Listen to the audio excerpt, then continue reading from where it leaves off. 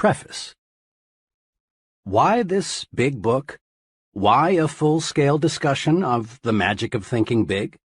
Thousands of books will be published this year. Why one more? Permit me to give you just a little background. Several years ago, I witnessed an exceptionally impressive sales meeting. The vice president in charge of marketing for this company was tremendously excited. He wanted to drive home a point. He had with him on the platform the leading representative in the organization, a very ordinary-looking fellow who earned in the year just ended just a little under $60,000. The earnings of other representatives averaged $12,000. The executive challenged the group. Here is what he said. I want you to take a good look at Harry. Look at him. Now what's Harry got that the rest of you haven't? Harry earned 5 times the average, but is Harry 5 times smarter? No, not according to our personnel tests. I checked. They show he's about average in that department. And did Harry work 5 times harder than you fellows? No, not according to the reports. In fact, he took more time off than most of you. Did Harry have a better territory? Again, I've got to say no. The accounts averaged about the same. Did Harry have more education, better health? Again, no. Harry is about as average as an average guy could be, except for one thing. The difference between Harry and the rest of you, said the vice president, the difference is that Harry thought 5 times bigger. Then the executive proceeded to show that success is determined not so much by the size of one's brain, as it is by the size of one's thinking. This was an intriguing thought, and it stayed with me. The more I observed, the more people I talked with, the deeper I dug into what's really behind success, the clearer was the answer. Case history after case history proved that the size of bank accounts, the size of happiness accounts, and the size of one's general satisfaction account is dependent on the size of one's thinking. There is magic in thinking big. If thinking big accomplishes so much, why doesn't everyone think that way? I've been asked that question many times. Here, I believe, is the answer. All of us, more than we recognize, are products of the thinking around us. And much of this thinking is little, not big. All around you is an environment that is trying to tug you, trying to pull you down second-class street. You are told almost daily that there are too many chiefs and not enough Indians. In other words, that opportunities to lead no longer exist, that there is a surplus of chiefs, so be content to be a little guy. But this too many chiefs idea simply doesn't square with the truth. Leading people in all occupations will tell you, as they've told me, that the trouble is, there are too many Indians and not nearly enough chiefs. This petty environment says other things, too. It tells you, whatever will be, that your destiny is outside your control, that fate is in complete control. So forget those dreams, forget that finer home, forget that special college for the children, forget the better life. Be resigned, lie down and wait to die. And who hasn't heard the statement that success isn't worth the price? As if you have to sell your soul, your family life, your conscience, your set of values to reach the top. But in truth, success doesn't demand a price. Every step forward pays a dividend. This environment also tells us there's too much competition for the top spots in life. But is there?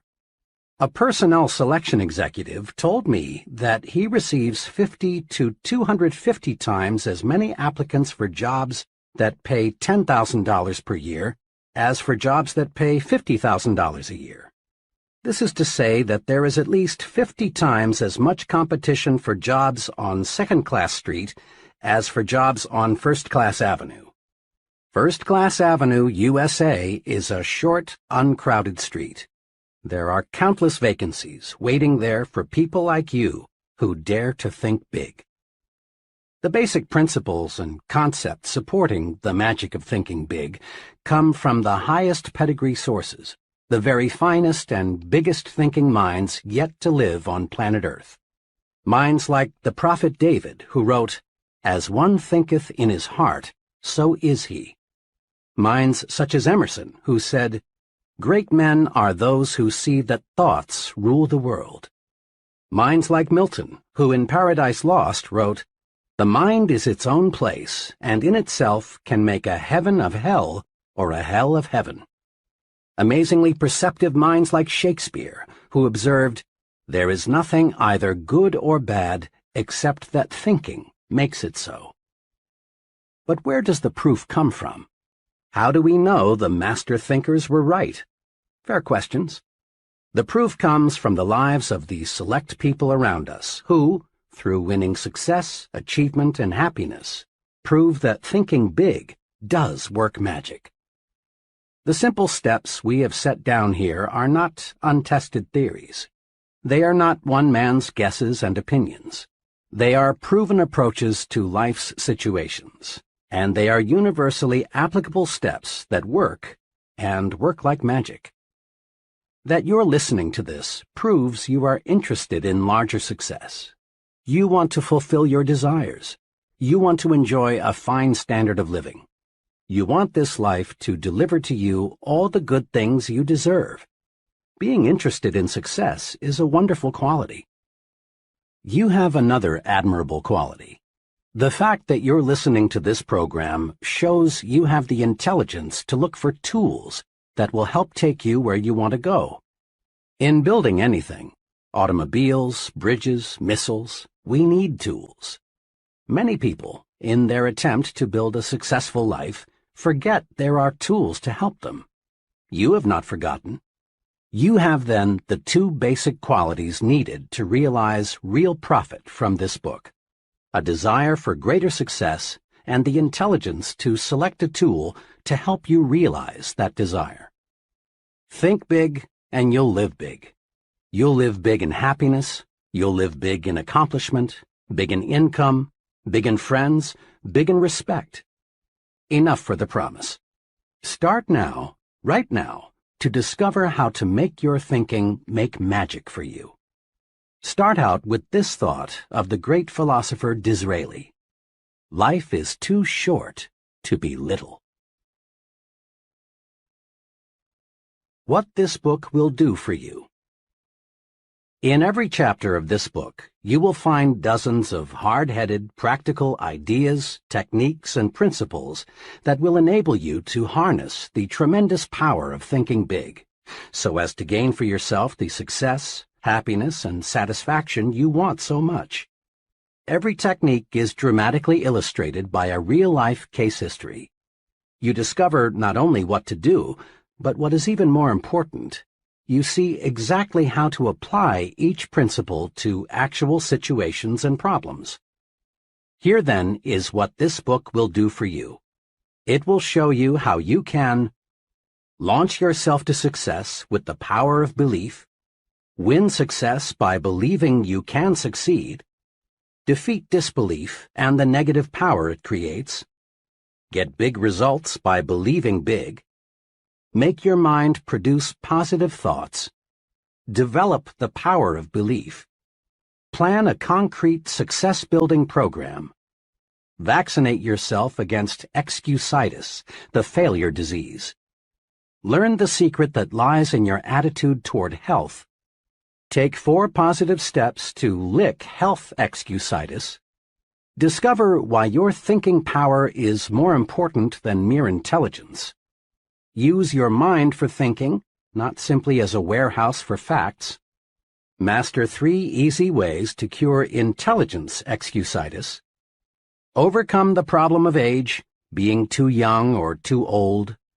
conquer luck excusitis and attract good luck to you, use the action technique to cure fear and build confidence, manage your memory so as to increase your store of confidence, overcome your fear of other people, increase self-confidence by satisfying your own conscience, think confidently by acting confidently, Learn the 5 positive steps to build confidence and destroy fear. Discover that success is measured by the size of your thinking. Measure your true size and find out what assets you have. Think as big as you really are. Develop the big thinker's vocabulary with these 4 specific steps. Think big by visualizing what can be done in the future. Add value to things, to people, and to yourself. Get the thinking big view of your job. Think above trivialities and concentrate on what's important. Test yourself. Find out how big your thinking really is. Use creative thinking to find new and better ways to get things done. Develop creative power by believing it can be done. Fight mind-freezing traditional thinking. Do more and do it better by turning on your creative power. Use the 3 keys to strengthening creativity by opening your ears and your mind. Stretch your thinking and stimulate your mind. Harness and develop your ideas, the fruit of your thinking. Look important because it helps you think important. Become important by thinking your work is important. Build your own sell yourself to yourself commercial. Upgrade your thinking. Think like important people think. Make your environment work for you. Prevent small people from holding you back. Manage your work environment. Get plenty of psychological sunshine during leisure hours. Throw thought poison out of your environment. Go first class in everything you do. Grow the attitudes that will help you win what you want. Get activated, get enthusiastic. Develop the power of real enthusiasm. Grow the you are important attitude. Make more money by getting the put service first attitude. Win the support of other people by thinking right toward them. Become more likable by making yourself lighter to lift. Take the initiative in building friendships. Master the technique of thinking only good thoughts about people. Win friends by practicing conversation generosity. Think big, even when you lose or receive a setback. Get the action habit. You don't need to wait until conditions are perfect. Make up your mind to do something about your ideas. Use action to cure fear and gain confidence. Discover the secret of mind action. Capitalize on the magic of now. Strengthen yourself by getting the speak up habit. Develop initiative, a special kind of action.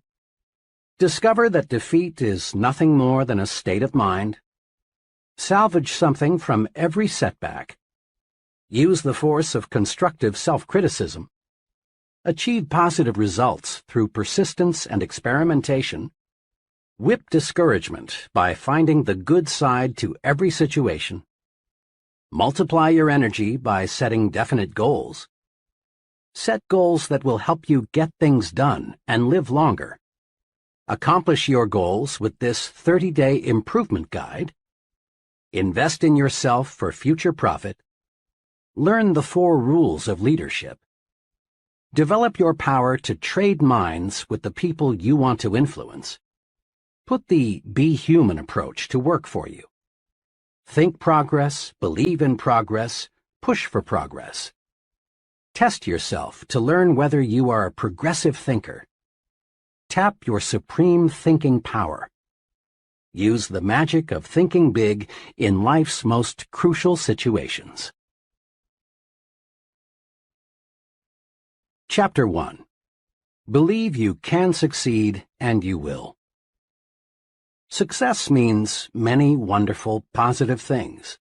Success means personal prosperity, a fine home, vacations, travel, new things, financial security, giving your children maximum advantages.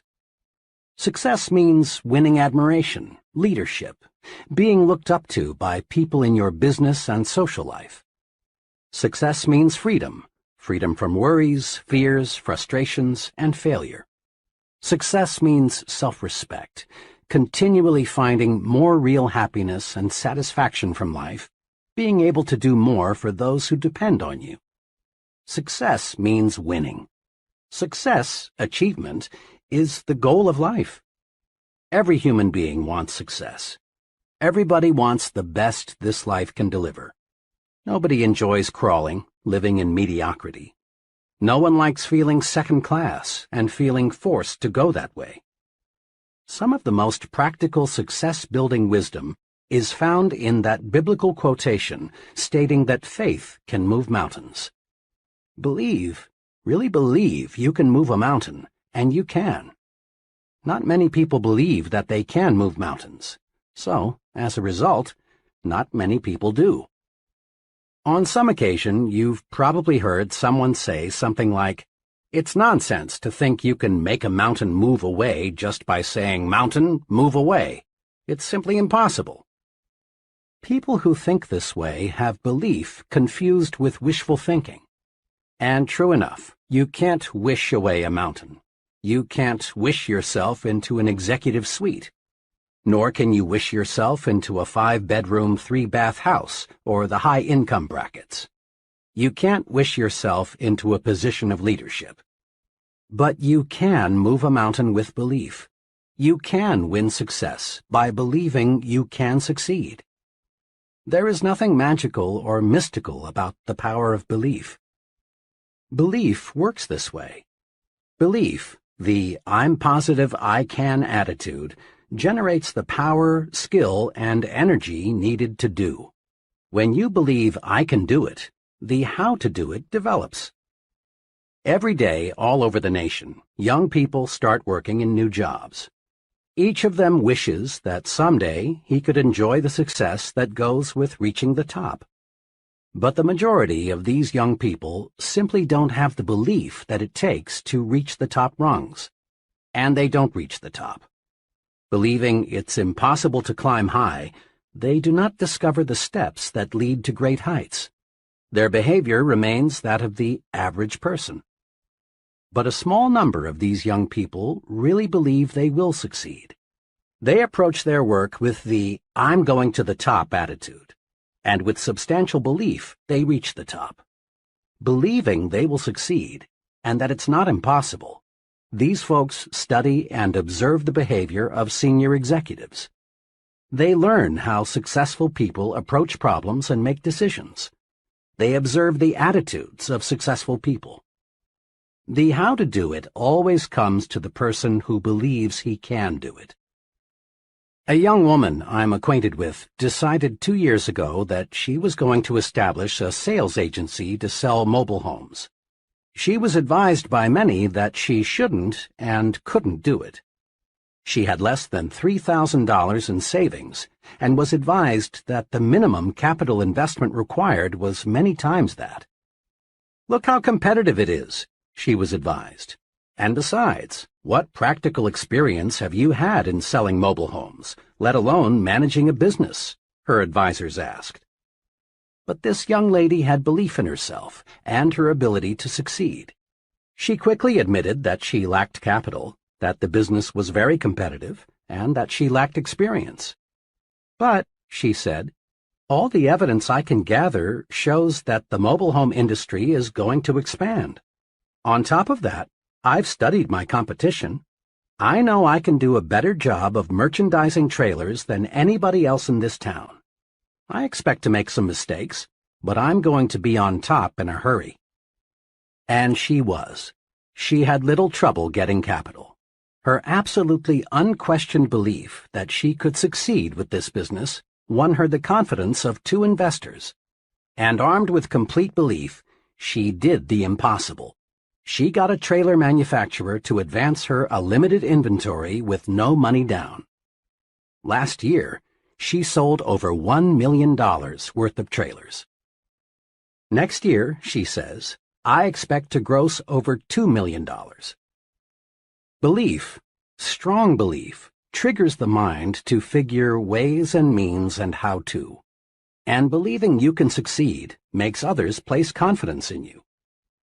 Most people do not put much stock in belief, but some, The residents of Successfulville, USA, do. Just a few weeks ago, a friend who is an official with a state highway department in a Midwestern state related a mountain-moving experience to me. "Last month," my friend began, "our department sent notices to a number of engineering companies that we were authorized to retain some firm to design 8 bridges as part of our highway building program. The bridges were to be built at a cost of $5 million. The engineering firm selected would get a 4% commission, or $200,000 for its design work. I talked with 21 engineering firms about this. The 4 largest decided right away to submit proposals. The other 17 companies were small, having only 3 to 7 engineers each. The size of the project scared off 16 of these 17. They went over the project, shook their heads, and said, in effect, 'It's too big for us. I wish I thought we could handle it, but it's no use even trying.' But one of these small firms, a company with only 3 engineers, studied the plans and said, 'We can do it. We'll submit a proposal.' They did, and they got the job. Those who believe they can move mountains do. Those who believe they can't, cannot. Belief triggers the power to do. Actually, in these modern times, belief is doing much bigger things than moving mountains. The most essential element, in fact, the essential element in our space explorations today, is belief that space can be mastered. Without firm, unwavering belief that man can travel in space, our scientists would not have the courage, interest, and enthusiasm to proceed. Belief that cancer can be cured will ultimately produce cures for cancer. Currently, there is some talk of building a tunnel under the English Channel to connect England with the continent. Whether this tunnel is ever built depends on whether responsible people believe it can be built. Belief in great results is the driving force, the power behind all great books, plays, scientific discoveries. Belief in success is behind every successful business, church, and political organization. Belief in success is the one basic, absolutely essential ingredient of successful people. Believe, really believe you can succeed, and you will. Over the years, I've talked with many people who have failed in business ventures and in various careers. I've heard a lot of reasons and excuses for failure. Something especially significant unfolds as conversations with failures develop. In a casual sort of way, the failure drops a remark like, "To tell the truth, I didn't think it would work," or, "I had my misgivings before I even started out," or, "Actually, I wasn't too surprised that it didn't work out." The "okay, I'll give it a try, but I don't think it will work" attitude produces failures. Disbelief is negative power. When the mind disbelieves or doubts, the mind attracts reasons to support the disbelief. Doubt, disbelief, the subconscious will to fail, the not really wanting to succeed, is responsible for most failures. Think doubt and fail. Think victory and succeed. A young fiction writer talked with me recently about her writing ambitions. The name of one of the top writers in her field came up. "Oh," she said, "Mr. X is a wonderful writer, but, of course, I can't be nearly as successful as he is." Her attitude disappointed me very much, because I know the writer mentioned. He is not super intelligent, nor super perceptive, nor super anything else except super confident. He believes he is among the best, and so he acts and performs the best. It is well to respect the leader, learn from him, observe him, study him, but don't worship him. Believe you can surpass. Believe you can go beyond. Those who harbor the second-best attitude are invariably second-best doers. Look at it this way. Belief is the thermostat that regulates what we accomplish in life. Study the fellow who is shuffling down there in mediocrity. He believes he is worth little, so he receives little. He believes he can't do big things, and he doesn't. He believes he is unimportant, so everything he does has an unimportant mark. As time goes by, lack of belief in himself shows through in the way the fellow talks, walks, acts. Unless he readjusts his thermostat forward, he shrinks, grows smaller and smaller in his own estimation. And since others see in us what we see in ourselves, he grows smaller in the estimation of the people around him. Now, look across the way at the person who is advancing forward. He believes he is worth much, and he receives much. He believes he can handle big, difficult assignments, and he does. Everything he does, the way he handles himself with people, his character, his thoughts, his viewpoints, all say, here is a professional. He is an important person. A person is a product of his own thoughts. Believe big. Adjust your thermostat forward. Launch your success offensive with honest, sincere belief that you can succeed. Believe big and grow big. Several years ago, after addressing a group of businessmen in Detroit, I talked with one of the gentlemen who approached me, introduced himself, and said, "I really enjoyed your talk. Can you spare a few minutes? I'd like very much to discuss a personal experience with you." In a few minutes, we were comfortably seated in a coffee shop, waiting for some refreshments. "I have a personal experience," he began, "that ties in perfectly with what you said this evening about making your mind work for you instead of letting it work against you. I've never explained to anyone how I lifted myself out of the world of mediocrity, but I'd like to tell you about it." "And I'd like to hear it," I said. "Well, just 5 years ago, I was plodding along, just another guy working in the tool and die trade. I made a decent living by average standards, but it was far from ideal. Our home was much too small, and there was no money for those many things we wanted. My wife, bless her, didn't complain much, but it was written all over her that she was more resigned to her fate than she was happy. Inside, I grew more and more dissatisfied. When I let myself see how I was failing my good wife and 2 children, I really hurt inside.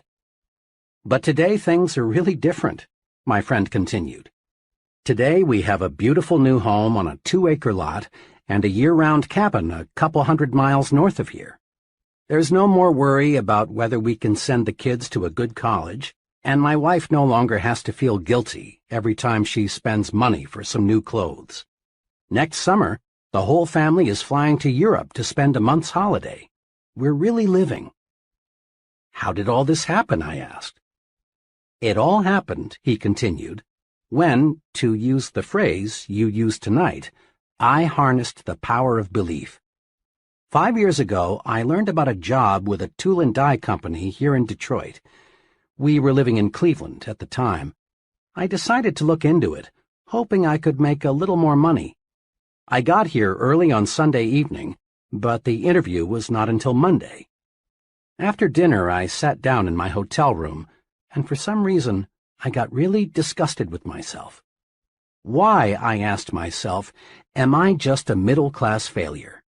Why am I trying to get a job that represents such a small step forward? I don't know to this day what prompted me to do it, but I took a sheet of hotel stationery and wrote down the names of 5 people I've known well for several years who had far surpassed me in earning power and job responsibility. 2 were former neighbors who had moved away to fine subdivisions. 2 others were fellows I had worked for, and the 3rd was a brother-in-law. Next, again, I don't know what made me do this. I asked myself, what do my 5 friends have that I don't have, besides better jobs? I compared myself with them on intelligence, but I honestly couldn't see that they excelled in the brains department, nor could I truthfully say they had me beat on education, integrity, or personal habits. Finally, I got down to another success quality one hears a lot about: initiative. Here I hated to admit it, but I had to. On this point, my record showed I was far below that of my successful friends.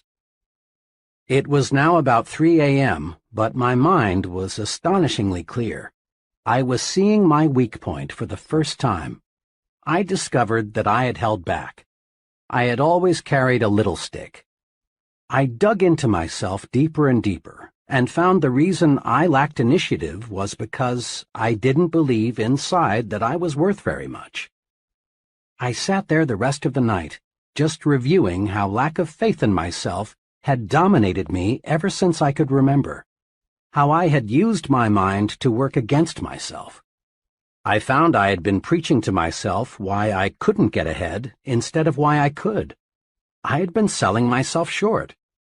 I found this streak of self-depreciation showed through in everything I did. Then it dawned on me that no one else was going to believe in me until I believed in myself. Right then I decided, I'm through feeling second class. From here on in, I'm not going to sell myself short. Next morning, I still had that confidence. During the job interview, I gave my newfound confidence its first test. Before coming for the interview, I'd hoped I would have the courage to ask for $750 or maybe even $1,000 more than my present job was paying. But now, after realizing I was a valuable man, I upped it to $3,500.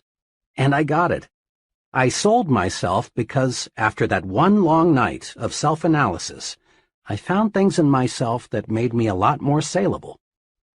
Within 2 years after I took that job, I had established a reputation as the fellow who can get business. Then we went into a recession. This made me still more valuable because I was one of the best business getters in the industry. The company was reorganized and I was given a substantial amount of stock, plus a lot more pay. Believe in yourself, and good things do start happening. Your mind is a thought factory. It's a busy factory, producing countless thoughts in one day.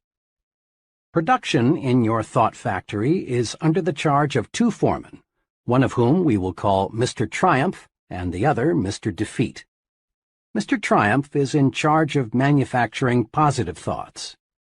He specializes in producing reasons why you can, why you're qualified, why you will. The other foreman, Mr. Defeat, produces negative, deprecating thoughts. He is your expert in developing reasons why you can't, why you're weak, why you're inadequate.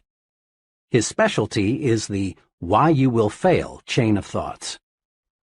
Both Mr. Triumph and Mr. Defeat are intensely obedient. They snap to attention immediately. All you need do to signal either foreman is to give the slightest mental beck and call. If the signal is positive, Mr. Triumph will step forward and go to work. Likewise, a negative signal brings Mr. Defeat forward. To see how these 2 foremen work for you, try this example. Tell yourself, today is a lousy day. This signals Mr. Defeat into action, and he manufactures some facts to prove you are right. He suggests to you that it's too hot or it's too cold. Business will be bad today. Sales will drop. Other people will be on edge. You may get sick. Your wife will be in a fussy mood. Mr. Defeat is tremendously efficient. In just a few moments, he's got you sold. It is a bad day. Before you know it, it is a heck of a bad day. But tell yourself, today is a fine day, and Mr. Triumph is signaled forward to act. He tells you, this is a wonderful day. The weather is refreshing. It's good to be alive. Today you can catch up on some of your work. And then it is a good day. In like fashion, Mr. Defeat can show you why you can't sell Mr. Smith. Mr. Triumph will show you that you can. Mr. Defeat will convince you that you will fail, while Mr. Triumph will demonstrate why you will succeed. Mr. Defeat will prepare a brilliant case against Tom, while Mr. Triumph will show you more reasons why you like Tom. Now, the more work you give either of these 2 foremen, the stronger he becomes. If Mr. Defeat is given more work to do, he adds personnel and takes up more space in your mind. Eventually, he will take over the entire thought manufacturing division, and virtually all thought will be of a negative nature. The only wise thing to do is fire Mr. Defeat. You don't need him. You don't want him around telling you that you can't, you're not up to it, you'll fail, and so on. Mr. Defeat won't help you get where you want to go, so boot him out. Use Mr. Triumph 100% of the time. When any thought enters your mind, ask Mr. Triumph to go to work for you. He'll show you how you can succeed. Between now and tomorrow at this time, another 11,500 new consumers will have made their grand entry into the USA. Population is growing at a record rate. In the next 10 years, the increase is conservatively estimated at 35 million. That's equal to the present combined metropolitan population of our 5 biggest cities: New York, Chicago, Los Angeles, Detroit, and Philadelphia. Imagine. New industries, new scientific breakthroughs, expanding markets, all spell opportunity. This is good news. This is a most wonderful time to be alive. All signs point to a record demand for top-level people in every field. People who have superior ability to influence others, to direct their work, to serve them in a leadership capacity. And the people who will fill these leadership positions are all adults or near adults right now. One of them is you. The guarantee of a boom is not, of course, a guarantee of personal success. Over the long pull, the United States has always been booming. But just a fast glance shows that millions and millions of people, in fact, a majority of them, struggle but don't really succeed. The majority of folks still plug along in mediocrity despite the record opportunity of the last 2 decades. And in the boom period ahead, most people will continue to worry, to be afraid, to crawl through life feeling unimportant, unappreciated, not able to do what they want to do. As a result, their performance will earn them petty rewards, petty happiness. Those who convert opportunity into reward, and let me say, I sincerely believe you are one of those, else you'd rely on luck and not bother with this book, will be those wise people who learn how to think themselves to success. Walk in. The door to success is open wider than ever before. Put yourself on record now that you are going to join that select group that is getting what it wants from life. Here is the first step toward success. It's a basic step. It can't be avoided. Step 1. Believe in yourself. Believe you can succeed. How to develop the power of belief. Here are the 3 guides to acquiring and strengthening the power of belief. 1. Think success. Don't think failure. At work, in your home, substitute success thinking for failure thinking. When you face a difficult situation, think, I'll win, not I'll probably lose. When you compete with someone else, think, I'm equal to the best, not I'm outclassed. When opportunity appears, think, I can do it, never I can't. Let the master thought, I will succeed, dominate your thinking process. Thinking success conditions your mind to create plans that produce success. Thinking failure does the exact opposite. Failure thinking conditions the mind to think other thoughts that produce failure. 2. Remind yourself regularly that you are better than you think you are. Successful people are not supermen. Success does not require a super intellect, nor is there anything mystical about success. And success isn't based on luck. Successful people are just ordinary folks who have developed belief in themselves and what they do. Never, yes, never, sell yourself short. 3. Believe big. The size of your success is determined by the size of your belief. Think little goals and expect little achievements. Think big goals and win big success. Remember this, too. Big ideas and big plans are often easier, certainly no more difficult, then small ideas and small plans. Mr. Ralph J. Cordiner, chairman of the board of the General Electric Company, said this to a leadership conference: "We need from every man who aspires to leadership, for himself and his company, a determination to undertake a personal program of self-development. Nobody is going to order a man to develop. Whether a man lags behind or moves ahead in his specialty is a matter of his own personal application. This is something which takes time, work, and sacrifice. Nobody can do it for you." Mr. Cordiner's advice is sound and practical. Live it. Persons who reach the top rungs in business management, selling, engineering, religious work, writing, acting, and in every other pursuit get there by following conscientiously and continuously a plan for self-development and growth. Any training program, and that's exactly what this book is, must do three things. It must provide content, the what to do. Second, it must supply a method, the how to do it. And third, it must meet the acid test, that is, get results. The what of your personal training program for success is built on the attitudes and techniques of successful people. How do they manage themselves? How do they overcome obstacles? How do they earn the respect of others? What sets them apart from the ordinary? How do they think? The how of your plan for development and growth is a series of concrete guides for action. These are found in each chapter. These guides work. Apply them and see for yourself. What about the most important part of training? Results? Wrapped up briefly, conscientious application of the program presented here will bring you success, and on a scale that may now look impossible. Broken down into its components, your personal training program for success will bring you a series of rewards.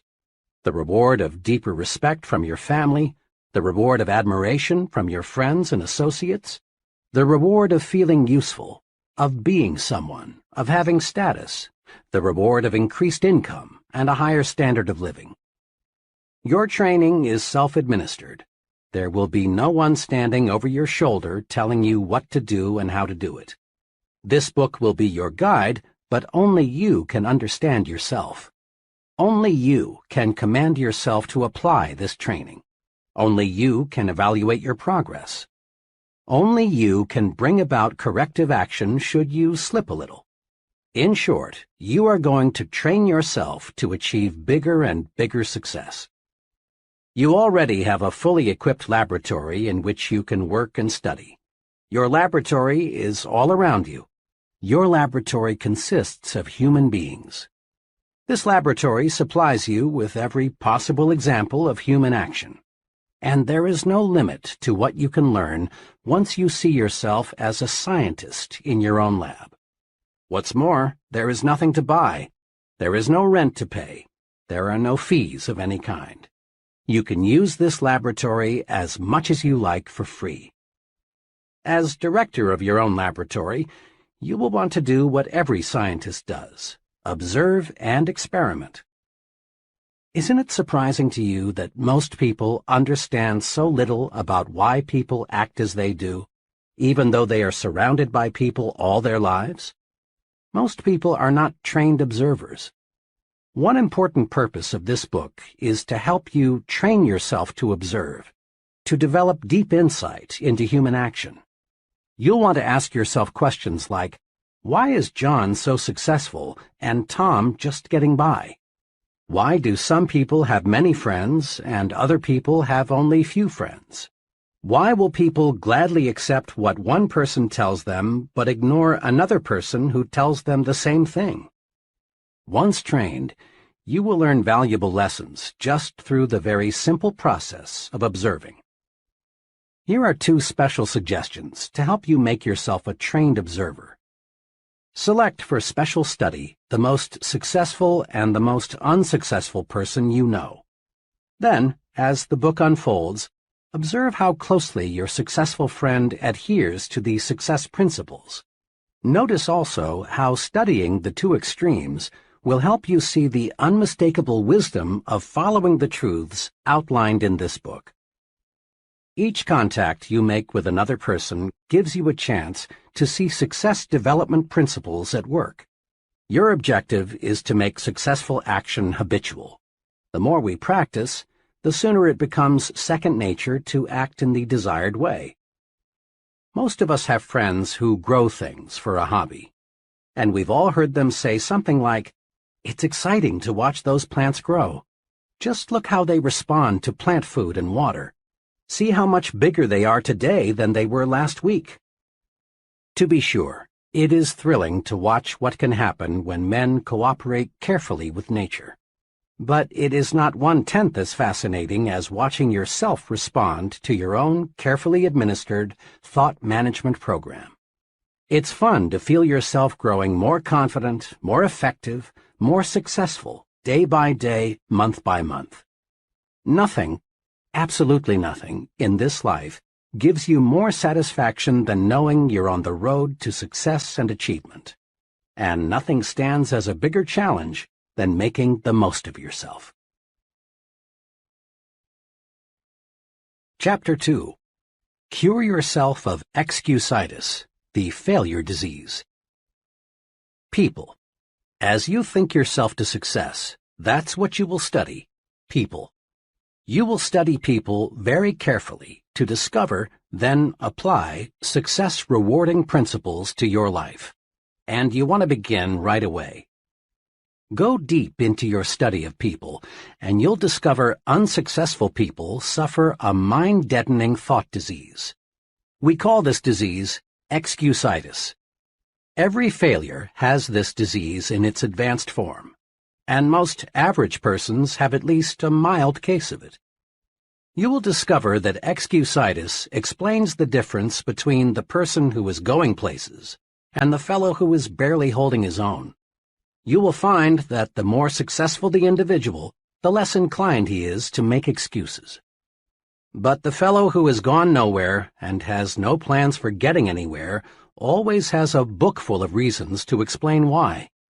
Persons with mediocre accomplishments are quick to explain why they haven't, why they don't, why they can't, and why they aren't. Study the lives of successful people and you'll discover this. All the excuses made by the mediocre fellow could be, but aren't, made by the successful person. I have never met nor heard of a highly successful business executive, military officer, salesman, professional person, or leader in any field who could not have found one or more major excuses to hide behind. Roosevelt could have hidden behind his lifeless legs. Truman could have used no college education. Kennedy could have said, "I'm too young to be president." Johnson and Eisenhower could have ducked behind heart attacks. Like any disease, excusitis gets worse if it isn't treated properly. A victim of this thought disease goes through this mental process. I'm not doing as well as I should. What can I use as an alibi that will help me save face? Let's see. Poor health? Lack of education? Too old? Too young? Bad luck? Personal misfortune? Wife? The way my family brought me up? Once the victim of this failure disease has selected a good excuse, he sticks with it. Then he relies on the excuse to explain to himself and others why he is not going forward. And each time the victim makes the excuse becomes embedded deeper within his subconsciousness. Thoughts, positive or negative, grow stronger when fertilized with constant repetition. At first, the victim of excusitis knows his alibi is more or less a lie. But the more frequently he repeats it, the more convinced he becomes that it is completely true, that the alibi is the real reason for his not being the success he should be. Procedure 1, then, in your individual program of thinking yourself to success, must be to vaccinate yourself against excusitis, the disease of the failures. The 4 most common forms of excusitis. Excusitis appears in a wide variety of forms, but the worst types of this disease are health excusitis, intelligence excusitis, age excusitis, and luck excusitis. Now let's see just how we can protect ourselves from these 4 common ailments. 1. But my health isn't good. Health excusitis ranges all the way from the chronic I don't feel good to the more specific I've got such and such wrong with me. Bad health, in 1,000 different forms, is used as an excuse for failing to do what a person wants to do, failing to accept greater responsibilities, failing to make more money, failing to achieve success. Millions and millions of people suffer from health excusitis. But is it in most cases a legitimate excuse? Think for a moment of all the highly successful people you know who could, but who don't, use health as an excuse. My physician and surgeon friends tell me the perfect specimen of adult life is non-existent. There is something physically wrong with everybody. Many surrender in whole or in part to health excusitis, but success-thinking people do not. 2 experiences happened to me in one afternoon that illustrate the correct and incorrect attitudes toward health. I had just finished a talk in Cleveland. Afterward, one fellow, about 30, asked to speak to me privately for a few minutes. He complimented me on the meeting, but then said, "I'm afraid your ideas can't do me much good." "You see," he continued, "I've got a bad heart, and I've got to hold myself in check." He went on to explain that he'd seen 4 doctors, but they couldn't find his trouble. He asked me what I would suggest he do. "Well," I said, "I know nothing about the heart, but as one layman to another, here are 3 things I'd do. First, I'd visit the finest heart specialist I could find and accept his diagnosis as final. You've already checked with 4 doctors, and none of them has found anything peculiar with your heart. Let the 5th doctor be your final check. It may very well be you've got a perfectly sound heart. But if you keep on worrying about it, eventually you may have a very serious heart ailment. Looking and looking and looking for an illness often actually produces illness." The second thing I'd recommend is that you read Dr. Schindler's great book, How to Live 365 Days a Year. Dr. Schindler shows in this book that 3 out of every 4 hospital beds are occupied by people who have EII, emotionally induced illness. Imagine, 3 out of 4 people who are sick right now would be well if they learned how to handle their emotions. Read Dr. Schindler's book and develop your program for emotions management. Third, I'd resolve to live until I die. I went on to explain to this troubled fellow some sound advice I received many years ago from a lawyer friend who had an arrested case of tuberculosis. This friend knew he would have to live a regulated life, but this hasn't stopped him from practicing law, rearing a fine family, and really enjoying life. My friend, who now is 78 years old, expresses his philosophy in these words: "I'm going to live until I die, and I'm not going to get life and death confused. While I'm on this earth, I'm going to live. Why be only half alive? Every minute a person spends worrying about dying is just 1 minute that fellow might as well have been dead." I had to leave at that point because I had to be on a certain plane for Detroit. On the plane, the second but much more pleasant experience occurred. After the noise of the takeoff, I heard a ticking sound. Rather startled, I glanced at the fellow sitting beside me, for the sound seemed to be coming from him. He smiled a big smile and said, "Oh, it's not a bomb. It's just my heart." I was obviously surprised, so he proceeded to tell me what had happened. Just 21 days before, he had undergone an operation that involved putting a plastic valve into his heart. The ticking sound, he explained, would continue for several months until new tissue had grown over the artificial valve. I asked him what he was going to do.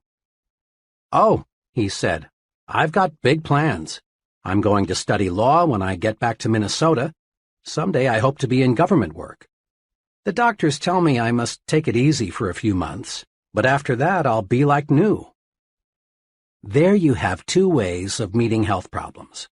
The first fellow, not even sure he had anything organically wrong with him, was worried, depressed, on the road to defeat, wanting somebody to second his motion that he couldn't go forward. The second individual, after undergoing one of the most difficult of operations, was optimistic, eager to do something. The difference lay in how they thought toward health. I've had some very direct experience with health excusitis. I'm a diabetic. Right after I discovered I had this ailment, about 5,000 hypodermics ago, I was warned, diabetes is a physical condition, but the biggest damage results from having a negative attitude about it. Worry about it, and you may have real trouble. Naturally, since the discovery of my own diabetes, I've gotten to know a great many other diabetics. Let me tell you about two extremes. One fellow who has a very mild case belongs to that fraternity of the living dead. Obsessed with a fear of the weather, he is usually ridiculously bundled up. He's afraid of infection, so he shuns anybody who has the slightest sniffle. He's afraid of overexertion, so he does almost nothing. He spends most of his mental energy worrying about what might happen. He bores other people telling them how awful his problem really is. His real ailment is not diabetes. Rather, he's a victim of health excusitis. He has pitied himself into being an invalid. The other extreme is a division manager for a large publishing company. He has a severe case. He takes about 30 times as much insulin as the fellow just mentioned. But he is not living to be sick. He is living to enjoy his work and have fun. One day he said to me, "Sure, it is an inconvenience, but so is shaving. But I'm not going to think myself to bed. When I take those shots, I just praise the guys who discovered insulin." A good friend of mine, a widely known college educator, came home from Europe in 1945 minus one arm. Despite his handicap, John is always smiling, always helping others. He's about as optimistic as anyone I know. One day, he and I had a long talk about his handicap. "It's just an arm," he said. "Sure, two are better than one, but they just cut off my arm. My spirit is 100% intact. I'm really grateful for that." Another amputee friend is an excellent golfer. One day, I asked him how he had been able to develop such a near-perfect style with just one arm. I mentioned that most golfers with two arms can't do nearly as well. His reply says a lot. "Well, it's my experience," he said, "that the right attitude and one arm will beat the wrong attitude and two arms every time." The right attitude and one arm will beat the wrong attitude and two arms every time. Think about that for a while. It holds true not only on the golf course, but in every facet of life. 4 things you can do to lick health excusitis. The best vaccine against health excusitis consists of these 4 doses. 1. Refuse to talk about your health. The more you talk about an ailment, even the common cold, the worse it seems to get. Talking about bad health is like putting fertilizer on weeds. Besides, talking about your health is a bad habit. It bores people. It makes one appear self-centered and old-maidish. Success-minded people defeat the natural tendency to talk about their bad health. One may, and let me emphasize the word may, get a little sympathy, but one doesn't get respect and loyalty by being a chronic complainer. 2. Refuse to worry about your health. Dr. Walter Alvarez, emeritus consultant to the world-famous Mayo Clinic, wrote recently, "I always beg worriers to exercise some self-control. For instance, when I saw this man, a fellow who was convinced he had a diseased gallbladder, although 8 separate X-ray examinations showed that the organ was perfectly normal, I begged him to quit getting his gallbladder X-rayed. I have begged hundreds of heart-conscious men to quit getting electrocardiograms made." 3. be genuinely grateful that your health is as good as it is. There's an old saying worth repeating often. I felt sorry for myself because I had ragged shoes until I met a man who had no feet. Instead of complaining about not feeling good, it's far better to be glad you are as healthy as you are. Just being grateful for the health you have is powerful vaccination against developing new aches and pains and real illness. 4. Remind yourself often, it's better to wear out than rust out. Life is yours to enjoy. Don't waste it. Don't pass up living by thinking yourself into a hospital bed. 2. But you've got to have brains to succeed.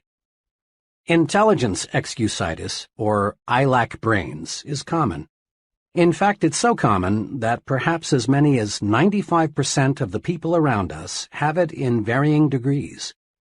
Unlike most other types of excusitis, people suffering from this particular type of the malady suffer in silence. Not many people will admit openly that they think they lack adequate intelligence. Rather, they feel it deep down inside. Most of us make two basic errors with respect to intelligence. 1. We underestimate our own brain power. 2. We overestimate the other fellow's brain power. Because of these errors, many people sell themselves short. They fail to tackle challenging situations because it takes a brain. But along comes the fellow who isn't concerned about intelligence, and he gets the job.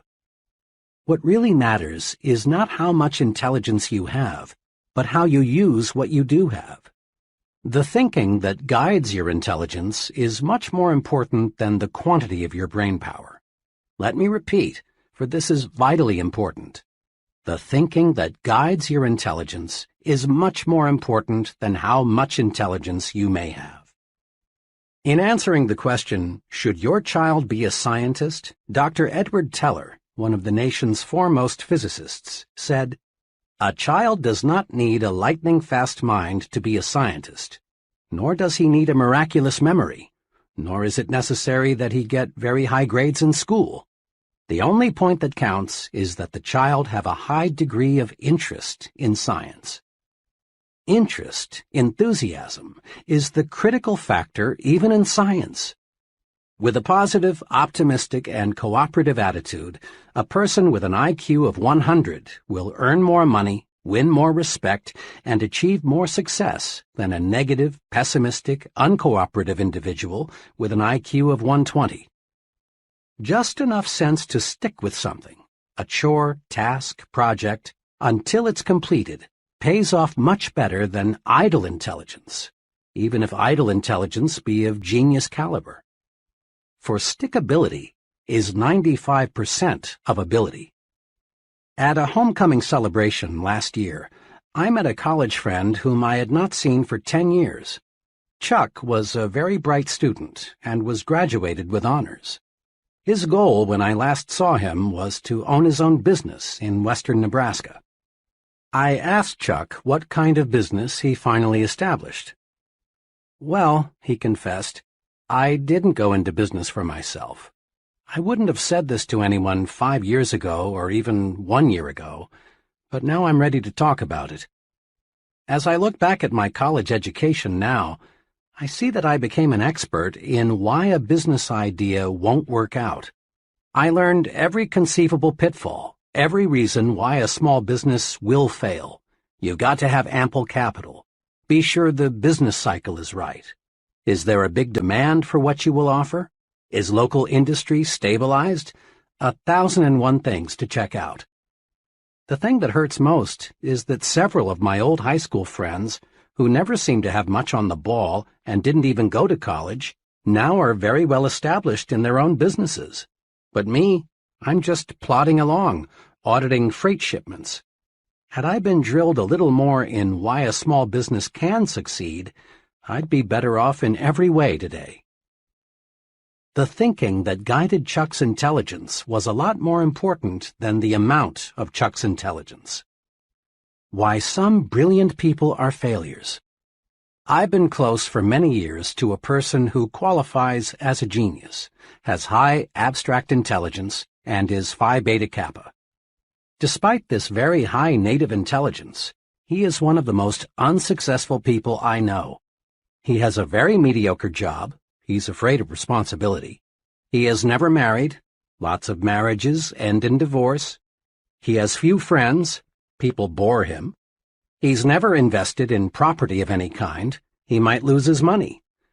This man uses his great brain power to prove why things won't work rather than directing his mental power to searching for ways to succeed. Because of the negative thinking that guides his great reservoir of brains, this fellow contributes little and creates nothing. With a changed attitude, he could do great things indeed. He has the brains to be a tremendous success, but not the thought power. Another person I know well was inducted into the Army shortly after earning a Ph.D. degree from a leading New York university. How did he spend his 3 years in the Army? Not as an officer, not as a staff specialist. Instead, for 3 years, he drove a truck. Why? Because he was filled with negative attitudes toward fellow soldiers, I'm superior to them. Toward Army methods and procedures, they are stupid. Toward discipline, it's for others, not me. Toward everything, including himself, I'm a fool for not figuring out a way to escape this rap. This fellow earned no respect from anyone. All his vast store of knowledge lay buried. His negative attitudes turned him into a flunky. Remember, the thinking that guides your intelligence is much more important than how much intelligence you have. Not even a Ph.D. degree can override this basic success principle. Several years ago, I became a close friend of Phil F., one of the senior officers of a major advertising agency. Phil was director of marketing research for the agency, and he was doing a bang-up job. Was Phil a brain? Far from it. Phil knew next to nothing about research technique. He knew next to nothing about statistics. He was not a college graduate, though all the people working for him were, and Phil did not pretend to know the technical side of research. What then enabled Phil to command $30,000 a year, while not one of his subordinates earned $10,000? This. Phil was a human engineer. Phil was 100% positive. Phil could inspire others when they felt low. Phil was enthusiastic. He generated enthusiasm. Phil understood people, and because he could really see what made them tick, he liked them. Not Phil's brains, but how he managed those brains made him 3 times more valuable to his company than men who rated higher on the IQ scale. Out of every 100 persons who enroll in college, fewer than 50 will graduate. I was curious about this, so I asked a director of admissions at a large university for his explanation. "It's not insufficient intelligence," he said. "We don't admit them if they don't have sufficient ability. And it's not money. Anyone who wants to support himself in college today can do so. The real reason is attitudes. You would be surprised," he said, "how many young people leave because they don't like their professors, the subjects they must take, and their fellow students." The same reason, negative thinking, explains why the door to top-flight executive positions is closed to many young junior executives. Sour, negative, pessimistic, depreciating attitudes, rather than insufficient intelligence, hold back thousands of young executives. As one executive told me, "It's a rare case when we pass up a young fellow because he lacks brains. Nearly always, it's attitude." Once, I was retained by an insurance company to learn why the top 25% of the agents were selling over 75% of the insurance, while the bottom 25% of the agents sold only 5% of total volume. Thousands of personnel files were carefully checked. The search proved beyond any question that no significant difference existed in native intelligence. What's more, differences in education did not explain the difference in selling success. The difference in the very successful and the very unsuccessful finally reduced to differences in attitudes, or difference in thought management. The top group worried less, was more enthusiastic, had a sincere liking for people. We can't do much to change the amount of native ability, but we can certainly change the way we use what we have. Knowledge is power, when you use it constructively. Closely allied to intelligence excusitis is some incorrect thinking about knowledge. We often hear that knowledge is power, but this statement is only a half-truth. Knowledge is only potential power. Knowledge is power only when put to use, and then only when the use made of it is constructive. The story is told that the great scientist Einstein was once asked how many feet are in a mile. Einstein's reply was, "I don't know. Why should I fill my brain with facts I can find in 2 minutes in any standard reference book?" Einstein taught us a big lesson. He felt it was more important to use your mind to think than to use it as a warehouse for facts. One time, Henry Ford was involved in a libel suit with the Chicago Tribune. The Tribune had called Ford an ignoramus, and Ford said, in effect, "Prove it." The Tribune asked him scores of simple questions, such as, who was Benedict Arnold? When was the Revolutionary War fought? And others, most of which Ford, who had little formal education, could not answer. Finally, he became quite exasperated and said, "I don't know the answers to those questions, but I could find a man in 5 minutes who does." Henry Ford was never interested in miscellaneous information. He knew what every major executive knows, that the ability to know how to get information is more important than using the mind as a garage for facts. How much is a fact man worth? I spent a very interesting evening recently with a friend who is the president of a young but rapidly growing manufacturing concern. The TV set happened to be turned to one of the most popular quiz programs. The fellow being quizzed had been on the show for several weeks. He could answer questions on all sorts of subjects, many of which seemed nonsensical. After the fellow answered a particularly odd question, something about a mountain in Argentina, my host looked at me and said, "How much do you think I'd pay that guy to work for me?" "How much?" I asked. "Not a cent over $300, not per week, not per month, but for life. I've sized him up. That expert can't think. He can only memorize. He's just a human encyclopedia, and I figure for $300 I can buy a pretty good set of encyclopedias. In fact, maybe that's too much. 90% of what that guy knows I can find in a $2 almanac. What I want around me," he continued, "are people who can solve problems, who can think up ideas, people who can dream and then develop the dream into a practical application. An idea man can make money with me. A fact man can't." 3 easy ways to cure intelligence excusitis are: Number 1, never underestimate your own intelligence, and never overestimate the intelligence of others. Don't sell yourself short. Concentrate on your assets. Discover your superior talents. Remember, it's not how many brains you've got that matters. Rather, it's how you use your brains that counts. Manage your brains instead of worrying about how much IQ you've got. Number 2, remind yourself several times daily, my attitudes are more important than my intelligence. At work and at home, practice positive attitudes. See the reasons why you can do it, not the reasons why you can't. Develop an I'm winning attitude. Put your intelligence to creative, positive use. Use it to find ways to win, not to prove you will lose. Number 3, remember that the ability to think is of much greater value than the ability to memorize facts. Use your mind to create and develop ideas, to find new and better ways to do things. Ask yourself, Am I using my mental ability to make history, or am I using it merely to record history made by others? 3. It's no use. I'm too old or too young. Age excusitis, the failure disease of never being the right age, comes in two easily identifiable forms, the I'm too old variety and the I'm too young brand.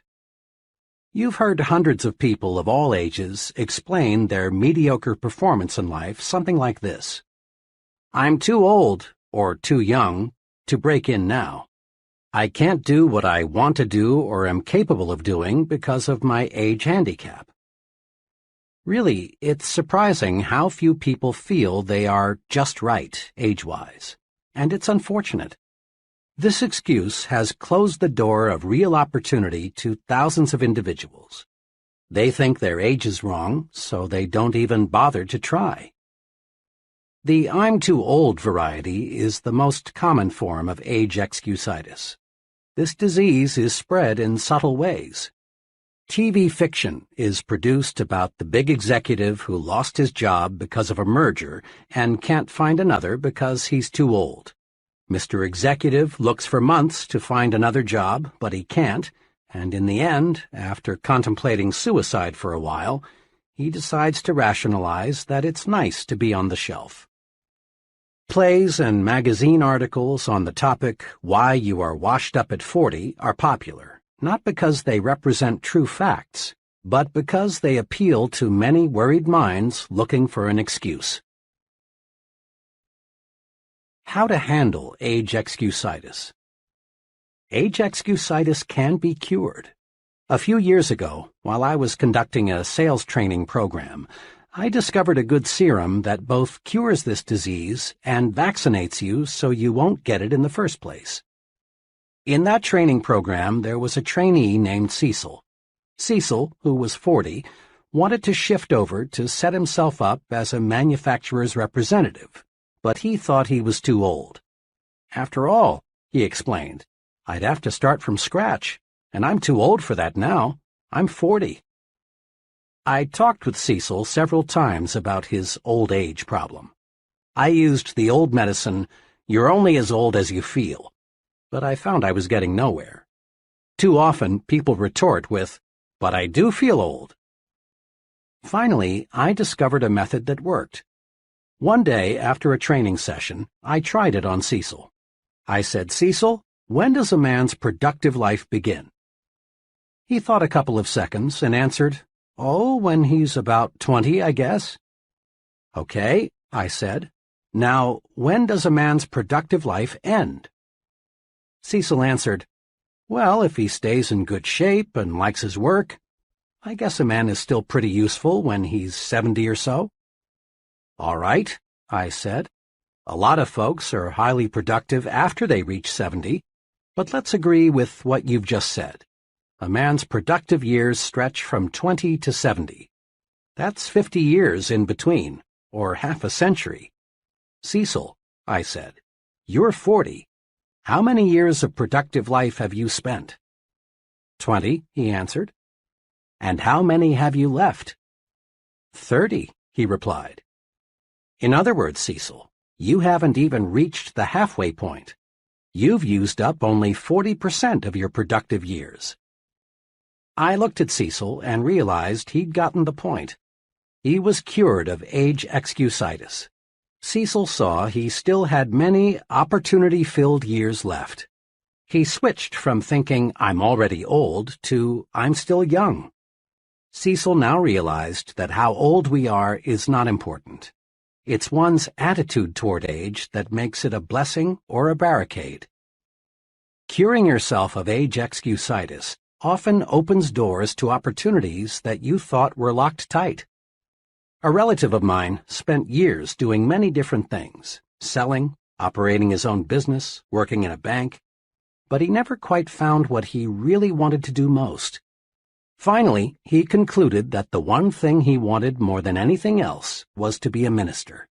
But when he thought about it, he found he was too old. After all, he was 45, had 3 young children, and little money. But fortunately, he mustered all of his strength and told himself, 45 or not, I'm going to be a minister. With tons of faith but little else, he enrolled in a 5-year ministerial training program in Wisconsin. 5 years later, he was ordained as a minister and settled down with a fine congregation in Illinois. Old? Of course not. He still has 20 years of productive life ahead of him. I talked with this man not long ago, and he said to me, "You know, if I had not made that great decision when I was 45, I would have spent the rest of my life growing old and bitter. Now I feel every bit as young as I did 25 years ago." And he almost looked it, too. When you lick age excusitis, the natural result is to gain the optimism of youth and feel of youth. When you beat down your fears of age limitations, you add years to your life as well as success. A former university colleague of mine provides an interesting angle on how age excusitis was defeated. Bill was graduated from Harvard in the 1920s. After 24 years in the stock brokerage business, during which time he made a modest fortune, Bill decided he wanted to become a college professor. Bill's friends warned him that he would overtax himself in the rugged learning program ahead. But Bill was determined to reach his goal and enrolled in the University of Illinois at the age of 51. At 55, he had earned his degree. Today, Bill is chairman of the Department of Economics at a fine liberal arts college. He's happy, too. He smiles when he says, "I've got almost a third of my good years left." Old age is a failure disease. Defeat it by refusing to let it hold you back. When is a person too young? The "I'm too young" variety of age excusitis does much damage, too.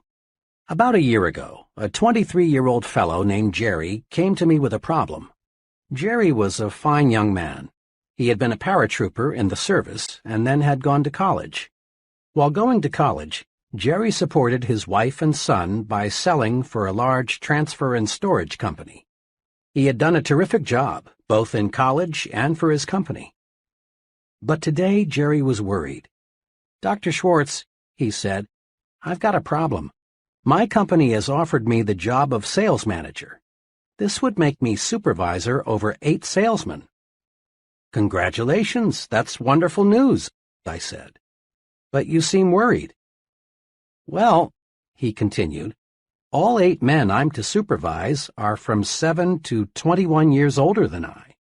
What do you think I should do? Can I handle it?" "Jerry," I said, "the general manager of your company obviously thinks you're old enough or he wouldn't have offered you this job. Just remember these 3 points and everything will work out just fine. First, don't be age conscious. Back on the farm, a boy became a man when he proved he could do the work of a man. His number of birthdays had nothing to do with it, and this applies to you. When you prove you are able to handle the job of sales manager, you're automatically old enough. Second, don't take advantage of your new gold bars. Show respect for the salesman. Ask them for their suggestions. Make them feel they are working for a team captain, not a dictator. Do this, and the men will work with you, not against you. Third, get used to having older persons working for you. Leaders in all fields soon find they are younger than many of the people they supervise. So get used to having older men work for you. It will help you a lot in the coming years, when even bigger opportunities develop. And remember, Jerry, your age won't be a handicap unless you make it one. Today, Jerry's doing fine. He loves the transportation business, and now he's planning to organize his own company in a few years. Youth is a liability only when the youth thinks it is. You often hear that certain jobs require considerable physical maturity, jobs like selling securities and insurance. That you've got to have either gray hair or no hair at all in order to gain an investor's confidence is plain nonsense. What really matters is how well you know your job. If you know your job and understand people, you're sufficiently mature to handle it. Age has no real relation to ability, unless you convince yourself that years alone will give you the stuff you need to make your mark. Many young people feel that they are being held back because of their youth. Now, it is true that another person in an organization who is insecure and job-scared may try to block your way forward, using age or some other reason. But the people who really count in the company will not. They will give you as much responsibility as they feel you can handle well. Demonstrate that you have ability and positive attitudes, and your youthfulness will be considered an advantage. In quick recap, the cure for age excusitis is: Number 1. Look at your present age positively. Think, I'm still young, not I'm already old. Practice looking forward to new horizons and gain the enthusiasm and the feel of youth. Number 2. Compute how much productive time you have left. Remember, a person age 30 still has 80% of his productive life ahead of him, and the 50-year-old still has a big 40%, the best 40% of his opportunity years left. Life is actually longer than most people think. 3. Invest future time in doing what you really want to do. It's too late only when you let your mind go negative and think it's too late. Stop thinking, I should have started years ago. That's failure thinking. Instead think, I'm going to start now. My best years are ahead of me. That's the way successful people think. 4. But my case is different. I attract bad luck.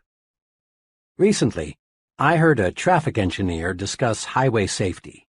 He pointed out that upward of 40,000 persons are killed each year in so-called traffic accidents. The main point of his talk was that there is no such thing as a true accident.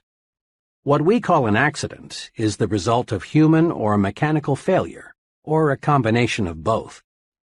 What this traffic expert was saying substantiates what wise men throughout the ages have said.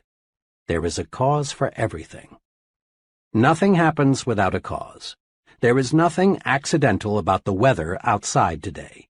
It is the result of specific causes. And there is no reason to believe that human affairs are an exception. Yet hardly a day passes that you do not hear someone blame his problems on bad luck. And it's a rare day that you do not hear someone attribute another person's success to good luck. Let me illustrate how people succumb to luck excusitis. I lunched recently with 3 young junior executives. The topic of conversation that day was George C., who just yesterday had been picked from among their group for a major promotion. Why did George get the position? These 3 fellows dug up all sorts of reasons: luck, pull, bootlicking, George's wife and how she flattered the boss. Everything but the truth. The facts were that George was simply better qualified. He had been doing a better job. He was working harder. He had a more effective personality.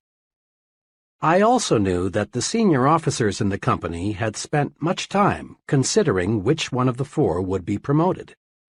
My 3 disillusioned friends should have realized that top executives don't select major executives by drawing names from a hat. I was talking about the seriousness of luck excusitis not long ago with a sales executive of a machine tool manufacturing company. He became excited about the problem and began to talk about his own experience with it. I've never heard it called that before, he said, but it is one of the most difficult problems every sales executive has to wrestle with. Just yesterday, a perfect example of what you're talking about happened in my company. One of the salesmen walked in about 4 o'clock with a $112,000 order for machine tools. Another salesman, whose volume is so low he's a problem, was in the office at the time. Hearing John tell the good news, he rather enviously congratulated him and then said, "Well, John, you're lucky again." Now, what the weak salesman won't accept is that luck had nothing to do with John's big order. John had been working on that customer for months. He had talked repeatedly to a half-dozen people out there. John had stayed up nights figuring out exactly what was best for them. Then he got our engineers to make preliminary designs of the equipment. John wasn't lucky, unless you can call carefully planned work and patiently executed plans luck. Suppose luck were used to reorganize General Motors. If luck determined who does what and who goes where, every business in the nation would fall apart. Assume for a moment that General Motors were to be completely reorganized on the basis of luck. To carry out the reorganization, the names of all employees would be placed in a barrel. The first name drawn would be the president, the second name the executive vice president, and so on down the line. Sounds stupid, doesn't it? Well, that's how luck would work. People who rise to the top in any occupation, business management, selling, law, engineering, acting, or what have you, get there because they have superior attitudes and use their good sense in applied hard work. Conquer luck excusitis in 2 ways. Number 1. Accept the law of cause and effect. Take a second look at what appears to be someone's good luck. You'll find that not luck, but preparation, planning, and success-producing thinking preceded his good fortune. Take a second look at what appears to be someone's bad luck. Look, and you'll discover certain specific reasons. Mr. Success receives a setback. He learns and profits. But when Mr. Mediocre loses, he fails to learn. Number 2. Don't be a wishful thinker. Don't waste your mental muscles dreaming of an effortless way to win success. We don't become successful simply through luck. Success comes from doing those things and mastering those principles that produce success. Don't count on luck for promotions, victories, the good things in life. Luck simply isn't designed to deliver these good things. Instead, just concentrate on developing those qualities in yourself that will make you a winner. Chapter 3. Build confidence and destroy fear. Friends mean well when they say, "It's only your imagination. Don't worry. There's nothing to be afraid of." But you and I know this kind of fear medicine never really works. Such soothing remarks may give us fear relief for a few minutes or maybe even a few hours. But the "it's only in your imagination" treatment doesn't really build confidence and cure fear. Yes, fear is real, and we must recognize it exists before we can conquer it. Most fear today is psychological. Worry, tension, embarrassment, panic all stem from mismanaged negative imagination. But simply knowing the breeding ground of fear doesn't cure fear. If a physician discovers you have an infection in some part of your body, he doesn't stop there. He proceeds with treatment to cure the infection. The old "it's only in your mind" treatment presumes fear doesn't really exist, but it does. Fear is real. Fear is success enemy number 1. Fear stops people from capitalizing on opportunity. Fear wears down physical vitality. Fear actually makes people sick, causes organic difficulties, shortens life. Fear closes your mouth when you want to speak. Fear, uncertainty, lack of confidence, explains why we still have economic recessions. Fear explains why millions of people accomplish little and enjoy little. Truly, fear is a powerful force. In one way or another, fear prevents people from getting what they want from life. Fear of all kinds and sizes is a form of psychological infection. We can cure a mental infection the same way we cure a body infection, with specific proved treatments. First, though, as part of your pre-treatment preparation, condition yourself with this fact. All confidence is acquired, developed. No one is born with confidence. Those people you know who radiate confidence, who have conquered worry, who are at ease everywhere and all the time, acquired their confidence, every bit of it. You can too. This chapter shows how. During World War II, the Navy made sure that all of its new recruits either knew how to swim or learned how, the idea being, of course, that the ability to swim might someday save the sailor's life at sea. Non-swimming recruits were put into swimming classes. I watched a number of these training experiences. In a superficial sort of way, it was amusing to see young, healthy men terrified by a few feet of water. One of the exercises I recall required the new sailor to jump, not dive, from a board 6 feet in the air into 8 or more feet of water, while a half-dozen expert swimmers stood by. In a deeper sense, it was a sad sight. The fear those young men displayed was real. Yet all that stood between them and the defeat of that fear was one drop into the water below. On more than one occasion, I saw young men accidentally pushed off the board. The result, fear defeated. This incident, familiar to thousands of former Navy men, illustrates just one point. Action cures fear. Indecision, postponement, on the other hand, fertilize fear. Jot that down in your success rulebook right now. Action cures fear. Action does cure fear. Several months ago, a very troubled executive in his early 40s came to see me. He had a responsible job as a buyer for a large retailing organization. Worriedly, he explained, "I'm afraid of losing my job. I've got that feeling that my days are numbered." "Why?" I asked. "Well, the pattern is against me. Sales figures in my department are off 7% from a year ago. This is pretty bad, especially since the store's total sales are up 6%. I've made a couple of unwise decisions recently, and I've been singled out several times by the merchandise manager for not keeping pace with the company's progress." "I've never felt quite like this before," he continued. "I've lost my grip, and it shows. My assistant buyer senses it. The salespeople see it too. Other executives, of course, are aware that I'm slipping. One buyer even suggested at a meeting of all head buyers the other day that part of my line should be put in his department, where he said it could make money for the store.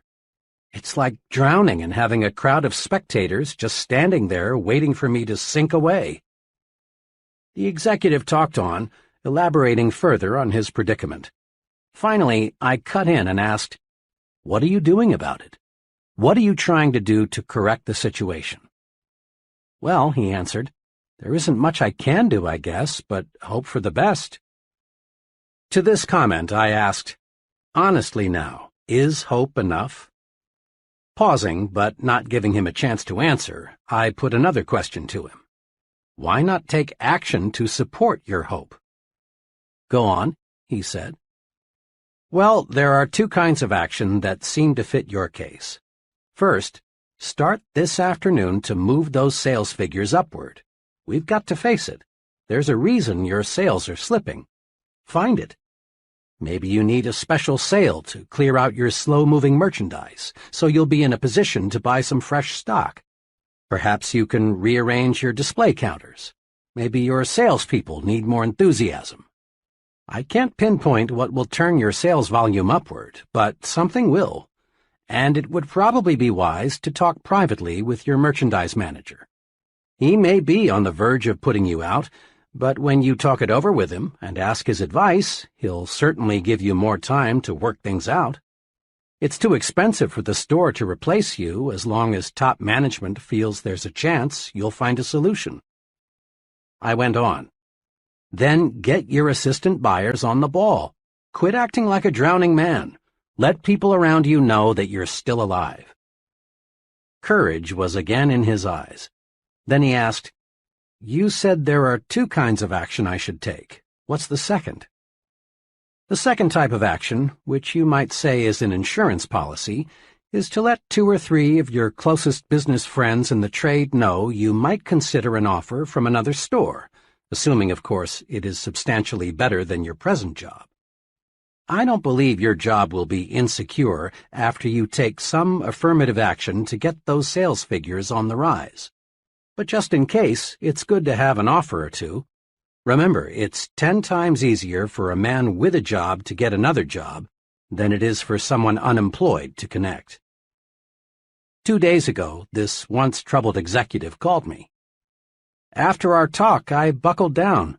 I made a number of changes, but the most basic one was with my salespeople. I used to hold sales meetings once a week, but now I'm holding one every morning. I've got those people really enthusiastic. I guess once they saw some life in me, they were ready to push harder too. They were just waiting for me to start things moving again. Things sure are working out okay. Last week my sales were well ahead of a year ago, and much better than the store's average. Oh, by the way, he continued, I want to tell you some other good news. I got 2 job offers since we talked. Naturally, I'm glad, but I've turned them both down since everything is looking good here again. When we face tough problems, we stay mired in the mud until we take action. Hope is a start, but hope needs action to win victories. Put the action principle to work. Next time you experience big fear or little fear, steady yourself. Then search for an answer to this question. What kind of action can I take to conquer my fear? Isolate your fear. Then take appropriate action. Here are some examples of fear and some possible action cures. Type of fear. 1. Embarrassment because of personal appearance. Action. Improve it. Go to a barber shop or beauty salon. Shine your shoes. Get your clothes cleaned and pressed. In general, practice better grooming. It doesn't always take new clothes. 2. Fear of losing an important customer. Work doubly hard to give better service. Correct anything that may have caused customers to lose confidence in you. 3. Fear of failing an examination. Convert worry time into study time. 4. Fear of things totally beyond your control. Turn your attention to helping to relieve the fear of others. Pray. 5. Fear of being physically hurt by something you can't control, such as a tornado or an airplane out of control. Switch your attention to something totally different.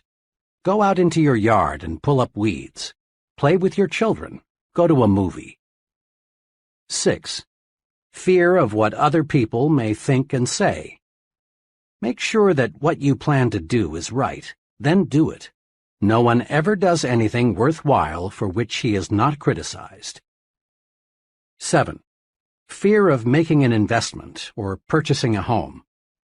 Analyze all factors, then be decisive. Make a decision and stick with it. Trust your own judgment. 8. Fear of people.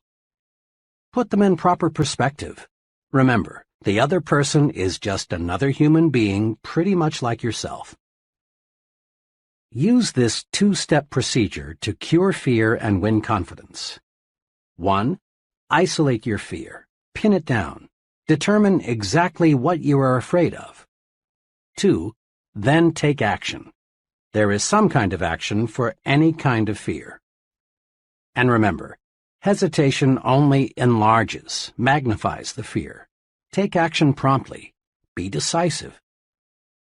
Much lack of self-confidence can be traced directly to a mismanaged memory. Your brain is very much like a bank. Every day you make thought deposits in your mind bank. These thought deposits grow and become your memory. When you settle down to think, or when you face a problem, in effect you say to your memory bank, "What do I already know about this?" Your memory bank automatically answers and supplies you with bits of information relating to this situation that you deposited on previous occasions. Your memory, then, is the basic supplier of raw material for your new thought. The teller in your memory bank is tremendously reliable. He never crosses you up. If you approach him and say, "Mr. Teller, Let me withdraw some thoughts I deposited in the past, proving I'm inferior to just about everybody else. He'll say, "Certainly, sir. Recall how you failed 2 times previously when you tried this? Recall what your 6th grade teacher told you about your inability to accomplish things? Recall what you overheard some fellow workers saying about you. Recall—" And on Mr. Teller goes, digging out of your brain thought after thought that proves you are inadequate. But suppose you visit your memory teller with this request.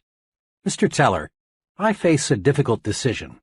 Can you supply me with any thoughts which will give me reassurance?"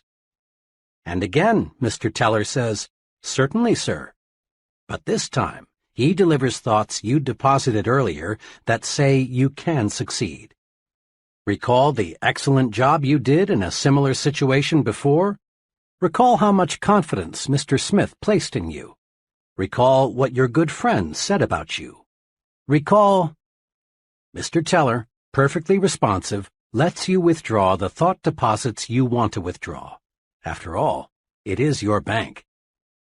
Here are 2 specific things to do to build confidence through efficient management of your memory bank. 1. Deposit only positive thoughts in your memory bank. Let's face it squarely. Everyone encounters plenty of unpleasant, embarrassing, and discouraging situations. But unsuccessful and successful people deal with these situations in directly opposite ways. Unsuccessful people take them to heart, so to speak. They dwell on the unpleasant situations, thereby giving them a good start in their memory. They don't take their minds away from them. At night, the unpleasant situation is the last thing they think about.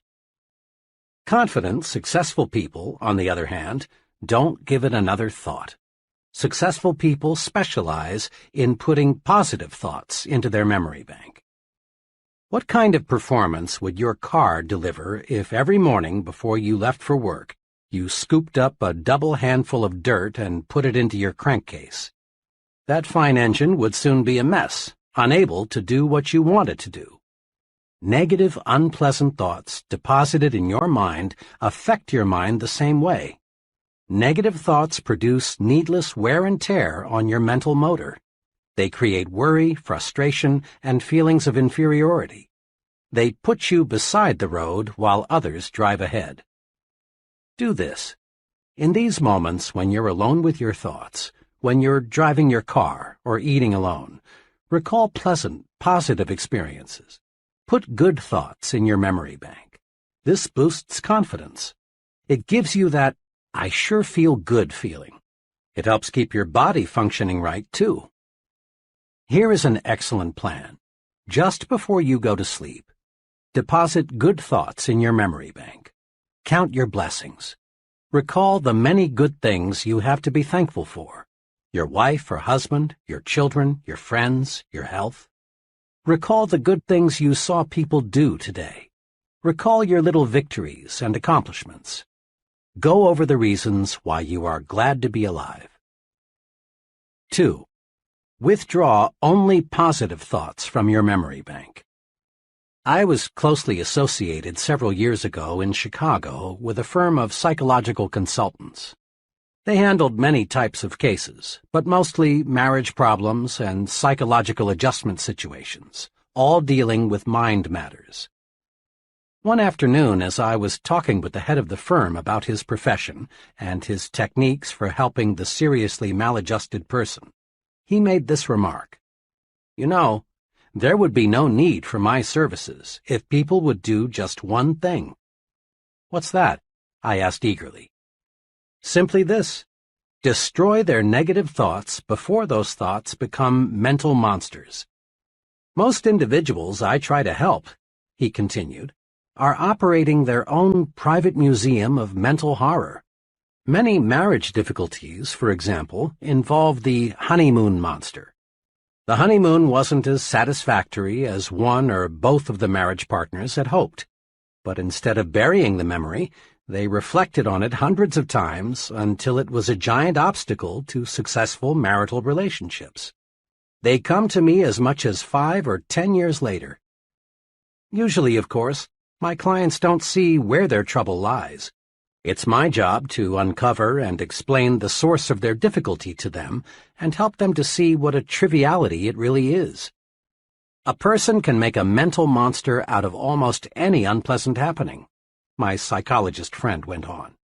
A job failure, a jilted romance, a bad investment, disappointment in the behavior of a teenage child. These are common monsters I have to help troubled people destroy. It is clear that any negative thought, if fertilized with repeated recall, can develop into a real mind monster, breaking down confidence and paving the way to serious psychological difficulties. In an article in Cosmopolitan magazine, The Drive Toward Self-Destruction, Alice Mulcahy pointed out that upward of 30,000 Americans commit suicide each year and another 100,000 attempt to take their own lives. She went on to say, "There is shocking evidence that millions of other people are killing themselves by slower, less obvious methods. Still others are committing spiritual rather than physical suicide, constantly seeking out ways to humiliate, punish, and generally diminish themselves." The psychologist friend mentioned before told me how he helped one of his patients to stop committing mental and spiritual suicide. This patient, he explained, was in her late 30s and had 2 children. In lay terminology, she suffered from severe depression. She looked back on every incident of her life as being an unhappy experience. Her school days, her marriage, the bearing of her children, the places she had lived, all were thought of negatively. She volunteered that she couldn't remember ever having been truly happy. And since what one remembers from the past colors what one sees in the present, she saw nothing but pessimism and darkness. When I asked her what she saw in a picture which I showed her, she said, "It looks like there will be a terrible thunderstorm tonight." That was the gloomiest interpretation of the picture I've yet heard. The picture was a large oil painting of the sun low in the sky and a jagged rocky coastline. The painting was very cleverly done and could be construed to be either a sunrise or a sunset. The psychologist commented to me that what a person sees in the picture is a clue to his personality. Most people say it is a sunrise, but the depressed, mentally disturbed person nearly always says it's a sunset. As a psychologist, I can't change what already is in a person's memory. But I can, with the patient's cooperation, help the individual to see his past in a different light. That's the general treatment I used on this woman. I worked with her to help her see joy and pleasure in her past instead of total disappointment. After 6 months, she began to show improvement. At that point, I gave her a special assignment. Each day, I asked her to think of and write down 3 specific reasons she has to be happy. Then, at her next appointment with me on Thursdays, I'd go over her list with her. I continued this sort of treatment for 3 months. Her improvement was very satisfactory. Today, that woman is very well adjusted to her situation. She's positive and certainly as happy as most people. When this woman quit drawing negatives from her memory bank, she was headed toward recovery. Whether the psychological problem is big or little, the cure comes when one learns to quit drawing negatives from one's memory bank and withdraws positives instead. Don't build mental monsters. Refuse to withdraw the unpleasant thoughts from your memory bank. When you remember situations of any kind, concentrate on the good part of the experience. Forget the bad. Bury it. If you find yourself thinking about the negative side, turn your mind off completely. And here is something very significant and very encouraging. Your mind wants you to forget the unpleasant. If you will just cooperate, unpleasant memories will gradually shrivel and the teller in your memory bank will cancel them out.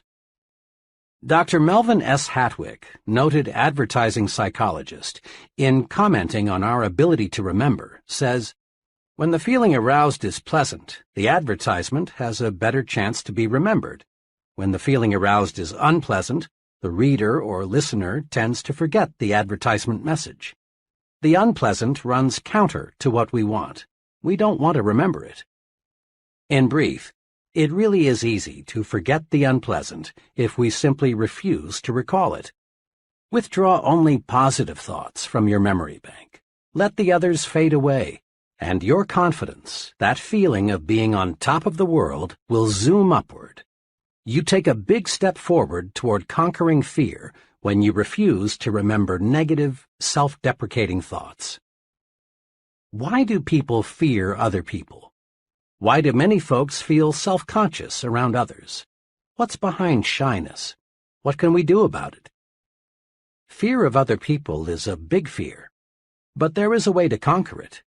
You can conquer fear of people if you will learn to put them into proper perspective. A business friend, who was doing exceptionally well operating his own wood novelty plant, explained to me how he got the proper perspective of people. His example is interesting. Before I went into the Army in World War II, I was scared of just about everybody. You just wouldn't believe how shy and timid I was. I felt everyone else was a lot smarter. I worried about my physical and mental inadequacies. I thought I was born to fail. Then, by some fortunate quirk of fate, I lost my fear of people in the Army. During part of 1942 and 1943, when the Army was inducting men at a terrific clip, I was stationed as a medic at one of the big induction centers. Day after day, I assisted in examining those men. The more I looked at these recruits, the less afraid of people I became. All those men lined up by the hundreds, naked as jaybirds, looked so much alike. Oh, sure, there were fat ones and skinny ones, tall ones and short ones, but they all were confused, all were lonesome. Just a few days before, some of these were rising young executives. Some were farmers, some were salesmen, drifters, blue-collar workers. A few days before, they had been many things, but at the induction center, they were all alike. I figured out something pretty basic back then. I discovered people are alike in many, many more ways than they are different. I discovered the other fellow is pretty much like me. He likes good food, he misses his family and friends, he wants to get ahead, he has problems, he likes to relax. So if the other fellow is basically like me, there's no point in being afraid of him. Now, doesn't that make sense? If the other fellow is basically like me, there's no reason to be afraid of him. Here are two ways to put people in proper perspective. 1. Get a balanced view of the other fellow. Keep these 2 points in mind when dealing with people. First, the other fellow is important. Emphatically, he is important. Every human being is. But remember this also.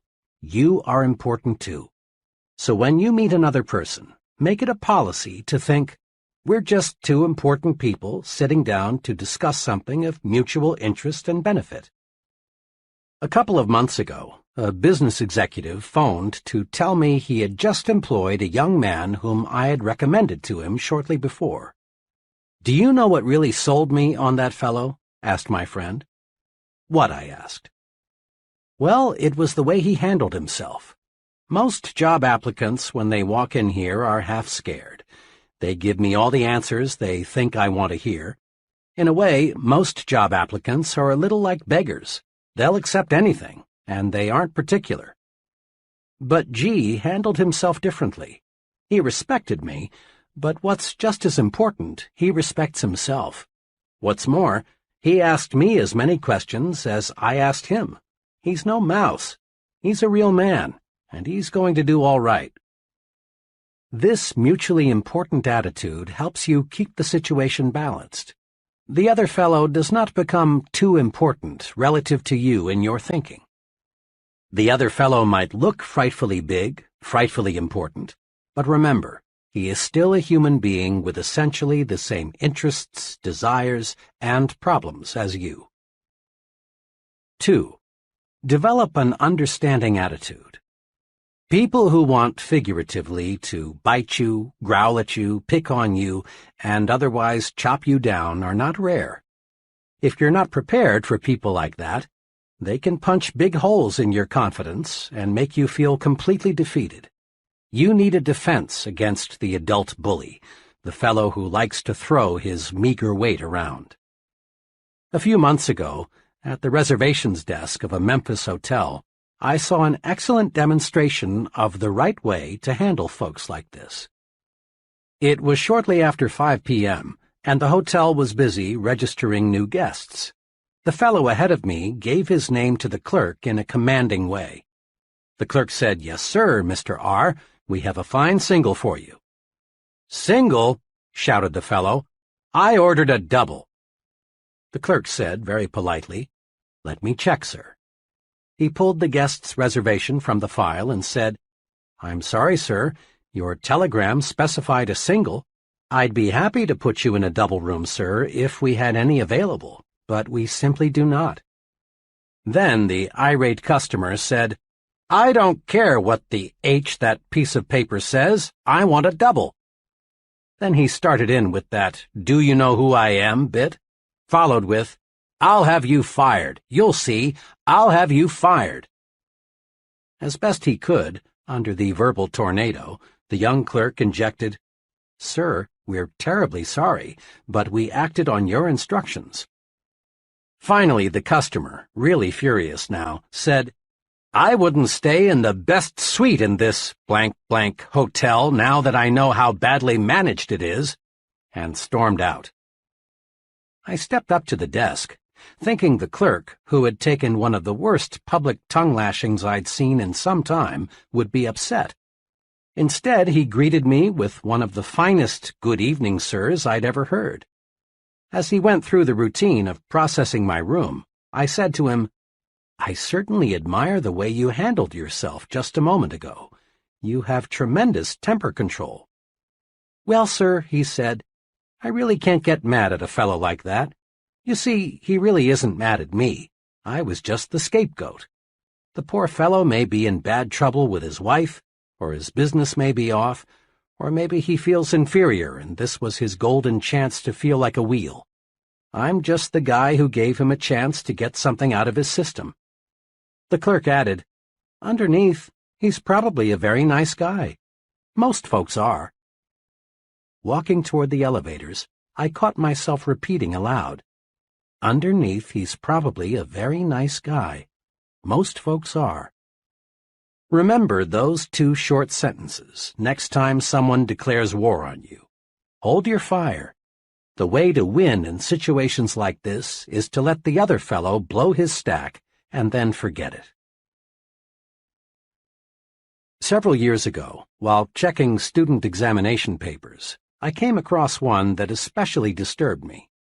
The student who wrote the examination had demonstrated in class discussions and previous tests that he was far better qualified than his paper indicated. He was, in fact, the fellow who I thought would finish at the top of the class. Instead, his paper put him at the bottom. As was my custom in such cases, I had my secretary call the student and ask him to come by my office on an urgent matter. Paul W. appeared shortly. He looked as though he had been through a terrible experience. After he was comfortably seated, I said to him, "What happened, Paul? This just isn't the quality paper I expected you to write." Paul struggled with himself, looked in the direction of his feet, and replied, "Sir, after I saw that you had spotted me cheating, I just went to pieces. I couldn't concentrate on anything. Honest, this is the first time I've ever cheated at the university. I desperately wanted an A, so I worked up a little pony to use." He was terribly upset, but now that he was talking, he wouldn't stop. "I suppose you'll have to recommend me for dismissal. The university rule says any student found cheating in any manner is subject to permanent dismissal." Here Paul started bringing up the shame this incident would bring to his family, how it would wreck his life, and all sorts of repercussions. Finally, I said, "Hold it now. Slow down. Let me explain something. I didn't see you cheat. Until you walked in and told me, I hadn't the faintest idea that was the trouble. I am sorry, Paul, that you did." Then I continued, "Paul, tell me, just what do you want to gain from your university experience?" He was a little calmer now, and after a short pause he said, "Well, Doctor, I think my overall aim is to learn how to live, but I guess I'm failing pretty badly." "We learn in different ways," I said. "I think you can learn a real success lesson from this experience. When you used your pony in there, your conscience bothered you terribly. This gave you a guilt complex that in turn broke your confidence. As you expressed it, you went to pieces. Most of the time, Paul, this matter of right and wrong is approached from a moral or religious standpoint. Now understand, I'm not here to preach to you, give you a sermon about right and wrong. But let's look at the practical side. When you do anything that goes contrary to your conscience, you feel guilty, and this guilty feeling jams your thought processes. You can't think straight because your mind is asking, "Will I get caught? Will I get caught?" "Paul," I continued, "you wanted an A so badly you did something you knew was wrong. There are many times in life when you'll want to make an A so badly you'll be tempted to do something that is contrary to your conscience. For example, someday you may want to make a sale so badly you'll think of deliberately misleading the customer to buy, and you may succeed. But here's what will happen. Your guilty feeling will grab hold of you, and the next time you see your customer, you'll be self-conscious, ill at ease. You'll be wondering, has he discovered that I put something over? Your presentation will be ineffective because you can't concentrate. Chances are you'll never make the second, third, fourth, and the many repeat sales. In the long run, making that sale using tactics that hurt your conscience will cost you a lot of income." I went on and pointed out to Paul how an occasional business or professional man loses his grip because of an intense fear that his wife will learn about a secret love affair he is having with another woman. Will she find out? Will she find out? Eats away the man's confidence until he can't do a good job at work or in the home. I reminded Paul that many criminals are captured not because any clues point to them, but because they act guilty and self-conscious. Their guilt feeling puts them on the suspect list. There is within each of us a desire to be right, think right, and act right. When we go against that desire, we put a cancer in our conscience. This cancer grows and grows by eating away at our confidence. Avoid doing anything that will cause you to ask yourself, "Will I get caught? Will they find out? Will I get away with it?" Don't try to make an A if it means violating your confidence. Paul, I'm pleased to say, got the point. He learned the practical value of doing what's right. I then proposed he sit down and retake the examination. In answer to his question, "But what about my dismissal?" I said, "I know what the regulations say about cheating, but you know, if we dismissed all students who have cheated in any way, half the professors would have to leave. And if we dismissed all students who thought about cheating, the university would have to shut down. So I'm forgetting this whole incident if you'll do me a favor." "Gladly," he said. I walked over to my bookshelf, took down my personal copy of 50 Years with the Golden Rule, and said, "Paul, read this book and return it.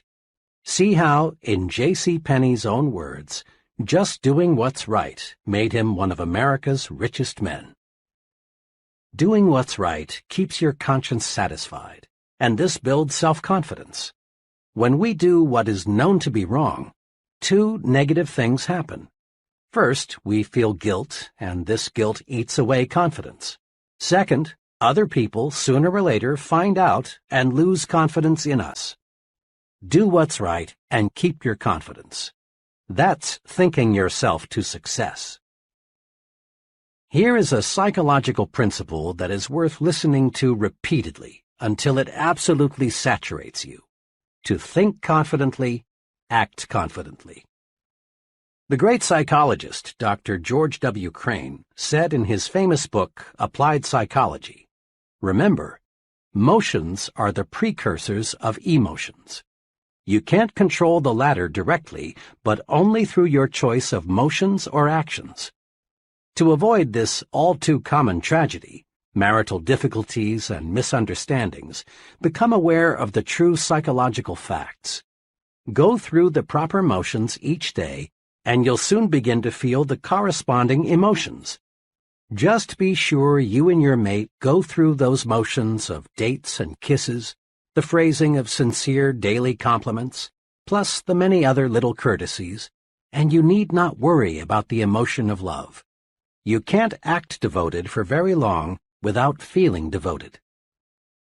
Psychologists tell us we can change our attitudes by changing our physical actions.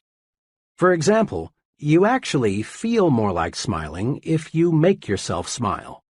You feel more superior when you make yourself stand tall than when you slouch. On the negative side, frown a really bitter frown and see if you don't feel more like frowning. It is easy to prove that managed motions can change emotions. People who are shy in introducing themselves can replace this timidity with confidence just by taking 3 simple actions simultaneously. First, reach for the other person's hand and clasp it warmly. Second, look directly at the other person. And third, say, "I'm very glad to know you." These 3 simple actions automatically and instantaneously banish shyness. Confident action produces confident thinking. So, to think confidently, act confidently. Act the way you want to feel. Here are 5 confidence-building exercises. Listen to these guides carefully, then make a conscious effort to practice them and build your confidence. 1. Be a front-seater. Ever notice in meetings, in church, classrooms, and other kinds of assemblies, how the back seats fill up first? Most folks scramble to sit in the back rows so they won't be too conspicuous. And the reason they are afraid to be conspicuous is that they lack confidence. Sitting up front builds confidence. Practice it. From now on, make it a rule to sit as close to the front as you can. Sure, you may be a little more conspicuous in the front, but remember, there is nothing inconspicuous about success. 2. Practice making eye contact. How a person uses his eyes tells us a lot about him. Instinctively, you ask yourself questions about the fellow who doesn't look you in the eye. What's he trying to hide? What's he afraid of? Is he trying to put something over on me? Is he holding something back? Usually, failure to make eye contact says one of 2 things. It may say, "I feel weak beside you. I feel inferior to you. I'm afraid of you." Or avoiding another person's eyes may say, "I feel guilty. I've done something or I've thought something that I don't want you to know. I'm afraid if I let my eyes connect with yours, you'll see through me." You say nothing good about yourself when you avoid making eye contact. You say, "I'm afraid. I lack confidence." Conquer this fear by making yourself look the other person in the eyes. Looking the other person in the eye tells him, "I'm honest and above board. I believe in what I'm telling you. I'm not afraid. I'm confident." Make your eyes work for you. Aim them right at the other person's eyes. It not only gives you confidence, it wins you confidence too. 3. Walk 25% faster. When I was a youngster, just going to the county seat was a big treat. After all the errands were accomplished and we were back in the car, my mother would often say, "Davy, let's just sit here a while and watch the people walk by." Mother was an excellent game player. She'd say, "See that fellow? What do you suppose is troubling him?" Or, "What do you think that lady there is going to do?" Or, "Look at that person. He just seems to be in a fog." Watching people walk and move about became real fun. It was a lot cheaper than the movies. which was one of the reasons I learned later that Mother developed the game, and it was a lot more instructive. I still am a walk watcher. In corridors, lobbies, on sidewalks, I still occasionally find myself studying human behavior simply by watching people move about. Psychologists link slovenly posture and sluggish walking to unpleasant attitudes toward oneself, work, and the people around us. But psychologists also tell us you can actually change your attitudes by changing your posture and speed of movement. Watch, and you discover that body action is the result of mind action. The extremely beaten people, the real down-and-outers, just shuffle and stumble along. They have zero self-confidence. Average people have the average walk. Their pace is average. They have the look of, I really don't have very much pride in myself. Then there's a third group. Persons in this group show superconfidence. They walk faster than the average. There seems to be a slight sprint in the way they walk. Their walk tells the world, I've got someplace important to go, something important to do. What's more, I will succeed at what I will do 15 minutes from now. Use the walk 25% faster technique to help build self-confidence. Throw your shoulders back, lift up your head, move ahead just a little faster, and feel self-confidence grow. Just try and see. 4. Practice speaking up. In working with many kinds of groups of all sizes, I've watched many persons with keen perception and much native ability freeze and fail to participate in discussions. It isn't that these folks don't want to get in and wade with the rest. Rather, it's a simple lack of confidence. The conference clam thinks to himself, my opinion is probably worthless. If I say something, I'll probably look foolish. I'll just say nothing. Besides, the others in the group probably know more than I. I don't want the others to know how ignorant I am. Each time the conference clam fails to speak, he feels even more inadequate, more inferior. Often he makes a faint promise to himself that deep down he knows he won't keep, to speak next time. This is very important. Each time our clam fails to speak, he takes one more dose of confidence poison. He becomes less and less confident of himself. But on the positive side, the more you speak up, the more you add to your confidence, and the easier it is to speak up the next time. Speak up. It's a confidence-building vitamin. Put this confidence builder to use. Make it a rule to speak up at every open meeting you attend. Speak up. Say something voluntarily at every business conference, committee meeting, community forum you attend. Make no exception. Comment, make a suggestion, ask a question, and don't be the last to speak. Try to be the icebreaker, the first one in with a comment. And never worry about looking foolish. You won't. For each person who doesn't agree with you, odds are another person will. Quit asking yourself, I wonder if I dare speak. Instead, concentrate on getting the discussion leader's attention so you can speak.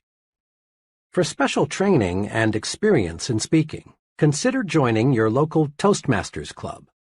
Thousands of conscientious people have developed confidence through a planned program to feel at ease talking with people and to people. 5. Smile big. Most folks have heard at one time or another that a smile will give them a real boost. They've been told that a smile is excellent medicine for confidence deficiency. But lots of people still don't really believe this because they've never tried smiling when they feel fear. Make this little test. Try to feel defeated and smile big at the same time. You can't. A big smile gives you confidence. A big smile beats fear, rolls away worry, defeats despondency. And a real smile does more than cure just your ill feeling. A real smile melts away the opposition of others, and instantly, too. Another person simply can't be angry with you if you give him a big, sincere smile. Just the other day, a little incident happened to me that illustrates this. I was parked at an intersection, waiting for the light to change, when bam! The driver behind me had let his foot slip the brake and put my rear bumper to a test. I looked back through my mirror and saw him getting out. I got out too, and forgetting the rule book, started preparing myself for verbal combat. I confess I was ready verbally to bite him to pieces. But fortunately, before I got the chance, he walked up to me, smiled, and said in the most earnest voice, "Friend, I really didn't mean to do that." That smile, matched with his sincere comment, melted me. I mumbled something about, "That's okay. Happens all the time." Almost in less time than it takes to wink an eye, my opposition turned into friendship. Smile big and you feel like happy days are here again. But smile big. A half-developed smile is not fully guaranteed. Smile until your teeth show. That large-size smile is fully guaranteed. I've heard many times, "Yes, but when I fear something or when I'm angry, I don't feel like smiling." Of course you don't. No one does. The trick is to tell yourself forcefully, "I'm going to smile." Then smile. Harness the power of smiling. Put these 5 procedures to work for you. 1. Action cures fear. Isolate your fear and then take constructive action. Inaction, doing nothing about a situation, strengthens fear and destroys confidence. 2. Make a supreme effort to put only positive thoughts in your memory bank. Don't let negative, self-deprecatory thoughts grow into mental monsters. Simply refuse to recall unpleasant events or situations. 3. Put people in proper perspective. Remember, people are more alike, much more alike, than they are different.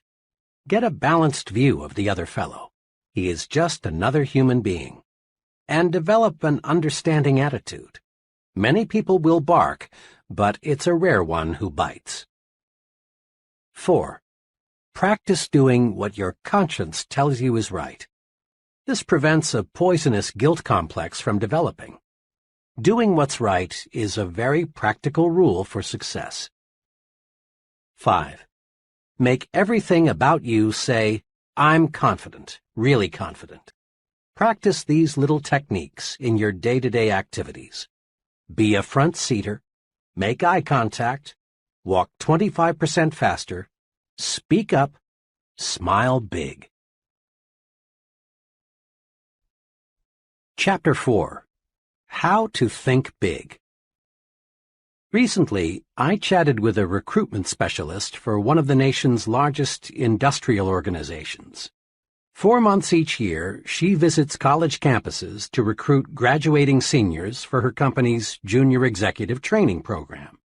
The tenor of her remarks indicated that she was discouraged about the attitudes of many people she talked with.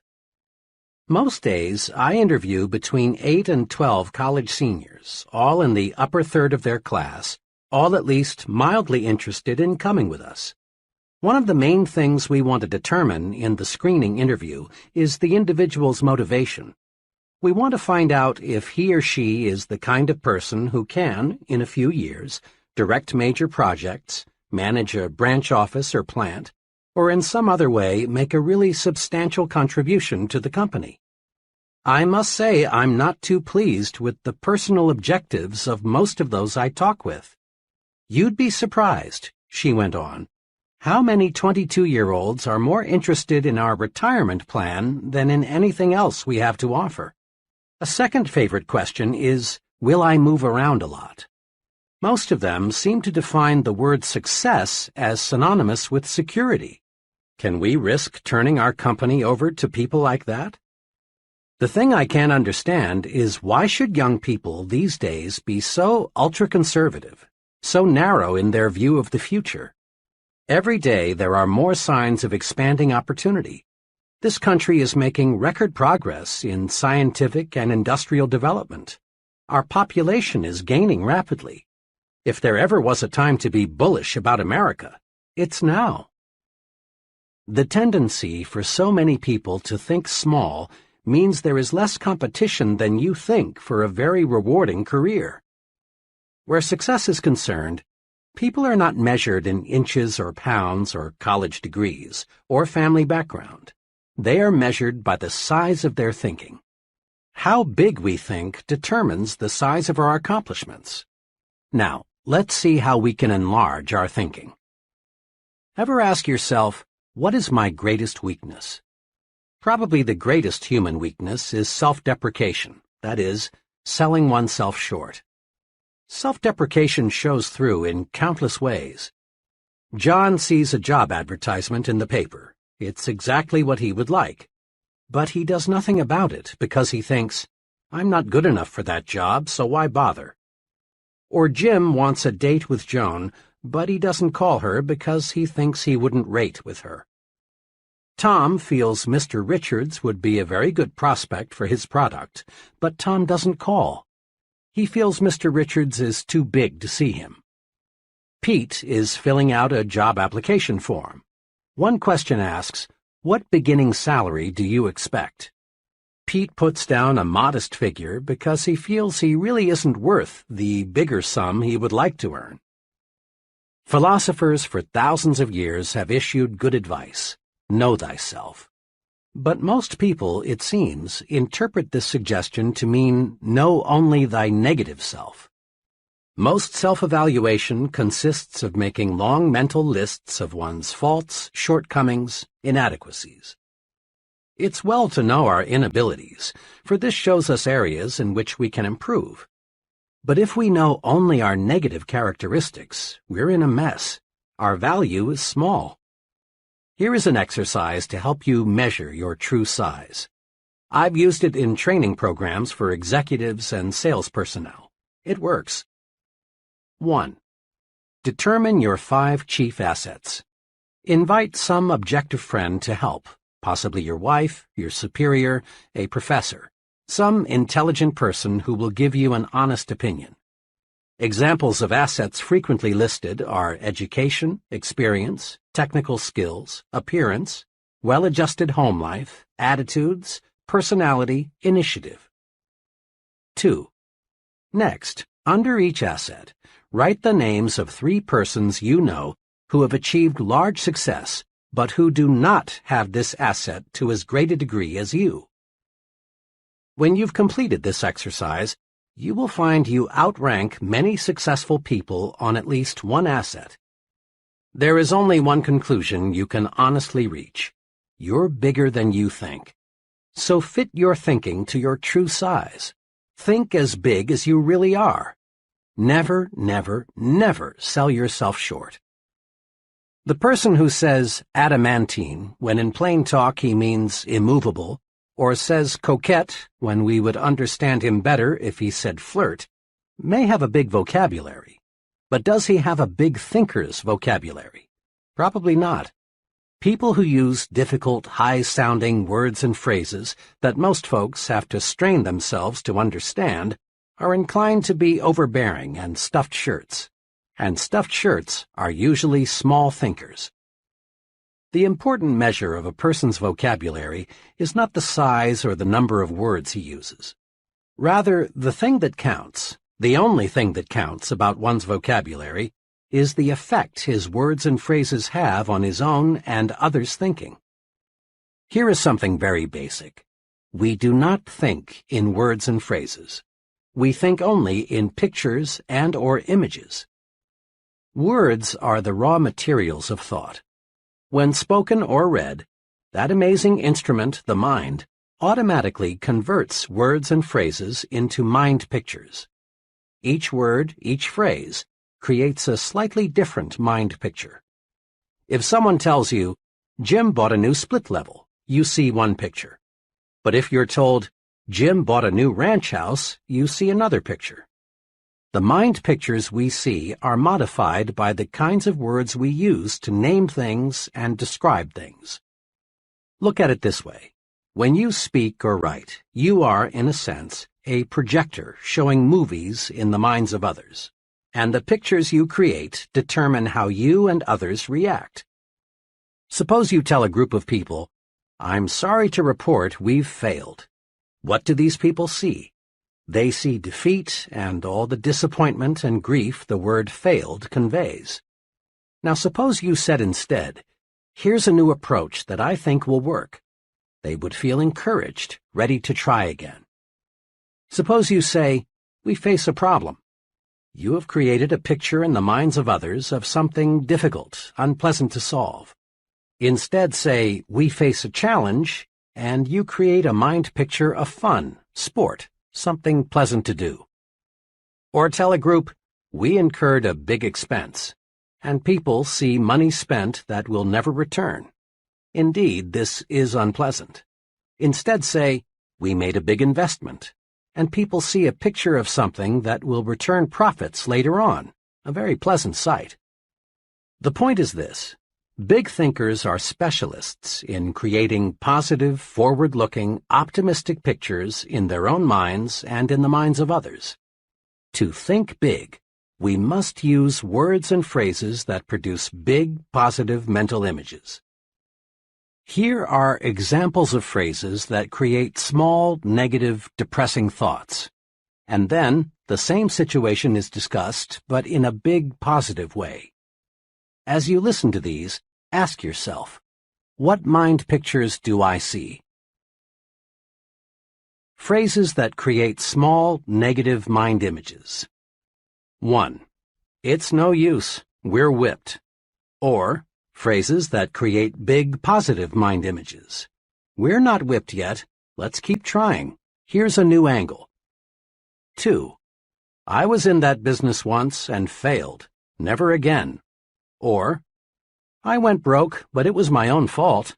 I'm going to try again. 3. I've tried, but the product won't sell. People don't want it.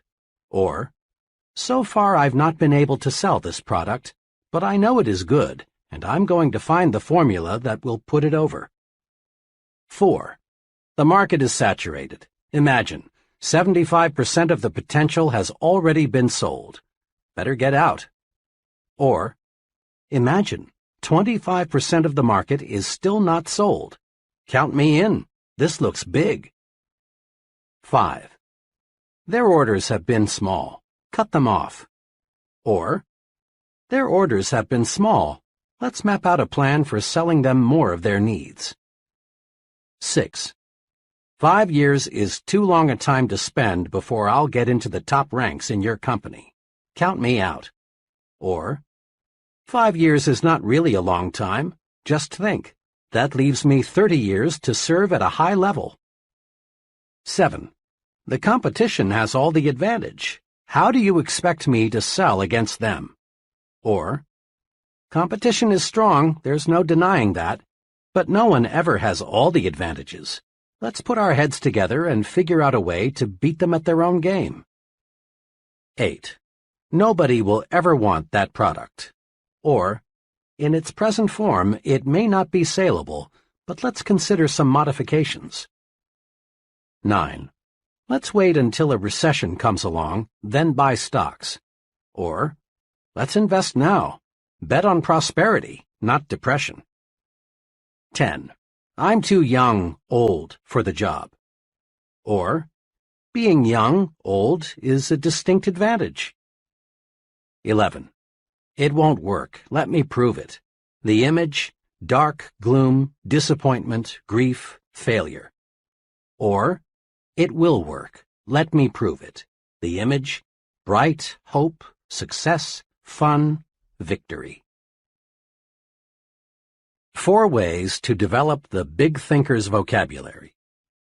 Here are 4 ways to help you develop a big thinker's vocabulary. 1. Use big, positive, cheerful words and phrases to describe how you feel. When someone asks, "How do you feel today?" and you respond with an, "I'm tired, I have a headache, I wish it were Saturday, I don't feel so good," you actually make yourself feel worse. Practice this.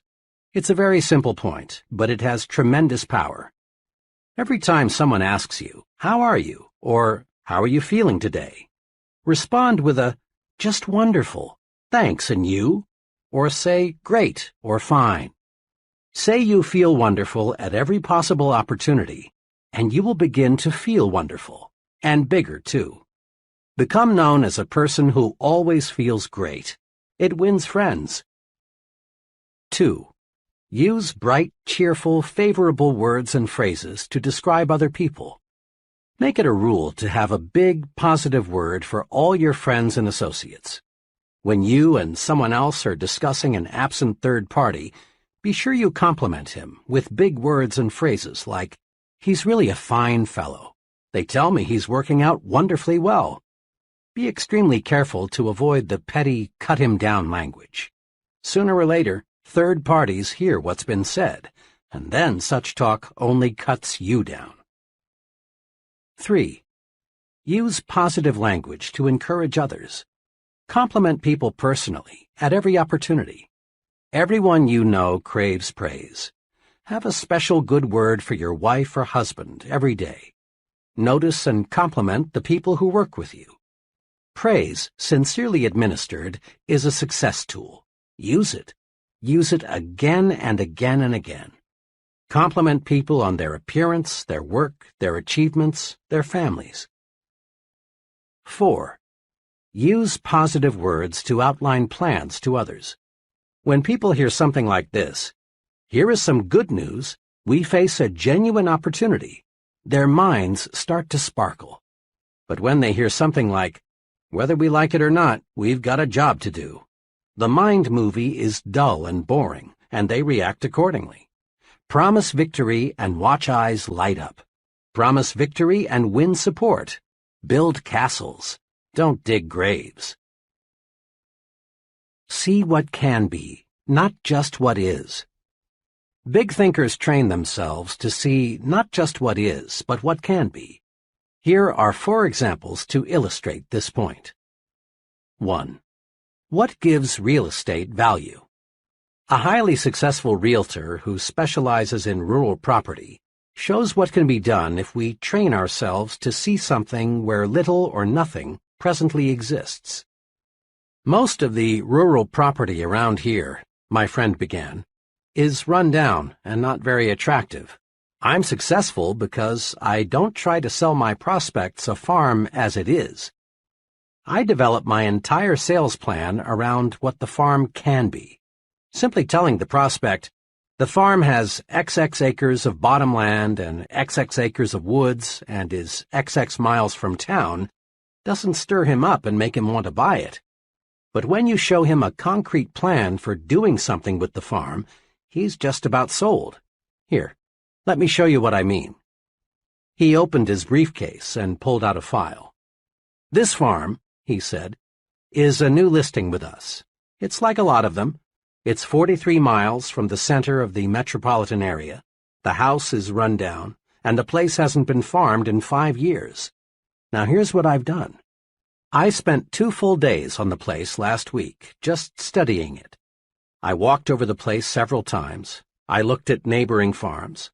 I studied the location of the farm with respect to existing and planned highways. I asked myself, what's this farm good for? I came up with 3 possibilities. Here they are." He showed them to me. Each plan was neatly typed and looked quite comprehensive.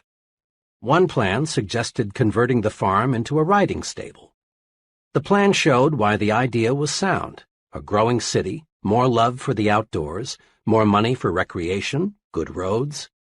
The plan also showed how the farm could support a sizable number of horses so that the revenue from the rides would be largely clear. The whole riding stable idea was very thorough, very convincing. The plan was so clear and convincing, I could see a dozen couples riding horseback through the trees. In similar fashion, this enterprising salesman developed a second thorough plan for a tree farm and a third plan for a combination tree and poultry farm. Now, when I talk with my prospects, I won't have to convince them that the farm is a good buy as it is. I help them to see a picture of the farm changed into a money-making proposition. Besides selling more farms and selling them faster, my method of selling the property for what it can be pays off in another way. I can sell a farm at a higher price than my competitors. People naturally pay more for acreage and an idea than they do for just acreage. Because of this, more people want to list their farms with me, and my commission on each sale is larger. The moral is this: look at things not as they are, but as they can be. Visualization adds value to everything. A big thinker always visualizes what can be done in the future. He isn't stuck with the present. 2. How much is a customer worth? A department store executive was addressing a conference of merchandise managers. She was saying, "I may be a little old-fashioned, but I belong to the school that believes the best way to get customers to come back is to give them friendly, courteous service." One day I was walking through our store when I overheard a salesperson arguing with a customer. The customer left in quite a huff. Afterward, the salesperson said to another, "I'm not going to let a $1.98 customer take up all my time and make me take the store apart trying to find him what he wants. He's simply not worth it." I walked away, the executive continued, but I couldn't get that remark out of my mind. It is pretty serious, I thought, when our salespeople think of customers as being in the $1.98 category. I decided right then that this concept must be changed. When I got back to my office, I called our research director and asked him to find out how much the average customer spent in our store last year. The figure he came up with surprised even me. According to our research director's careful calculation, the typical customer spent $362 in our establishment. The next thing I did was call a meeting of all supervisory personnel and explain the incident to them. Then I showed them what a customer is really worth. Once I got these people to see that a customer is not to be valued on a single sale, but rather on an annual basis, customer service definitely improved. The point made by the retailing executive applies to any kind of business. It's repeat business that makes the profit. Often there's no profit at all on the first several sales. Look at the potential expenditures of the customers, not just what they buy today. Putting a big value on customers is what converts them into big regular patrons. Attaching little value to customers sends them elsewhere. A student related this pertinent incident to me, explaining why he'll never again eat in a certain cafeteria. For lunch one day, the student began, I decided to try a new cafeteria that had just opened a couple of weeks before. Nickels and dimes are pretty important to me right now, so I watch what I buy pretty closely. Walking past the meat section, I saw some turkey and dressing that looked pretty good, and it was plainly marked 39 cents. When I got to the cash register, the checker looked at my tray and said, $1.09. I politely asked her to check it again because my tally was 99 cents. After giving me a mean glare, she recounted. The difference turned out to be the turkey. She had charged me 49 cents instead of 39 cents. Then I called her attention to the sign which read 39 cents.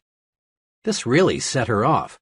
I don't care what that sign says. It's supposed to be 49 cents. See? Here's my price list for today. Somebody back there made a mistake. You'll have to pay the 49 cents. Then I tried to explain to her the only reason I selected the turkey was because it was 39 cents. If it had been marked 49 cents, I'd have taken something else. To this, her answer was, "You'll just have to pay the 49 cents. I did because I didn't want to stand there and create a scene. But I decided on the spot that I'd never eat there again.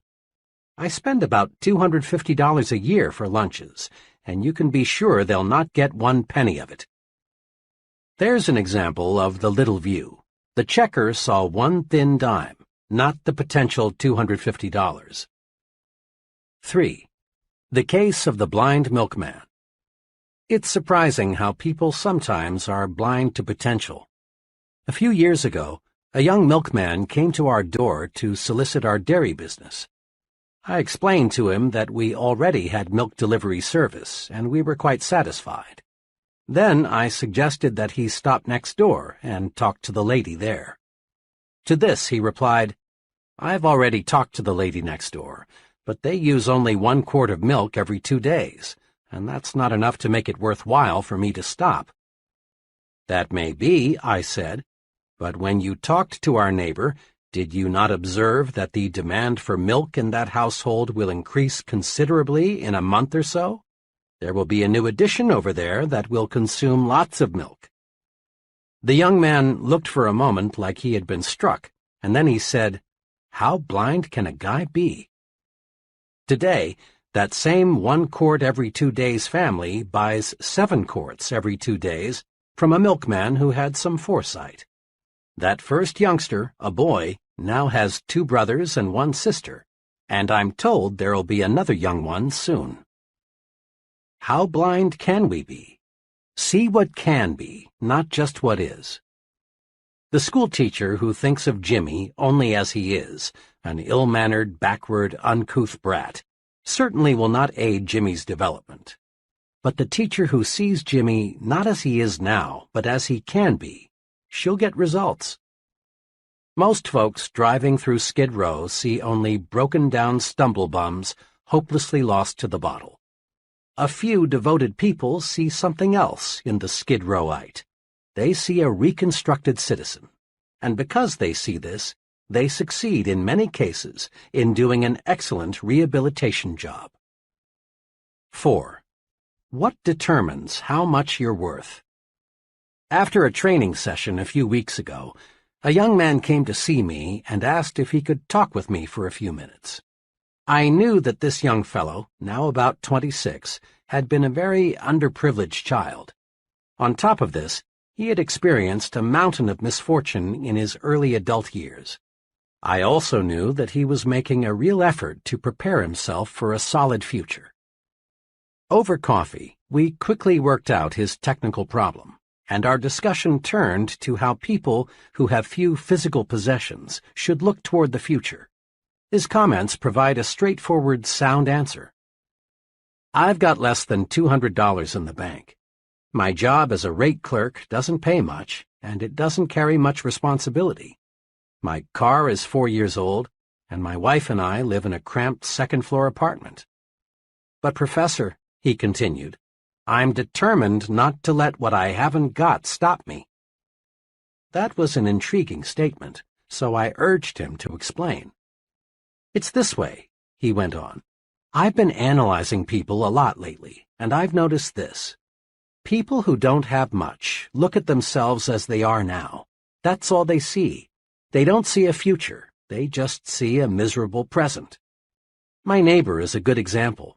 He's continually complaining about having a low-pay job, the plumbing that's always getting fouled up, the lucky breaks somebody else just got, the doctor bills that are piling up. He reminds himself so often that he's poor that now he just assumes that he's always going to be poor. He acts as if he were sentenced to living in that broken-down apartment all the rest of his life." My friend was really speaking from the heart, and after a moment's pause he added, "If I looked at myself strictly as I am, old car, low income, cheap apartment, and hamburger diet, I couldn't help but be discouraged. I'd see a nobody, and I'd be a nobody for the rest of my life. I've made up my mind to look at myself as the person I'm going to be in a few short years. I see myself not as a rate clerk, but as an executive. I don't see a crummy apartment. I see a fine new suburban home. And when I look at myself that way, I feel bigger and think bigger, and I've got plenty of personal experiences to prove it's paying off." Isn't that a splendid plan for adding value to oneself? This young fellow is on the expressway to really fine living. He's mastered this basic success principle. It isn't what one has that's important.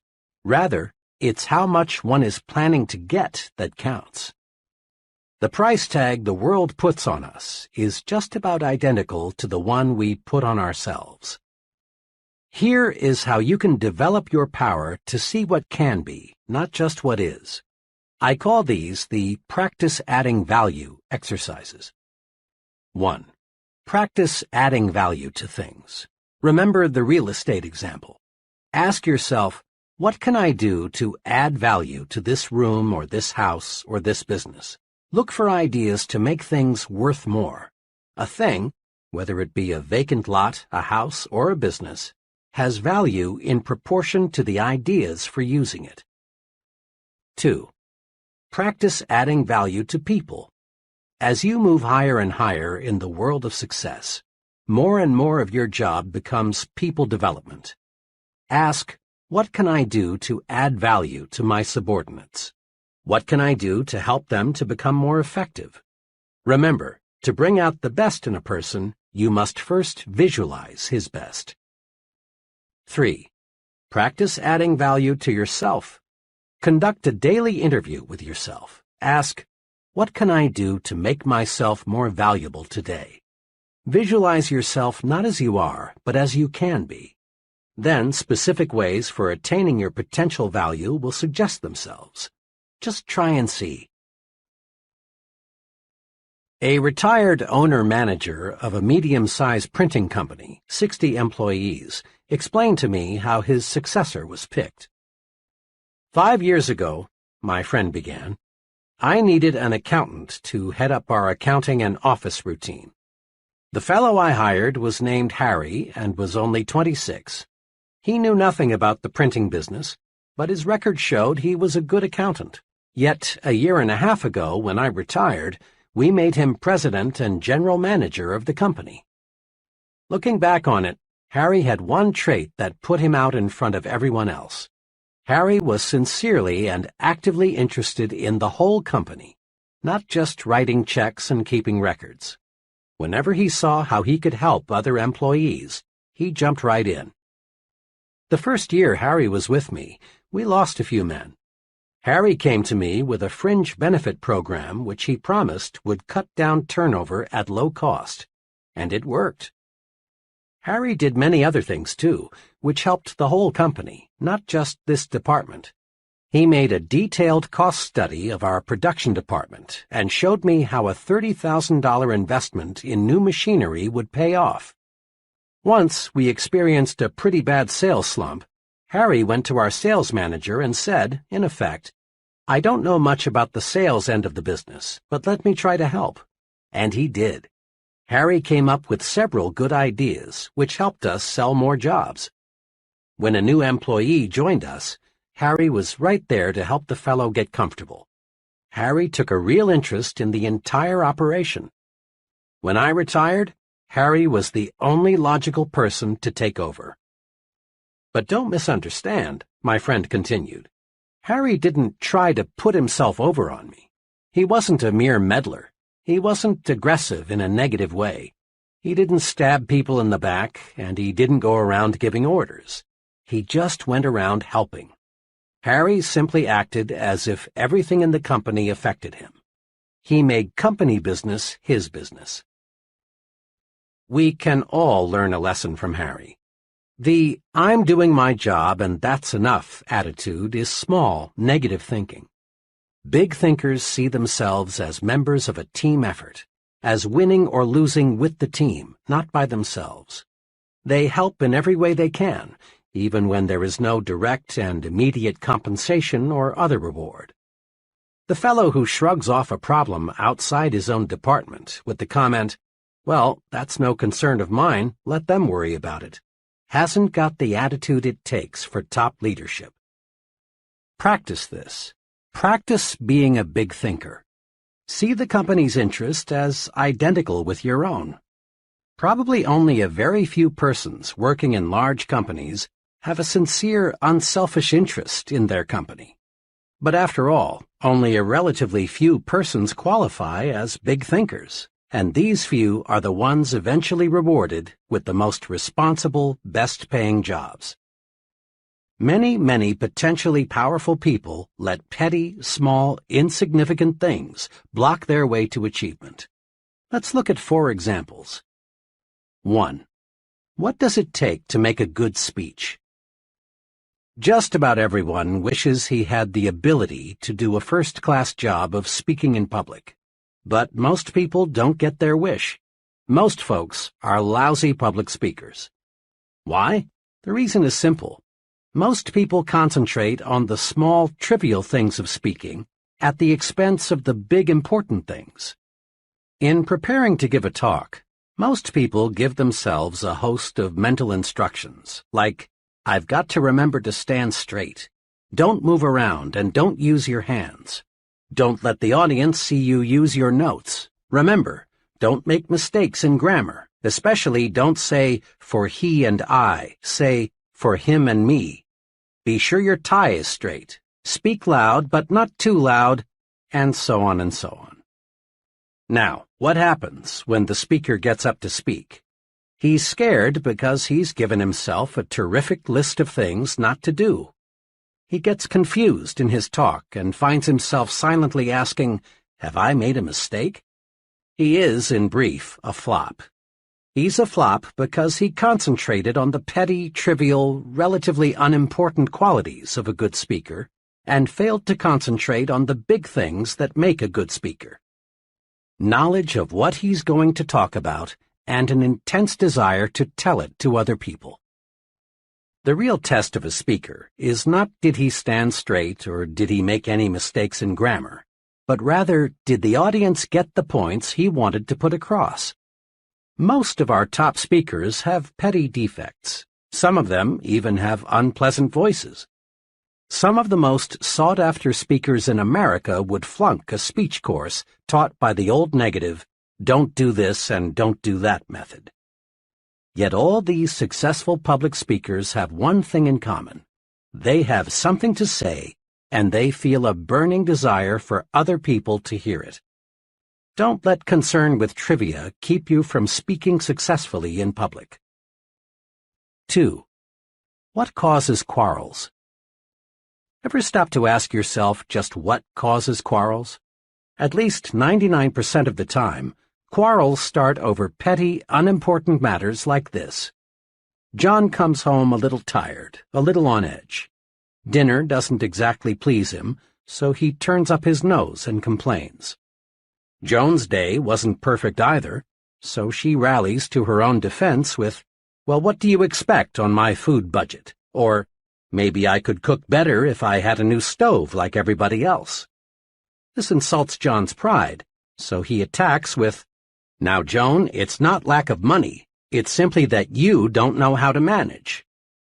And away they go. Before a truce is finally declared, all sorts of accusations are made by each party. In-laws, sex, money, premarital and postmarital promises, and other issues will be introduced. Both parties leave the battle nervous, tense. Nothing has been settled, and both parties have new ammunition to make the next quarrel more vicious. Little things, petty thinking, causes arguments. So, to eliminate quarrels, eliminate petty thinking. Here's a technique that works.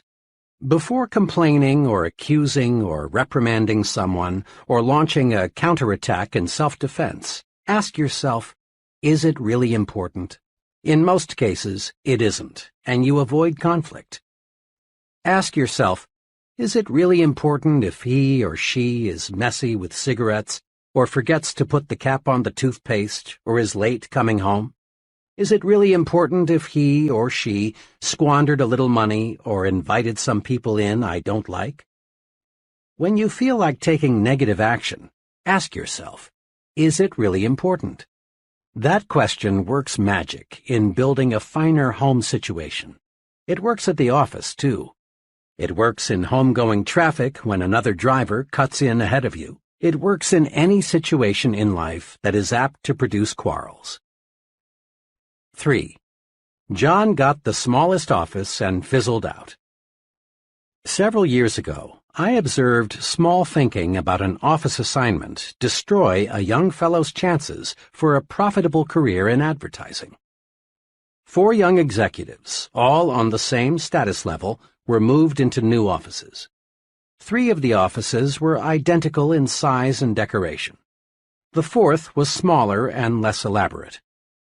J.M. was assigned the 4th office.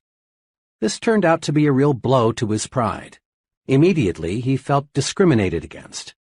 Negative thinking, resentment, bitterness, jealousy built up. JM began to feel inadequate.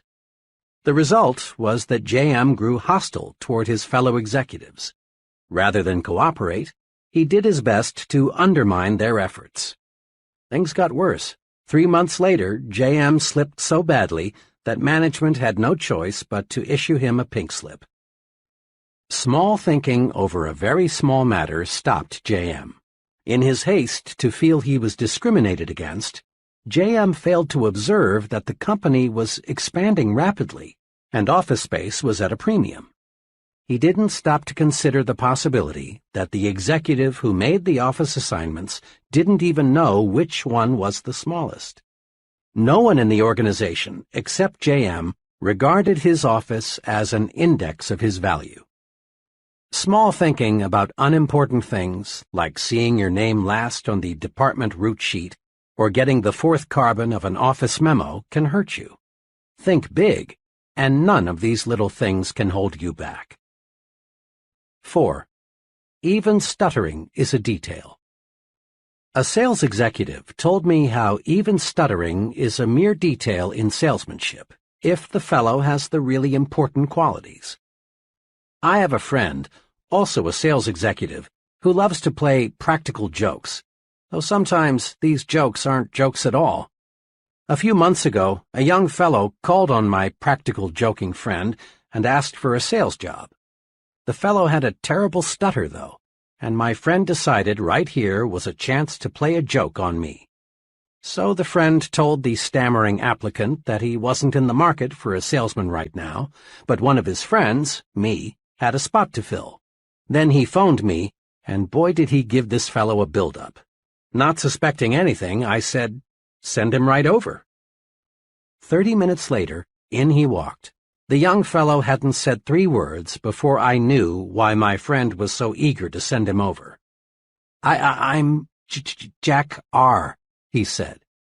"Mr. X sent me over to talk to you about a job." Almost every word was a struggle.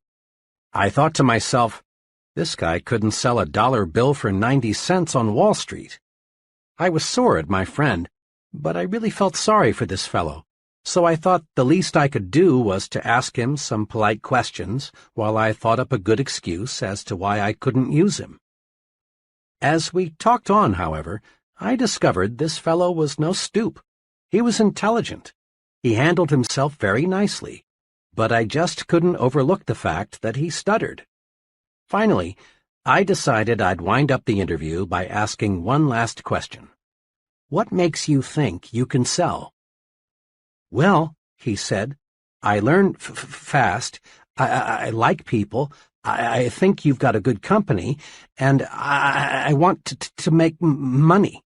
Now, I do have a speech impairment, but that doesn't bother me, so why should it bother anybody else?"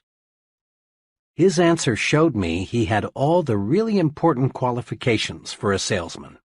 I decided right then to give him a chance, and you know, he's working out very well.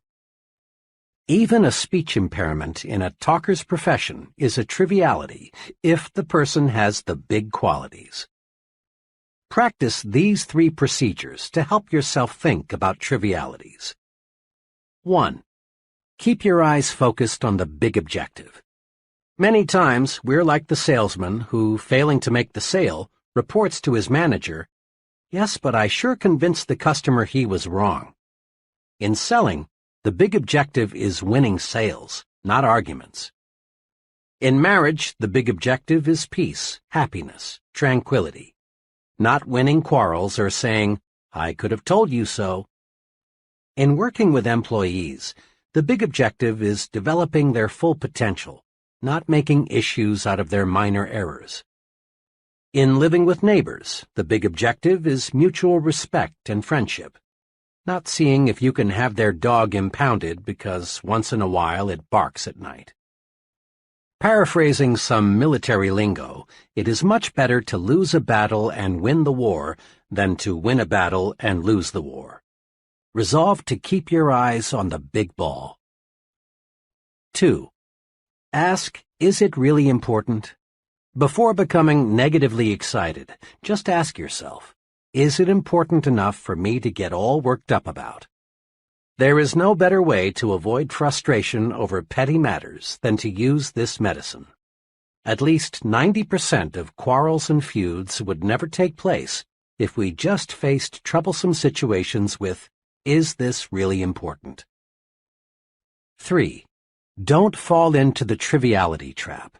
In making speeches, solving problems, counseling employees, think of those things that really matter, things that make the difference. Don't become submerged under surface issues. Concentrate on important things. Take this test to measure the size of your thinking. Here listed are several common situations of how petty thinkers and big thinkers see the same situation. Check yourself, then decide which will get me where I want to go, petty thinking or big thinking.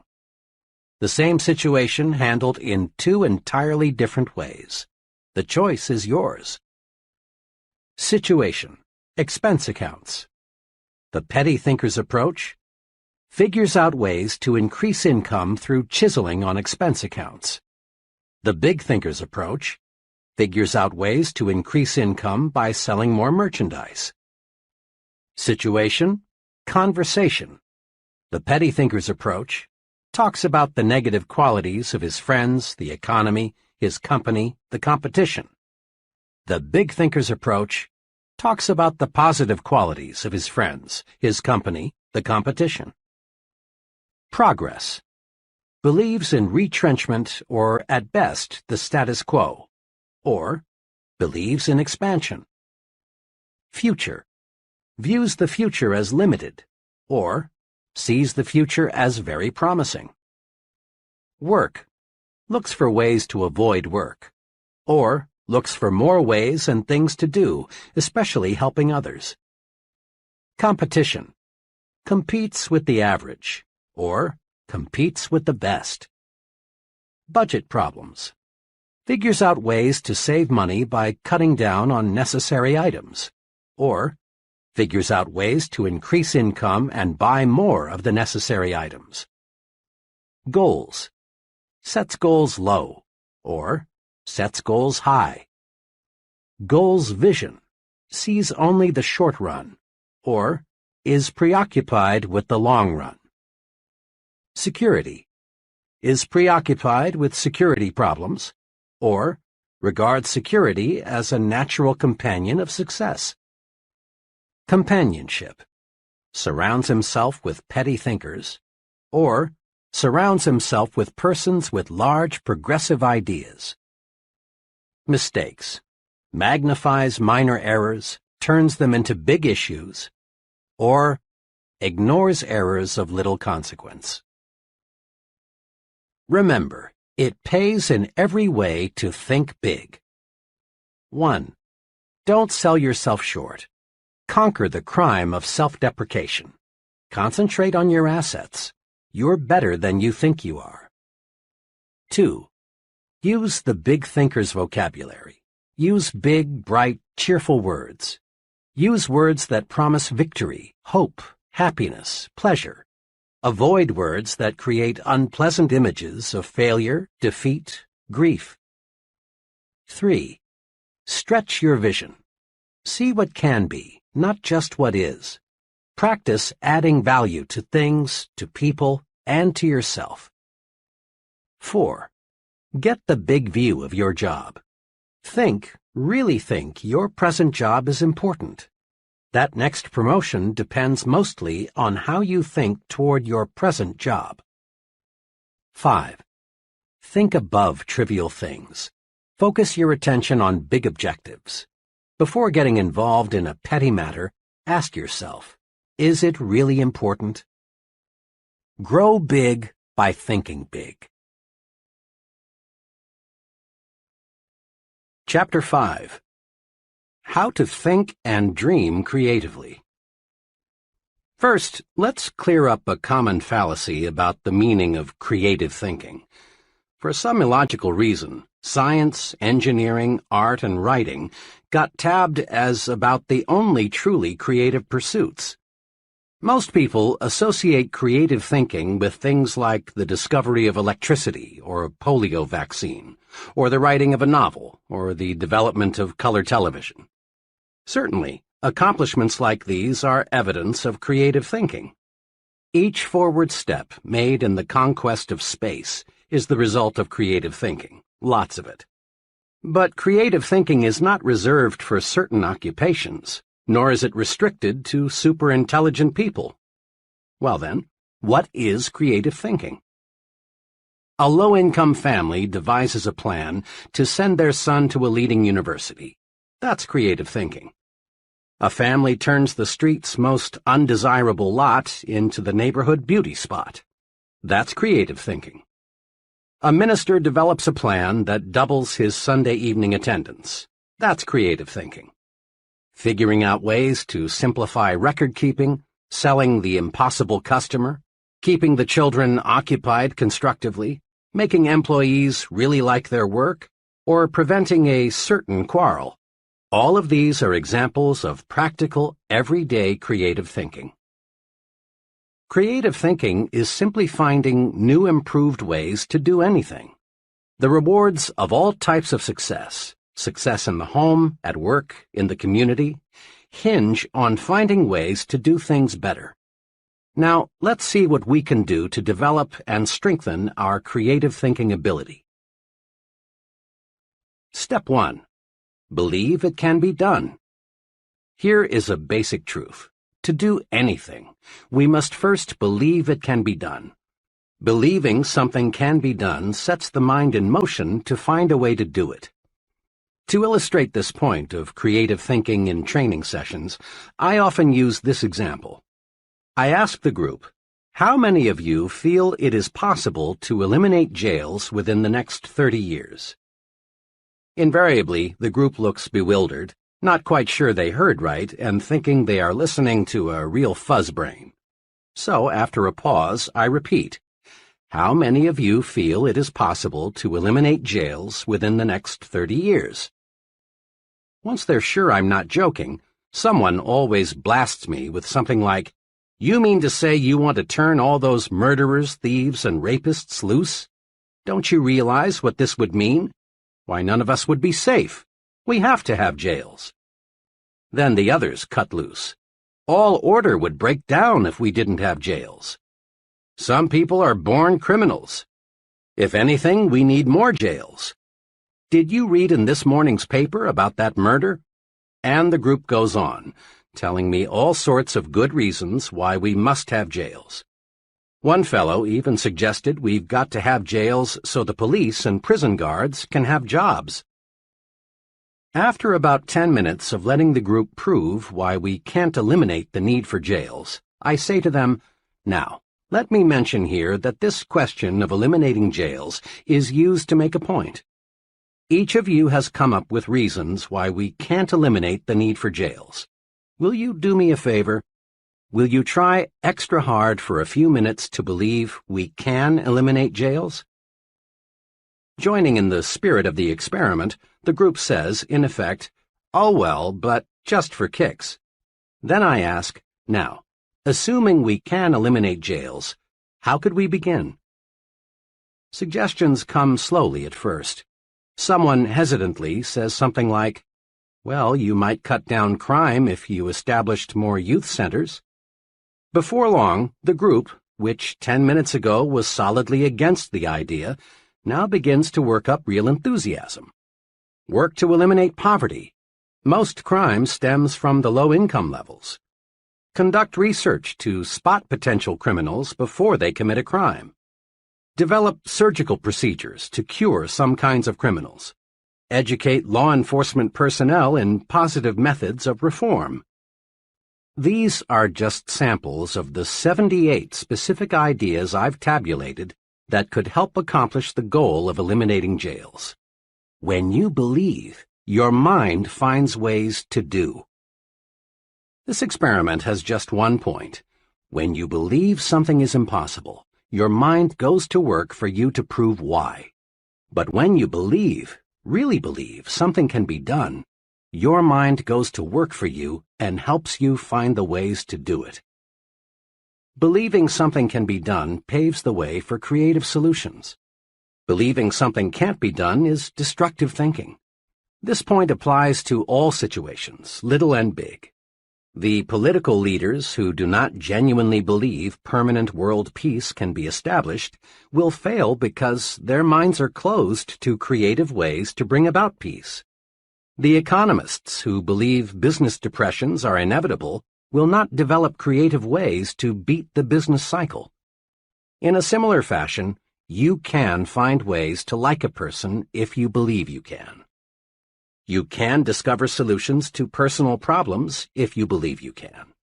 You can find a way to purchase that new, larger home if you believe you can. Belief releases creative powers. Disbelief puts the brakes on. Believe, and you'll start thinking constructively. Your mind will create a way if you let it. A little over 2 years ago, a young man asked me to help him find a job with more future.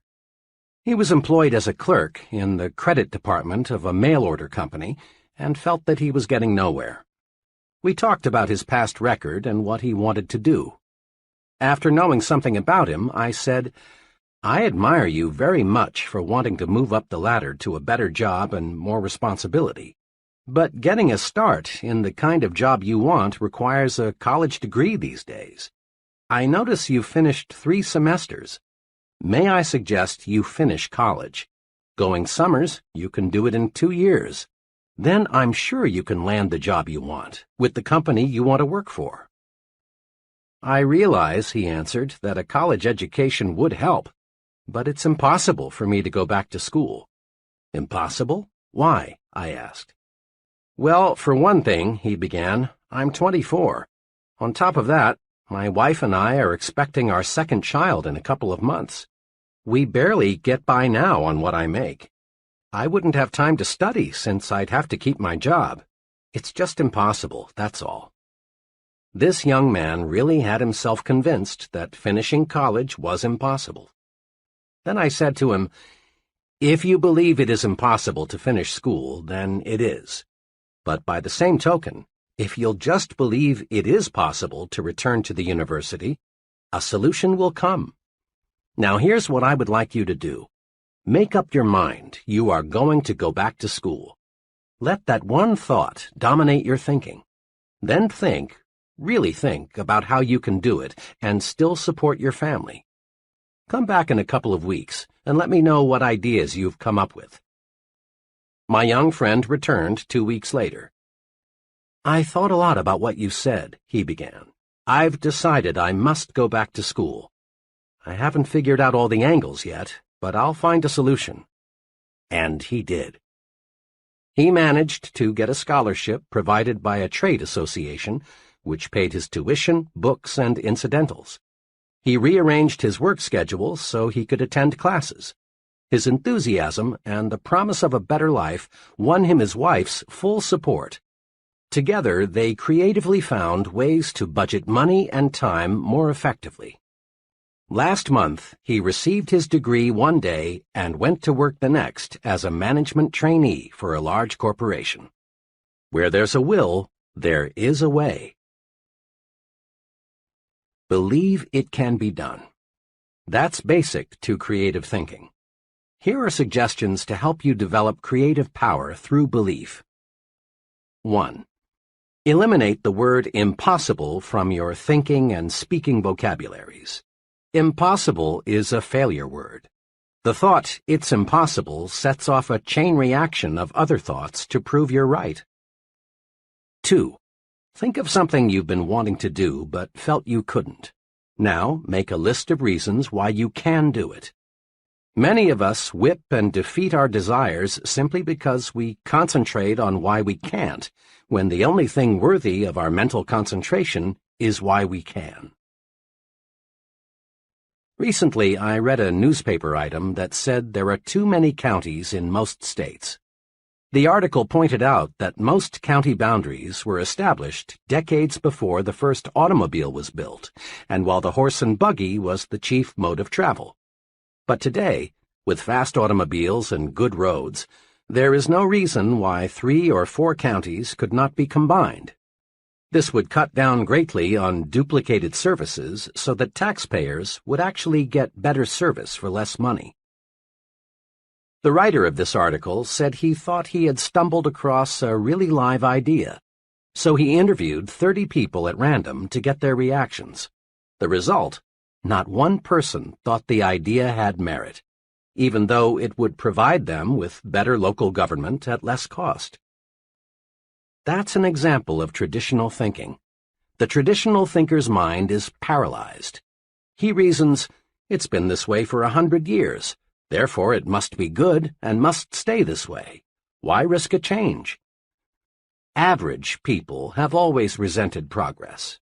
Many voiced a protest toward the automobile on the grounds that nature meant for us to walk or use horses.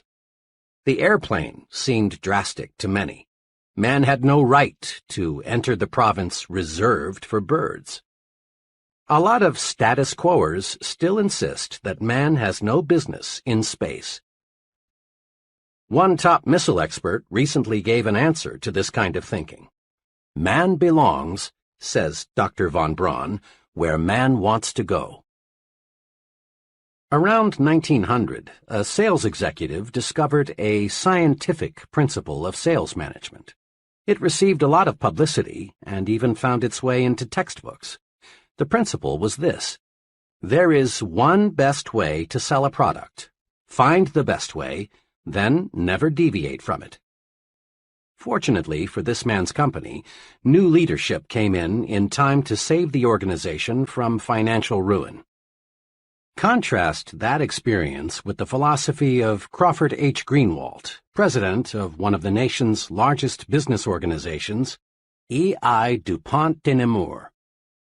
In a talk at Columbia University, Mr. Greenwald said, "There are many ways in which a good job can be done, as many ways, in fact, as there are men to whom the task is given.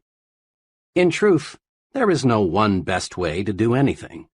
There is no one best way to decorate an apartment, landscape a lawn, make a sale, rear a child, or cook a steak. There are as many best ways as there are creative minds. Nothing grows in ice. If we let tradition freeze our minds, new ideas can't sprout. Make this test sometime soon. Propose one of these ideas to someone and then watch his behavior. 1. The postal system, long a government monopoly, should be turned over to private enterprise. 2. Presidential elections should be held every 2 or 6 years instead of 4. 3. Regular hours for retail stores should be 1 p.m. to 8 p.m. instead of 9 a.m. to 5:30 p.m. 4. The retirement age should be raised to 70. Whether these ideas are sound or practical is not the point. What is significant is how a person handles propositions like these. If he laughs at the idea and doesn't give it a second thought, and probably 95% will laugh at it, chances are he suffers from tradition paralysis. But the 1 in 20 who says, "That's an interesting idea, tell me more about it," has a mind that's turned to creativity. Traditional thinking is personal enemy number 1 for the person who is interested in a creative personal success program. Traditional thinking freezes your mind, blocks your progress, and prevents you from developing creative power. Here are 3 ways to fight it. 1. Become receptive to ideas. Welcome new ideas. Destroy these thought repellents. Won't work. Can't be done. It's useless. And it's stupid. A very successful friend of mine who holds a major position with an insurance company said to me, "I don't pretend to be the smartest guy in the business, but I think I am the best sponge in the insurance industry. I make it a point to soak up all the good ideas I can." 2. Be an experimental person. Break up fixed routines. Expose yourself to new restaurants, new books, new theaters, new friends. Take a different route to work someday. Take a different vacation this year. Do something new and different this weekend. If your work is in distribution, Develop an interest in production, accounting, finance, and the other elements of business. This gives you breadth and prepares you for larger responsibilities. 3. Be progressive, not regressive. Not, that's the way we did it where I used to work, so we ought to do it that way here, but how can we do it better than we did it where I used to work? Not backward, regressive thinking, but forward, progressive thinking. Because you got up at 5:30 a.m. to deliver papers or milk the cows when you were a youngster doesn't necessarily mean it's a good idea for you to require your children to do the same. Imagine what would happen to the Ford Motor Company if its management allowed itself to think, "This year we've built the ultimate in automobiles. Further improvement is impossible. Therefore, all experimental engineering and designing activities are hereby permanently terminated." Even the mammoth Ford Motor Company would shrivel fast with this attitude. Successful people, like successful businesses, live with these questions. How can I improve the quality of my performance? How can I do better?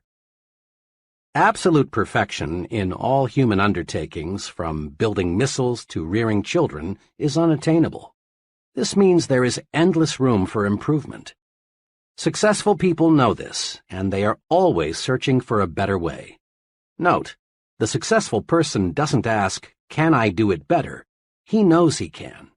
So he phrases the question, "How can I do it better?" A few months ago, a former student of mine, in business for just 4 years, opened her 4th hardware store. This was quite a feat, considering the young lady's small initial capital investment of only $3,500, strong competition from other stores, and the relatively short time she had been in business. I visited her new store shortly after it opened to congratulate her on the fine progress she had made. In an indirect way, I asked her how she was able to make a success of 3 stores and open a 4th one, when most merchants had to struggle to make a success of just 1 store. "Naturally," she answered, "I worked hard, but just getting up early and working late isn't responsible for the 4 stores. Most people in my business work hard. The main thing I attribute my success to is my self-styled weekly improvement program." "A weekly improvement program? Sounds impressive. How does it work?" I asked. "Well, it really isn't anything elaborate," she continued. "It's just a plan to help me do a better job as each week rolls around. To keep my forward thinking on the track, I've divided my job into 4 elements: customers, employees, merchandise, and promotion. All during the week, I make notes and jot down ideas as to how I can improve my business. Then, every Monday evening, I set aside 4 hours to review the ideas I've jotted down and figure out how to put the solid ones to use in the business. In this 4-hour period, I force myself to take a hard look at my operation. I don't simply wish more customers would shop in my store. Instead, I ask myself, what can I do to attract more customers? How can I develop regular, loyal customers? She went on describing numerous little innovations that made her first 3 stores so successful. Things like the way she arranged the merchandise within her stores, her suggestion selling technique that sold 2 out of 3 customers merchandise they had not planned to buy when they entered her stores, the credit plan she devised when many of her customers were out of work because of a strike, the contest she developed that boosted sales during a slack season. I ask myself, what can I do to improve my merchandise offerings? And I get ideas. Let me cite just one case. 4 weeks ago, it occurred to me that I should do something to get more youngsters into the store. I reasoned if I had something here to draw the kids to the store, I'd also draw more of the parents. I kept thinking about it, and then this idea came. Put in a line of small carded toys for children in the 4 to 8 age bracket. It's working. The toys take little space, and I make a nice profit on them. But most important, the toys have increased store traffic. "Believe me," she went on, "my weekly improvement plan works. Just by conscientiously asking myself, how can I do a better job, I find the answers. It's a rare Monday night that I don't come up with some plan or technique that makes that profit and loss statement look better. And I've learned something else, too, about successful merchandising.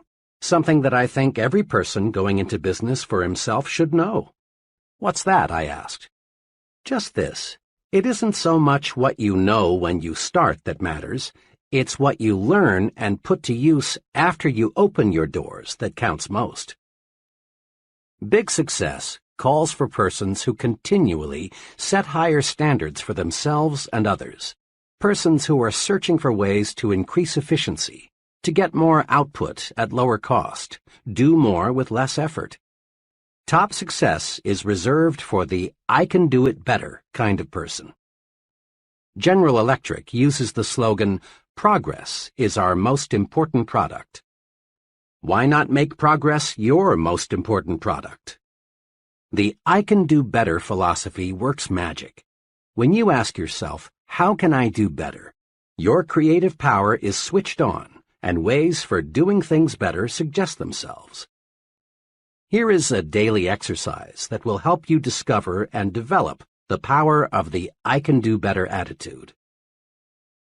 Each day before you begin work, devote 10 minutes to thinking, how can I do a better job today? Ask, what can I do today to encourage my employees? What special favor can I do for my customers? How can I increase my personal efficiency? This exercise is simple, but it works. Try it, and you'll find unlimited creative ways to win greater success. Just about every time my wife and I would get together with a certain couple, the conversation would turn to working wives. Mrs. S. had worked several years before her marriage, and she had genuinely liked it. But now, she'd say, I've got 2 youngsters in school, a home to manage, and meals to prepare. I simply haven't got time. Then, one Sunday evening, Mr. and Mrs. S. and their children were in an automobile accident. Mrs. S. and the youngsters escaped serious injury, but Mr. S. received a back injury that left him permanently disabled. Now, Mrs. S. had no choice but to go to work. When we saw her several months after the accident, we were amazed to find how well she had adjusted to her new responsibilities. You know, she said, 6 months ago I never dreamed I could possibly manage the house and work full-time. But after the accident, I just made up my mind that I had to find the time. Believe me, my efficiency has gone up 100%. I discovered a lot of things I was doing didn't need to be done at all. Then I discovered that the children could and wanted to help. I found dozens of ways to conserve time. Fewer trips to the store, less TV, less telephoning, less of those time killers. This experience teaches us a lesson. Capacity is a state of mind. How much we can do depends on how much we think we can do. When you really believe you can do more, your mind thinks creatively and shows you the way. A young bank executive related this personal experience about work capacity. One of the other executives in our bank left us with very short notice. This put our department on the spot. The fellow leaving had filled an important job, and his work couldn't be postponed or left undone. The day after he left, the vice president in charge of my department called me in. He explained to me that he had already talked individually to the 2 others in my group, asking them if they could divide the work of the man who had just left until a replacement could be found. Neither of them flatly refused, said the vice president, but each stated that he is up to his neck now with his own pressing work. I'm wondering if you could handle some of the overload temporarily? Throughout my working career, I've learned that it never pays to turn down what looks like an opportunity. So I agreed and promised to do my very best to handle all the vacated job as well as keep up with my own work. The vice president was pleased at this. I walked out of his office knowing I had taken on a big job. I was just as busy as the 2 others in my department who had wiggled out of this extra duty. but I was determined to find a way to handle both jobs. I finished up my work that afternoon, and when the offices were closed, I sat down to figure out how I could increase my personal efficiency. I got a pencil and started writing down every idea I could think of. And I came up with some good ones, like working out an arrangement with my secretary to channel all routine telephone calls to me during a certain hour each day, placing all outgoing calls during a certain hour, cutting my usual conference periods from 15 minutes to 10, giving all my dictation at one time each day. I also discovered my secretary could and was eager to take over a number of little time-consuming details for me. I had been handling my present job for over 2 years, and frankly, I was amazed to discover how much inefficiency I had let creep in. Within a week's time, I was dictating twice as many letters, handling 50% more phone calls, attending half again as many meetings, all with no strain. A couple more weeks passed. The vice president called me in. He complimented me on doing a fine job. He went on to say that he had looked over a number of people from both inside and outside the bank, but he had not yet found the right man. Then he confessed that he had already cleared with the bank's executive committee, and they had authorized him to combine the two jobs, put them both in my charge, and give me a substantial increase in salary. I proved to myself that how much I can do depends on how much I think I can do. Capacity is indeed a state of mind. Every day, it seems, this takes place in the fast-moving world of business. The boss calls in an employee and explains that a special task must be accomplished. Then he says, "I know you got a lot of work to do, but can you handle this?" Too often the employee replies, "I'm awfully sorry, but I'm all loaded down now. I wish I could take it on, but I'm just too busy." Under the circumstances, the boss doesn't hold it against the employee because it is extra duty, so to speak. But the boss realizes the task must be done, and he'll keep on looking until he finds an employee who is just as busy as the rest, but who feels he can take on more. And this employee is the fellow who will forge ahead. In business, in the home, in the community, the success combination is do what you do better, improve the quality of your output, and do more of what you do, increase the quantity of your output. Convinced it pays to do more and better? Then try this two-step procedure. 1. Eagerly accept the opportunity to do more. It's a compliment to be asked to take on a new responsibility.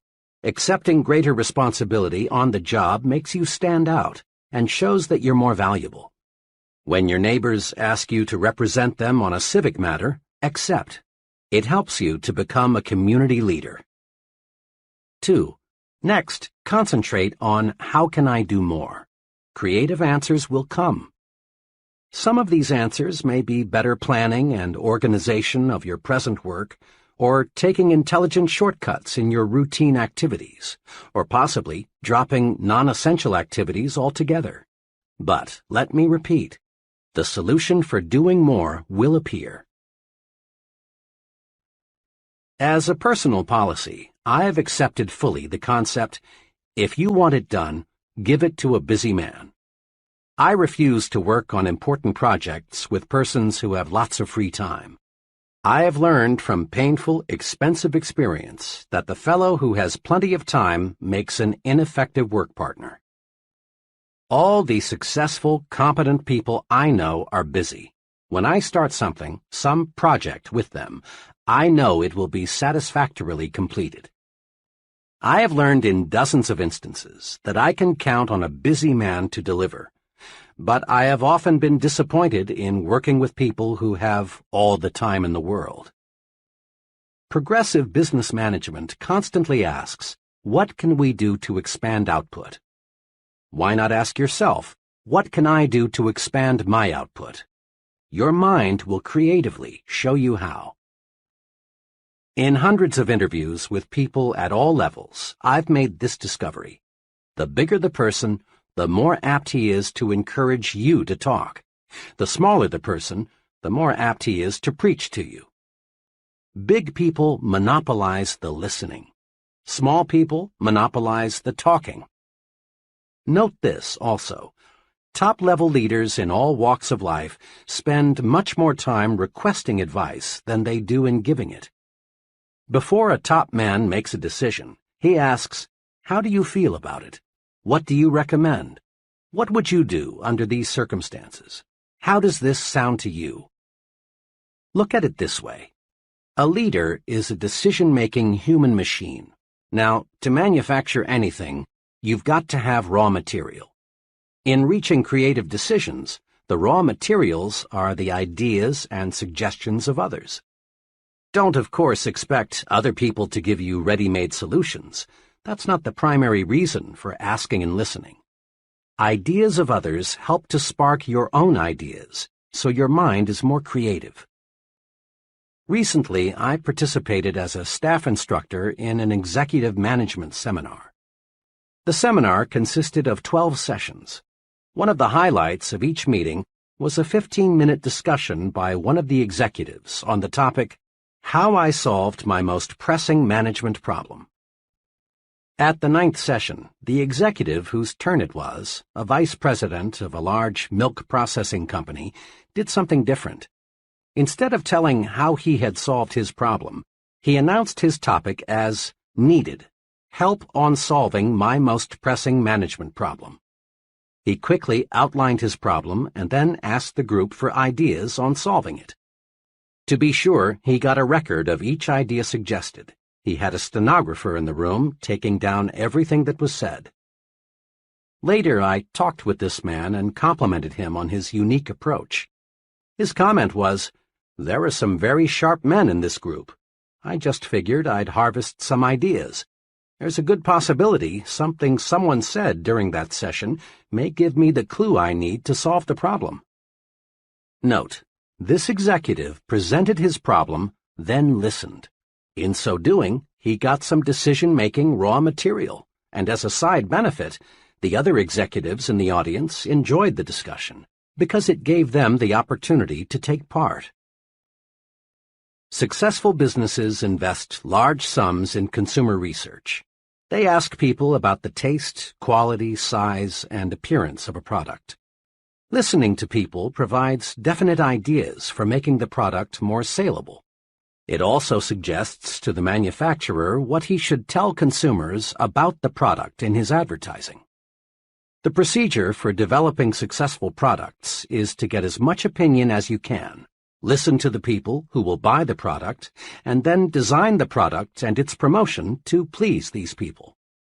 In an office recently, I noticed a sign that said, "To sell John Brown what John Brown buys, you've got to see things through John Brown's eyes."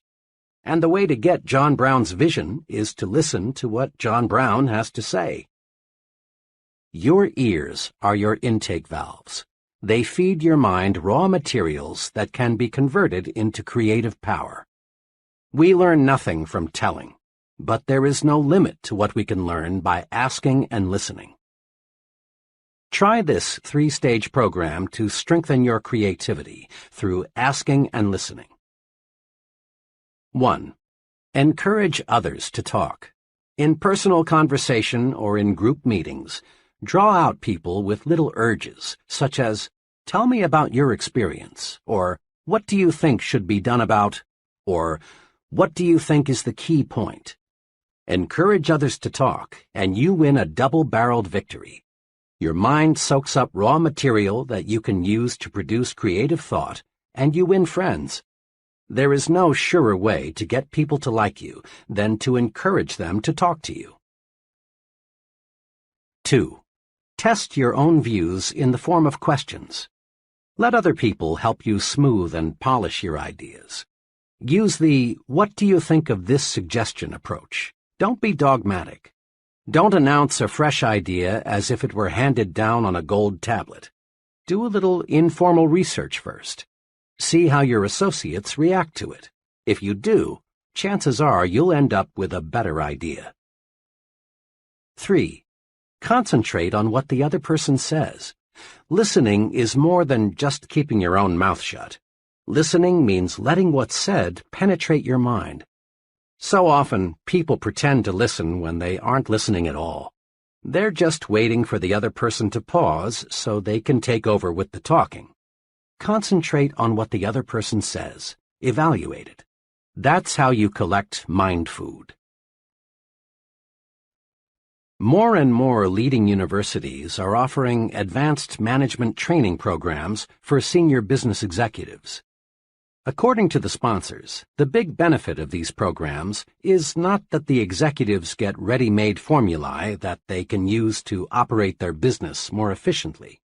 Rather, they benefit most from the opportunity to exchange and discuss new ideas. Many of these programs require the executives to live together in college dormitories, thus encouraging bull sessions.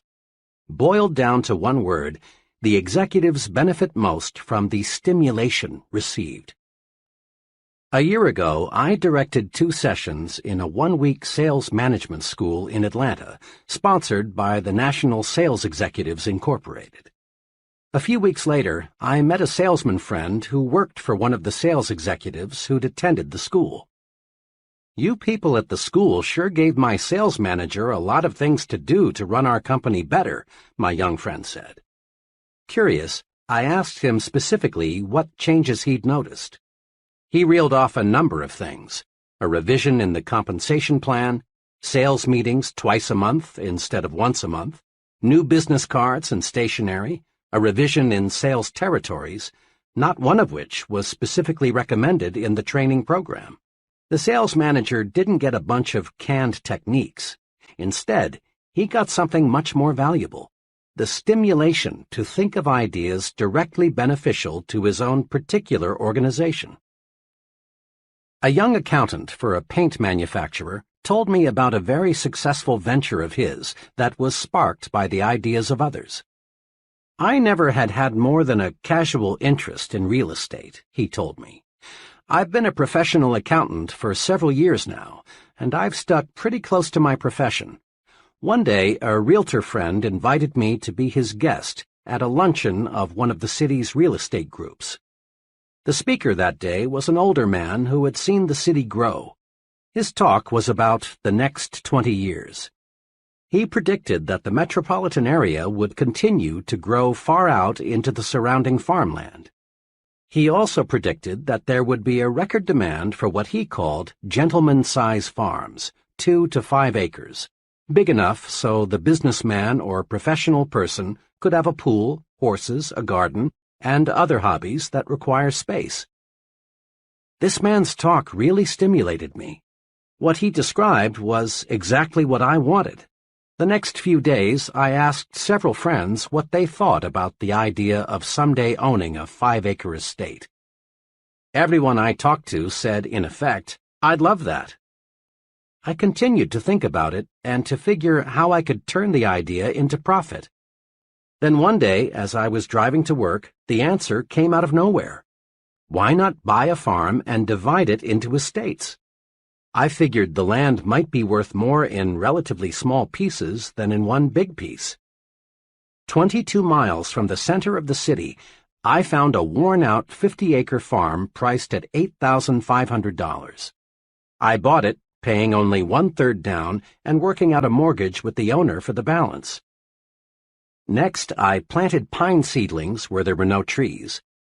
I did this because a real estate man, whom I feel knows his business, told me, "People want trees these days, lots of trees." I wanted my prospective buyers to see that in a few years their estate would be covered with beautiful pine trees. Then I got a surveyor to divide the 50 acres into 10 5-acre plots. Now I was ready to start selling. I got several mailing lists of young executives in the city and put on a small-scale direct mail campaign. I pointed out how for only $3,000, the price of a small city lot, they could buy an estate. I also described the potentials for recreation and wholesome living. In 6 weeks' time, working only evenings and on weekends, I sold all 10 plots.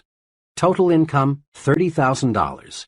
Total costs, including the land, advertising, surveying, and legal expenses, $10,400.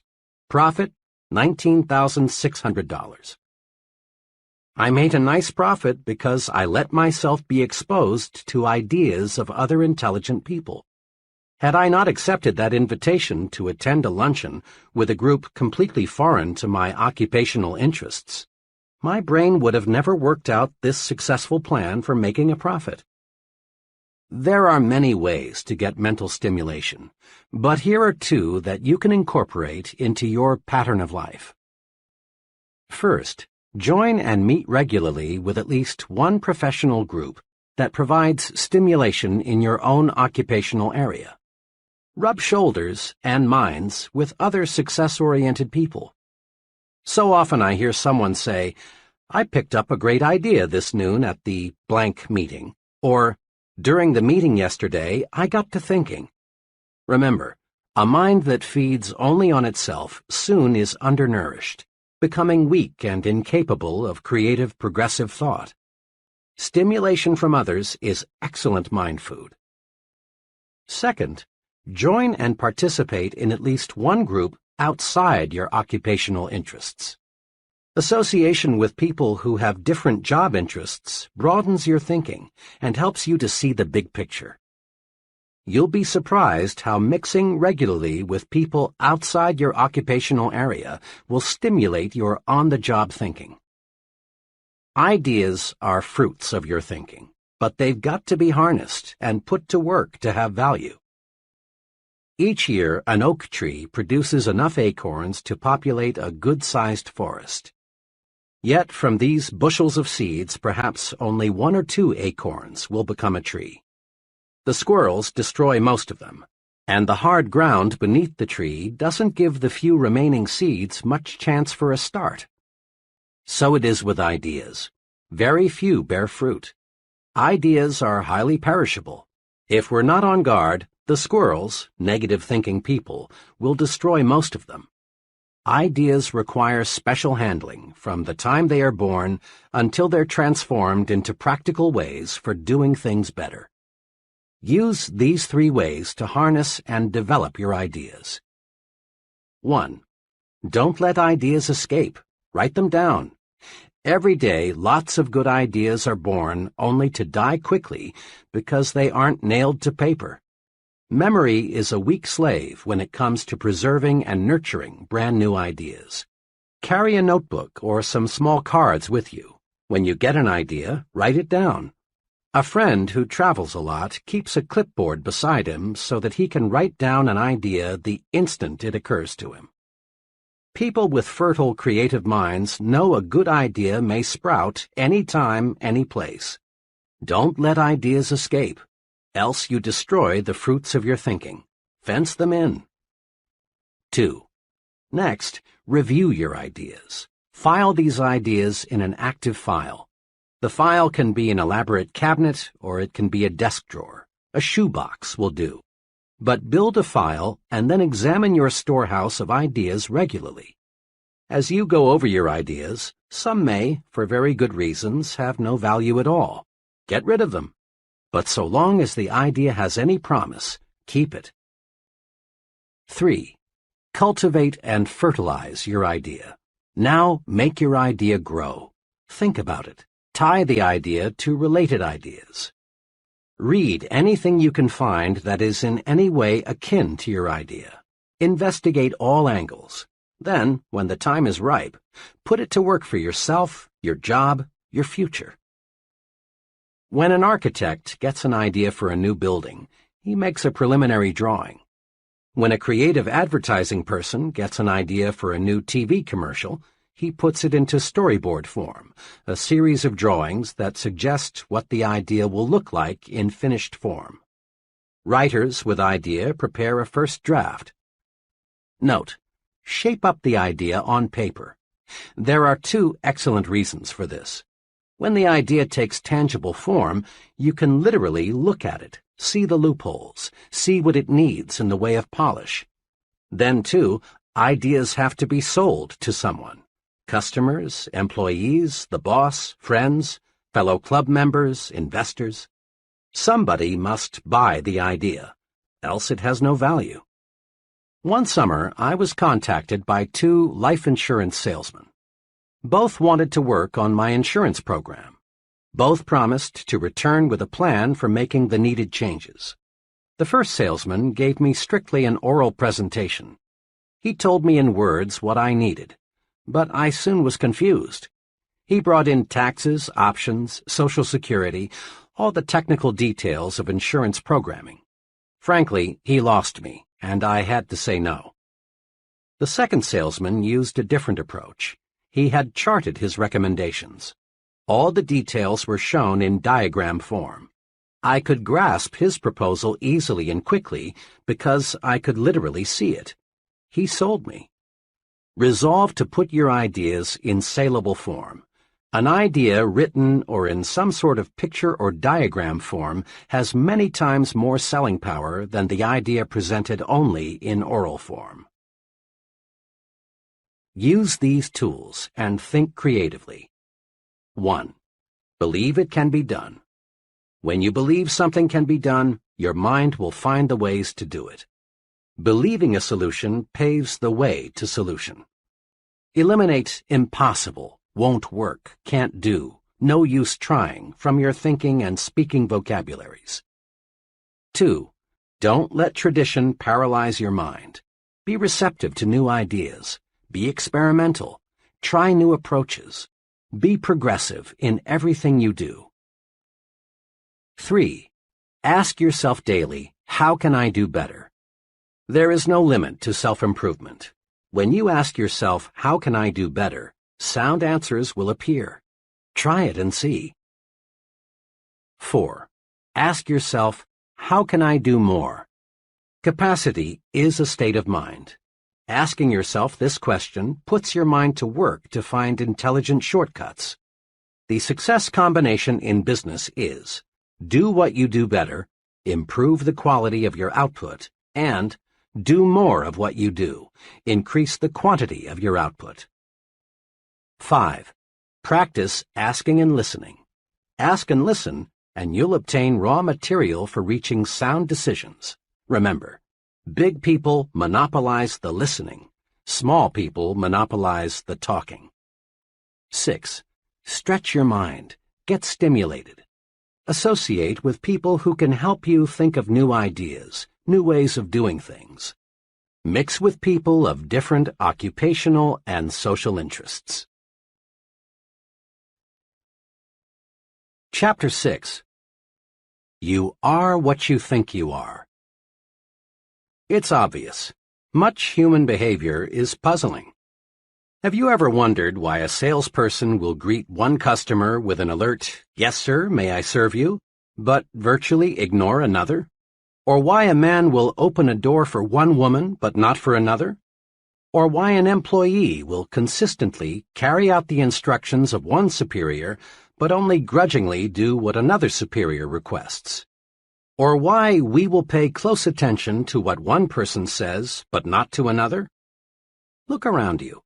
You'll observe some people receiving the "Hey, Mac" or "Hey, buddy" treatment, while others receive the sincere and important "Yes, sir" treatment. Watch. You'll observe that some people command confidence, loyalty, and admiration, while others do not. Look closer still, and you'll also observe that those persons who command the most respect are also the most successful. What is the explanation? It can be distilled into one word: thinking. Thinking does make it so. Others see in us what we see in ourselves. We receive the kind of treatment we think we deserve. Thinking does make it so. The fellow who thinks he is inferior, regardless of what his real qualifications may be, is inferior. For thinking regulates actions. If a man feels inferior, he acts that way, and no veneer of cover-up or bluff will hide this basic feeling for long. The person who feels he isn't important isn't. On the other side, a fellow who really thinks he is equal to the task is. To be important, we must think we are important, really think so. Then others will think so too. Here again is the logic. How you think determines how you act. How you act, in turn, determines how others react to you. Like other phases of your personal program for success, winning respect is fundamentally simple. To gain the respect of others, you must first think you deserve respect. And the more respect you have for yourself, the more respect others will have for you. Test this principle. Do you have much respect for the fellow on Skid Row? Of course not. Why? Because the poor fellow doesn't respect himself. He's letting himself rot away from lack of self-respect. Self-respect shows through in everything we do.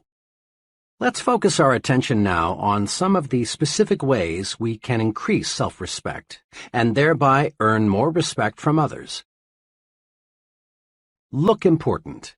It helps you think important. Rule. Remember, your appearance talks. Be sure it says positive things about you. Never leave home without feeling certain you look like the kind of person you want to be.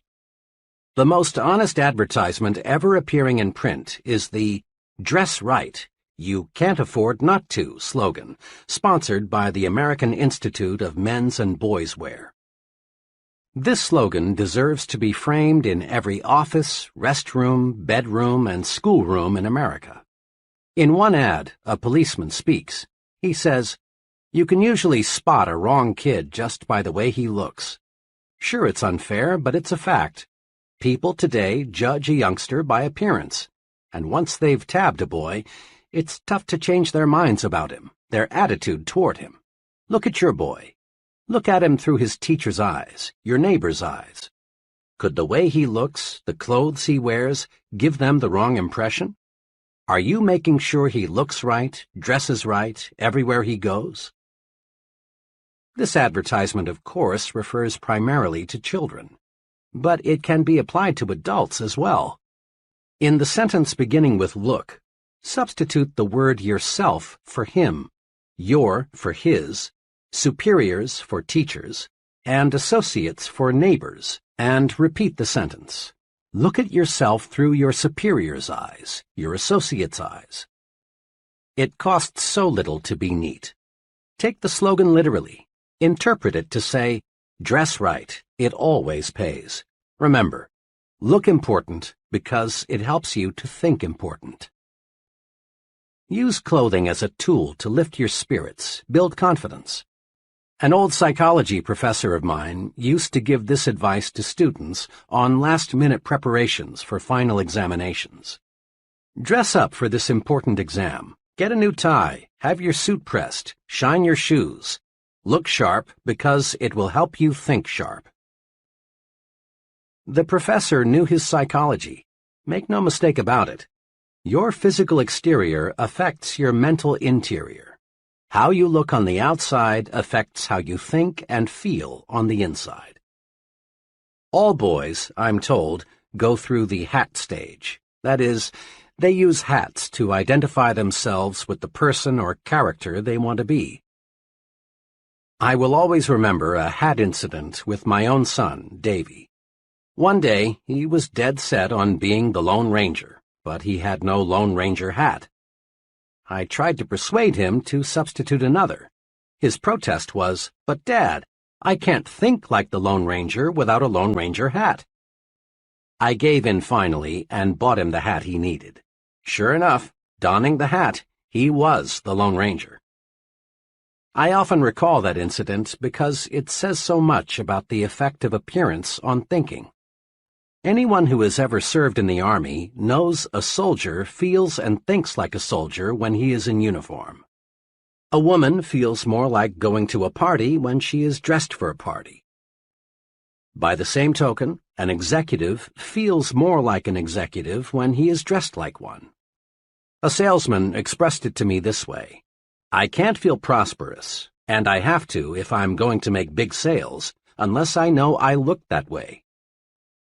Your appearance talks to you, but it also talks to others.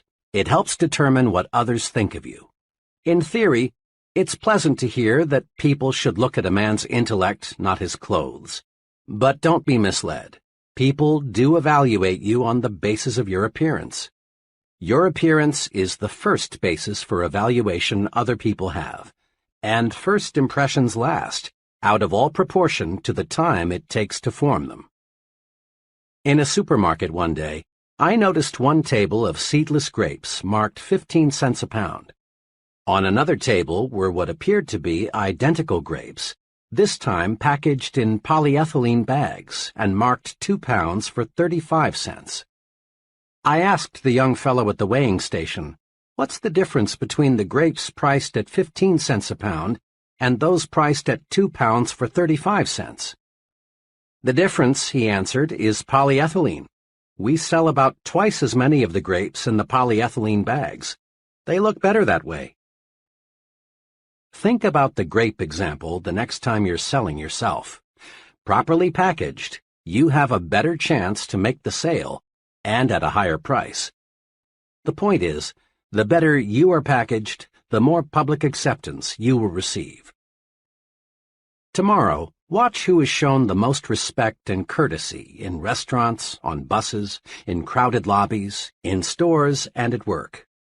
People look at another person, make a quick and often subconscious appraisal, and then treat them accordingly. We look at some people and respond with the "Hey, Mac" attitude. We look at others and respond with the "Yes, sir" feeling. Yes, a person's appearance definitely talks. The well-dressed person's appearance says positive things. It tells people, here is an important person, intelligent, prosperous, and dependable. This man can be looked up to, admired, trusted. He respects himself, and I respect him. The shabby-looking fellow's appearance says negative things. It says, here is a person who isn't doing well. He's careless, inefficient, unimportant. He's just an average person. He deserves no special consideration. He's used to being pushed around. When I stress respect your appearance in training programs, almost always I am asked the question, I'm sold, appearance is important, but how do you expect me to afford the kind of clothing that really makes me feel right and that causes others to look up to me? That question puzzles many people. It plagued me for a long time. But the answer is really a simple one. Pay twice as much and buy half as many. Commit this answer to memory, then practice it. Apply it to hats, suits, shoes, socks, coats, everything you wear. Insofar as appearance is concerned, quality is far more important than quantity. When you practice this principle, you'll find that both your respect for yourself and the respect of others for you will zoom upward. And you'll find you're actually ahead money-wise when you pay twice as much and buy half as many, because 1. Your garments will last more than twice as long because they are more than twice as good, and as a rule they will show quality as long as they last. 2. What you buy will stay in style longer. Better clothing always does. 3. You'll get better advice. Merchants selling $200 suits are usually much more interested in helping you find the garment that is just right for you than are merchants selling $100 suits. Remember, your appearance talks to you and it talks to others. Make certain it says, here is a person who has self-respect. He's important. Treat him that way. You owe it to others, but more important, you owe it to yourself to look your best. You are what you think you are. If your appearance makes you think you're inferior, you are inferior. If it makes you think small, you are small. Look your best, and you will think and act your best. Think your work is important. There's a story often told about the job attitudes of 3 bricklayers. It's a classic, so let's go over it again. When asked, what are you doing? The first bricklayer replied, laying brick. The second answered, making $9.30 an hour. And the third said, me? Why, I'm building the world's greatest cathedral. Now, the story doesn't tell us what happened to these bricklayers in later years, but what do you think happened? chances are that the first two bricklayers remained just that, bricklayers. They lacked vision. They lacked job respect. There was nothing behind them to propel them forward to greater success. But you can wager every cent you have the bricklayer who visualized himself as building a great cathedral did not remain a bricklayer. Perhaps he became a foreman, or perhaps a contractor, or possibly an architect. He moved forward and upward. Why? Because thinking does make it so. Bricklayer number 3 was tuned to thought channels that pointed the way to self-development in his work. Job thinking tells a lot about a person and his potential for larger responsibility. A friend who operates a personnel selection firm said this to me recently. One thing we always look for in appraising a job applicant for a client is how the applicant thinks about his present job. We are always favorably impressed when we find that an applicant thinks his present job is important, even though there may be something about it he doesn't like. Why? Simply this. If the applicant feels his present job is important, odds are that he will take pride in his next job too. We've found an amazingly close correlation between a person's job respect and his job performance. Like your appearance, the way you think toward your work says things about you to your superiors, associates, and subordinates. In fact, to everyone with whom you come in contact. A few months ago, I spent several hours with a friend who is personnel director for an appliance manufacturer. We talked about building men. He explained his personnel audit system and what he had learned from it. We have about 800 non-production people, he began. Under our personnel audit system, an assistant and I interview each employee every 6 months. Our purpose is simple. We want to learn how we can help him in his job. We think this is a good practice because each person working with us is important, else he wouldn't be on the payroll. We are careful not to ask the employees any point-blank questions. Instead, we encourage him to talk about whatever he wants to. We aim to get his honest impressions. After each interview, we fill out a rating form on the employee's attitudes toward specific aspects of his job. Now here's something I've learned, he went on. Our employees fit into one of 2 categories, Group A and Group B, on the basis of how they think toward their jobs.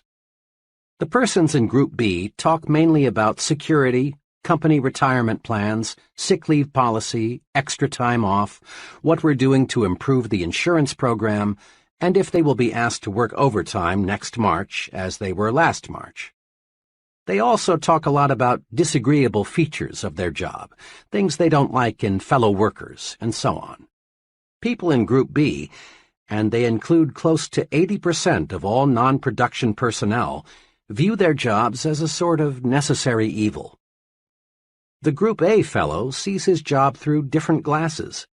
He is concerned about his future and wants concrete suggestions on what he can do to make faster progress. He doesn't expect us to give him anything except a chance. The Group A people think on a broader scale. They make suggestions for improving the business. They regard these interviews in my office as constructive. But the Group B people often feel our personnel audit system is just a brainwashing affair, and they're glad to get it over with. Now, there's a way I check attitudes and what they mean to job success. All recommendations for promotions, pay increases, and special privileges are channeled to me by the employee's immediate supervisor. Almost invariably, it's a Group A person who was recommended. And again, almost without exception, problems come from the Group B category. The biggest challenge in my job, he said, is to try and help people move from Group B to Group A. It's not easy, though, because until a person thinks his job is important and thinks positively about it, he can't be helped. This is concrete evidence that you are what you think you are, what your thought power directs you to become. Think you're weak, think you lack what it takes, think you will lose, think you are second class. Think this way, and you are doomed to mediocrity. But think instead, I am important. I do have what it takes. I am a first-class performer. My work is important. Think this way, and you're headed straight to success. The key to winning what you want lies in thinking positively toward yourself. The only real basis other people have for judging your abilities is your actions, and your actions are controlled by your thoughts. You are what you think you are. Wear the shoes of a supervisor for a few moments and ask yourself which person you would recommend for a raise or a promotion. 1. The secretary who, when the executive is out of the office, spends her time reading magazines, or the secretary who uses such time to do the many little things that help the executive to accomplish more when he returns. 2. The employee who says, "Oh well, I can always get another job. If they don't like the way I do my work, I'll just quit." Or the employee who views criticism constructively and sincerely tries to do higher quality work. 3. The salesman who tells a customer, "Oh, I just do what they tell me to do. They said come out and see if you need anything." Or the salesman who says, "Mr. Brown, I'm here to help you." 4. The foreman who says to an employee, "To tell you the truth, I don't like my job much. Those guys up top give me a pain in the neck. I don't know what they're talking about half the time." Or the supervisor who says, "You've got to expect some unpleasantness on any job. But let me assure you, the men in the front office are on the ball. They'll do right by us." Isn't it obvious why many people stay at one level all their lives? Their thinking alone keeps them there. An advertising executive once told me about his agency's informal training to break in new, inexperienced men. "As company policy," he said, "we feel the best initial training is to start the young fellow, who incidentally is usually a college graduate, as a mailboy. We don't do this, of course, because we feel a fellow needs 4 years of college to take mail from one office to another. Our purpose is to give the new fellow maximum exposure to the many varied things which must be done in agency work. After he knows his way around, we give him an assignment.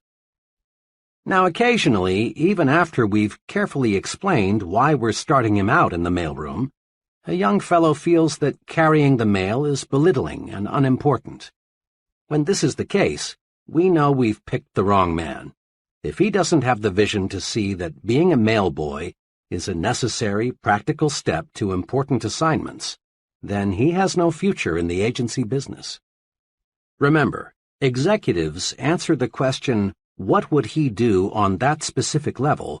by first answering the question, "What kind of job is he doing where he is now?" Here is some logic, sound, straight, and easy. Listen to it a few times before you continue. A person who thinks his job is important receives mental signals on how to do his job better. And a better job means more promotions, more money, more prestige, more happiness. We've all noticed how children quickly pick up the attitudes, habits, fears, and preferences of their parents. Whether it be food preferences, mannerisms, religious and political views, or any other type of behavior, the child is a living reflection of how his parents or guardians think, for he learns through imitation. And so do adults. People continue to imitate others throughout life, and they imitate their leaders and supervisors. Their thoughts and actions are influenced by these people. You can check this easily. Study one of your friends and the person he works for, and note the similarities in thinking and action. Here are some of the ways your friend may imitate his boss or other associate: slang and word choice, the way he smokes cigarettes, some facial expressions and mannerisms, choice of clothing, and automobile preferences. There are many, many more, of course. Another way to note the power of imitation is to observe the attitudes of employees and compare them with those of the chief. When the chief is nervous, tense, worried, His close associates reflect similar attitudes. But when Mr. Chief is on top, feeling good, so are his employees. The point is this: the way we think toward our jobs determines how our subordinates think toward their jobs. The job attitudes of our subordinates are direct reflections of our own job attitudes. It's well to remember that our points of superiority and weakness show up in the behavior of those who report to us, just as a child reflects the attitudes of his parents. Consider just one characteristic of successful people: enthusiasm. Ever notice how an enthusiastic salesperson in a department store gets you, the customer, more excited about the merchandise? Or have you observed how an enthusiastic minister or other speaker has a wide-awake, alert, enthusiastic audience? If you have enthusiasm, those around you will have it too. But how does one develop enthusiasm? The basic step is simple. Think enthusiastically. Build in yourself an optimistic, progressive glow, a feeling that this is great and I'm 100% for it. You are what you think. Think enthusiasm and you'll be enthusiastic. To get high-quality work, be enthusiastic about the job you want done.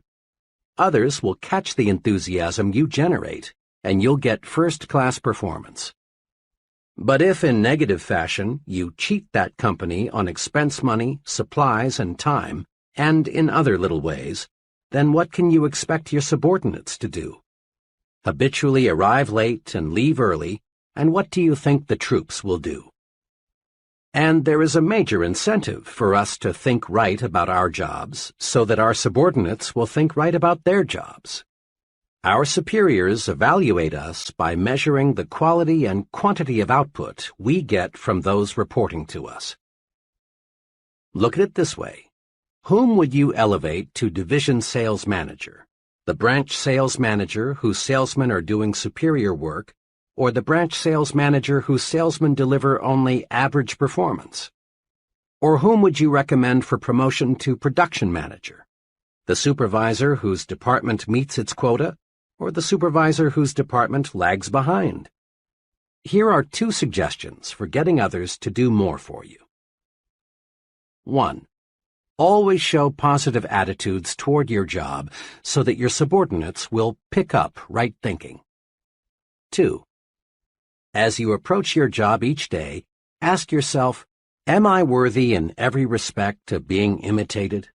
Are all my habits such that I would be glad to see them in my subordinates? Give yourself a pep talk several times daily.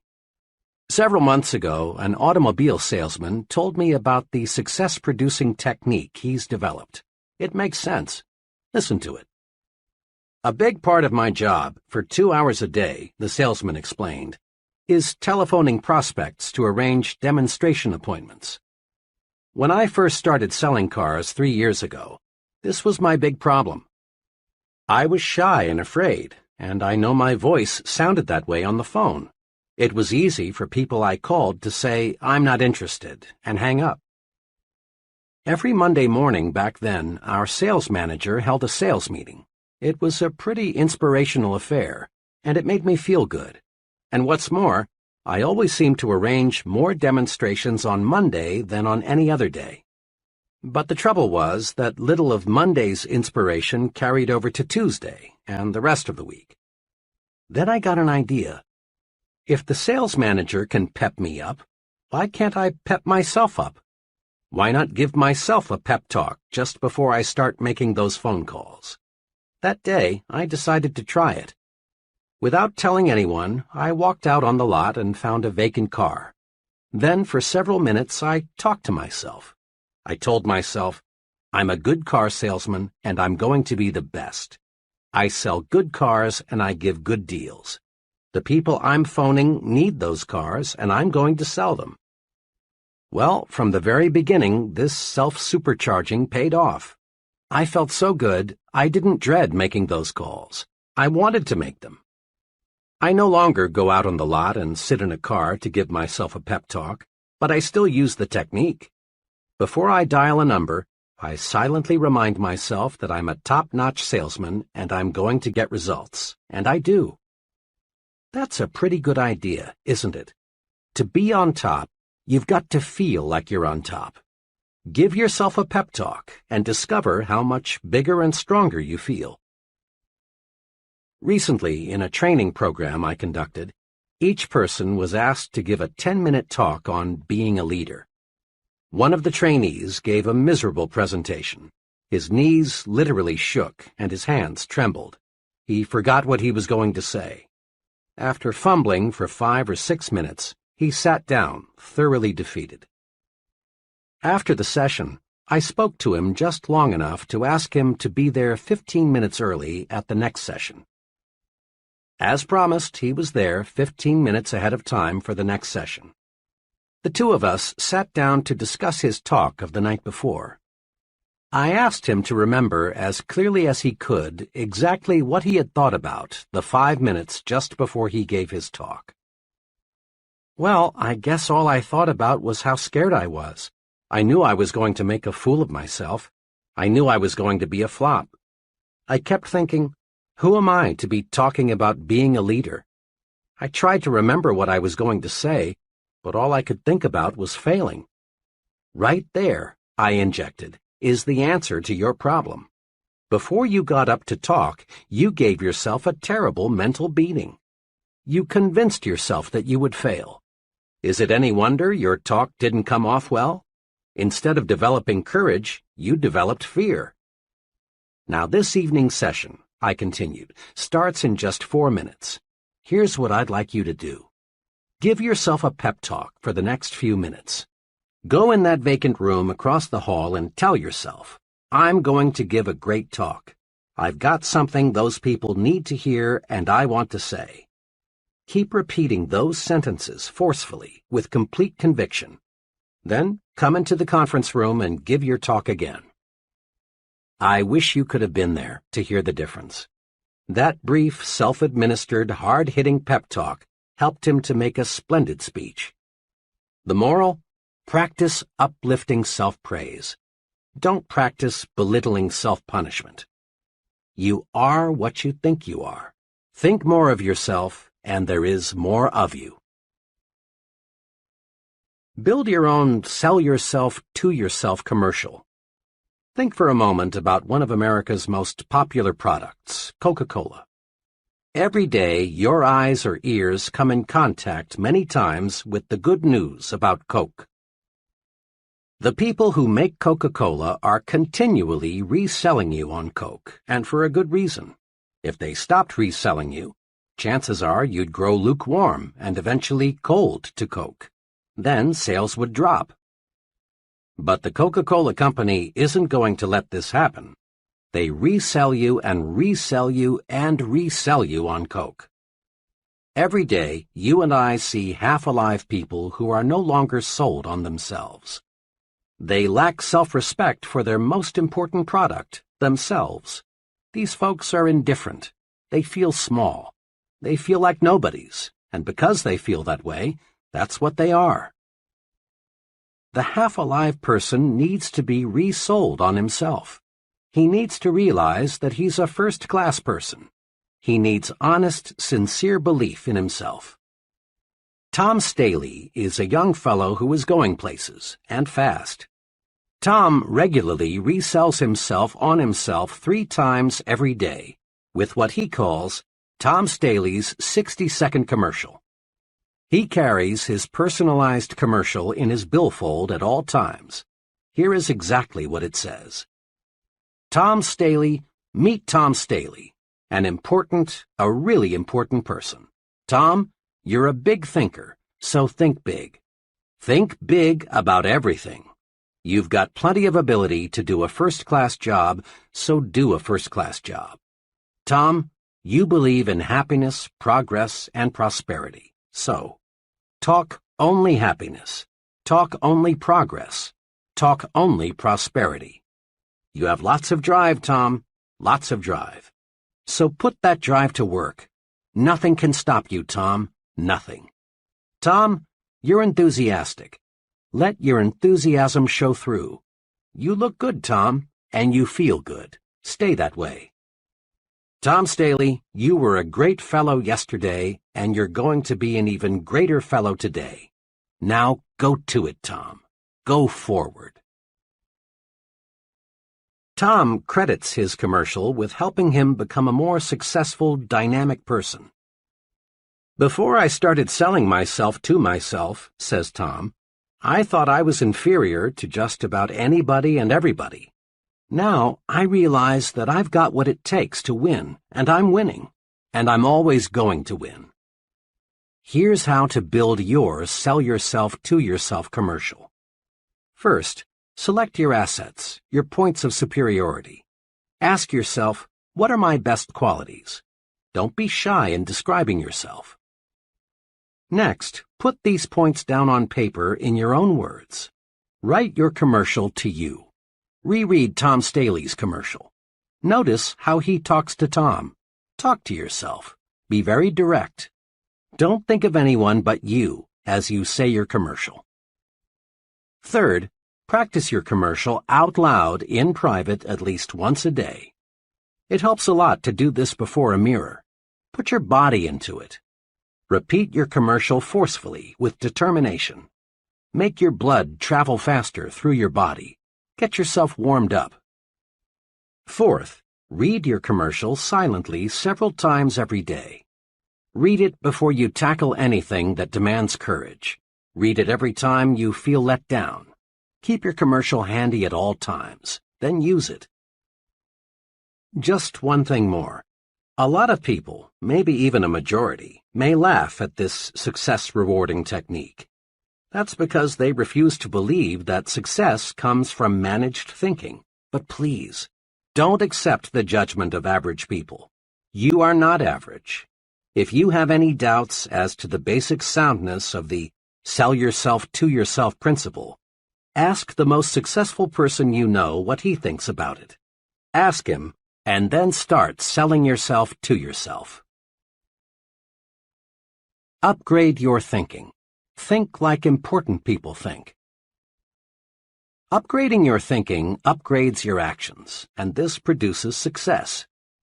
Here is an easy way to help you make more of yourself by thinking like important people think. Use the following form as a guide. How am I thinking checklist. Situation, when I worry. Ask yourself, would an important person worry about this? Would the most successful person I know be disturbed about this? Situation, an idea. Ask yourself, what would an important person do if he had this idea? Situation, my appearance. Ask yourself, do I look like someone who has maximum self-respect? Situation, my language. Ask yourself, am I using the language of successful people? Situation, what I read. Ask yourself, would an important person read this? Situation, conversation. Ask yourself, is this something successful people would discuss? Situation, when I lose my temper.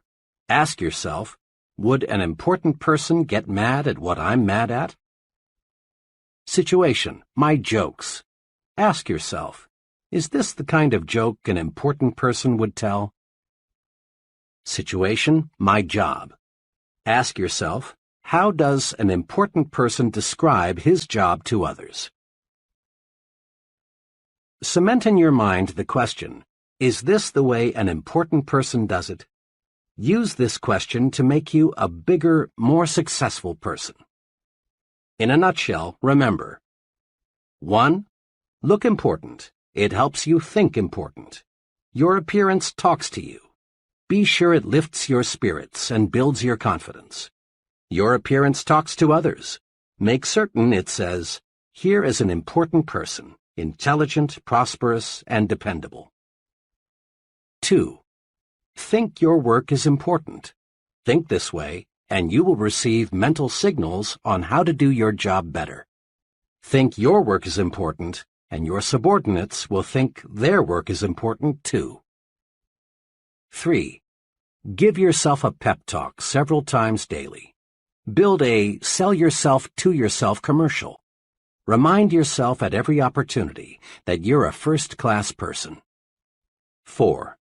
In all of life's situations, ask yourself, is this the way an important person thinks? Then, obey the answer. Chapter 7. Manage your environment. Go first class. Your mind is an amazing mechanism. When your mind works one way, it can carry you forward to outstanding success. But the same mind, operating in a different manner, can produce a total failure. The mind is the most delicate, most sensitive instrument in all creation. Let's look now and see what makes the mind think the way it does. Millions of people are diet conscious. We're a calorie-counting nation. We spend millions of dollars on vitamins, minerals, and other dietary supplements. And we all know why. Through nutritional research, we've learned that the body reflects the diet fed the body. Physical stamina, resistance to disease, body size, even how long we live are all closely related to what we eat. The body is what the body is fed. By the same token, the mind is what the mind is fed. Mind food, of course, doesn't come in packages, and you can't buy it at the store. Mind food is your environment, all the countless things that influence your conscious and subconscious thought. The kind of mind food we consume determines our habits, attitudes, personality. Each of us inherited a certain capacity to develop. But how much of that capacity we have developed, and the way we have developed that capacity, depends on the kind of mind food we feed it. The mind reflects what its environment feeds it, just as surely as the body reflects the food you feed it. Have you ever thought what kind of person you would be had you been reared in some foreign country instead of the United States? What kinds of foods would you prefer? Would your preferences for clothing be the same? What sort of entertainment would you like the most? What kind of work would you be doing? What would your religion be? You can't, of course, be sure of the answers to these questions, but chances are you would be a materially different person had you grown up in a different country. Why? Because you would have been influenced by a different environment. As the saying goes, you are a product of your environment. Mark it well. Environment shapes us, makes us think the way we do. Try to name just one habit or one mannerism you have that you did not pick up from other people. Relatively minor things, like the way we walk, cough, hold a cup.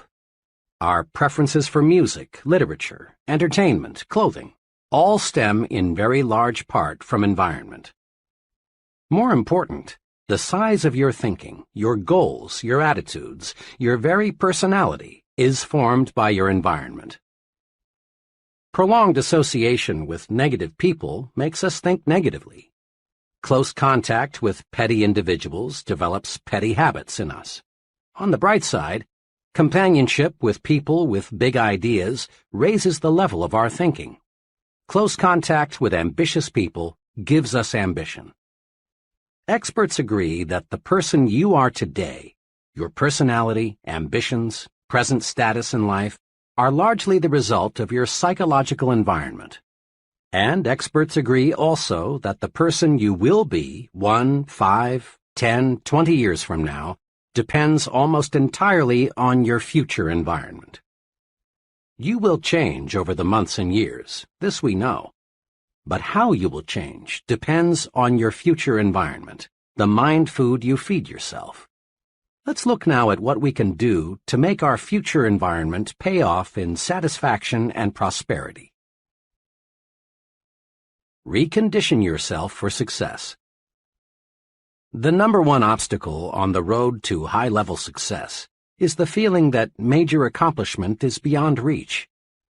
This attitude stems from many, many suppressive forces that direct our thinking toward mediocre levels. To understand these suppressive forces, let's go back to the time we were children. As children, all of us set high goals.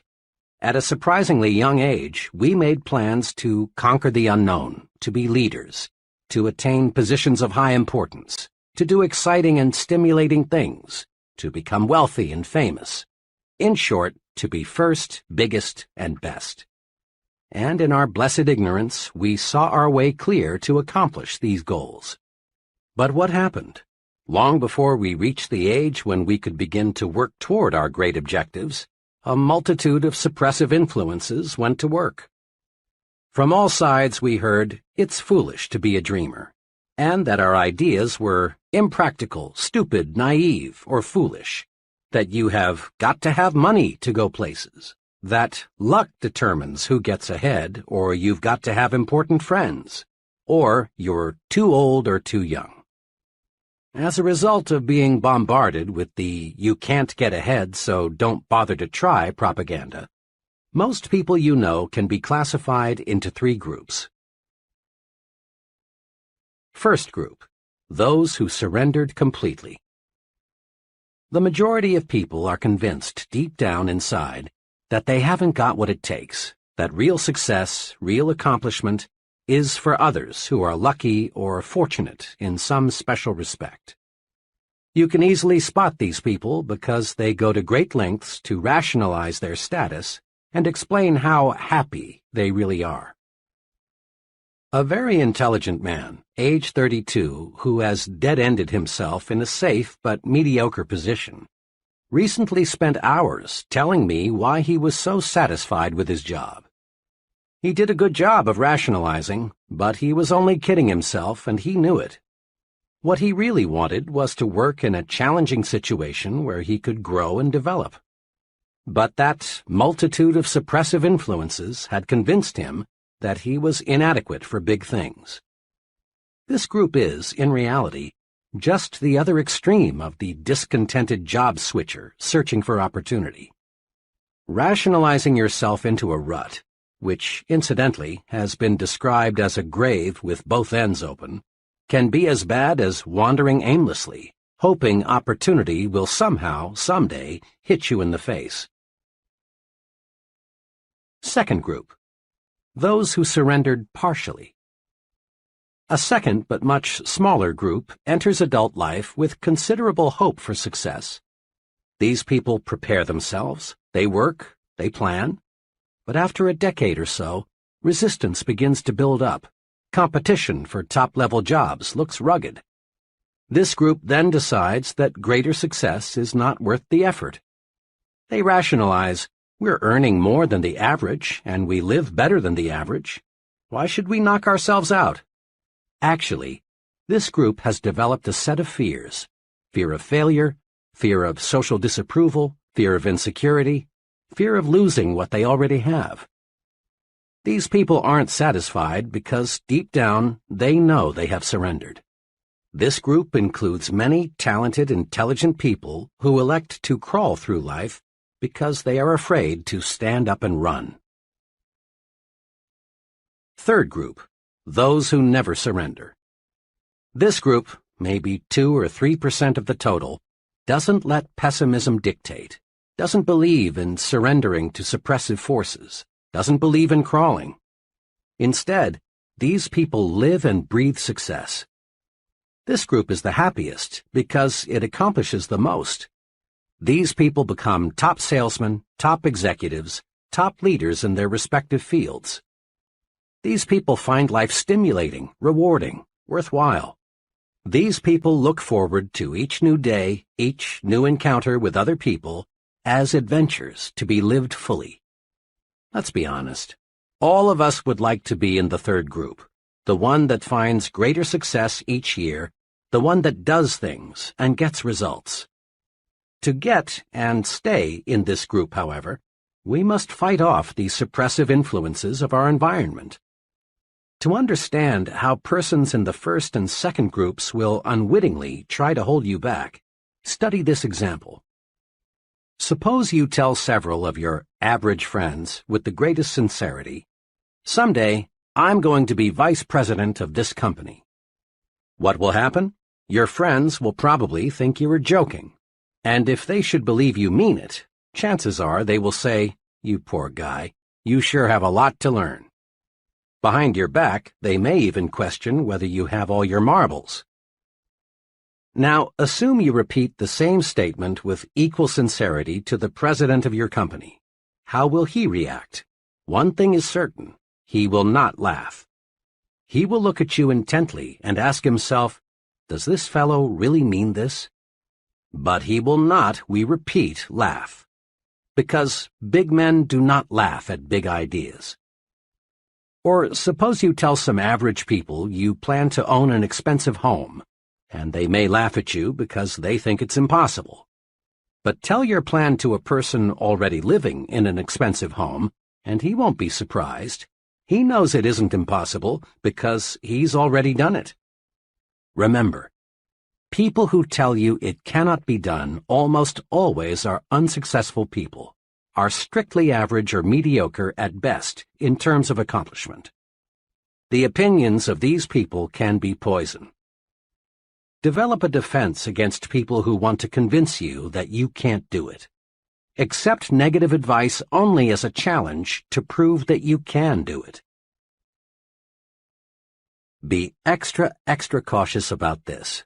Don't let negative thinking people, negators, destroy your plan to think yourself to success. Negators are everywhere, and they seem to delight in sabotaging the positive progress of others. During college, I buddied for a couple of semesters with W.W. He was a fine friend, the kind of fellow who would loan you a little money when you were short, or help you in many little ways. Despite this fine loyalty, W.W. was just about 100% sour and bitter toward life, the future, opportunity. He was a real negator. During that period, I was an enthusiastic reader of a certain newspaper columnist who stressed hope, the positive approach, opportunity. When W.W. would find me reading this columnist, or when her column was mentioned, he'd swing verbally and say, "Oh, for Pete's sake, Dave, read the front page. That's where you learn about life. You ought to know that columnist is just making a quick buck, dishing out sweet sauce for the weak." When our discussions turned to getting ahead in life, W.W. was right there with his money-making formula. In his own words, it went like this. "Dave, there are just 3 ways to make money these days. 1, marry a rich woman. 2, steal in a nice, clean, legal way. Or 3, get to know the right people, somebody with plenty of pull." W.W. was always prepared to defend his formula with examples. Sticking to the front page, he was quick to cite that one labor leader in 1,000 who had siphoned off a pile of money from the union till and got away with it. He kept his eyes open for that rare marriage of the fruit picker to Miss Millionaire. And he knew a fellow who knew a fellow who knew a big man and got cut in on a big deal that made him rich. W.W. was several years older than I, and he made excellent grades in his engineering classes. I looked up to him in a younger brother sort of way. I came dangerously close to ditching my basic convictions about what it takes to be a success and accepting the negator's philosophy. Fortunately, one evening, after a long discussion with W.W., I grabbed hold of myself. It dawned on me that I was listening to the voice of failure. It seemed to me W.W. was talking more to convince himself than he was to convert me to his way of thinking. From then on, I regarded W.W. as an object lesson, a sort of experimental guinea pig. Rather than buy what he said, I studied him, trying to figure out why he thought the way he did and where such thinking would take him. I turned my negator friend into a personal experiment. I haven't seen W.W. in 11 years, but a mutual friend saw him just a few months ago. W.W. is working as a low-paid draftsman in Washington. I asked my friend whether W.W. has changed. No, except if anything, he's more negative than when we knew him. He's having a tough go of it. He has 4 children, and on his income it's rough. Old W.W. has the brains to be making 5 times what he is, if he just knew how to use those brains. Negators are everywhere, Some negators, like the one who almost tripped me, are well-meaning folks, but others are jealous people who, not moving ahead themselves, want you to stumble too. They feel inadequate themselves, so they want to make a mediocre person out of you. Be extra careful. Study negators. Don't let them destroy your plans for success. A young office worker recently explained to me why he had changed carpools. One fellow, he said, talked about nothing trip in and trip out except what an awful company we worked for. Regardless of what management did, he found fault. He was negative about everyone from his supervisor on up. The products we sold were no good. Every policy had something wrong with it. As he saw it, absolutely everything had something wrong with it. Each morning I arrived at work tense and wound up tight. And each night, after hearing him preach and rant for 45 minutes about all the things that went wrong that day, I got home discouraged and depressed.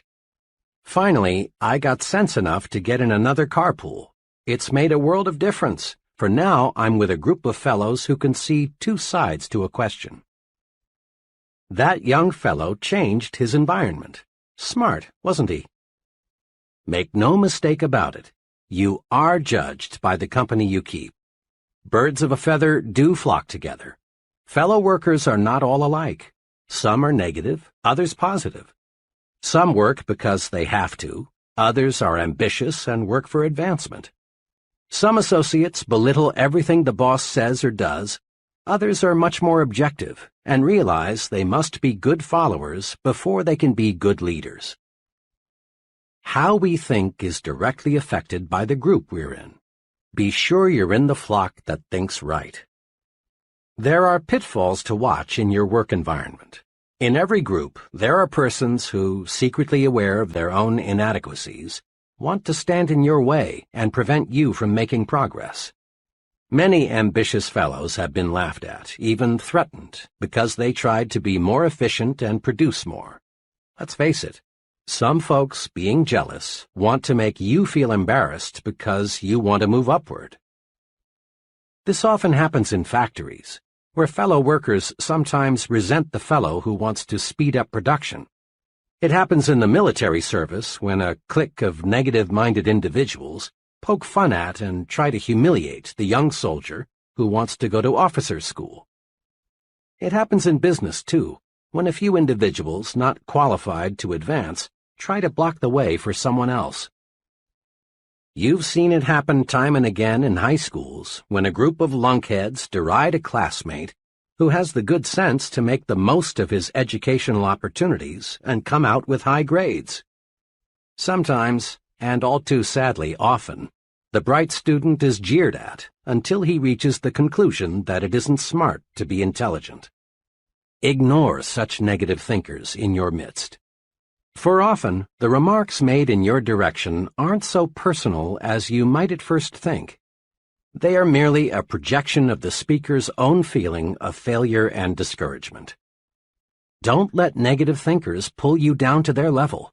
Let them slide by, like the water from the proverbial duck's back. Cling to people who think progressively. Move upward with them. You can do it simply by thinking right. A special word of caution. Be careful about your source of advice. In most organizations, you will encounter freelance advisors who know the ropes and are tremendously eager to clue you in. One time, I overheard a freelance advisor explaining the facts of office life to a bright young man just starting in. Said the advisor, "The best way to get along here is just stay out of everybody's way. If they ever get to know you, all they'll do is pile more work on you. Be especially careful to stay away from Mr. Z, the department manager. If he thinks you haven't got enough to do, he'll really load you down." This freelance advisor had been with the company for almost 30 years and was still bottom man on the totem pole. What a consultant for a young man who wants to move upward in the business. Make it a rule to seek advice from people who know. There's a lot of incorrect thinking that successful people are inaccessible. The plain truth is that they are not. As a rule, it's the more successful people who are the most humble and ready to help. Since they are sincerely interested in their work and success, they are eager to see that the work lives on and that somebody capable succeeds them when they retire. It's the would-be big people who are most often the most abrupt and hard to get to know. An executive made this clear. "I'm a busy woman, but there's no do not disturb sign on my office door. Counseling people is one of my key functions. We give standardized training of one kind or another to everybody in the company. But personal counseling, or tutoring, as I like to call it, is available for the asking. I stand ready to help the fellow who comes in here with either a company or a personal problem. The fellow who displays curiosity and exhibits a real desire to know more about his job and how it relates to other jobs is the individual I like most to help. But," she said, "for obvious reasons, I can't spend time offering advice to anybody who isn't sincere in seeking it. Go first class when you have questions. Seeking advice from a failure is like consulting a quack on how to cure cancer." Many executives today never employ persons for key jobs without first interviewing the fellow's wife. One sales executive explained to me, "I want to be sure the prospective salesman has his family behind him, a cooperative family that won't object to travel, irregular hours, and other inconveniences which are part of selling. A family that will help the salesman over those inevitable rough spots." Executives today realize that what happens on weekends and between 6 p.m. and 9 a.m. directly affects a person's performance from 9 a.m. to 6 p.m.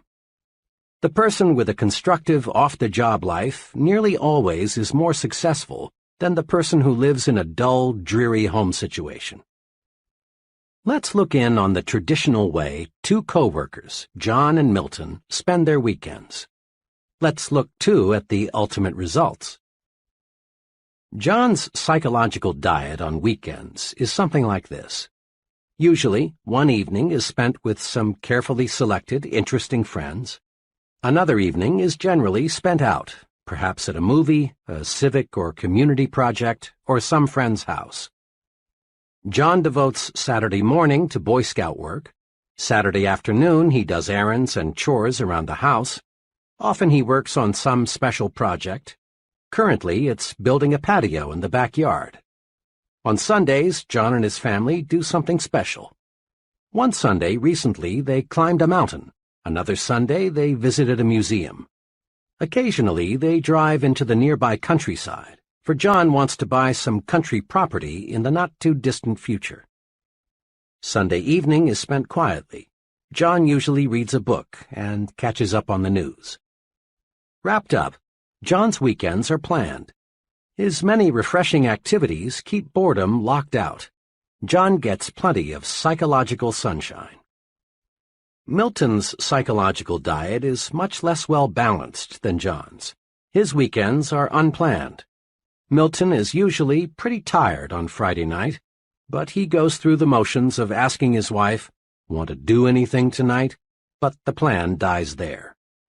Rarely do Milton and his wife entertain, and rarely are they invited out.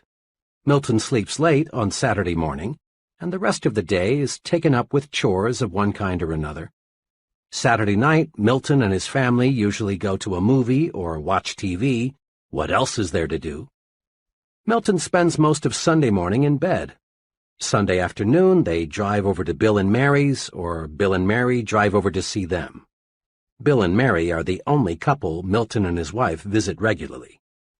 Milton's entire weekend is marked by boredom. By the time Sunday evening rolls around, the whole family is on each other's nerves as a result of cabin fever. There are no knockdown, drag-out fights, but there are hours of psychological warfare. Milton's weekend is dull, dreary, boring. Milton gets no psychological sunshine. Now, what's the effect of these two home environments on John and Milton? Over a period of a week or two, there probably is no perceptible effect. But over a period of months and years, the effect is tremendous. John's environmental pattern leaves him refreshed, gives him ideas, tunes up his thinking. He's like an athlete being fed steak. Milton's environmental pattern leaves him psychologically starved. His thinking mechanism is impaired. He's like an athlete being fed candy and beer. John and Milton may be on the same level today, but there will gradually be a wide gap between them in the months ahead, with John in the lead position. Casual observers will say, well, I guess John has more on the ball than Milton.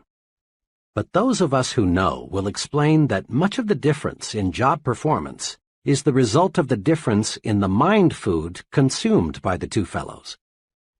Every farmer in the Corn Belt knows that if he puts plenty of fertilizer with his corn, he's going to get a bigger yield. Thinking, too, must be given additional nourishment if we want to get better results. My wife and I, along with 5 other couples, spent a wonderful evening last month as guests of a department store executive and his wife. My wife and I lingered just a little longer than the others, so I had a chance to ask our host, whom I know well, a question that had been in my mind all evening. This was really a wonderful evening, I said, but I'm puzzled about one thing. I'd expected to meet mainly other retailing executives here tonight, but your guests all represented different fields. There was a writer, a doctor, an engineer, an accountant, and a teacher. He smiled and said, well, we often do entertain retailing people, but Helen and I find it's very refreshing to mix with people who do something else for a living. I'm afraid if we confined our entertaining to people who have only interests similar to our own, we'd find ourselves in the old well-known rut. Besides, he went on, people are my business. Every day, thousands of people of every occupational group imaginable visit our store. The more I can learn about other people, their ideas, interests, viewpoints, the better job I can do in giving them the merchandise and service they want and will buy. Here are a few simple do's to help make your social environment first class. 1. Do circulate in new groups. Restricting your social environment to the same small group produces boredom, dullness, dissatisfaction. Equally important, remember that your success-building program requires that you become an expert in understanding people. Trying to learn all there is to know about people by studying one small group is like trying to master mathematics by reading one short book. Make new friends, join new organizations, enlarge your social orbit. Then, too, variety in people, like variety in anything else, adds spice to life and gives it a broader dimension. It's good mind food. 2. Do select friends who have views different from your own. In this modern age, the narrow individual hasn't much future. Responsibility and positions of importance gravitate to the person who is able to see both sides. If you're a Republican, make sure you have some friends who are Democrats, and vice versa. Get to know people of different religious faiths. Associate with opposites, but just be sure they are persons with real potential. 3. Do select friends who stand above petty, unimportant things. Folks who are more concerned with the square footage of your home or the appliances you have or don't have than with your ideas and your conversation are inclined to be petty. Guard your psychological environment. Select friends who are interested in positive things, friends who really do want to see you succeed. Find friends who breathe encouragement into your plans and ideals. If you don't, if you select petty thinkers as your close friends, you'll gradually develop into a petty thinker yourself. We're a poison-conscious nation. Body poison, that is. Every restaurateur is on guard against food poisoning. Just a couple of cases of it, and his patrons won't come near his place. We've got tons of laws to protect the public against hundreds of body poisons. We put, or should put, poisons on the top shelves so the kids can't reach them. We go to any extreme to avoid body poison, and it's good that we do. But there's another type of poison, perhaps a little more insidious, thought poison, commonly called gossip. Thought poison differs from body poison in two ways. It affects the mind, not the body, and is more subtle. The person being poisoned usually doesn't know it. Thought poison is subtle, but it accomplishes big things. It reduces the size of our thinking by forcing us to concentrate on petty, unimportant things. It warps and twists our thinking about people because it is based on a distortion of facts, and it creates a guilt feeling in us that shows through when we meet the person we've gossiped about. Thought poison is 0% right thinking. It is 100% wrong thinking. And contrary to lots of opinion, women have no exclusive franchise on gossip. Every day, many men, too, live in a partially poisoned environment. Every day, thousands of gossip fests staged by men take place on such topics as the boss's marital or financial problems, Bill's politicking to get ahead in business, the probability of John being transferred, the reasons for special favors being awarded Tom, and why they brought in that new man. Gossiping goes something like this. Say, I just heard. No, why? Well, it doesn't surprise me. He had it coming to him. Of course, this is confidential. Conversation is a big part of our psychological environment. Some conversation is healthy. It encourages you. It makes you feel like you're taking a walk in the warm sunshine of a spring day. Some conversation makes you feel like a winner. But other conversation is more like walking through a poisonous, radioactive cloud. It chokes you. It makes you feel ill. It turns you into a loser. Gossip is just negative conversation about people, and the victim of thought poison begins to think he enjoys it.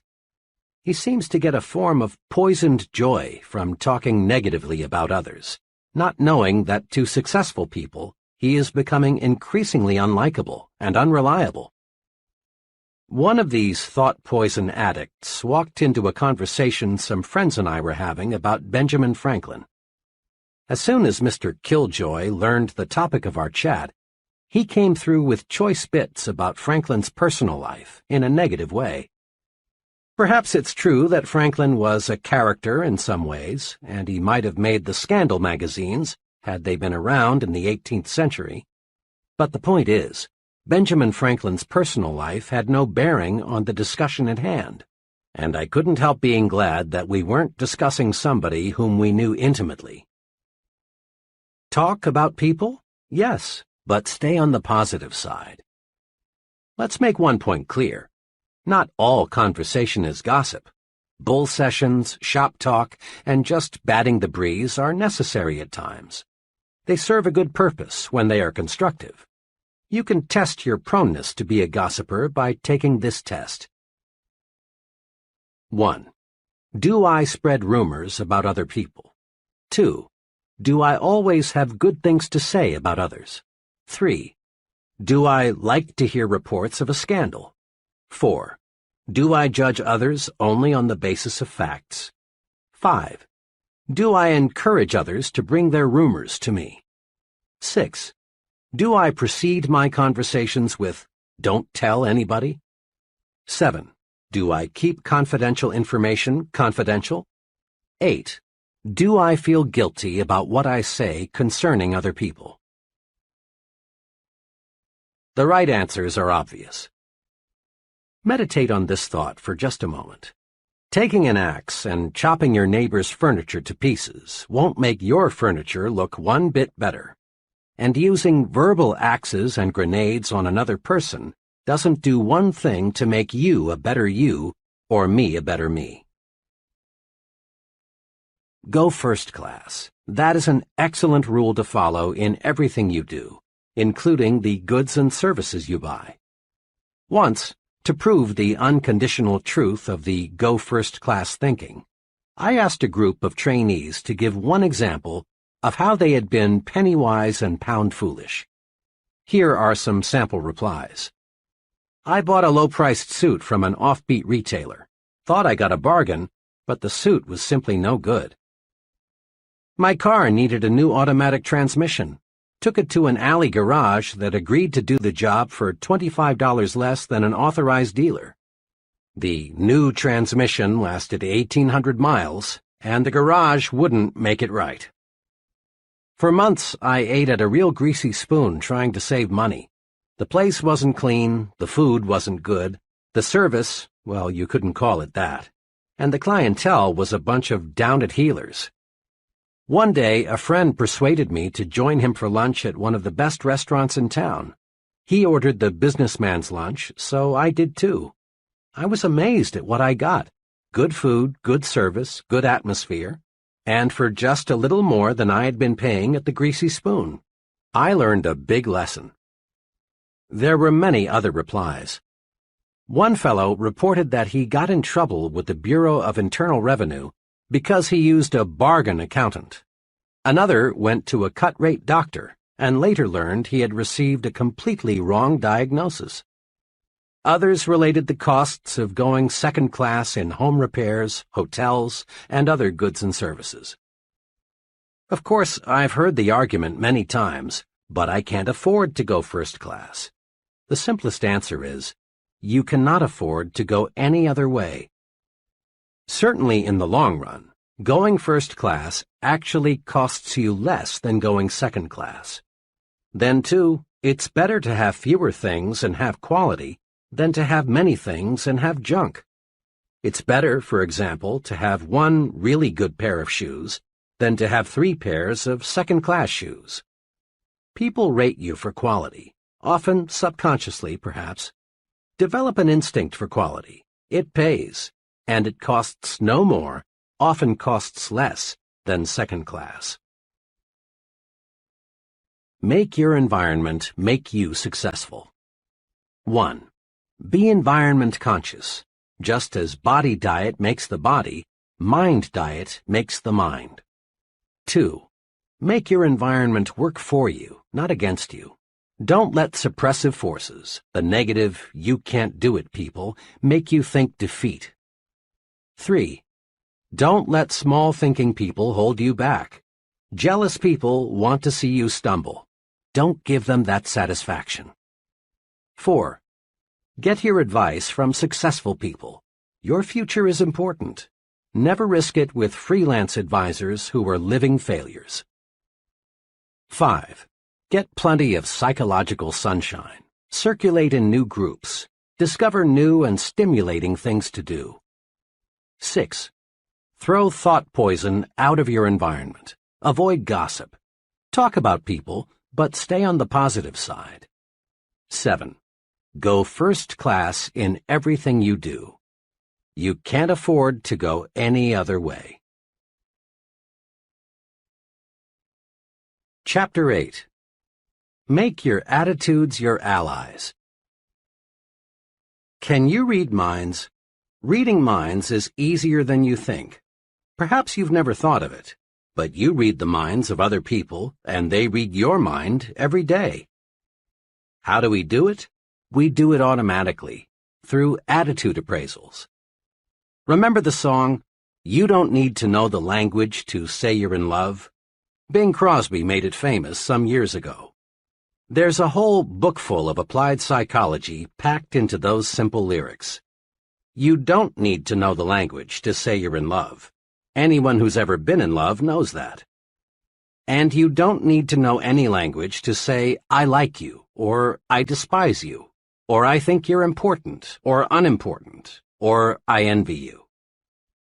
You don't need to know words or to use words to say, I like my job, or I'm bored, or I'm hungry. People speak without a sound. How we think shows through in how we act. Attitudes are mirrors of the mind. They reflect thinking. You can read the mind of the fellow sitting at a desk. You sense, by observing his expressions and mannerisms, how he feels toward his job. You can read the minds of salesmen, students, husbands, and wives. You not only can, you do.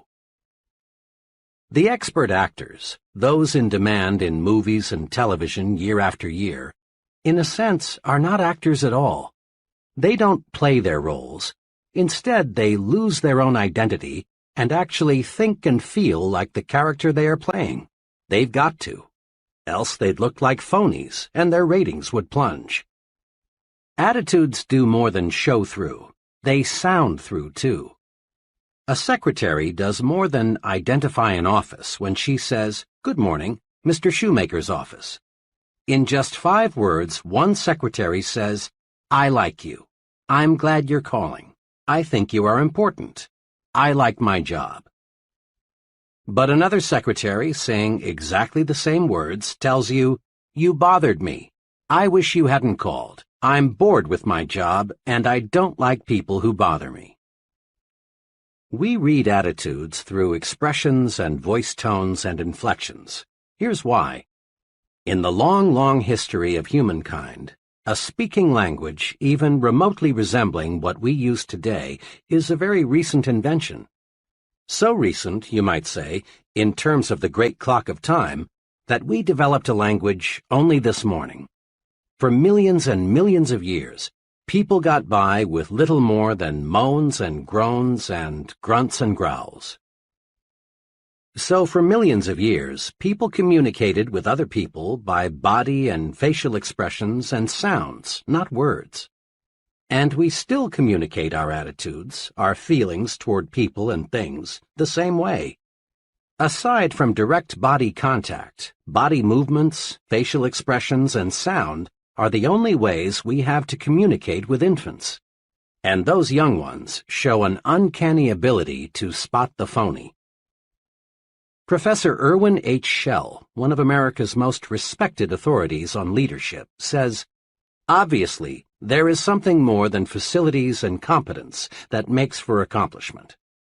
I have come to believe that this linkage factor, this catalyst, if you will, can be defined in a single word, attitude.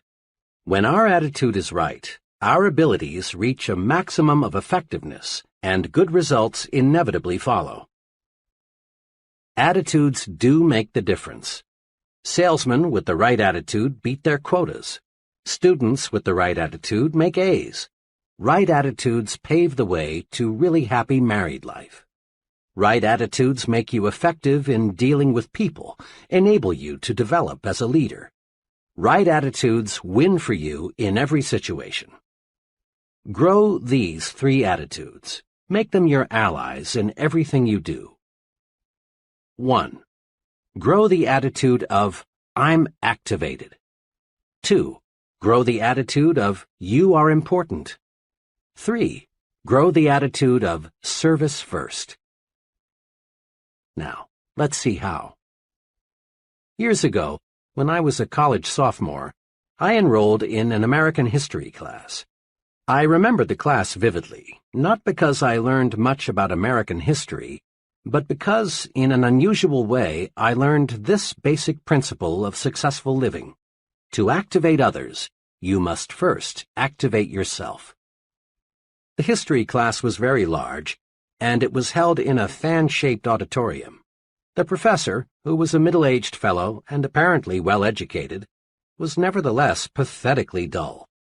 Rather than interpret history as an alive, fascinating subject, the professor merely cited one dead fact after another. It was a frightful wonder how he could possibly make such an interesting subject so terribly dull, but he did. You can imagine the effect the professor's boredom had on the students. Talking and sleeping got so out of hand that the professor had 2 assistants patrol the aisles to break up student conversations and wake up those who had dozed off. Occasionally, the professor would stop and, shaking his finger at the class, would say, "I'm warning you, you've got to pay attention to what I say. You've got to stop this talking, and that's all there is to it." This, of course, made little impression on his students, many of whom, as veterans, had gambled their lives only months before, had made history on islands and in bombers. As I sat there watching this potentially great, wonderful experience turn into a disgusting farce, I found myself wrestling with the question, why are the students ignoring what the professor has to say? the answer came. The students had no interest in what the professor was saying because the professor himself had no interest. He was bored with history, and it showed through. To activate others, to get them to be enthusiastic, you must first be enthusiastic yourself. Over the years, I've tested this principle in hundreds of different situations. It always holds true. A man who lacks enthusiasm never develops it in another. But a person who is enthusiastic soon has enthusiastic followers. The enthusiastic salesman need never worry about unenthusiastic buyers. The enthusiastic teacher need never worry about disinterested students. The activated minister need never be distressed by a sleepy congregation. Enthusiasm can make things 1,100% better. 2 years ago, employees in a business I'm acquainted with donated $94.35 to the Red Cross. This year, the same employees, with just about the same payroll, donated almost $1,100, an increase of 1,100%. The drive captain, who collected only $94.35, was totally lacking in enthusiasm. He made remarks like, "I suppose it's a worthwhile organization. I've never had any direct contact with it. It's a big organization and they collect a lot from the wealthy, so I suppose it's not too important if you contribute. If you can make a donation, see me." This fellow did nothing to inspire anyone to want to join the Red Cross and do it in a big way. This year's drive captain was a different sort. He had enthusiasm. He gave examples of case histories that showed how the Red Cross pitches in when disaster strikes. He showed how the Red Cross depends on donations from everyone. He asked the employees to be guided in giving by how much they would be willing to give their neighbor if disaster should strike him. He said, "Look what the Red Cross has done." Notice, he did not beg. He did not say, "Each of you is expected to donate XX dollars." All he did was to show enthusiasm about the importance of the Red Cross. Success just naturally followed. Think for a moment about a club or a civic organization you know that is fading away. Chances are, all it needs is enthusiasm to bring it back to life. Results come in proportion to enthusiasm applied. Enthusiasm is simply, "This is great. Here's why." Here is a 3-step procedure that will help you to develop the power of enthusiasm. 1. Dig into it deeper. Make this little test. Think of 2 things in which you have little or no interest, maybe cards, certain kinds of music, a sport. Now ask yourself, how much do I really know about these things? Odds are 100 to 1 that your answer is not much. I confess that for years I had absolutely no interest in modern art. It was just so many botched-up lines, until I let a friend who knows and loves modern art explain it to me. Really, now that I've dug into it, I find it fascinating. That exercise supplies one important key for building enthusiasm. To get enthusiastic, learn more about the thing you are not enthusiastic about. Chances are you are quite unenthusiastic about bumblebees. But if you study bumblebees, find out what good they do, how they relate to other bees, how they reproduce, where they live in winter. If you find out all you can about bumblebees, you will soon find yourself really interested in bumblebees. To show trainees how enthusiasm can be developed through the dig into it deeper technique, I sometimes use a greenhouse example. In a deliberately casual way, I ask the group, "Are any of you interested in manufacturing and selling greenhouses?" Not once have I gotten an affirmative answer. Then I make a few points about greenhouses. I remind the group how, as our standard of living rises, people become more and more interested in non-necessities. I suggest how much Mrs. America would enjoy growing her own orchids and orange blossoms. I point out that if tens of thousands of families can afford private swimming pools, millions could afford greenhouses, because greenhouses are relatively inexpensive. I show them that if you could sell a $600 greenhouse to only one family in 50, you'd develop a $600 million business in producing greenhouses, and perhaps a $250 million industry supplying plants and seeds. The only difficulty with this exercise is that the group, 10 minutes before completely cold about greenhouses, now is so enthusiastic they don't want to move on to the next subject.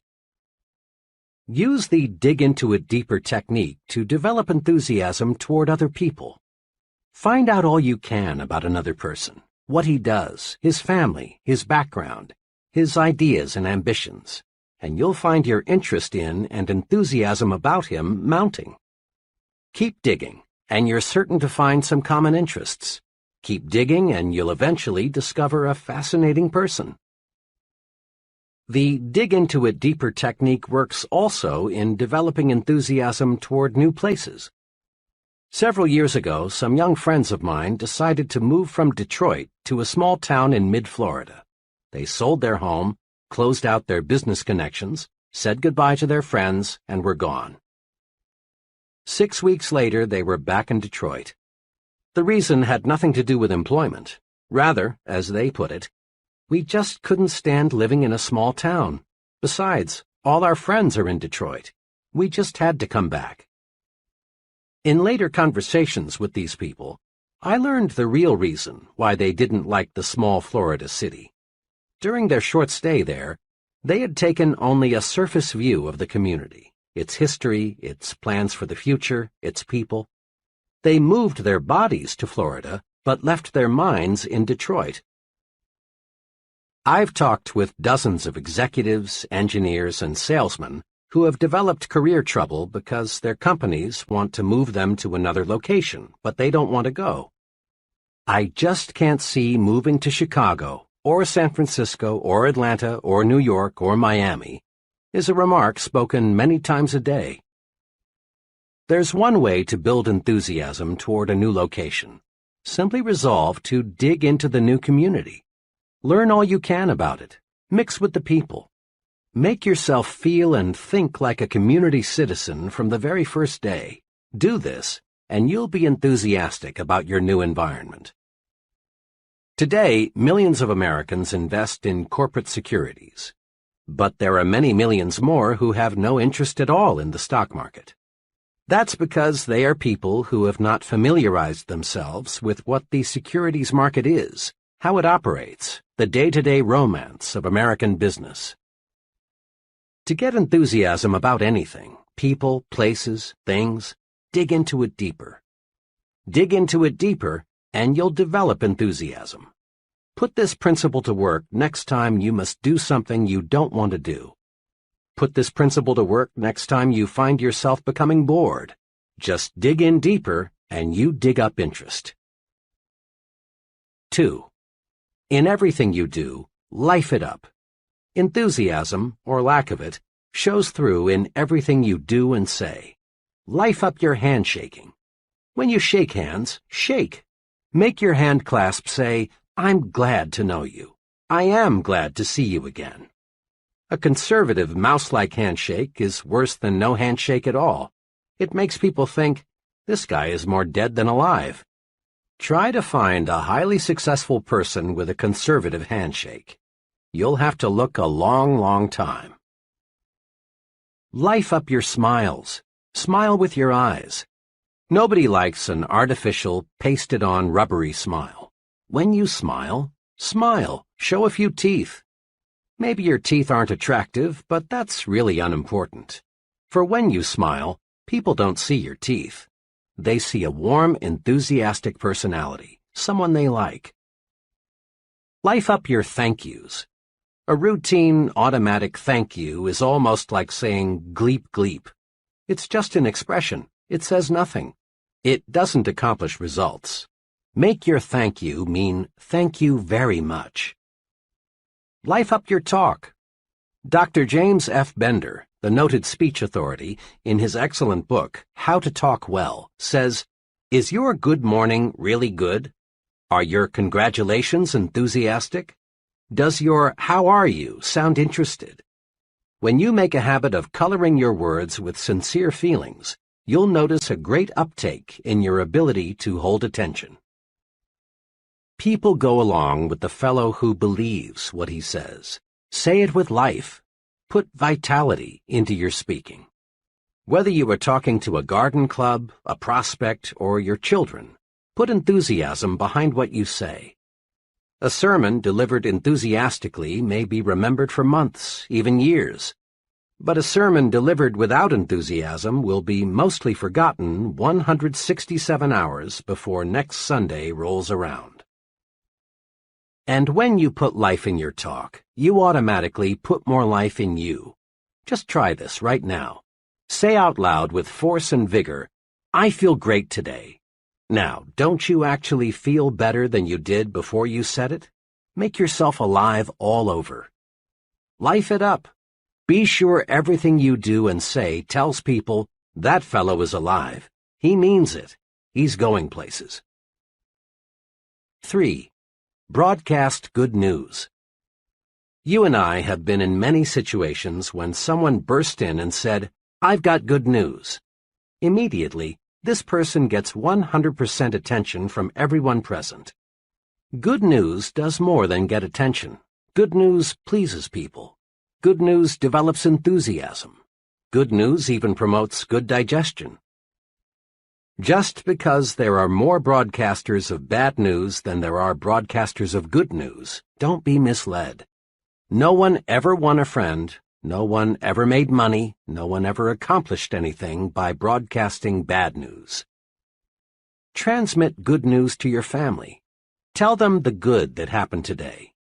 Recall the amusing, pleasant things you experienced, and let the unpleasant things stay buried. Spread good news. It's pointless to pass on the bad. It only makes your family worry, makes them nervous.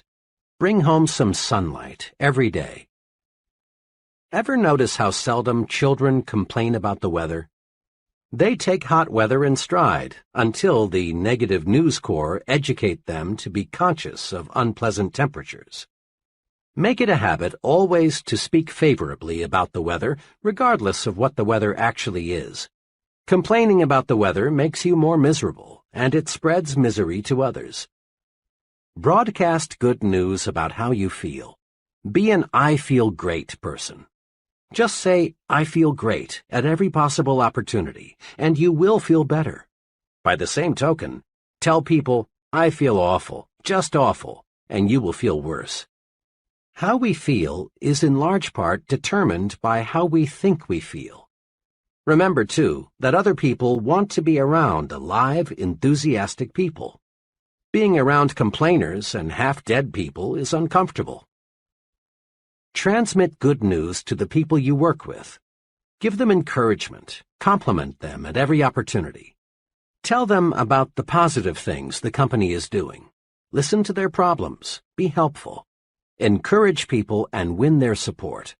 Pat them on the back for the job they're doing. Give them hope. Let them know you believe they can succeed, that you have faith in them. Practice relieving worriers. Make this little test regularly to keep you on the right track. Whenever you leave a person, ask yourself, does that person honestly feel better because he has talked with me? This self-training device works. Apply it when talking with employees, associates, your family, customers, even with casual acquaintances. A salesman friend is a real good news broadcaster. He calls on his customers every month and always makes it a rule to have some good news to pass along. Examples. "I met one of your good friends last week. He said to tell you hello. Since I was here last, big things have happened. Over 350,000 new babies were born last month. And more babies means more business for both of us." Usually, we think of bank presidents as overly reserved, unemotional people who never really warm up. Not so with one bank president. His favorite way to answer the phone is to say, "Good morning, it's a wonderful world. May I sell you some money?" Improper for a banker? Some might say so, but let me point out that the banker who uses this greeting is Mills Lane, Jr., president of the Citizens and Southern Bank, the largest in the entire Southeast. Good news gets good results. Broadcast it. The president of a brush manufacturing company I visited recently had this maxim neatly framed on his desk facing the visitor's chair. Give me a good word or none at all. I complimented him, saying that I thought the maxim was a clever way to encourage people to be optimistic. He smiled and said, "It is an effective reminder, but from where I sit, this is even more important." He turned the frame around so I could see it from his side of the desk. It said, "Give them a good word or none at all." Broadcasting good news activates you, makes you feel better. Broadcasting good news makes other people feel better too. Grow the "you are important" attitude. This is a fact of paramount significance. Each human being, whether he lives in India or Indianapolis, whether he's ignorant or brilliant, civilized or uncivilized, young or old, has this desire. He wants to feel important. Ponder on that. Everyone, yes, everyone, your neighbor, you, your wife, your boss, has a natural desire to feel he is somebody. The desire to be important is man's strongest, most compelling non-biological hunger. Successful advertisers know that people crave prestige, distinction, recognition. Headlines that produce sales read like this: "For smart young homemakers, persons with distinctive tastes use, you want only the best. Be the envy of everyone. For women who want to be envied by women and admired by men." These headlines, in effect, tell people, buy this product, and you put yourself in the important class. Satisfying the craving, the hunger, to be important, carries you forward to success. It is basic equipment in your success tool chest. Yet, even though displaying the attitude "you are important" gets results, and even though it costs nothing, few persons use it. A little fill-in is needed here to show why. On the philosophical side, our religions, our laws, our entire culture are based on the belief of the importance of the individual. Suppose, for example, you were flying your own plane and were forced down in an isolated mountain region. As soon as your accident was known, a large-scale search for you would begin. No one would ask, "Is that fellow important?" Without knowing anything about you except that you are a human being, helicopters, other aircraft, and searching parties on foot would begin looking for you. And they would keep on looking for you, spending thousands of dollars in the process, until they found you, or until not one trace of hope remained. When a little child wanders off into a woods, falls into a well, or gets into some other dangerous predicament, no one is concerned with whether or not the child comes from an important family. Every effort is made to rescue the child because every child is important. It's not too wild a guess that of all living creatures, probably not more than 1 in 10 million is a human being. A person is a biological rarity. He is important in God's scheme of things. Now, let's look at the practical side. When most people shift their thinking from philosophical discussions to everyday situations, they tend to forget, unfortunately, their ivory tower concepts of the importance of individuals. Tomorrow, take a good look at how most people exhibit an attitude that seems to say, "You are a nobody, you count for nothing, you mean nothing, absolutely nothing to me." There is a reason why the "you are unimportant" attitude prevails. Most folks look at another person and think, "He can't do anything for me, therefore he's not important." But right there is where people make a basic blunder. The other person, regardless of his status or his income, is important to you, and for 2 giant dollars and cents reasons. First, people do more for you when you make them feel important. Years ago, in Detroit, I rode a certain bus to work each morning. The driver was an old grump. Dozens, maybe hundreds of times, I saw this driver pull away from the curb when a wildly waving, shouting, and running passenger was just a second or two from the door. Over a period of several months, I saw this driver show special courtesy to only one passenger, and this passenger was shown special courtesy many times. The driver would wait for this passenger. And why? Because this passenger went out of his way to make the driver feel important. Every morning he greeted the driver with a personalized, sincere, "Good morning, sir." Sometimes this passenger would sit near the driver and make little comments like, "You sure have a lot of responsibility. It must take nerves of steel to drive through traffic like this every day. You sure keep this thing on schedule." That passenger made the driver feel as important as if he were piloting a 180-passenger jet airliner. And the driver, in return, showed special courtesy to the passenger. It pays to make little people feel like big people. Today, in thousands of offices all over America, secretaries are helping salesmen make sales or lose sales, depending on how the salesman has treated them. Make someone feel important, and he cares about you. And when he cares about you, he does more for you.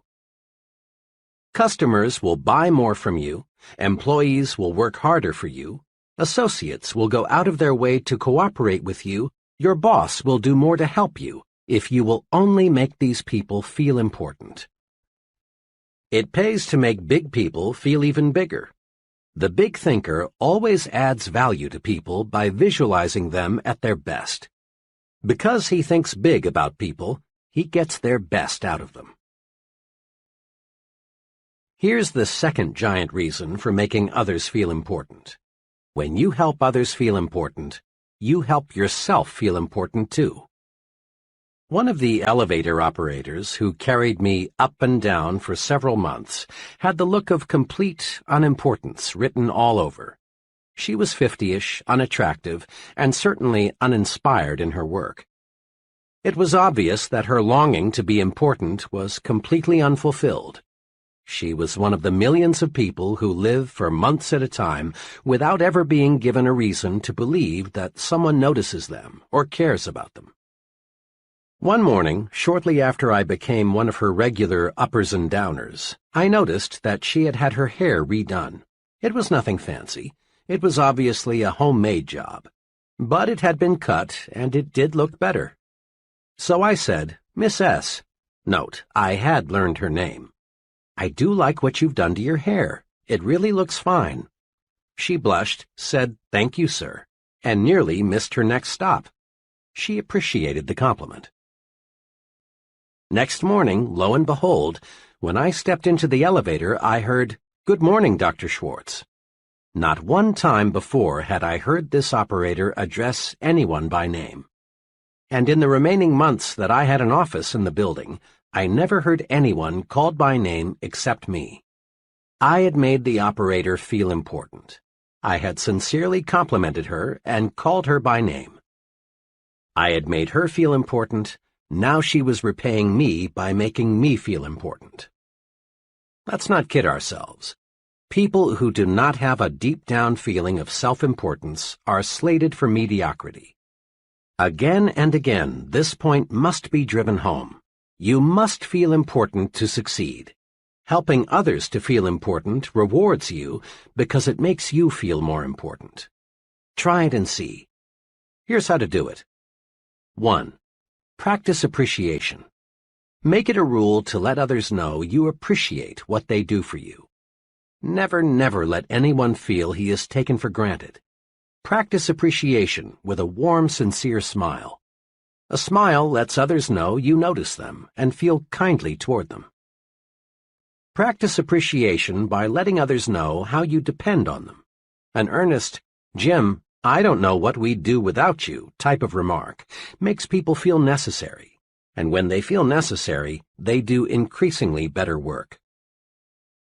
Practice appreciation with honest, personalized compliments. People thrive on compliments, whether 2 or 20, 9 or 90. A person craves praise. He wants to be assured that he's doing a good job, that he is important. Don't feel that you should hand out praise only for big accomplishments. Compliment people on little things, their appearance, the way they do their routine work, their ideas, their loyal efforts. Praise by writing personal notes, complimenting people you know on their achievements. Make a special phone call or a special trip to see them. Don't waste time or mental energy trying to classify people as very important persons, or unimportant persons. Make no exceptions. A person, whether he is garbage collector or company vice president, is important to you. Treating someone as second class never gets you first-class results. 2. Practice calling people by their names. Every year, shrewd manufacturers sell more briefcases, pencils, Bibles, and hundreds of other items just by putting the buyer's name on the product. People like to be called by name. It gives everyone a boost to be addressed by name. 2 special things you must remember. Pronounce the name correctly and spell it correctly. If you mispronounce or misspell someone's name, that person feels that you feel he is unimportant. And here's one special reminder. When talking with people you don't know well, add the appropriate title, Miss, Mr., or Mrs. The office boy prefers Mr. Jones to just Jones. So does your junior assistant. So do people at every level. These little titles help tremendously to make people feel important. 3. Don't hog glory. Invest it instead. Just recently, I was a guest at an all-day sales convention. After dinner that evening, the vice president in charge of sales for the company passed out awards to the 2 district managers, a man and a woman, whose sales organizations had attained the best records for the year just ended. Then the vice president asked those district managers to take 15 minutes to tell the entire group how their organizations did so exceptionally well. The first district manager, who I later learned had been appointed a manager only 3 months before and was therefore only partially responsible for his organization's record, got up and explained how he did it. He conveyed the impression that his efforts, and his efforts alone, caused the sales increase. Remarks such as, "When I took over, I did such and such. Things were in a mess, but I cleared them up. It wasn't easy, but I just grabbed hold of the situation and wouldn't let go," characterized his talk. As he talked, I could see the increasing resentment gathering in the faces of his salesmen. They were being ignored for the sake of the district manager's personal glory. Their hard work, which was responsible for the sales increase, was completely unrecognized. Then the second district manager got up to make her short talk.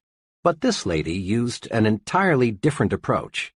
First, she explained that the reason for her organization's success was the wholehearted effort of her sales force. Then she asked each one to stand and paid a sincere personal compliment to each for his or her efforts. Note this difference. The first manager squandered the vice president's praise entirely on himself.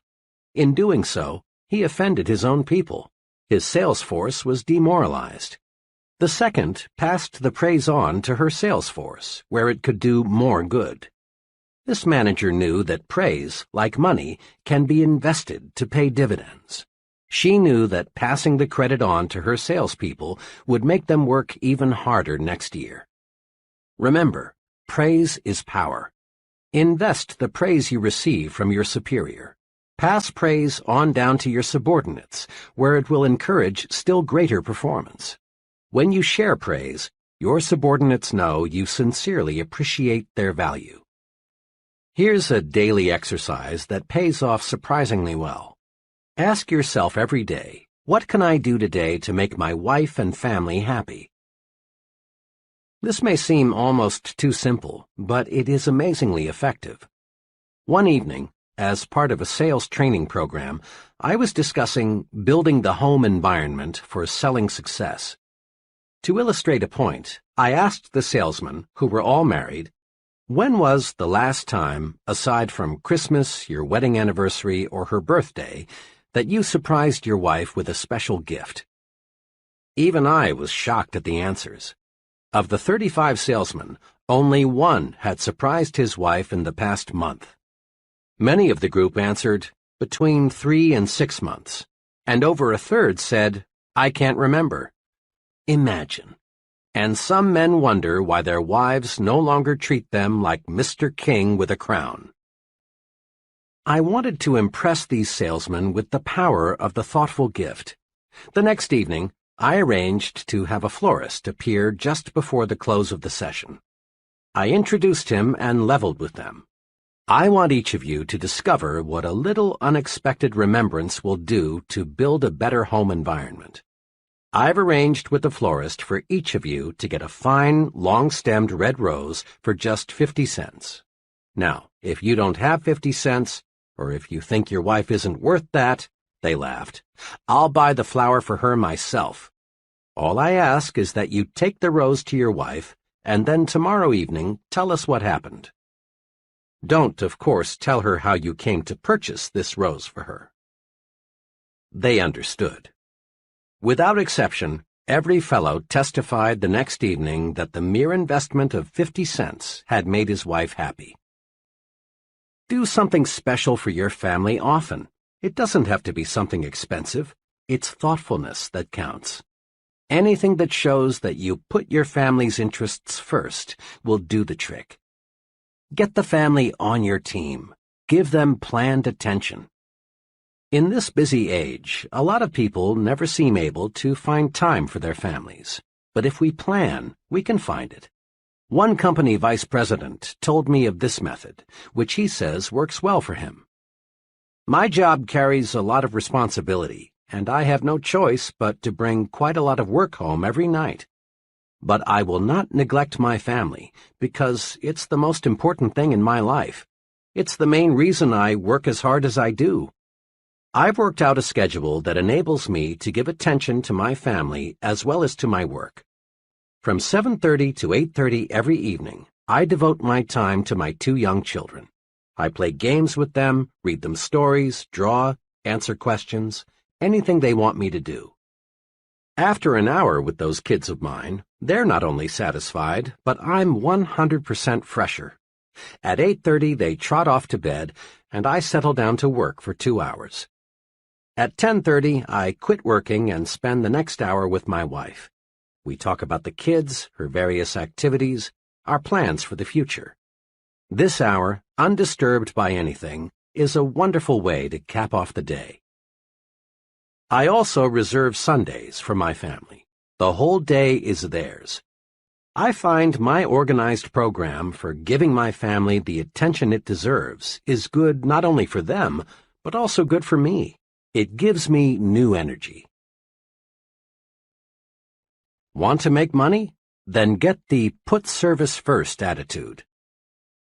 It's perfectly natural, in fact, it's highly desirable, to want to make money and accumulate wealth.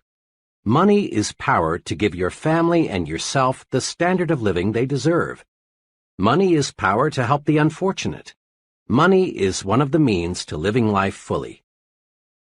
Once criticized for urging people to make money, the great minister Russell H. Conwell, author of Acres of Diamonds, said, "Money printed your Bible, money builds your churches, money sends your missionaries, and money pays your preachers, and you would not have many of them either if you did not pay them." The person who says he wants to be poor usually suffers from a guilt complex or a feeling of inadequacy. He's like the youngster who feels he can't make A's in school or make the football team, so he pretends he doesn't want to make A's or play football. Money, then, is a desirable objective. What's puzzling about money is the backward approach so many people use in trying to make it. Everywhere you see people with a money-first attitude. Yet these same people always have little money. Why? Simply this. People with a money-first attitude become so money-conscious that they forget money can't be harvested unless they plant the seeds that grow the money. And the seed of money is service. That's why put service first is an attitude that creates wealth. Put service first, and money takes care of itself. One summer evening, I was traveling by car through Cincinnati. It was time for a gas-up. I stopped at an ordinary-looking but surprisingly busy service station. 4 minutes later, I knew why this particular service station was so popular. After filling my car with gasoline, checking under the hood, and cleaning the outside of my windshield, the attendant walked around to my side of the car and said, "Pardon me, sir, it's been a dusty day. Let me clean the inside of your windshield." Quickly and efficiently, he did a thorough job of cleaning the inside of my windshield, something not one service station attendant in 100 ever does. This little special service did more than improve my night visibility, and it improved a lot. It made me remember this station. It so happened that I made 8 trips through Cincinnati during the next 3 months. Each time, of course, I stopped at this station, and each time I got more service than I expected to get. Interesting, too, was the fact that each time I stopped, once it was 4 a.m., there were other automobiles filling up also. In all, I probably purchased about 100 gallons of gasoline from this station. The first time I stopped, the attendant could have thought to himself, "This guy is from out of state. Odds are 20 to 1 that he'll never be back. Why do more than give him the routine treatment? He's only a one-time customer." But the attendants in that station didn't think that way. They put service first, and that's why they were busy pumping gasoline while other stations looked almost deserted. If the gasoline was any better than a dozen other brands, I didn't notice it, and the price was competitive. The difference was service, and it was obvious that service was paying off in profits. When the attendant on my first visit cleaned the inside of my windshield, he planted a money seed. Put service first, and money takes care of itself, always. The put service first attitude pays off in all situations. In one of my first jobs, I worked closely with another young fellow, whom I'll call F.H. F.H. was like many persons you know. He was preoccupied with why he needed more money instead of being preoccupied with ways to make money. Each week, F.H. spent hours of company time working on his personal budget problems. His favorite topic of conversation was, "I'm the most underpaid man here. Let me tell you why." F.H. had the not uncommon attitude of, "This is a big company, it's netting millions, it's paying a lot of people big salaries, so it ought to pay me more too." F.H. had been passed over several times for pay increases. Finally, one day he decided that it was high time he went in there and demanded more money. About 30 minutes later, F.H. was back, all heated up. His expression made it obvious that next month's check would look exactly like this month's check. Immediately, F.H. began to let go. Boy, am I mad.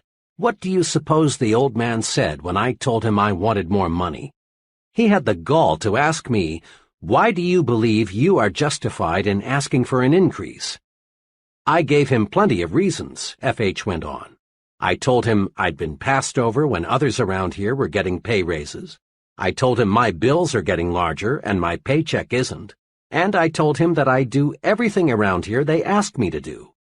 Can you beat that? I need a raise, but instead of paying me more, they give out raises to other guys around here who don't need it half as much as I do. Why, the way he acted, F.H. continued, you'd think I was asking for charity.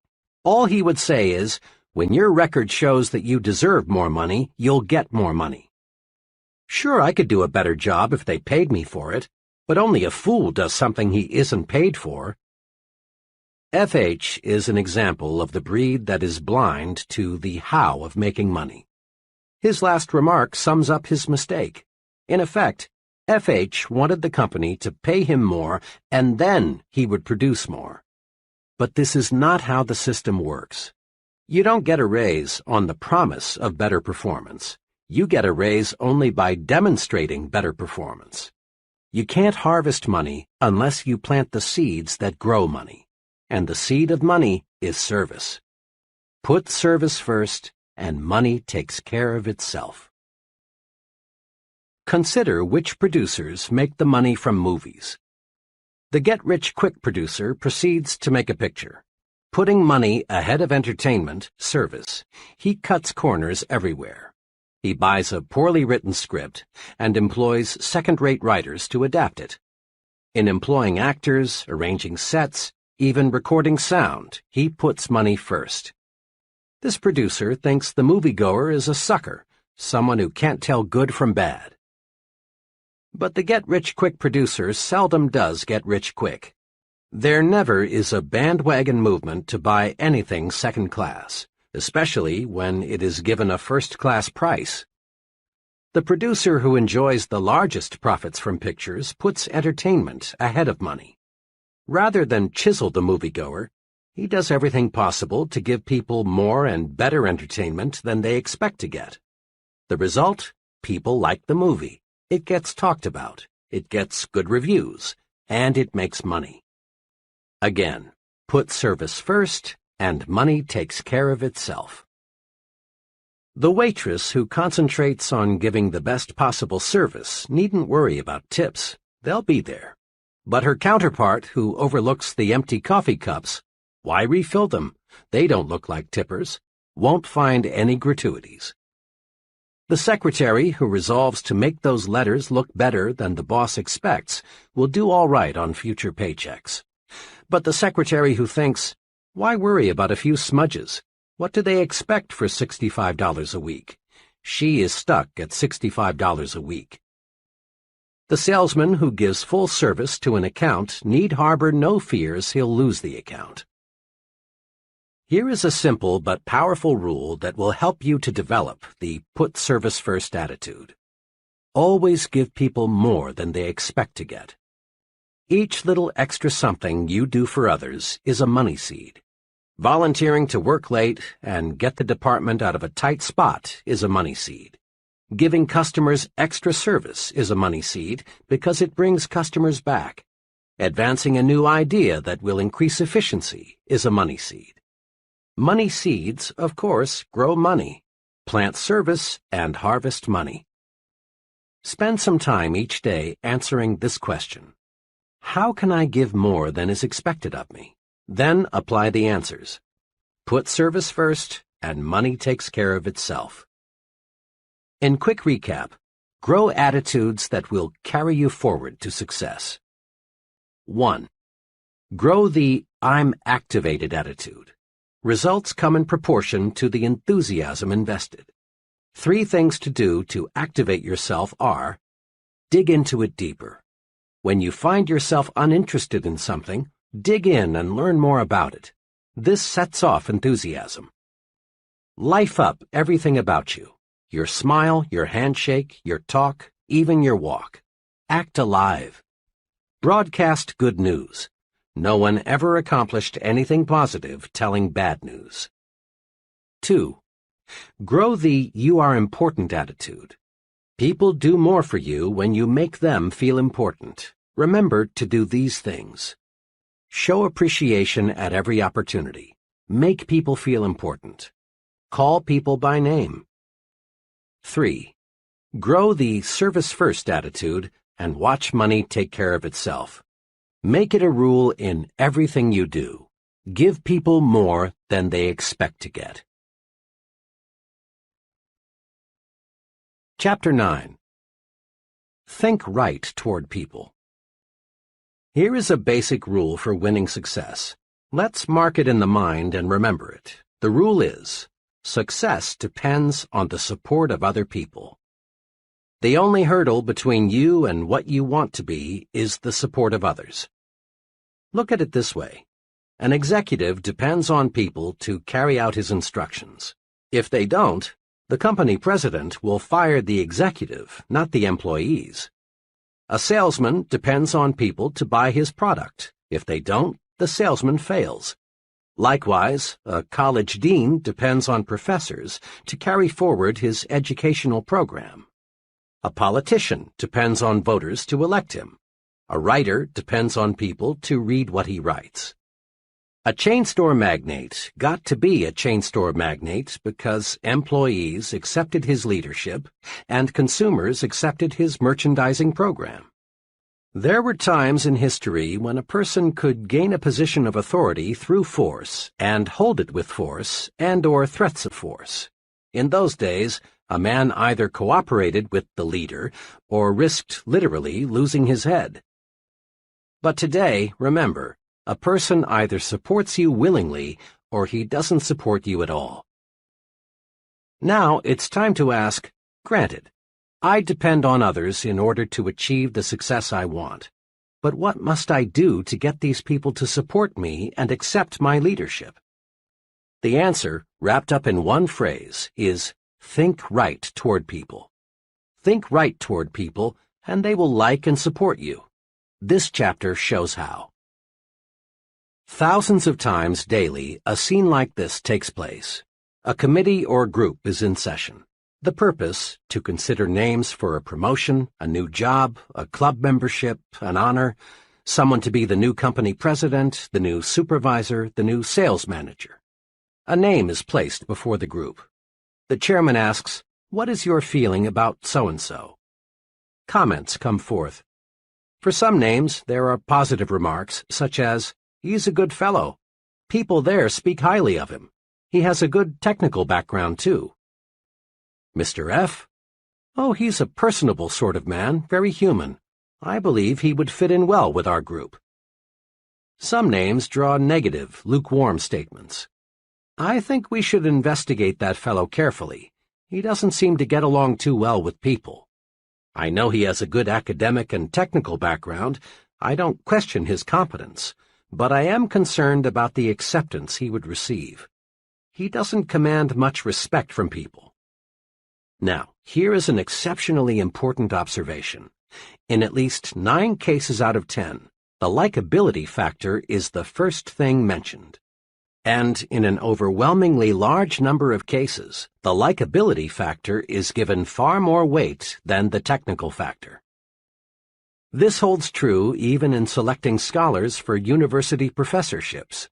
In my own academic experience, I've sat in on a considerable number of occasions when names for new faculty personnel were under question. When a name came up, the group would weigh most carefully thoughts such as, will he fit in? Will students like him? Will he cooperate with others on the staff? Unfair? Unacademic? No. If the fellow isn't likable, he can't be expected to get through to his students with maximum effectiveness. Mark this point well. A person is not pulled up to a higher-level job, rather he is lifted up. In this day and age, nobody has time or patience to pull another up the job ladder, degree by painful degree. The individual is chosen whose record makes him stand higher than the rest. We are lifted to higher levels by those who know us as likable, personable individuals. Every friend you make lifts you just one notch higher, and being likable makes you lighter to lift. Successful people follow a plan for liking people. Do you? People who reach the top don't discuss much their techniques for thinking right toward people. But you would be surprised how many really big people have a clear, definite, even written plan for liking people. Consider the case of President Lyndon Johnson. Long before he became president, Johnson, in the process of developing his amazing power of personal persuasion, developed his own 10-point formula for success. His rules, which even a casual observer of the president can see are practiced in everything he does, are quoted directly. 1. Learn to remember names. Inefficiency at this point may indicate that your interest is not sufficiently outgoing. 2. Be a comfortable person, so there is no strain in being with you. Be an old shoe kind of individual. 3. Acquire the quality of relaxed, easygoing, so that things do not ruffle you. 4. Don't be egotistical. Guard against the impression that you know it all. 5. Cultivate the quality of being interesting so people will get something of value from their association with you. 6. Study to get the scratchy elements out of your personality, even those of which you may be unconscious. 7. Sincerely attempt to heal on an honest basis every misunderstanding you have had or now have. Drain off your grievances. 8. Practice liking people until you learn to do so genuinely. 9. Never miss an opportunity to say a word of congratulation upon anyone's achievement, or express sympathy in sorrow or disappointment. 10. Give spiritual strength to people, and they will give genuine affection to you. Living these 10 simple but tremendously powerful like people rules makes President Johnson easier to vote for, easier to support in Congress. Living these 10 rules makes President Johnson easier to lift. Listen to these rules again. Notice that there's no get-even philosophy here. There's no let the other fellow come to me to patch up differences. There's no I know it all, other people are stupid. Big people, those on top in industry, the arts, sciences, and politics, are human, warm. They specialize in being likable. But don't try to buy friendship. It's not for sale. Giving gifts is a wonderful practice if the gift is backed up with genuine sincerity, a liking to give, and liking for the person to whom it is given. But without real sincerity, the gift is often regarded as nothing more than a payoff or a bribe. Last year, just a few days before Christmas, I was in the office of the president of a medium-sized trucking firm. Just as I was about to leave, in marched a delivery man with a gift of liquid refreshment from a local tire recapping firm. My friend was obviously provoked, and with a certain amount of chill in his voice, asked the delivery man to return the gift to its sender. After the delivery man left, my friend hastened to explain to me, "Don't misunderstand. I like to give gifts, and I like to get them." Then he named a number of gifts he had already received from business friends that Christmas. "But," he went on, "when the gift is just an attempt to get my business, an obvious bribe, I don't want it. I quit doing business with that firm 3 months ago, because their work isn't what it should be, and I don't like the employees. But their salesman keeps on calling. What burns me," he continued, "is that last week that same blank salesman was in here and had the gall to say, 'I sure would like to get your business back. I'm going to tell Santa to be real good to you this year.'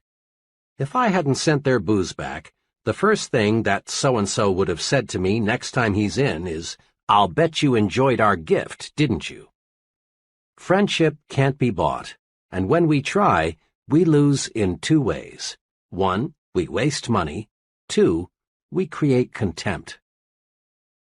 Take the initiative in building friendships. Leaders always do.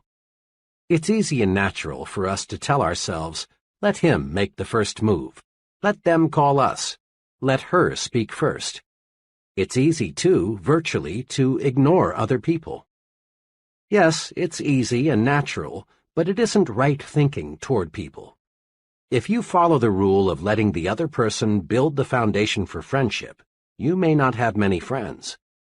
Actually, it's a mark of real leadership to take the lead in getting to know people.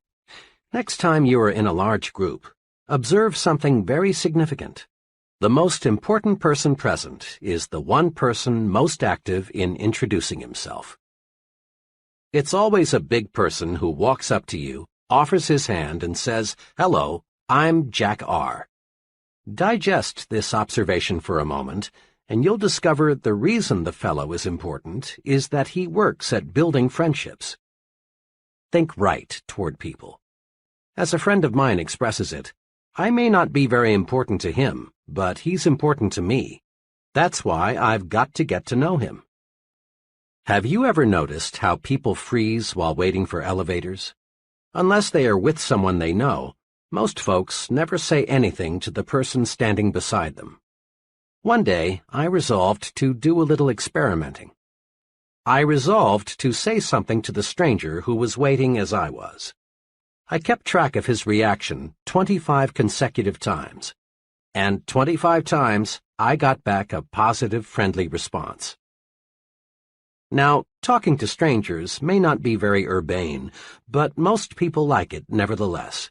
And here is the big payoff. When you make a pleasant remark to a stranger, you make him feel 1 degree better. This makes you feel better and helps you relax. Every time you say something pleasant to another person, you compensate yourself. It's like warming up your automobile on a cold morning. Here are 6 ways to win friends by exercising just a little initiative. 1. Introduce yourself to others at every possible opportunity, at parties, meetings, on airplanes, at work, everywhere. 2. Be sure the other person gets your name straight. 3. Be sure you can pronounce the other person's name the way he pronounces it.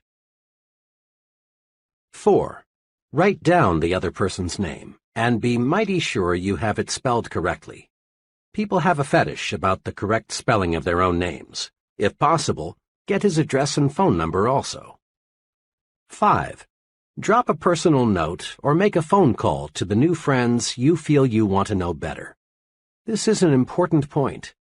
Most successful people follow through on new friends with a letter or a phone call. 6. And last but not least, say pleasant things to strangers. It warms you up and gets you ready for the task ahead. Putting these 6 rules to work is really thinking right about people. To be sure, it is not the way the average person thinks. Mr. Average never takes the initiative in making introductions. He waits for the other person to introduce himself first. Take the initiative. Be like the successful. Go out of your way to meet people. And don't be timid. Don't be afraid to be unusual. Find out who the other person is, and be sure he knows who you are. Recently, an associate and I were retained to do a preliminary screening of an applicant for an industrial sales job. We found the applicant, whom we'll call Ted, to have some good qualifications. He was exceptionally intelligent, made a fine appearance, and seemed to have a lot of ambition. But we found something that forced us to disqualify him, at least temporarily. Ted's big limitation was this: he expected perfection in other people. Ted was annoyed by many little things, like mistakes in grammar, people who were messy with cigarettes, people who had bad taste in clothes, and so on. Ted was surprised to learn this fact about himself, but he was eager to get into higher-paying work, and he asked whether there was anything we could tell him to help overcome his weakness. We made 3 suggestions. 1. Recognize the fact that no person is perfect. Some people are more nearly perfect than others, but no man is absolutely perfect. The most human quality about human beings is that they make mistakes, all kinds of them. 2. Recognize the fact that the other fellow has a right to be different. Never play God about anything. Never dislike people because their habits are different from your own, or because they prefer different clothes, religion, parties, or automobiles. You don't have to approve of what another fellow does, but you must not dislike him for doing it. 3. Don't be a reformer. Put a little more live and let live into your philosophy. Most people intensely dislike being told you're wrong. You have a right to your own opinion, but sometimes it's better to keep it to yourself. Ted conscientiously applied these suggestions. A few months later, he had a fresh outlook. He now accepts people for what they are, neither 100% good nor 100% bad. Besides, he says, the things that used to annoy the heck out of me I now find amusing. It finally dawned on me what a dull world this would be if people were all alike and everybody was perfect. Note this simple but key fact: no person is all good and no person is all bad. The perfect person just doesn't exist. Now, if we let our thinking go uncontrolled, we can find much to dislike in almost anyone. By the same token, if we manage our thinking properly, if we think right toward people, we can find many qualities to like and admire in the same person. View it this way.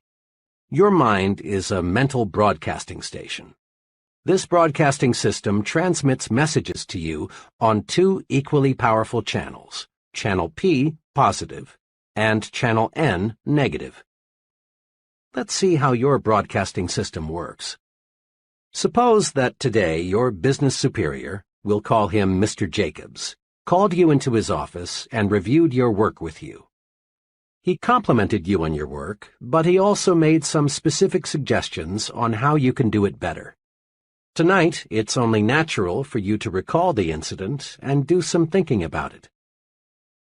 If you tune in Channel N, the announcer will be saying something like this: "Watch out! Jacobs is out to get you. He's a crab. You don't need any of his advice. To heck with it. Remember what Joe told you about Jacobs? He was right. Jacobs wants to grind you down like he did Joe. Resist him. Next time he calls you in, fight back. Better still, don't wait.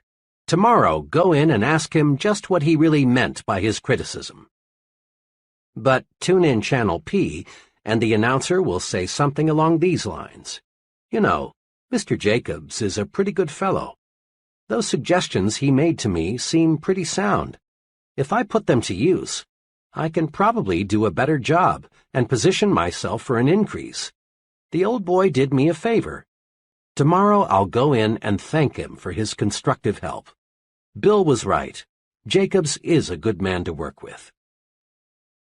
In this specific case, if you listen to Channel N, you're almost certain to make some bad, perhaps fatal mistake in your relations with your superior. But if you are tuned to Channel P, you are definitely certain to benefit from your superior's suggestions and at the same time draw yourself closer to him. He will appreciate that visit. Try it and see. Bear in mind that the longer you stay tuned to either Channel P or Channel N, the more interested you become and the harder it is to switch channels. This is true because one thought, positive or negative, sets off a whole chain reaction of similar thought. You may, for example, start off with such a simple minor negative thought as a person's accent, and find yourself soon thinking negatively about such unrelated topics as his political and religious beliefs, the car he drives, his personal habits, his relationship with his wife, even the way he combs his hair. And thinking this way surely won't get you where you want to go. You own it, so manage your thought broadcasting station. When your thoughts turn to people, make Channel P your listening habit. If Channel N cuts in, say stop, then switch channels. To make the switch, all you must do is think of one positive quality about the individual. In true chain reaction style, this one thought will lead to another and another, and you will be glad. When you are alone, you and only you can decide whether you will listen to Channel P or Channel N. But when you are talking with someone else, that person has a measure of control over how you think. We must remember that most people do not understand the concepts of thinking right toward people. So it's a very common experience for people to come rushing to you, just aching to say something negative about a person you both know. A coworker wants to tell you about the objectionable qualities of another employee. A neighbor wants to let you know the domestic problems of another neighbor. Or a customer wants to itemize the faults of his competitor, whom you will call on next. Thoughts breed like thoughts. There is real danger that if you listen to negative comments about another person, you too will go negative toward that person. In fact, if you are not on guard, you may actually find yourself adding fuel to the fire with, "Yes, and that's not all. Did you hear?" type of comment. These things backfire, boomerang. There are two ways to prevent others from switching us from Channel P to Channel N. One way is to switch topics as quickly and quietly as possible with some remark like, "Pardon me, John, but while I think of it, I've been meaning to ask you." A second way is to excuse yourself with a, "Sorry, John, I'm late now," or, "I've a deadline to meet. Will you excuse me?" Make a forceful promise to yourself. Refuse to let others prejudice your thinking. Stay tuned to Channel P. Once you've mastered the technique of thinking only good thoughts about people, greater success is guaranteed. Let me tell you what an unusually successful insurance salesman told me about how thinking good thoughts about people pays off for him. "When I first got in the insurance business," he began, "the going was tough, believe me. At first, it seemed there were about as many competing agents as there were prospects. And I soon learned what all insurance men know, that 9 prospects out of 10 firmly believe they don't need any more insurance. I'm doing well, but let me tell you, it's not because I know a lot about the technical side of insurance. That's important, don't misunderstand me. But there are men trying to sell insurance who know policies and contracts better than I. In fact, I know one man who wrote a book about insurance, but he couldn't sell a policy to a man who knew he had only 5 days to live. My success," he continued, "is based on one thing. I really like the guy I'm selling. Let me say again, I really like him. Some of my fellow salesmen try to pretend they like the other fellow, but this won't work. You can't even fool a dog. Your mannerisms, eyes, facial expressions, all spell PHONY when you pretend. Now, when I'm gathering information about a prospect, I do what every other agent does. I get his age, where he works, how much he makes, how many kids he's got, and so on. But I also get something else, which most salesmen never search for. That is, some sound reasons why I can like the prospect. Maybe the job he's doing will supply the reason, or perhaps I can find it someplace in his past record. But I find some good reasons to like him. Then, whenever my attention is focused on the prospect, I review the reasons why I like him. I build a likable image of the prospect before I say one word to him about insurance. This little technique works. Because I like him, he sooner or later likes me. Pretty soon, instead of sitting across the table from him, I'm on the same side with him, and we're working out his insurance plan together. He trusts and believes in my judgment because I am a friend. Now, people don't always accept me right off the bat, but I've found that so long as I continue to like a fellow, he'll come around and we can get down to business. Just last week, my friend went on, I was making the 3rd call on a difficult prospect. He met me at the door, and before I could even say good evening, he proceeded to give me hell. He went on, not even stopping for a breath until he had run down and finished with, "And don't ever come back here again." After he had said that, I just stood there looking into his eyes for about 5 seconds, and then said softly and with genuine sincerity, because I meant it, "But Mr. S., I'm calling tonight as your friend." Yesterday, he bought a $250,000 endowment policy. Saul Polk is popularly called the appliance king of Chicago. Starting with nothing, Saul Polk now sells millions of dollars worth of appliances in a year in metropolitan Chicago. Saul Polk credits a lot of his success to his attitude toward shoppers. "Customers," says Mr. Polk, "should be treated like they are guests in my home." Isn't that thinking toward people? And isn't it about the simplest success formula one can put to work? Just treat customers like guests in your home. This technique works outside the store, too. Substitute the word employees for customers so that it reads, "Employees should be treated like guests in my home." Give first-class treatment to your employees, and you get first-class cooperation, first-class output. Think first-class about everyone around you, and you'll receive first-class results in return. One of the reviewers of an early version of this book is a close personal friend who owns his own business management consulting firm. When he read the above illustration, he commented, "That's the positive result of liking and respecting people. Let me give you a personal experience of a friend of mine which shows what happens if you don't like and admire people." His experience has a big point. Here it is. My firm obtained a contract to provide consulting services to a relatively small soft drink bottling concern. The contract was substantial. The client had little formal education. His business was in bad shape, and in recent years he had made some very costly mistakes. 3 days after we had got the contract, an associate and I were driving out to his plant, which was about 45 minutes from our offices.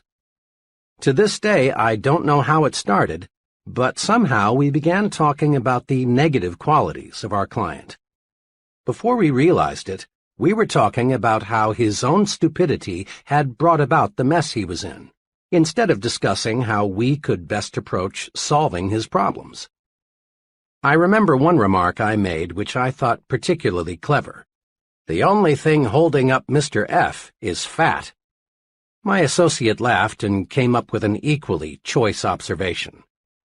"And that son of his, Junior, must be all of 35, but the only qualification he has for the job he's holding is he speaks English." The whole drive out, we talked about nothing else but what a weak-minded numbskull we had as a client. Well, the conference that afternoon was cold. Looking back, I think our client sensed somehow the way we felt toward him. He must have thought, "These fellows think I'm stupid or something, and all they're going to do for my money is give me some smooth-sounding talk." 2 days later, I got a 2-sentence letter from this client. It said, "I've decided to cancel our contract for your consulting services. If there is a charge for your services to date, please bill me." Printing ourselves with negative thoughts for only 40 minutes cost us a contract. What made it even more painful was learning about a month later that this former client had contracted with an out-of-town firm for the professional assistance he needed. We would never have lost him had we concentrated on his many fine qualities, and he has them. Most people do. Here's how you can have some fun and discover a basic success principle at the same time. For the next 2 days, listen in on as many conversations as you can. Note 2 things. Which person in the conversation does the most talking, and which person is the more successful. Hundreds of my own little experiments have revealed this. The person who does the most talking and the person who is the most successful are rarely the same person. Almost without exception, the more successful the person, the more he practices conversation generosity. That is, he encourages the other person to talk about himself, his views, his accomplishments, his family, his job, his problems. Conversation generosity paves the way to greater success in 2 important ways. 1. Conversation generosity wins friends. 2. Conversation generosity helps you learn more about people. Remember this, the average person would rather talk about himself than anything else in this world. When you give him the chance, he likes you for it. Conversation generosity is the easiest, simplest, and surest way there is to win a friend. The second benefit of conversation generosity, learning more about other people, is important too. As we said in Chapter 1, people are what we study in our Success Lab. The more we can learn from them, their thought processes, their strong and weak points, why they do what and as they do, the better equipped we are to influence them effectively in the way that we want. Let me illustrate. A large New York advertising agency, like all advertising agencies, specializes, of course, in telling the public why it should buy the products it advertises. But this agency does something else, too. It requires its copywriters to spend 1 week each year behind counters so they can listen to what the people say about the products they promote. Listening provides the clues these copywriters need to write better, more effective ads. Many progressive businesses conduct so-called terminal interviews with employees who are leaving. The reason is not to sell the employees on staying with the company, but to find out why he is quitting. Then the company can bring about improvements in its employee relations. Listening pays off. Listening pays off for the salesman, too. Often people think of a good salesman as a good talker or a fast talker. Sales managers, however, are not as impressed by a good talker as they are by a good listener, a fellow who can ask questions and get desired answers. Don't be a conversation hog. Listen, win friends, and learn. Courtesy, practiced in every relationship with another person, is the finest tranquilizer you can use. No commercial preparation is 1/10 as effective in relaxing you as doing little things for other people. Thinking right toward people removes frustrations and stress. When you boil it all down, the big cause of stress is negative feelings toward other people. So think positive toward people and discover how wonderful, really wonderful this world is. The real test for thinking right toward people comes when things don't go exactly the way we want. How do you think when you're passed up for a promotion? Or when you fail to win an office in a club you belong to? Or when you're criticized for the job you've done? Remember this: how you think when you lose determines how long it will be until you win. The answer for thinking right toward people when things don't go exactly our way comes from Benjamin Fairless, one of the century's most outstanding persons. Mr. Fairless, who rose from very modest circumstances to become chief executive of the United States Steel Corporation, said this, quoted in Life magazine, October 15, 1956. "It depends on how you look at things. For example, I never had a teacher I hated. Naturally, I was disciplined just like every other pupil, but I always figured it was my fault that the discipline was necessary. I have also liked every boss I ever had. I always tried to please him and do more than he expected if I possibly could, never less. I have had some disappointments, times when I greatly wanted a promotion and somebody else got it. But I never figured that I was the victim of office politics or prejudice or bad judgment on the boss's part. Instead of sulking or quitting in a huff, I reasoned things out. Obviously, the other fellow deserved the promotion more than I did. What could I do to make myself deserving of the next opportunity? At the same time, I never got angry with myself for losing, and never wasted any time berating myself. Remember Benjamin Fairless when things go wrong. Just do two things. 1. Ask yourself, what can I do to make myself more deserving of the next opportunity? 2. Don't waste time and energy being discouraged. Don't berate yourself. Plan to win next time. In a capsule, put these principles to work. 1. Make yourself lighter to lift. Be likable. Practice being the kind of person people like. This wins their support and puts fuel in your success-building program. 2. Take the initiative in building friendships. Introduce yourself to others at every opportunity. Make sure you get the other person's name straight, and make certain he gets your name straight, too. Drop a personal note to your new friends you want to get to know better. 3. Accept human differences and limitations. Don't expect anyone to be perfect. Remember, the other person has a right to be different. And don't be a reformer. 4.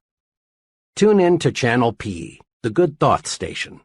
Find qualities to like and admire in a person, not things to dislike. And don't let others prejudice your thinking about a third person. Think positive thoughts toward people and get positive results. 5. Practice conversation generosity. Be like successful people. Encourage others to talk. Let the other person talk to you about his views, his opinions, his accomplishments. 6. Practice courtesy all the time. It makes other people feel better. It makes you feel better, too. 7. Don't blame others when you receive a setback. Remember, how you think when you lose determines how long it will be until you win. Chapter 10. Get the action habit. Here's something leaders in every field agree on. There is a shortage of top-flight, expertly qualified persons to fill key positions. There really is, as the saying goes, plenty of room at the top. As one executive explained, there are many almost qualified people, but there is one success ingredient often missing. That is, the ability to get things done, to get results. Every big job, whether it be operating a business, high-level selling, in science, the military, or the government, requires a man who thinks action. Principal executives, looking for a key person, demand answers to questions like, will he do the job? Will he follow through? Is he a self-starter? Can he get results, or is he just a talker? All these questions have one aim: to find out if the fellow is a man of action. Excellent ideas are not enough. An only fair idea acted upon and developed is 100% better than a terrific idea that dies because it isn't followed up. The great self-made merchant John Wanamaker often said, "Nothing comes merely by thinking about it." Think of it. Everything we have in this world, from satellites to skyscrapers to baby food, is just an idea acted upon. As you study people, both the successful and the just average, you find they fall into two classes. The successful are active. We'll call them activationists. The just average, the mediocre, the unsuccessful, are passive. We'll call them passivationists. We can discover a success principle by studying both groups. Mr. Activationist is a doer. He takes action, gets things done, follows through on ideas and plans. Mr. Passivationist is a don'ter. He postpones doing things until he has proved he shouldn't or can't do them, or until it's too late. The difference between Mr. Activationist and Mr. Passivationist shows through in countless little ways. Mr. Activationist plans a vacation. He takes it. Mr. Passivationist plans a vacation, but he postpones it until next year. Mr. A decides he should attend church regularly. He does. Mr. P thinks it's a good idea to go to church regularly too, but he finds ways to postpone acquiring this new habit. Mr. A feels that he should drop a note to someone he knows to congratulate him on some achievement. He writes the note. Under the same circumstances, Mr. P finds a good reason to put off writing the note, and it never gets written. The difference shows up in big things, too. Mr. A wants to go into business for himself. He does. Mr. P also wants to go into business for himself, but he discovers just in the nick of time a good reason why he had better not. Mr. A, age 40, decides he wants to take up a new line of work. He does. The same idea occurs to Mr. P, but he debates himself out of doing anything about it. The difference between Messrs. Activationist and Passivationist shows through in all forms of behavior. Mr. A gets the things done he wants done, and as byproducts he gains confidence, a feeling of inner security, self-reliance, and more income. Mr. P doesn't get the things done he wants done because he won't act. As byproducts, he loses confidence in himself, destroys his self-reliance, lives in mediocrity. Mr. Activationist does. Mr. Passivationist is going to do, but doesn't. Everyone wants to be an activationist. So, let's get the action habit. A lot of passivationists got that way because they insisted on waiting until everything was 100% favorable before they took action. Perfection is highly desirable, but nothing man-made or man-designed is or can be absolutely perfect. So to wait for the perfect set of conditions is to wait forever. Here are 3 case histories that show how 3 persons reacted to conditions. Case number 1. Why G.N. hasn't married. Mr. G.N. is now in his late 30s, is well-educated, works as an accountant, and lives alone in Chicago. G.N.'s big desire is to get married. He wants love, companionship, a home, children, the works. G.N. has been close to marriage. Once he was only 1 day away. But each time he has been near marriage, he discovers something wrong with the girl he's about to marry. Just in time before I made an awful mistake. One instance stands out. 2 years ago, G.N. thought he finally had met just the right girl. She was attractive, pleasant, intelligent. But G.N. had to be absolutely sure that marriage was the right thing.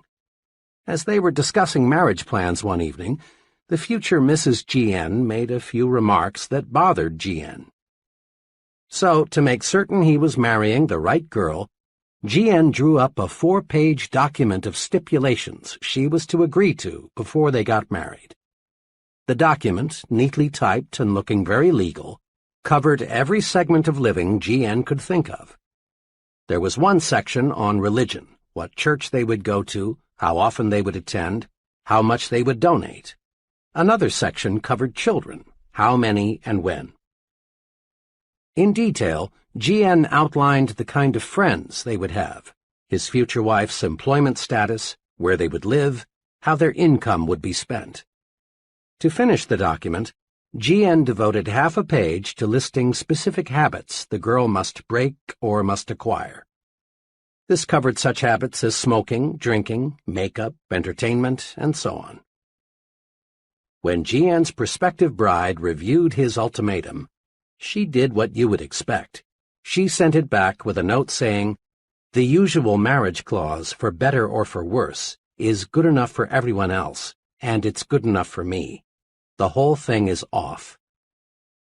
As G.N. was relating his experience to me, he said worriedly, "Now what was so wrong in writing out this agreement? After all, marriage is a big step. You can't be too careful." But G.N. was wrong. You can be too careful, too cautious, not only in planning a marriage, but in planning anything in the world where things get done. The standards can be too high. G.N.'s approach to marriage was very much like his approach to his work, his savings, his friendships, everything else.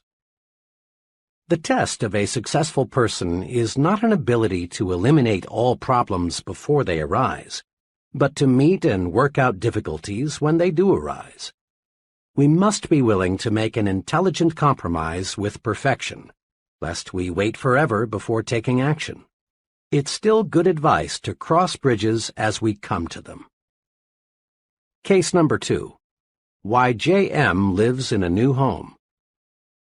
In every big decision, the mind battles with itself, to act or not to act, to do or not to do. Here's how one young fellow elected to act and reaped big rewards. J.M.'s situation is similar to that of a million other young men. He is in his 20s, has a wife and child, and still has only a modest income. Mr. and Mrs. J.M. lived in a small apartment. Both wanted a new home. They wanted the advantage of more space, cleaner surroundings, a place for the youngster to play, and a chance to build up equity in their own property. But there was a hitch to buying a new home, the down payment. One day, as J.M. was writing next month's rent check, he became very disgusted with himself. He observed that the rent payment was as much as monthly payments on a new home.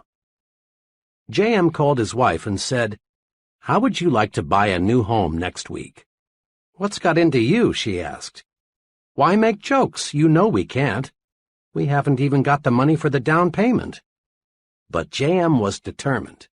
There are hundreds of thousands of couples like us who are going to buy a new home someday, but only about half of them ever do. Something always comes up to stop them. We're going to buy a home. I don't know yet how we'll raise the down payment, but we will.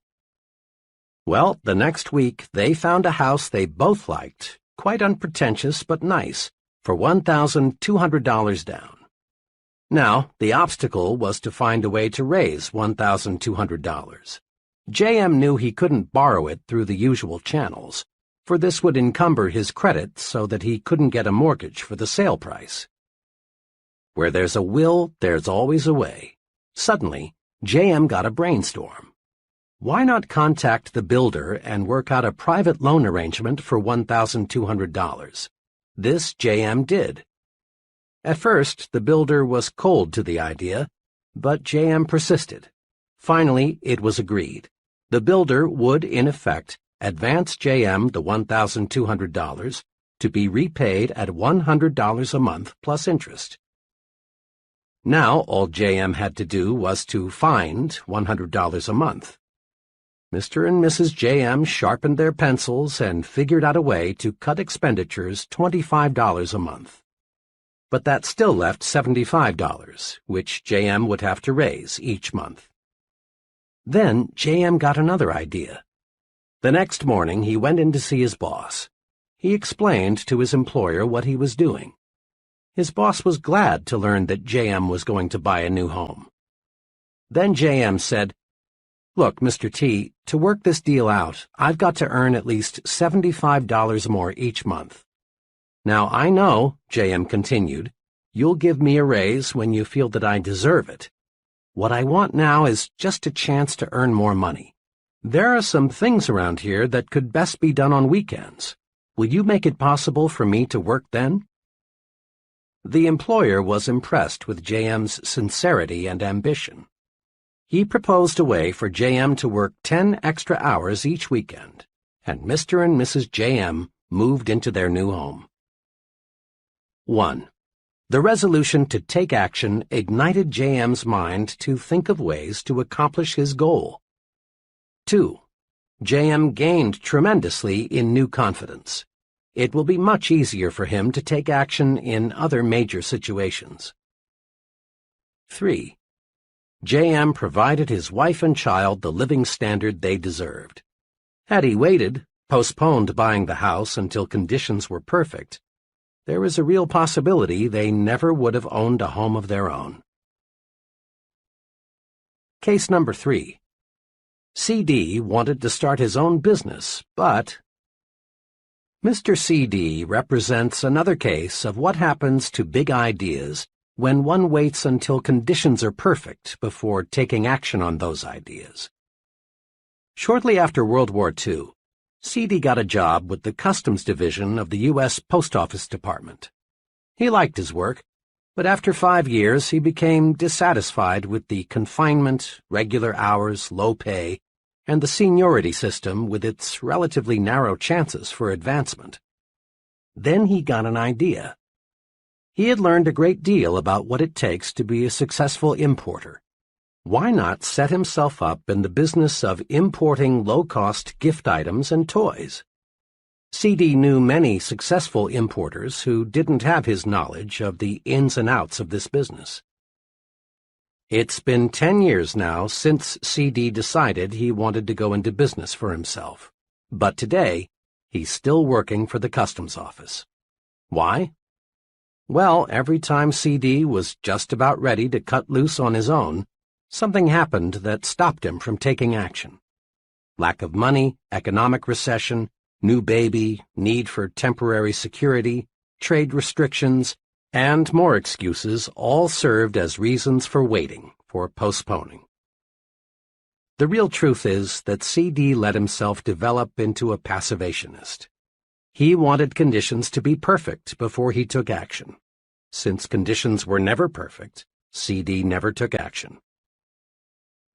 Here are 2 things to do to help you avoid the costly mistake of waiting until conditions are perfect before you act. 1. Expect future obstacles and difficulties. Every venture presents risks, problems, and uncertainties. Let's suppose you wanted to drive your car from Chicago to Los Angeles, but you insisted on waiting until you had absolute assurance that there would be no detours, no motor trouble, no bad weather, no drunken drivers, no risk of any kind. When would you start? Never. In planning your trip to Los Angeles, it makes sense to map your route, check your car, in other ways to eliminate as much risk as possible before you start. But you can't eliminate all risks. 2. Meet problems and obstacles as they arise. The test of a successful person is not the ability to eliminate all problems before he takes action, but rather the ability to find solutions to difficulties when he encounters them. In business, marriage, or in any activity, cross bridges when you come to them. We can't buy an insurance policy against all problems. Make up your mind to do something about your ideas. 5 or 6 years ago, a very capable professor told me of his plans for writing a book, a biography of a controversial personality of a few decades ago. His ideas were more than interesting. They were alive, fascinating. The professor knew what he wanted to say, and he had the skill and energy to say it. The project was destined to reward him with much inner satisfaction, prestige, and money. Last spring I saw my friend again, and I innocently asked him whether the book was about finished. This was a blunder. It opened up an old wound. No, he hadn't written the book. He struggled with himself for a moment, as if he were debating with himself whether to explain why. Finally, he explained that he had been too busy. He had more responsibilities and just couldn't get to it. In reality, what the professor had done was to bury the idea deep in his mental graveyard.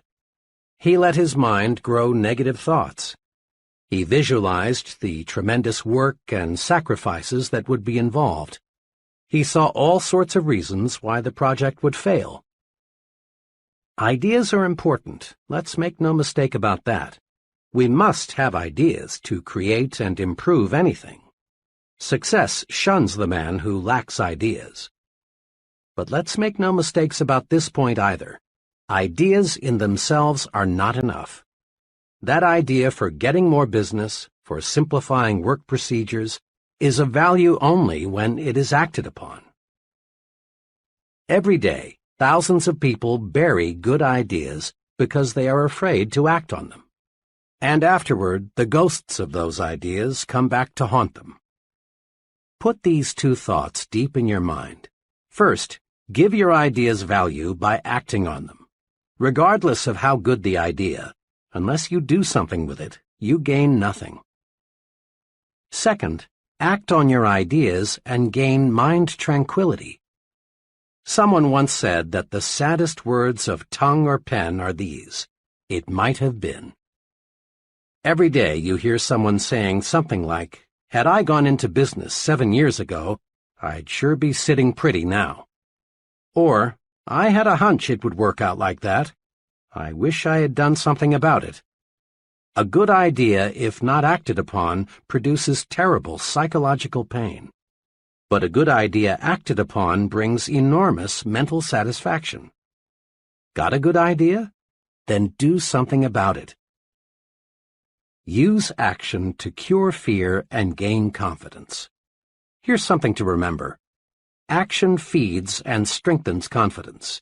Inaction, in all forms, feeds fear. To fight fear, act. To increase fear, wait, put off, postpone. Once I heard a young paratrooper instructor explain, "The jump really isn't so bad. It's the waiting to jump that gets a fellow." On the trip to the jump site, I always try to make the time pass quickly for the men.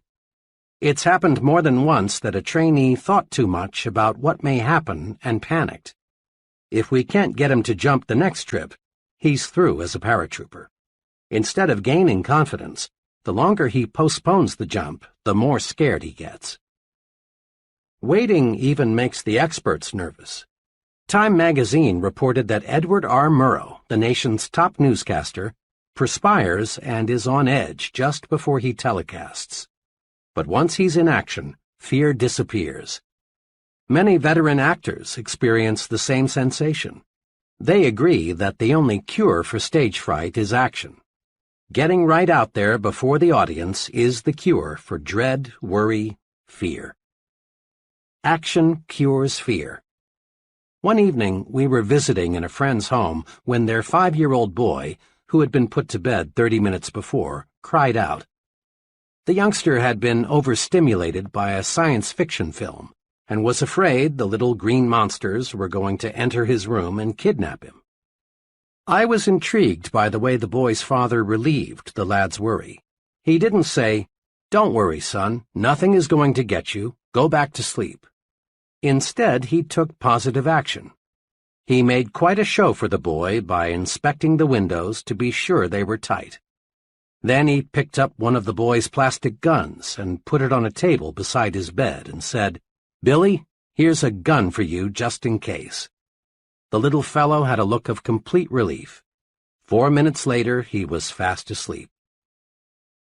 Many physicians give neutral, harmless medication to people who insist they've got to have something to make them sleep. To lots of folks, the act of swallowing a pill, even though, unknown to them, the pill has no medication, makes them feel better.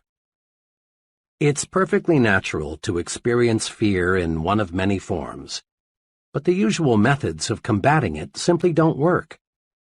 I've been with many salesmen who tried to cure fear, which creeps up on even the most experienced of them at times, by going around the block a few times or drinking extra coffee. But these things don't get results. The way to combat that kind of fear, yes, any kind of fear, is action. Dread making a certain phone call? Make it and dread disappears.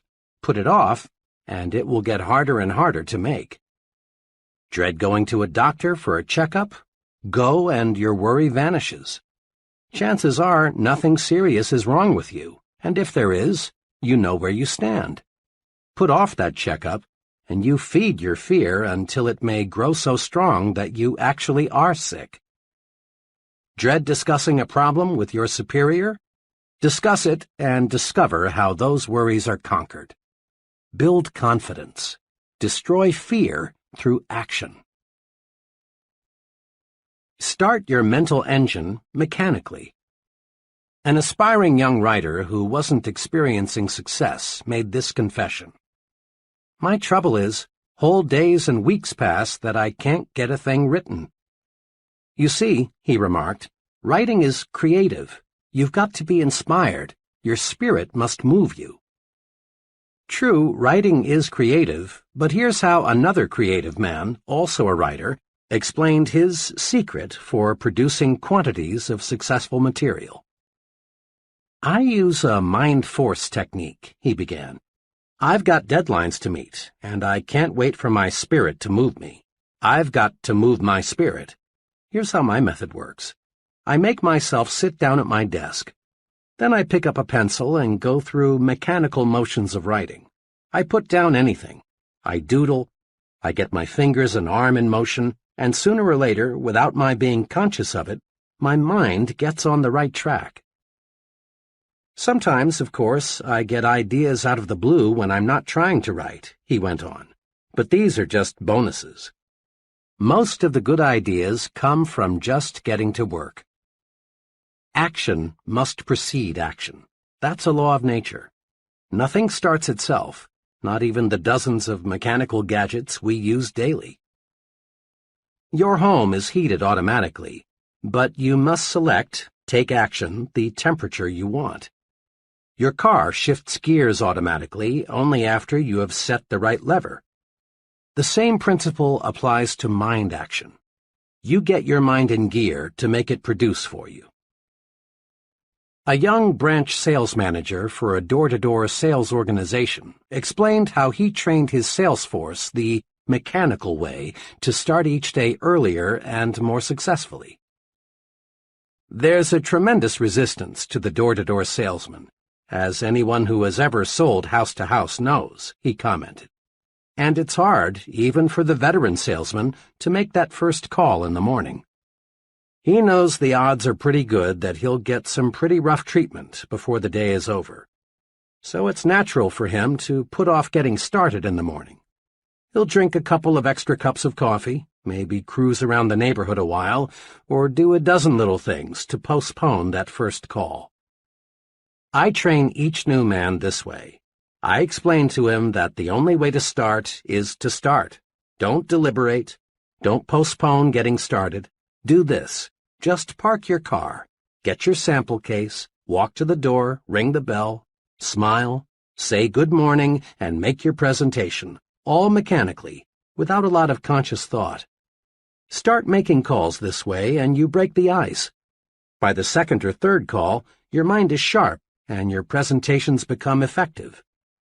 A humorist once said the most difficult problem in life was getting out of a warm bed into a cold room, and he had a point. The longer you lie there and think how unpleasant it will be to get up, the more difficult it becomes. Even in such a simple operation as this, mechanical action, just throwing off the covers and putting your feet on the floor, defeats dread. The point is clear. People who get things done in this world don't wait for the spirit to move them. They move the spirit. Try these 2 exercises. 1. Use the mechanical way to accomplish simple but sometimes unpleasant business and household chores. Rather than think about the unpleasant features of the task, jump right in and get going without a lot of deliberation. Perhaps the most unpleasant household task to most women is washing dishes. My mother is no exception. But she has mastered a mechanical approach to dispensing with this task quickly, so she can return to things she likes to do. As she leaves the table, she always mechanically picks up several dishes, and without thinking about the task ahead, just gets started. In just a few minutes she is through. Doesn't this beat stacking dishes and dreading the unpleasant inevitable? Do this today. Pick the one thing you like to do least. Then, without letting yourself deliberate on or dread the task, do it. That's the most efficient way to handle chores. 2. Next, use the mechanical way to create ideas, map out plans, solve problems, and do other work that requires top mental performance. Rather than wait for the spirit to move you, sit down and move your spirit. Here's a special technique guaranteed to help you. Use a pencil and paper. A simple pencil is the greatest concentration tool money can buy. If I had to choose between an ultra-fancy, deeply carpeted, beautifully decorated soundproof office and a pencil and paper, I'd choose the pencil and paper every time. With a pencil and paper, you can tie your mind to a problem. When you write a thought on paper, your full attention is automatically focused on that thought. That's because the mind is not designed to think one thought and write another at the same time. When you write on paper, you write on your mind, too. Tests prove conclusively that you remember something much longer and much more exactly if you write the thought on paper. And once you master the pencil and paper technique for concentration, you can think in noisy or other distracting situations.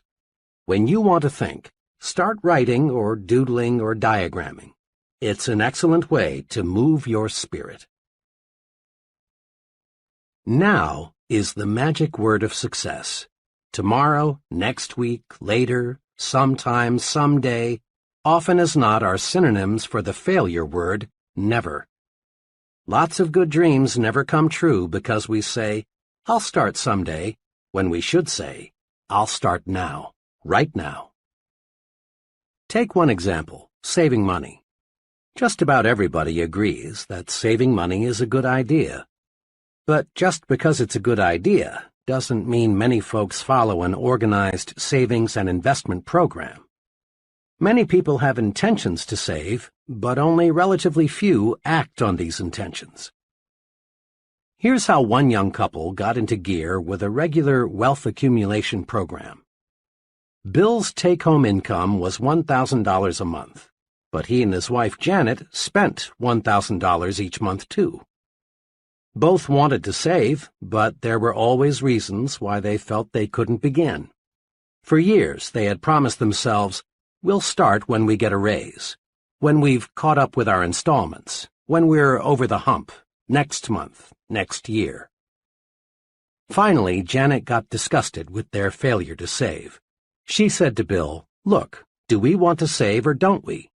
He replied, "Of course we do. But you know as well as I, we can't put aside anything now." But for once, Janet was in a do-or-die mood. "We've been telling ourselves for years we're going to start a savings program. We don't save because we think we can't. Now let's start thinking we can. I saw an ad today that shows if we'd save just $100 a month, in 15 years we'd have $18,000 plus $6,600 accumulated interest."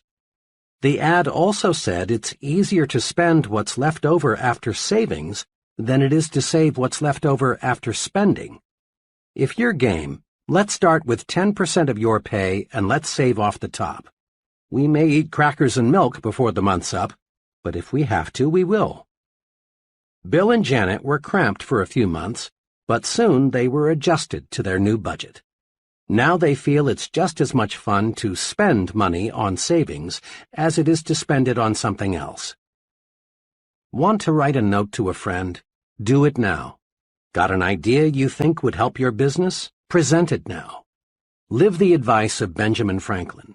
Don't put off until tomorrow what you can do today.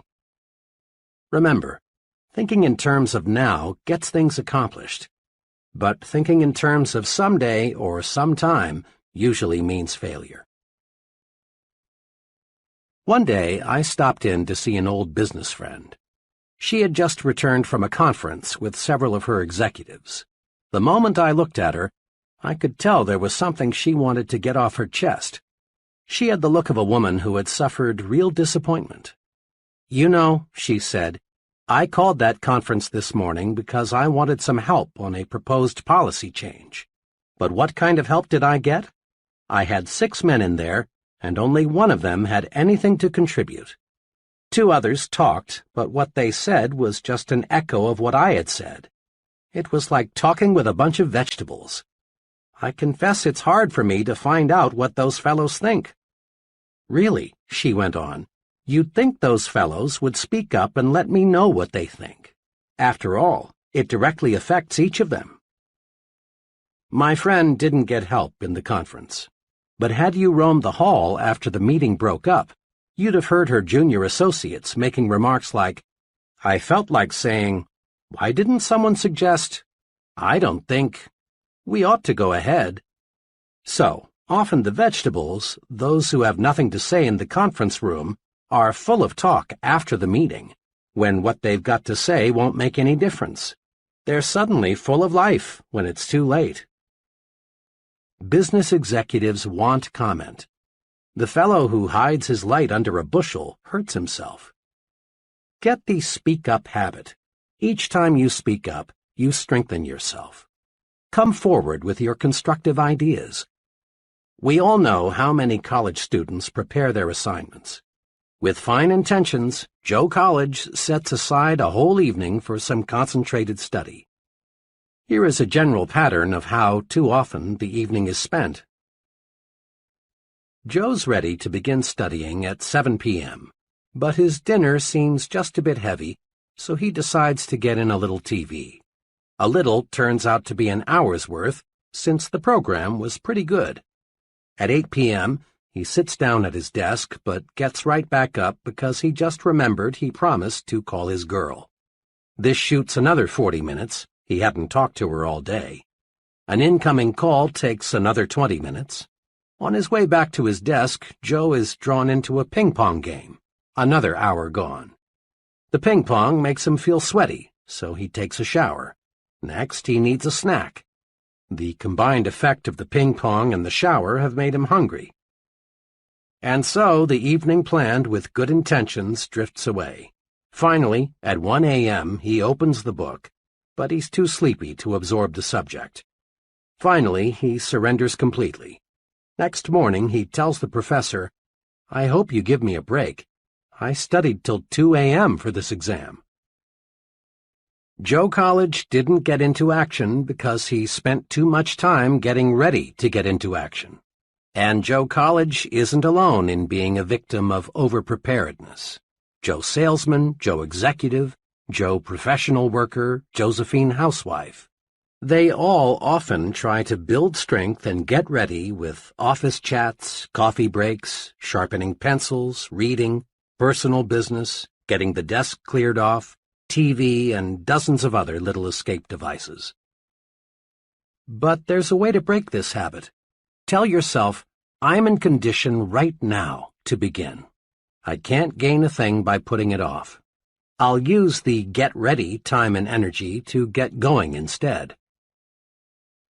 What we want more than anything else in our business, an executive in a machine tool company said in an address to a group of sales executives, is more people who get sound ideas and then push them through.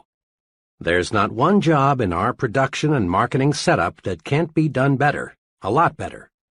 I don't want to infer that we're not doing a good job now. We are. But like all progressive companies, we need new products, new markets, new and more efficient ways of doing things. We depend on people with initiative. They're the ball carriers on our team. Initiative is a special kind of action. It's doing something worthwhile without being told to do it. The person with initiative has a standing invitation to join the high-income brackets in every business and profession. The director of marketing research in a medium-sized drug manufacturing firm told me how he got to be a director of marketing research. It's a good lesson in the power of initiative. 5 years ago, I got an idea, he told me. I was working then as a sort of missionary salesman, calling on wholesalers. I discovered that one thing we lacked was facts about the consumers we wanted to buy our drug line. I talked about the need for market research to everyone here. At first, I got only deaf ears because management couldn't see the need for it. I was pretty much obsessed with the idea of marketing research in our company, so I sort of took the bull by the horns. I asked and got permission to prepare a monthly report on facts of drug marketing. I collected information from every source I could find.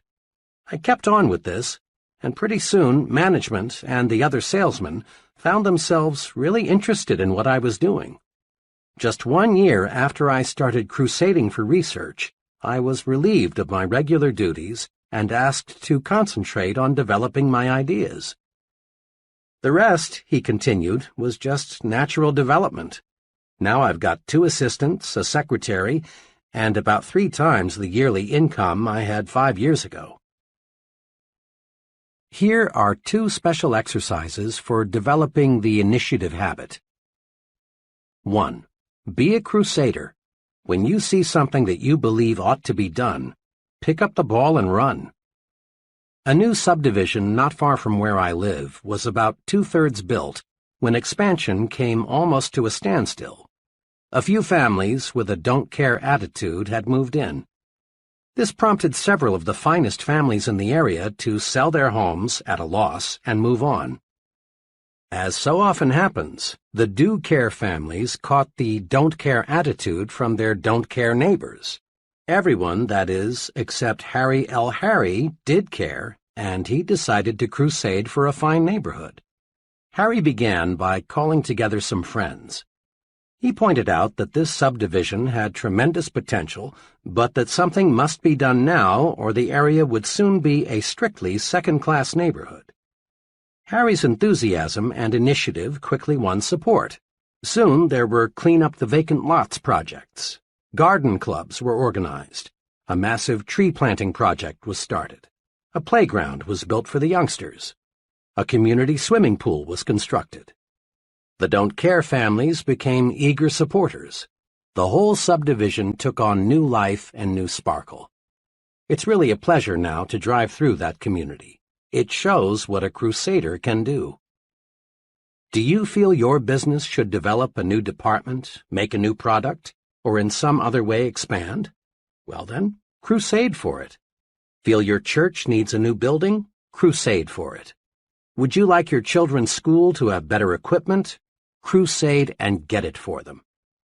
And you can bank on this. While crusades may start out as one-man crusades, if the idea behind the enterprise is good, soon you'll have lots of support. Be an activationist and crusade. 2. Be a volunteer. Each of us has been in situations in which we wanted to volunteer for some activity but didn't. Why? Because of fear. Not fear that we couldn't accomplish the task, but rather fear of what our associates would say. The fear of being laughed at, of being called an eager beaver, of being accused of bucking for a raise holds many people back. It's natural to want to belong, to be accepted, to have group approval. But ask yourself, which group do I want to have accept me? The group that laughs because it is secretly jealous, or the group that is making progress by doing things? The right choice is obvious. The volunteer stands out. He receives special attention. Most important of all, he gives himself an opportunity to show he has special ability and ambition by volunteering. By all means, volunteer for those special assignments. Think about the leaders you know in business, the military, your community. Do they fit the description of activationist, or would you say they are passivationists? 10 times out of 10, they're activationists, people who do things. The fellow who stands on the sidelines, who holds off, who is passive, does not lead. But the doer, the fellow who thinks action, finds others want to follow him. People place confidence in the fellow who acts. They naturally assume he knows what he is doing. I've never heard anyone complimented and praised because he doesn't disturb anyone. He doesn't take action, or he waits until he's told what to do. Have you? Grow the action habit. Practice these key points. 1. Be an activationist. Be someone who does things. Be a doer, not a don'ter. 2. Don't wait until conditions are perfect. They never will be. Expect future obstacles and difficulties and solve them as they arise. 3. Remember, ideas alone won't bring success. Ideas have value only when you act upon them. 4. Use action to cure fear and gain confidence. Do what you fear, and fear disappears. Just try it and see. 5. Start your mental engine mechanically. Don't wait for the spirit to move you. Take action, dig in, and you move the spirit. 6. Think in terms of now. Tomorrow, next week, later, and similar words often are synonymous with the failure word never. Be an I'm starting right now kind of person. 7. Get down to business, pronto. Don't waste time getting ready to act. Start acting instead. 8. Seize the initiative. Be a crusader. Pick up the ball and run. Be a volunteer. Show that you have ability and ambition to do. Get in gear and go. Chapter 11. How to turn defeat into victory. Social workers and others who work on Skid Row find many differences in age, religious faith, education, and background among the tragic souls who have dropped into America's gutters. Some of these citizens are surprisingly young. Others are old. A sprinkling are college graduates. A few have essentially no formal education. Some are married, others are not. But the people on Skid Row do have something in common. Each one is defeated, whipped, beaten. Each one has encountered situations that conquered him. Each is eager, even anxious, to tell you about the situation that wrecked him, about his own private Waterloo.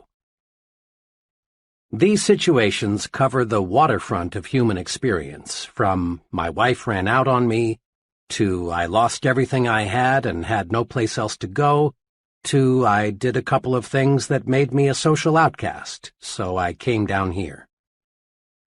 When we move up from Skid Row into the dominion of Mr. and Mrs. Average American, we see obvious differences in living habits. But again, we discover that Mr. Mediocre gives essentially the same reasons to explain his mediocrity as Mr. Skid Row gave to explain his complete collapse. Inside, Mr. Mediocre feels defeated. He has unhealed wounds suffered in situations that beat him. Now he is super cautious. He plods along, ducking the thrill of living victoriously, discontented with himself. He feels beaten, but tries hard to endure the sentence of mediocrity that fate has handed him. He, too, has surrendered to defeat, but in a reasonably clean, socially accepted way. Now, when we climb upstairs into the uncrowded world of success, we again discover people from every possible background. Corporate executives, leading ministers, government officials, top men in every field, we discover come from poor homes, rich homes, broken homes, cotton patches, cornfields, and slums. These people, who lead every branch of our society, have experienced every tough situation you can describe. It is possible to match every Mr. Skid Row with a Mr. Mediocre and a Mr. Success on every score: age, intelligence, background, nationality, you name it, with one exception. The one thing you can't match them on is their response to defeat. When the fellow we call Mr. Skid Row got knocked down, he failed to get up again. He just lay there, splattered out. Mr. Mediocre got up to his knees, but he crawled away, and when out of sight, ran in the opposite direction, so he'd be sure never to take a beating again. But Mr. Success reacted differently when he got knocked down. He bounced up, learned a lesson, forgot the beating, and moved upward.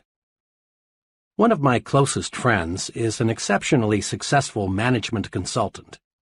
When you walk into his office, you feel that you are really uptown.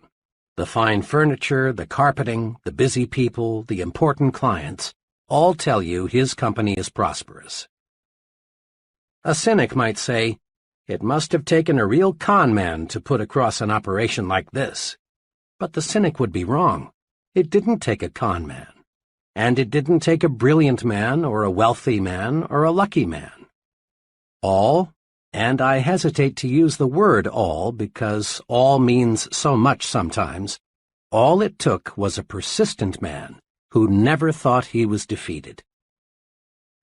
Behind this prosperous and respected company is the story of a man fighting, battling his way upward, losing 10 years' savings in his first 6 months in business, living in his office several months because he lacked money to pay rent on an apartment, turning down numerous good jobs because he wanted more to stay with his idea and make it work, hearing prospects for his service say no 100 times as often as they said yes. During the 7 unbelievably hard years it took him to succeed, I never heard my friend complain once. He'd explain, "Dave, I'm learning. This is competitive business, and because it's intangible, it's hard to sell, but I'm learning how." And he did. Once I told my friend that this experience must be taking a lot out of him, but he replied, "No, it's not taking something out of me. It's putting something into me instead." Check the lives of the people in Who's Who in America, and you'll find that those who have succeeded in a major way have been pounded by losing situations. Each person in this elite core of successful men has encountered opposition, discouragement, setbacks, personal misfortune. Read the biographies and autobiographies of great people, and again you discover that each of these people could have surrendered to setbacks many times. Or do this.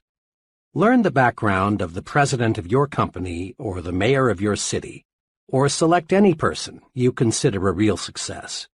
When you probe, you'll discover the individual has overcome big, real obstacles.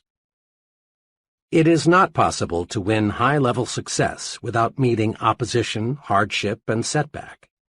But it is possible to use setbacks to propel you forward. Let's see how. I saw some commercial airline statistics recently showing that there is only one fatality per 10 billion miles flown. Air travel is a magnificently safe way to go these days. Unfortunately, air accidents still occur. But when they do, the Civil Aviation Administration is on the scene quickly to find out what caused the crash. Fragments of metal are picked up from miles around and pieced together. A variety of experts reconstruct what probably happened. Witnesses and survivors are interviewed. The investigation goes on for weeks, months, until the question, what caused this crash, is answered. Once the CAA has the answer, immediate steps are taken to prevent a similar accident from happening again. If the crash was caused by a structural defect, other planes of that type must have that defect corrected. Or if certain instruments are found faulty, corrections must be made. Literally hundreds of safety devices on modern aircraft have resulted from CAA investigations. The CAA studies setbacks to pave the way to safer air travel, and it's obvious that their efforts pay off. Doctors use setbacks to pave the way to better health and longer life. Often, when a patient dies for an uncertain reason, doctors perform a post-mortem to find out why. In this way, they learn more about the functioning of the human body, and lives of other people are saved. A sales executive friend of mine devotes one entire sales meeting a month to helping his salesmen discover why they lost important sales. The lost sale is reconstructed and carefully examined. In this way, the salesman learns how to avoid losing similar sales in the future. The football coach who wins more games than he loses goes over the details of each game with his team to point out their mistakes. Some coaches have movies made of each game so the team can literally see its bad moves. The purpose? To play the next game better. CAA officials, successful sales executives, physicians, football coaches, and professionals in every field follow this success principle. Salvage something from every setback. When a setback hits us personally, our first impulse is often to become so emotionally upset that we fail to learn the lesson. Professors know that a student's reaction to a failing grade provides a clue to his success potential. When I was a professor at Wayne State University in Detroit some years ago, I had no choice but to turn in a failing grade for a graduating senior. This was a real blow to the student. He had already made graduation plans, and canceling was embarrassing. He was left with two alternatives: retake and pass the course and receive his degree at a later graduation, or quit school without earning a degree. I expected that the student would be disappointed, perhaps even somewhat belligerent, when he learned of his setback. I was right. After I explained that his work was far below passing standards, the student admitted that he hadn't put forth a serious effort in the course. But, he continued, my past record is at least average. Can't you consider that? I pointed out that I could not, because we measure performance one course at a time. I added that rigid academic codes prohibited changing grades for any reason other than an honest mistake on the part of the professor. Then the student, realizing that all avenues toward a grade change were closed, became quite angry. Professor, he said, I could name 50 people in this city who've succeeded in a big way without taking this course or even knowing about it. What's so blasted important about this course? Why should a few bad marks in one course keep me from getting my degree? Thank God, he added, they don't look at things on the outside like you professors do. After that remark, I paused for about 45 seconds. I've learned that when you've been sniped at, one fine way to prevent a war of words is to take a long pause before answering. Then I said to my student friend, "Much of what you say is true. There are many, many highly successful people who know absolutely nothing about the subject matter in this course. And it is possible for you to win success without this knowledge. In the total scheme of life, this course content won't make or break you. But your attitude toward this course may." "What do you mean by that?" he asked. "Just this," I answered. "Outside, they grade you just as we grade you. What counts there, just as what counts here, is doing the job. Outside, they won't promote you or pay you more for doing second-class work." I paused again to make certain the point got through. Then I said, "May I make a suggestion? You're highly disappointed now. I can appreciate how you feel. And I don't think any less of you if you're a little sore at me. But look at this experience positively. There's a tremendously important lesson here. If you don't produce, you don't get where you want to go. Learn this lesson, and 5 years from now you'll regard it as one of the most profitable lessons you learned in all the time you invested here."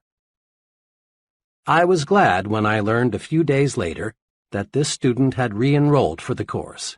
This time he passed with flying colors. Afterward, he made a special call to see me to let me know how much he had appreciated our earlier discussion.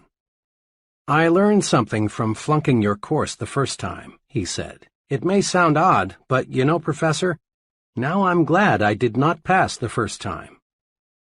We can turn setbacks into victories, find the lesson, apply it, and then look back on defeat and smile. Moviegoers will never forget the great Lionel Barrymore. In 1936, Mr. Barrymore broke his hip. The fracture never healed. Most people thought Mr. Barrymore was finished, but not Mr. Barrymore. He used the setback to pave the way to even greater acting success. For the next 18 years, despite pain that never abated, he played dozens of successful roles in a wheelchair. On March 15, 1945, W. Colvin Williams was walking behind a tank in France. The tank hit a mine, exploded, and permanently blinded Mr. Williams. But this didn't stop Mr. Williams from pursuing his goal to be a minister and counselor. When he was graduated from college, and with honors too, Mr. Williams said he thought his blindness will actually be an asset in my career. I can never judge by appearances. Therefore, I can always give a person a second chance. My blindness keeps me from cutting myself off from a person because of the way he looks. I want to be the kind of person to whom anyone can come and feel secure to express himself. Isn't that a magnificent living example of cruel, bitter defeat being turned into victory? Defeat is only a state of mind, and nothing more. One of my friends, who is a substantial and successful investor in the stock market, carefully appraises each investment decision in the light of his past experiences. One time he told me, "When I first started investing 15 years ago, I really got singed a few times. Like most amateurs, I wanted to get rich quick. Instead, I got broke quick. But that didn't stop me. I knew the basic strengths of the economy, and that over the long pull, well-selected stocks are about the best investment anybody can make. So I just regarded those first bad investments as part of the cost of my education," he laughed. On the other hand, I know a number of people who, having made an unwise investment or two, are strictly anti-securities. Rather than analyze their mistakes and join in a good thing, they reach the completely false conclusion that investing in common stocks is just a form of gambling, and sooner or later everybody loses. Decide right now to salvage something from every setback. Next time things seem to go wrong on the job or at home, calm down and find out what caused the trouble. This is the way to avoid making the same error twice. Being licked is valuable. if we learn from it. We human beings are curious creatures. We're quick to accept full credit for our victories. When we win, we want the world to know about it. It's natural to want others to look at you and say, "There goes the fellow who did such and such." But human beings are equally quick to blame someone else for each setback. It's natural for salesmen to blame customers when sales are lost. It's natural for executives to blame employees or other executives when things get out of gear. It's natural for husbands to blame wives and wives to blame husbands for quarrels and family problems. It is true that in this complex world, others may trip us. But it is also true that more often than not, we trip ourselves. We lose because of personal inadequacy, some personal mistake. Condition yourself for success this way. Remind yourself that you want to be as nearly perfect as is humanly possible. Be objective. Put yourself in a glass tube and look at yourself as a disinterested third party would look at the situation. See if you have a weakness that you've never noticed before. If you have, take action to correct it. Many people become so accustomed to themselves that they fail to see ways for improvement. The great Metropolitan Opera star Risa Stevens said in Reader's Digest, July 1955, that at the unhappiest moment of her life, she received the best advice she's ever had. Early in her career, Miss Stevens lost the Metropolitan Opera Auditions of the Air. After losing, Miss Stevens was bitter. "I longed to hear," she said, "that my voice was really better than the other girls', that the verdict was grossly unfair, that I had just lacked the right connections to win." But Miss Stevens's teacher didn't coddle her. Instead, she said to Miss Stevens, "My dear, have the courage to face your faults."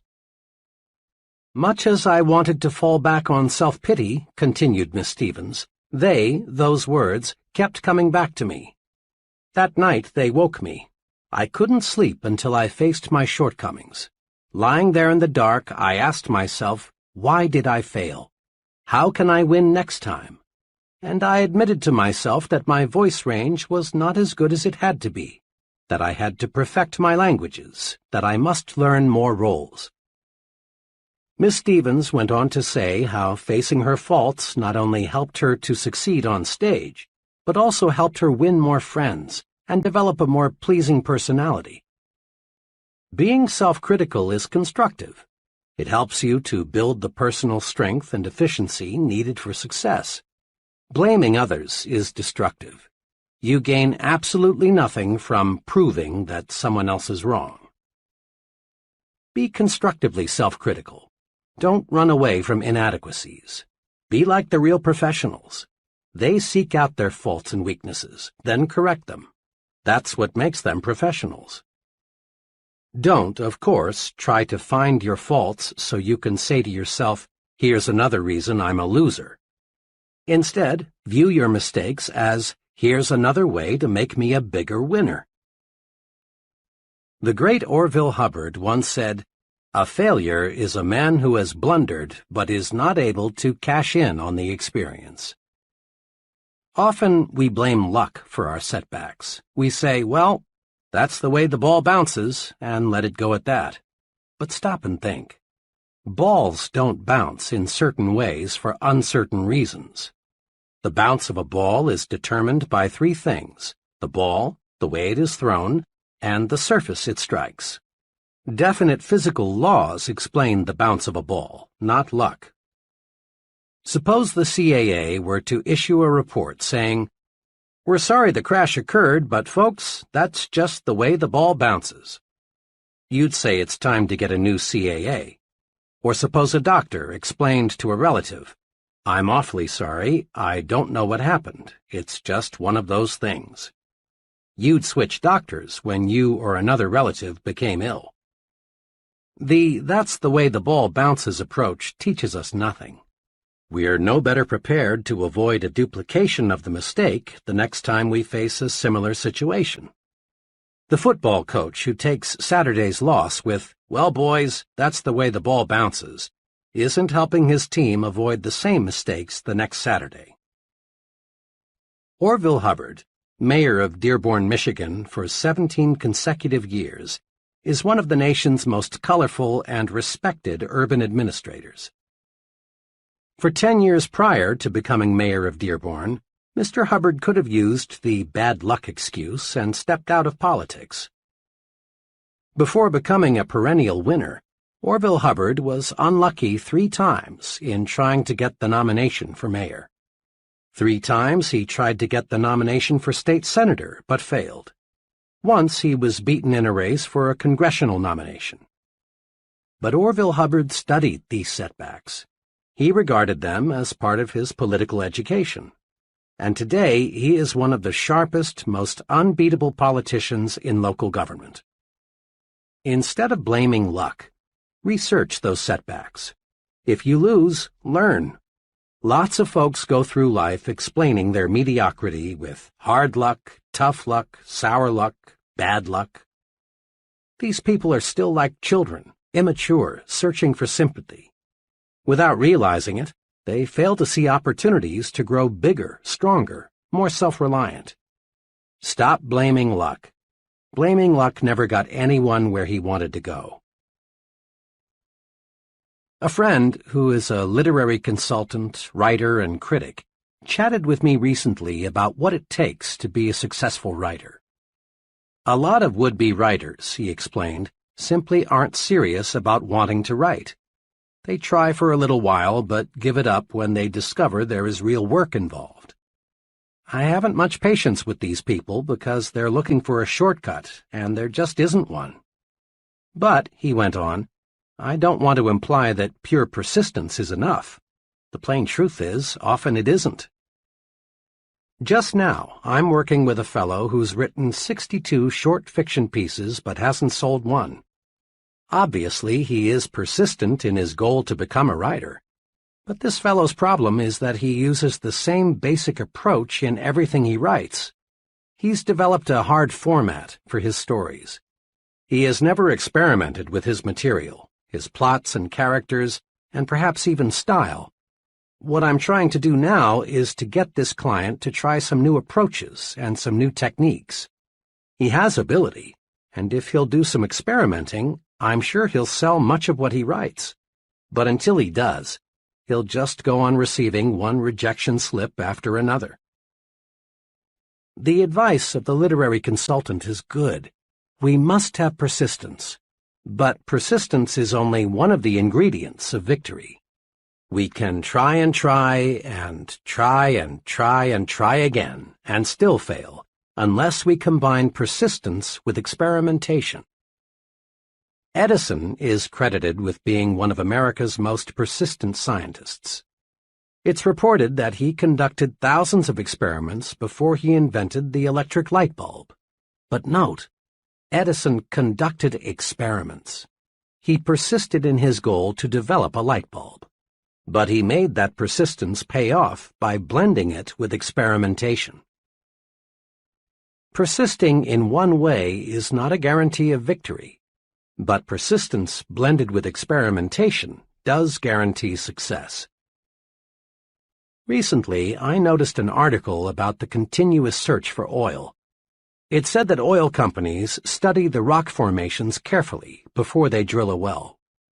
Yet, despite their scientific analysis, 7 out of 8 wells drilled turn out to be dry holes.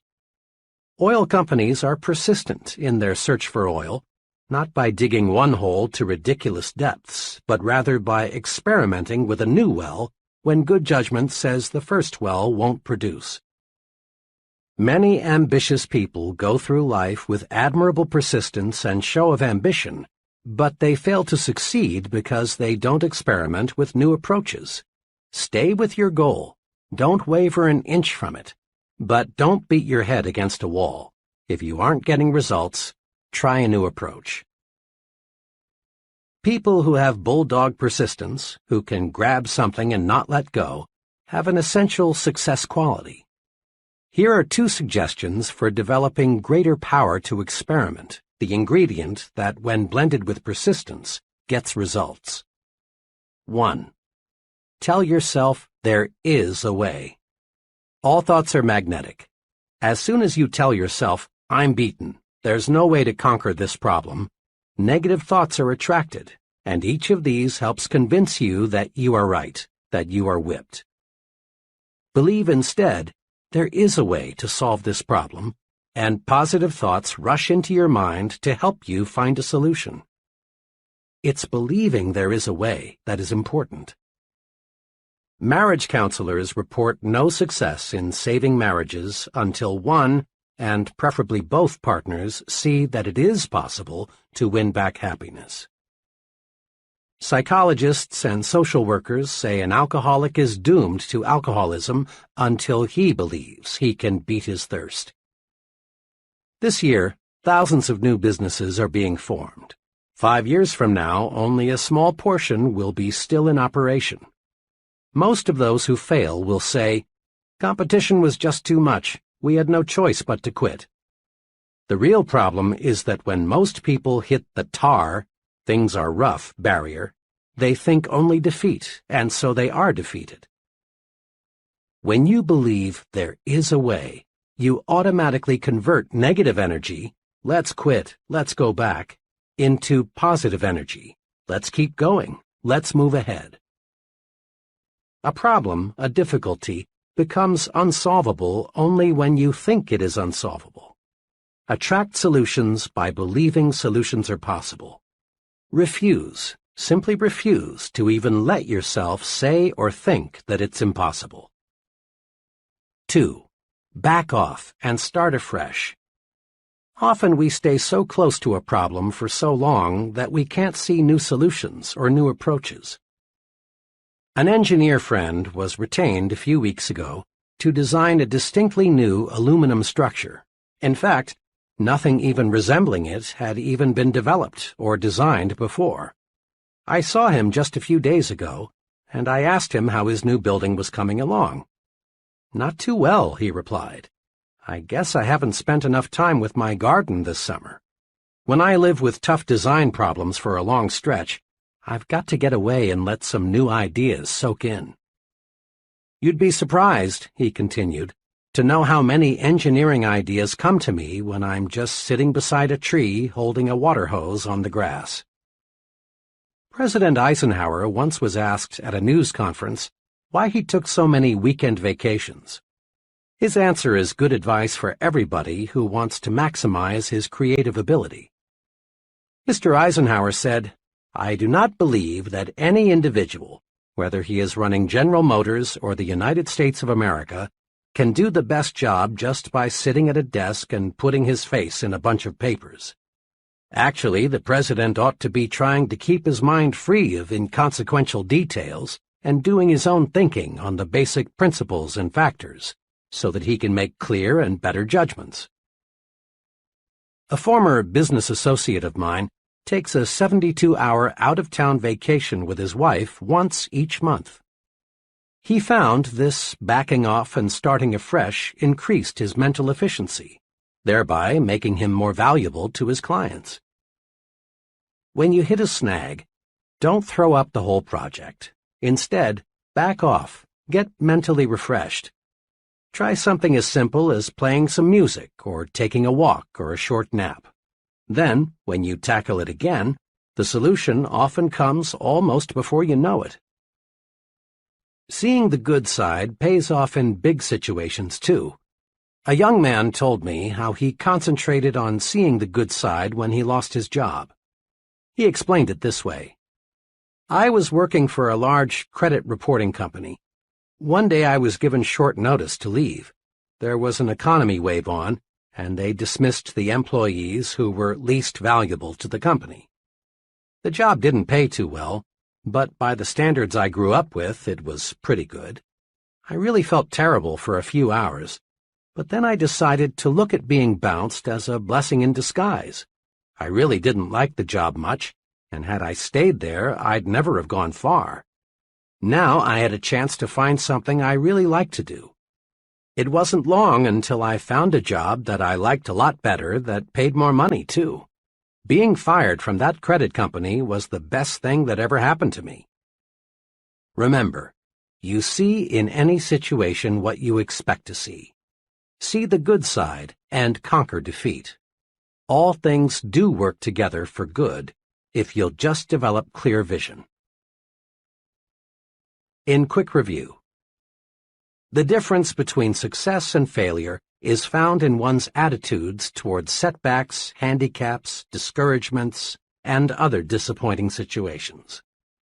5 guideposts to help you turn defeat into victory are: 1. Study setbacks to pave your way to success. When you lose, learn, and then go on to win next time. 2. Have the courage to be your own constructive critic. Seek out your faults and weaknesses, and then correct them. This makes you a professional. 3. Stop blaming luck. Research every setback. Find out what went wrong. Remember, blaming luck never got anyone where he wanted to go. 4. Blend persistence with experimentation. Stay with your goal, but don't beat your head against a stone wall. Try new approaches. Experiment. 5. Remember, there is a good side in every situation. Find it. See the good side and whip discouragement. Chapter 12. Use goals to help you grow. Every bit of human progress, our inventions, big and little, our medical discoveries, our engineering triumphs, our business successes, were first visualized before they became realities. Baby moons circle the Earth not because of accidental discoveries, but because scientists set conquer space as a goal. A goal is an objective, a purpose. A goal is more than a dream. It's a dream being acted upon. A goal is more than a hazy, "Oh, I wish I could." A goal is a clear, "This is what I'm working toward." Nothing happens, no forward steps are taken, until a goal is established. Without goals, individuals just wander through life. They stumble along, never knowing where they are going, so they never get anywhere. Goals are as essential to success as air is to life. No one ever stumbles into success without a goal. No one ever lives without air. Get a clear fix on where you want to go. Dave Mahoney rose from a low-paying job in the mailroom of an advertising agency to an agency vice president at 27 and president of the Good Humor Company at 33. This is what he says about goals. The important thing is not where you were or where you are, but where you want to get. The Progressive Corporation plans company goals 10 to 15 years ahead. Executives who manage leading businesses must ask, where do we want our company to be 10 years from now? Then they gauge their efforts accordingly. New plant capacity is built not for today's needs, but rather for needs 5 to 10 years in the future. Research is undertaken to develop products that won't appear for a decade or longer. The modern corporation does not leave its future to chance, should you? Each of us can learn a precious lesson from the forward-looking business. We can and should plan at least 10 years ahead.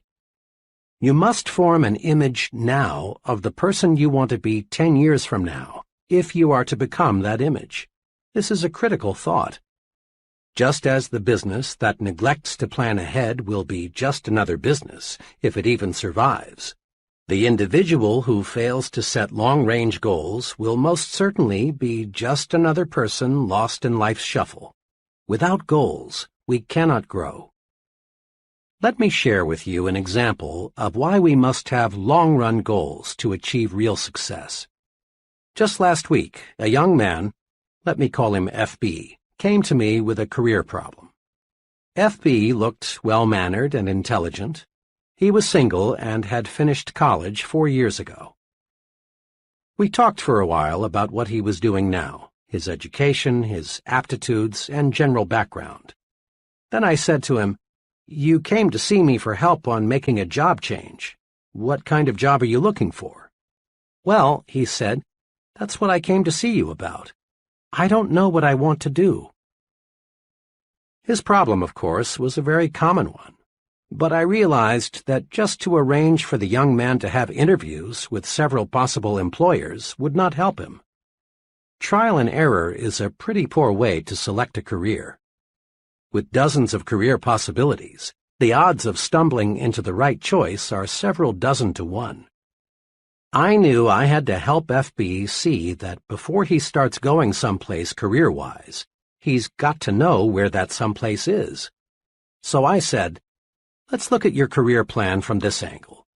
Will you describe for me your image of yourself 10 years from now?" FB, obviously studying the question, finally said, "Well, I guess I want what just about everyone else wants, a good job that pays well and a nice home. Really, though," he continued, "I haven't given it too much thought." This, I assured him, was quite natural. I went on to explain that his approach to selecting a career was like going to an airline ticket counter and saying, "Give me a ticket."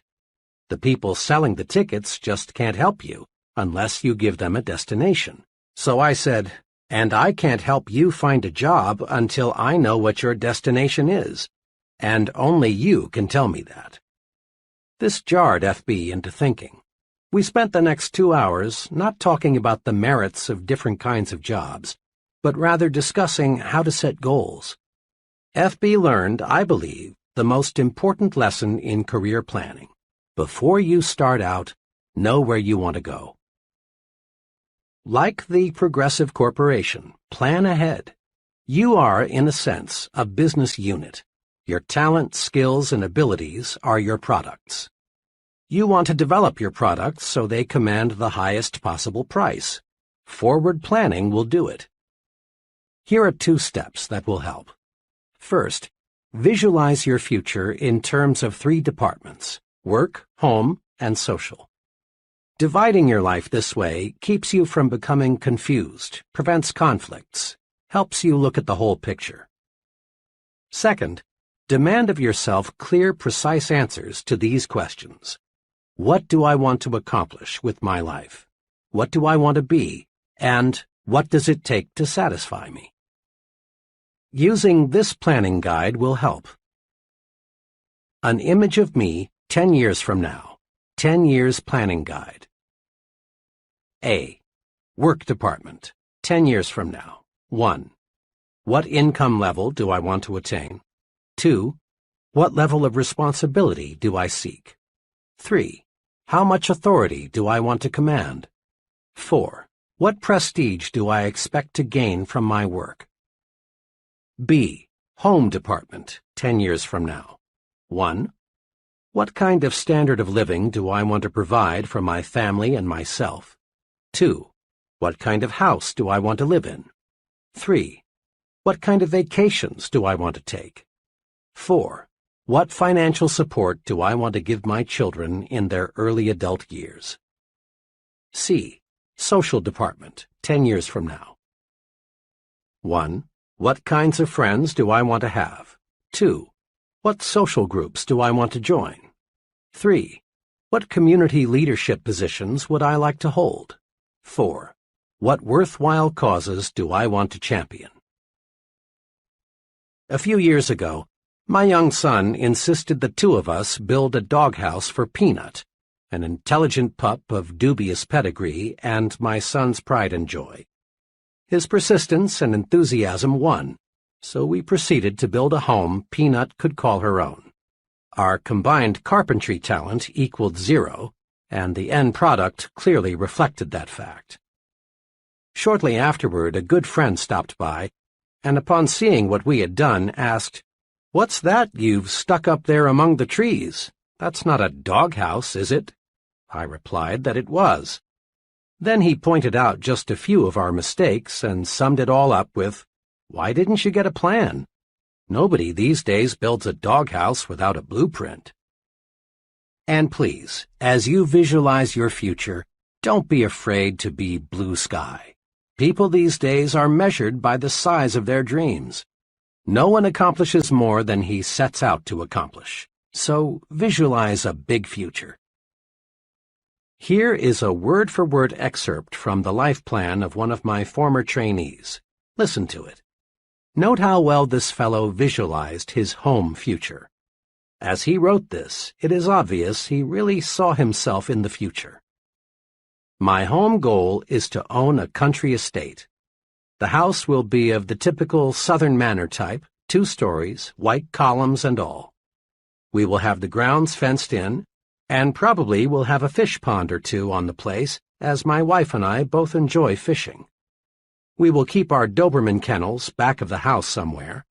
The thing I have always wanted is a long winding driveway with trees lining each side. But a house is not necessarily a home. I am going to do everything I can to make our house more than just a place to eat and sleep. Of course, we do not intend to leave God out of our plans, and throughout the years we will spend a certain amount of time in church activities. 10 years from now, I want to be in a position to take a family cruise around the world. I would like very much to do this before the family gets scattered all over the world by marriages, etc. If we can't find the time to make the cruise all at once, we will put it into 4 or 5 separate vacations and visit a different part of the world each year. Naturally, all these plans in home department depend on how well things go in my work department. So I'll have to keep on the ball if I'm to accomplish all this. This plan was written 5 years ago. The trainee then owned 2 small dime stores. Now he owns 5, and he has purchased 17 acres for his country estate. He's thinking and progressing right along toward his goal. The 3 departments of your life are closely interrelated. Each depends on the others to some extent. But the one department that has the most influence over the other departments is your work. Thousands of years ago, the caveman who had the happiest home life and was most respected by his cave mates was the fellow who was most successful as a hunter. As a generalization, the same point holds true today. The standard of living we provide our families and the social and community respect we attain depends largely on our success in the work department. Not long ago, the McKinsey Foundation for Management Research conducted a large-scale study to determine what it takes to become an executive. Leaders in business, government, science, and religion were questioned. Over and over again, in different ways, these researchers kept getting one answer. The most important qualification for an executive is the sheer desire to get ahead. Remember this advice of John Wanamaker. A man is not doing much until the cause he works for possesses all there is of him. Desire, when harnessed, is power. Failure to follow desire, to do what you want to do most, paves the way to mediocrity. I recall a conversation with a very promising young writer on a college newspaper. This fellow had ability. If anyone showed promise for a career in journalism, it was he. Shortly before his graduation, I asked him, "Well, Dan, what are you going to do? Get into some form of journalism?" Dan looked at me and said, "Heck no. I like writing and reporting very much, and I've had a lot of fun working on the college paper. But journalists are a dime a dozen, and I don't want to starve." I didn't see or hear from Dan for 5 years. Then one evening I chanced to meet him in New Orleans. Dan was working as an assistant personnel director for an electronics company, and he was quick to let me know that he was quite dissatisfied with his work. "Oh, I'm reasonably well paid. I'm with a wonderful company, and I've got reasonable security. But you know, my heart isn't in it. I wish now I'd gone with a publisher or a newspaper when I finished school." Dan's attitude reflected boredom, uninterest. He was cynical about many things.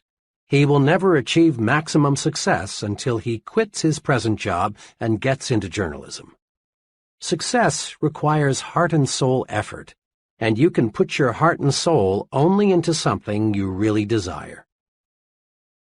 Had Dan followed his desire, he could have risen to the very top in some phase of communication.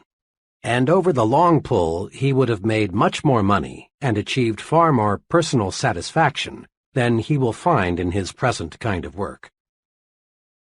Switching from what you don't like to do to what you do like to do is like putting a 500-horsepower motor in a 10-year-old car. All of us have desires. All of us dream of what we really want to do. But few of us actually surrender to desire. Instead of surrendering to desire, we murder it. 5 weapons are used to commit success suicide. Destroy them. They're dangerous. 1. Self-depreciation. You have heard dozens of people say, "I would like to be a doctor, or an executive, or a commercial artist, or in business for myself, but I can't do it. I lack brains. I'd fail if I tried. I lack the education and/or experience." Many young folks destroy desire with the old negative self-depreciation. 2. Security-itis. Persons who say, "I've got security where I am," use the security weapons to murder their dreams. 3. Competition. The field is already overcrowded. People in that field are standing on top of each other, are remarks which kill desire fast. 4. Parental dictation. I've heard hundreds of young people explain their career choice with, "I'd really like to prepare for something else, but my parents want me to do this, so I must." Most parents, I believe, do not intentionally dictate to their children what they must do. What all intelligent parents want is to see their children live successfully. If the young person will patiently explain why he or she prefers a different career, and if the parent will listen, there will be no friction. The objectives of both the parent and the young person for the young person's career are identical: success. 5. Family responsibility. The attitude of, "It would have been wise for me to change over 5 years ago, but now I've got a family and I can't change," illustrates this kind of desire murder weapon. Throw away those murder weapons. Remember, the only way to get full power, to develop full go force, is to do what you want to do. Surrender to desire and gain energy, enthusiasm, mental zip, and even better health. And it's never too late to let desire take over. The overwhelming majority of really successful people work much longer than 40 hours a week, and you don't hear them complain of overwork. Successful people have their eyes focused on a goal, and this provides energy. The point is this: energy increases, multiplies, when you set a desired goal and resolve to work toward that goal. Many people, millions of them, can find new energy by selecting a goal and giving all they've got to accomplish that goal. Goals cure boredom. Goals even cure many chronic ailments. Let's probe a little deeper into the power of goals. When you surrender yourself to your desires, when you let yourself become obsessed with a goal, you receive the physical power, energy, and enthusiasm needed to accomplish your goal. But you receive something else, something equally valuable. You receive the automatic instrumentation needed to keep you going straight to your objective. The most amazing thing about a deeply entrenched goal is that it keeps you on course to reach your target. This isn't double talk. What happens is this: when you surrender to your goal, the goal works itself into your subconscious mind. Your subconscious mind is always in balance. Your conscious mind is not, unless it is in tune with what your subconscious mind is thinking. Without full cooperation from the subconscious mind, a person is hesitant, confused, indecisive. Now, with your goal absorbed into your subconscious mind, you react the right way automatically. The conscious mind is free for clear, straight thinking. Let's illustrate this with 2 hypothetical persons. As you listen, you'll recognize these characters among the real people you know. We'll call them Tom and Jack. These fellows are comparable in all respects except one. Tom has a firmly entrenched goal. Jack does not. Tom has a crystal-clear image of what he wants to be. He pictures himself as a corporation vice president 10 years hence. Because Tom has surrendered to his goal through his subconscious mind signals to him saying, "Do this," or "Don't do that. It won't help get you where you want to go." The goal constantly speaks, "I am the image you want to make real. Here is what you must do to make me real." Tom's goal does not pilot him in vague generalities. It gives him specific directions in all his activities. When Tom buys a suit, the goal speaks and shows Tom the wise choice. The goal helps to show Tom what steps to take to move up to the next job, what to say in the business conference, what to do when conflict develops, what to read, what stand to take. Should Tom drift a little off course, his automatic instrumentation, housed securely in his subconscious mind, alerts him and tells him what to do to get back on course. Tom's goal has made him supersensitive to all the many forces at work that affect him. Jack, on the other hand, lacking a goal, also lacks the automatic instrumentation to guide him. He is easily confused. His actions reflect no personal policy. Jack wavers, shifts, guesses at what to do. Lacking consistency of purpose, Jack flounders on the ruddy road to mediocrity. May I suggest you listen to this section again, right now. Let this concept soak in. Then look around you. Study the very top echelon of successful persons. Note how they, without exception, are totally devoted to their objective. Observe how the life of a highly successful person is integrated around a purpose. Surrender to that goal. Really surrender. Let it obsess you and give you the automatic instrumentation you need to reach that goal. On occasion, all of us have waked up on Saturday morning with no plans, no agenda, either mental or written, that spells out what we're going to do. On days like that, we accomplish next to nothing. We aimlessly drift through the day, glad when it's finally over. But when we face the day with a plan, we get things done. This common experience provides an important lesson. To accomplish something, we must plan to accomplish something. Before World War II, our scientists saw the potential power locked in the atom. But relatively little was known about how to split the atom and unleash that tremendous power. When the United States entered the war, forward-thinking scientists saw the potential power of an atomic bomb. A crash program was developed to accomplish just one goal: build an atomic bomb. The result is history. In just a few years, the concentrated effort paid off. The bombs were dropped, and the war was ended. But without that crash program to accomplish a goal, splitting the atom would have been delayed perhaps a decade, maybe longer. Set goals to get things done. Our great production system would be hopelessly bogged down if production executives did not establish and adhere to target dates and production schedules. Sales executives know salesmen sell more when they are given a carefully defined quota to sell. Professors know students get term papers written on time when a deadline is set. Now, as you press forward to success, set goals, deadlines, target dates, self-imposed quotas. You will accomplish only what you plan to accomplish. According to Dr. George E. Birch of the Tulane University School of Medicine, an expert in the study of human longevity, many things determine how long you will live: weight, heredity, diet, psychic tension, personal habits. But Dr. Birch says, the quickest way to the end is to retire and do nothing.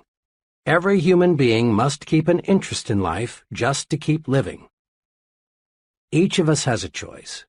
Retirement can be the beginning or the end.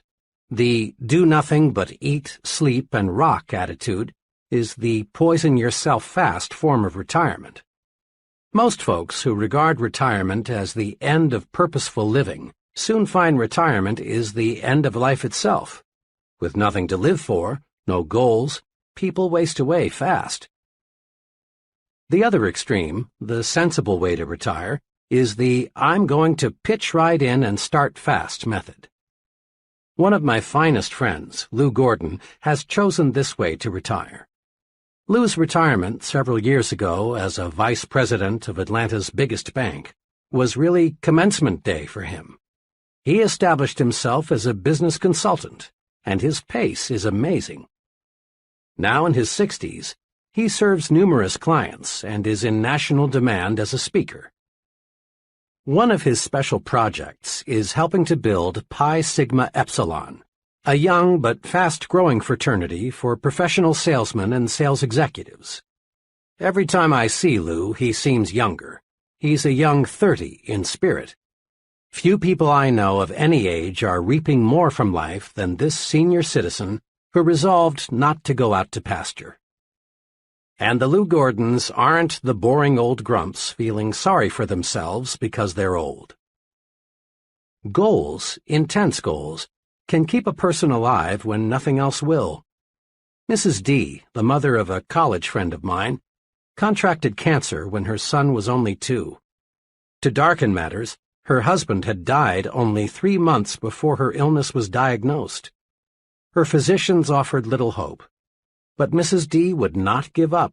She was determined that she would see her 2-year-old son through college by operating a small retail store left her by her husband. There were numerous surgical operations.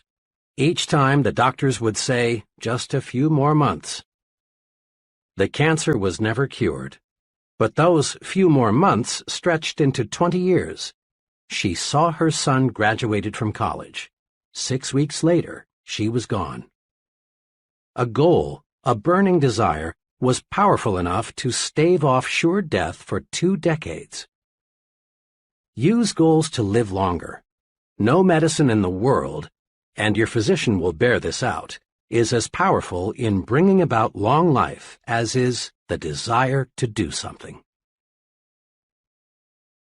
The person determined to achieve maximum success learns the principle that progress is made 1 step at a time. A house is built a brick at a time. Football games are won a play at a time. A department store grows bigger 1 new customer at a time. Every big accomplishment is a series of little accomplishments.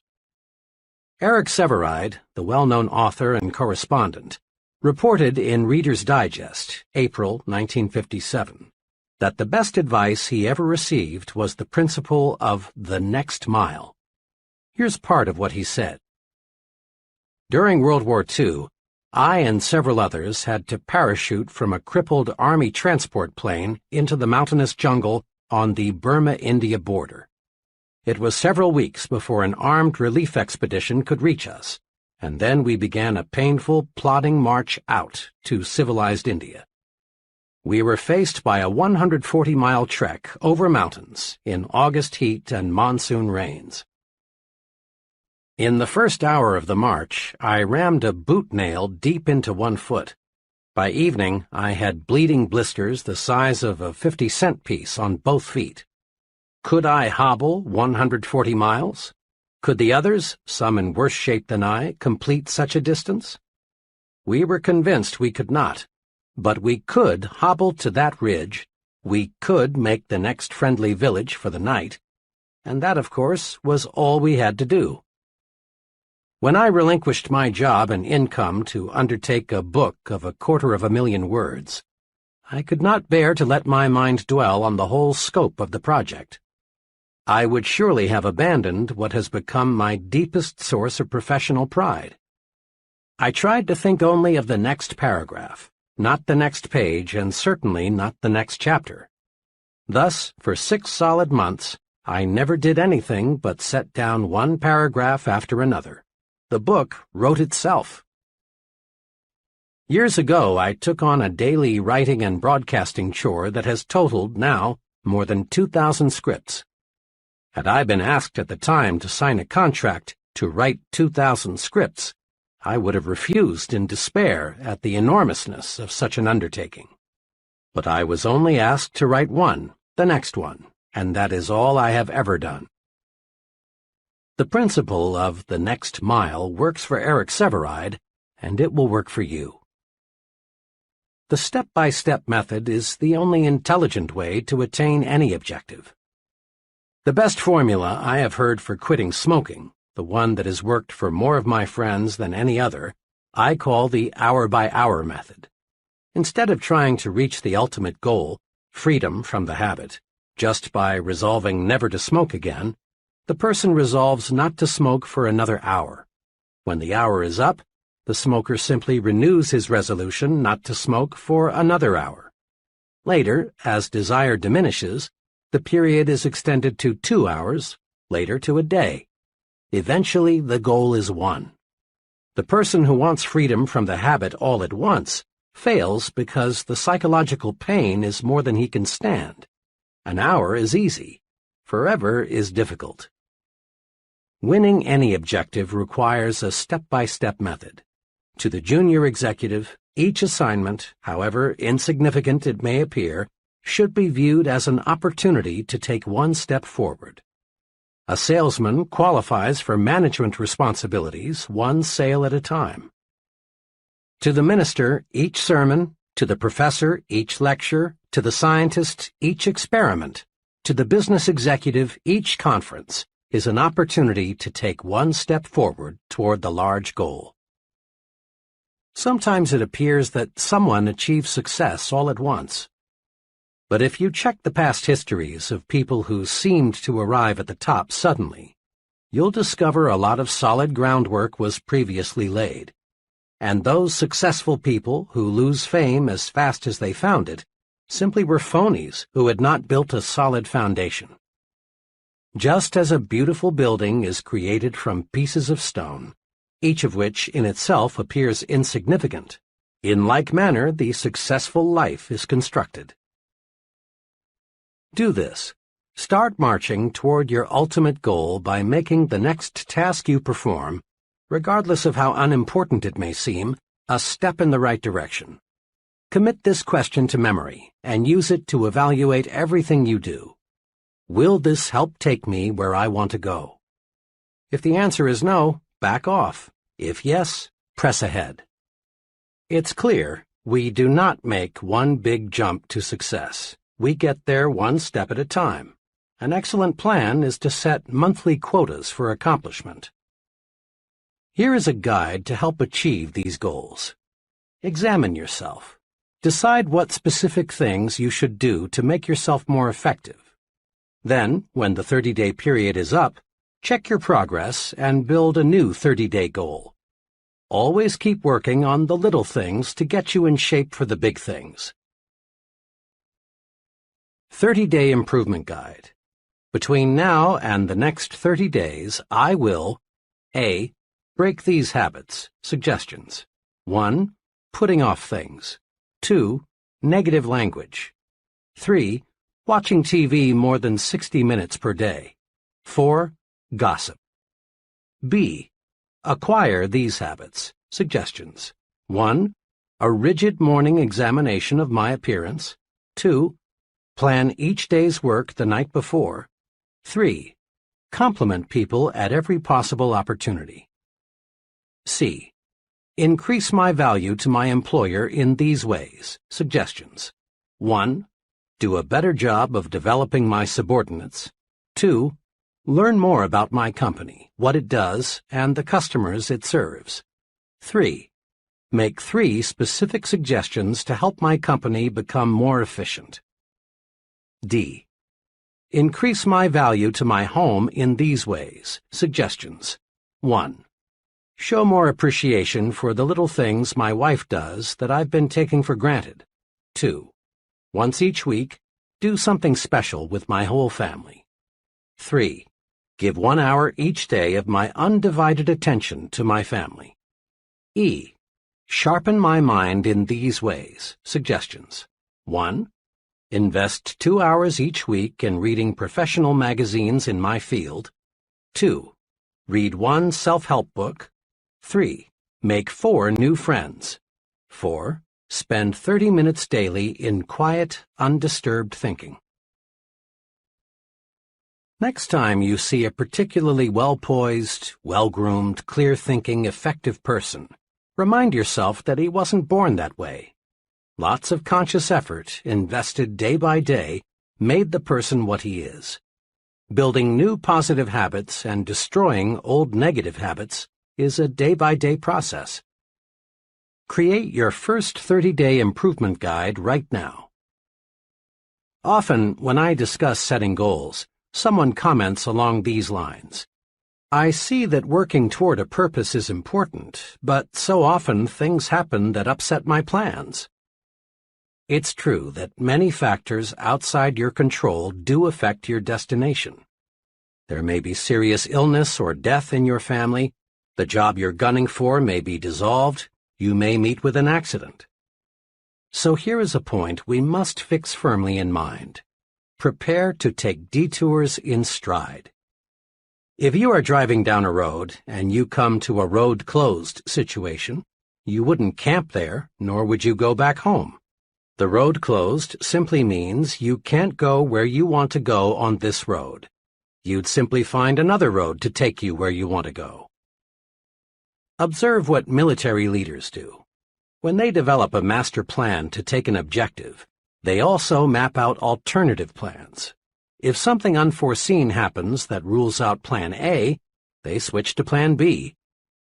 You rest easy in an airplane even though the airport where you plan to land is closed in because you know the fellow up there driving the plane has alternative landing fields and a reserve fuel supply.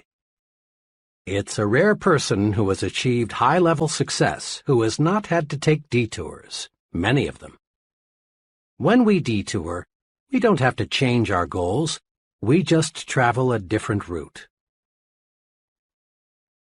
You've probably heard many persons say something like, "Oh, how I wish I had bought XX stock back in 19 blank. I'd have a pile of money today." Normally, people think of investing in terms of stocks or bonds, real estate, or some other type of property. But the biggest and most rewarding kind of investment is self-investment, purchasing things that build mental power and proficiency. The progressive business knows that how strong it will be 5 years from now depends not on what it does 5 years in the future, but rather on what it does, invests, this year. Profit comes from only one source, investment. There's a lesson for each of us. To profit, to get the extra reward above a normal income in the years ahead, we must invest in ourselves. We must invest to achieve our goals. Here are 2 sound self-investments that will pay handsome profits in the years ahead. 1. Invest in education. True education is the soundest investment you can make in yourself. But let's be sure we understand what education really is. Some folks measure education by the number of years spent in school or the number of diplomas, certificates, and degrees earned. But this quantitative approach to education doesn't necessarily produce a successful person. Ralph J. Cordiner, chairman of General Electric, expressed the attitude of top business management toward education this way. 2 of our most outstanding presidents, Mr. Wilson and Mr. Coffin, never had an opportunity to attend college. Although some of our present officers have doctor's degrees, 12 out of 41 have no college degrees. We are interested in competency, not diplomas. A diploma or degree may help you get a job, but it will not guarantee your progress on the job. Business is interested in competency, not diplomas. To others, education means the quantity of information a person has stashed away in his brain. But the soak-up facts method of education won't get you where you want to go. More and more we depend on books, files, and machines to warehouse information. If we can do only what a machine can do, we're in a real fix. Real education, the kind worth investing in, is that which develops and cultivates your mind. How well educated a person is measured by how well his mind is developed, in brief, by how well he thinks. Anything that improves thinking ability is education, and you can obtain education in many ways. But the most efficient sources of education for most people are nearby colleges and universities. Education is their business. If you haven't been to college lately, you're in for some wonderful surprises. You'll be pleased at the wide course offerings available. You'll be even more pleased to discover who goes to school after work. Not the phonies, but rather really promising persons, many of whom already hold very responsible positions. In one evening class of 25 persons I conducted recently, there were an owner of a retail chain of 12 stores, 2 buyers for a national food chain, 4 graduate engineers, an Air Force colonel, and several others of similar status. Many people earn degrees in evening programs these days, but the degree, which in the final analysis is only a piece of paper, is not their primary motivation. They are going to school to build their minds, which is a sure way to invest in a better future. And make no mistake about this, education is a real bargain. A moderate investment will keep you in school one night each week for a full year. Compute the cost as a percentage of your gross income, and then ask yourself, isn't my future worth this small investment? Why not make an investment decision right now? Call it school, one night a week for life. It will keep you progressive, young, alert. It will keep you abreast of your areas of interest, and it will surround you with other people who also are going places. 2. Invest in idea starters. Education helps you mold your mind, stretch it, train it to meet new situations and solve problems. Idea starters serve a related purpose. They feed your mind, give you constructive material to think about. Where are the best sources of idea starters? There are many, but to get a steady supply of high-quality idea material, why not do this? Resolve to purchase at least one stimulating book each month and subscribe to 2 magazines or journals that stress ideas. For only a minor sum and a minimum of time, you can be tuned in to some of the best thinkers available anywhere. At a luncheon one day, I overheard one fellow say, "But it costs too much. I can't afford to take the Wall Street Journal." His companion, obviously a much more success-minded person, replied, "Well, I've found that I can't afford not to take it." Again, take your cue from the successful people. Invest in yourself. Let's take action. Now, in a quick recap, put these success-building principles to work. 1. Get a clear fix on where you want to go. Create an image of yourself 10 years from now. 2. Write out your 10-year plan. Your life is too important to be left to chance.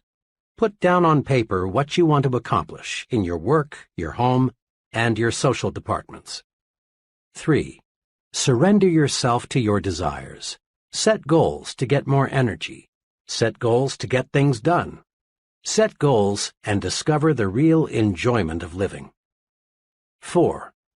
Let your major goal be your automatic pilot. When you let your goal absorb you, you'll find yourself making the right decisions to reach your goal. 5. Achieve your goal one step at a time. Regard each task you perform, regardless of how small it may seem, as a step toward your goal. 6. Build 30-day goals. Day-by-day effort pays off. 7. Take detours in stride. A detour simply means another route. It should never mean surrendering the goal. 8. Invest in yourself. Purchase those things that build mental power and efficiency. Invest in education.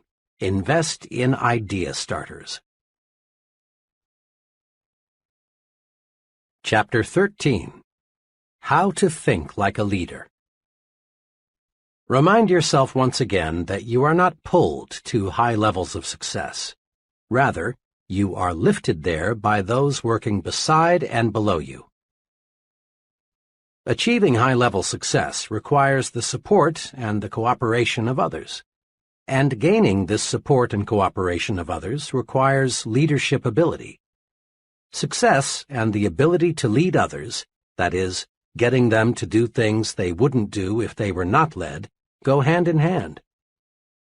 The success-producing principles explained in the previous chapters are valuable equipment in helping you develop your leadership capacity. At this point, we want to master 4 special leadership rules or principles that can cause others to do things for us in the executive suite, in business, in social clubs, in the home, anywhere we find people. These 4 leadership rules or principles are: 1. Trade minds with the people you want to influence. 2. Think. What is the human way to handle this? 3. Think progress, believe in progress, push for progress. 4. Take time out to confer with yourself and develop your supreme thinking power. Practicing these rules produces results. Putting them to use in everyday situations takes the mystery out of that gold-plated word, leadership. Let's see how. Leadership rule number 1. Trade minds with the people you want to influence. Trading minds with the people you want to influence is a magic way to get others, friends, associates, customers, employees, to act the way you want them to act. Study these 2 case histories and see why. Ted B. worked as a television copywriter and director for a large advertising agency. When the agency obtained a new account, a children's shoe manufacturer, Ted was assigned responsibility for developing several TV commercials. A month or so after the campaign had been launched, it became clear that the advertising was doing little or nothing to increase product movement in retail outlets. Attention was focused on the TV commercials because in most cities only television advertising was used.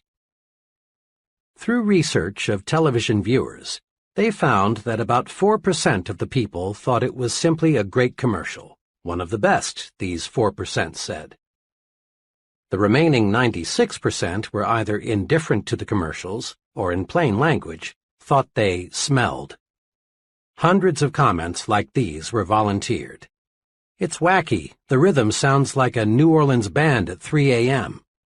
My kids like to watch most TV commercials, but when that shoe thing comes on, they go to the bathroom or refrigerator. I think it's too uppity up. Seems to me someone's trying to be too clever. Something especially interesting turned up when all the interviews were put together and analyzed. The 4% who liked the commercial were people pretty much like Ted in terms of income, education, sophistication, and interests. The remaining 96% were definitely in a different socioeconomic class. Ted's commercials, which cost a lot of money, flopped because Ted thought only of his own interests. He had prepared the commercials thinking of the way he buys shoes, not the way the great majority buys shoes. He developed commercials that pleased him personally, not commercials that pleased the great bulk of the people. The results would have been much different had Ted projected himself into the minds of the masses of ordinary people and asked himself 2 questions. If I were a parent, what kind of a commercial would make me want to buy those shoes? If I were a child, what kind of a commercial would make me go tell my mom or dad that I want those shoes? Why Joan failed in retailing. Joan is an intelligent, well-educated, attractive girl of 24. Fresh from college, Joan got a job as an assistant buyer in ready-to-wear goods at a low to medium-priced department store. She came highly recommended. Joan has ambition, talent, and enthusiasm, one letter read. She is certain to succeed in a big way. But Joan did not succeed in a big way. Joan lasted only 8 months and then quit retailing for other work. I knew her buyer well, and one day I asked him what happened. "Joan is a fine girl, and she has many fine qualities," he said. "But she had one major limitation." "What was that?" I asked. "Well, Joan was forever buying merchandise that she liked, but most of our customers didn't. She selected styles, colors, materials, and prices she liked without putting herself in the shoes of the people who shop here.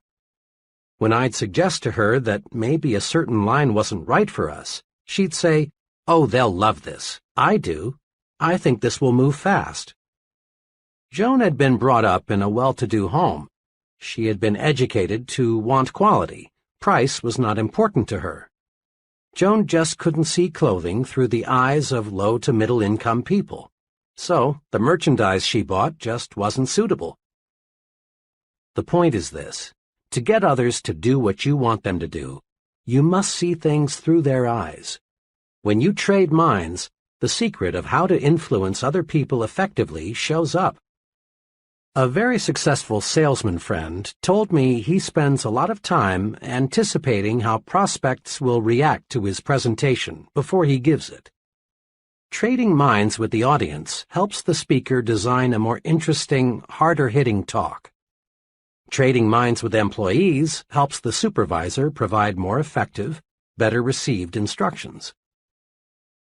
A young credit executive explained to me how this technique worked for him. "When I was brought into this store, a medium-sized clothing store, as assistant credit manager, I was assigned the job of handling all collection correspondence. The collection letters the store had been using greatly disappointed me. They were strong, insulting, and threatening.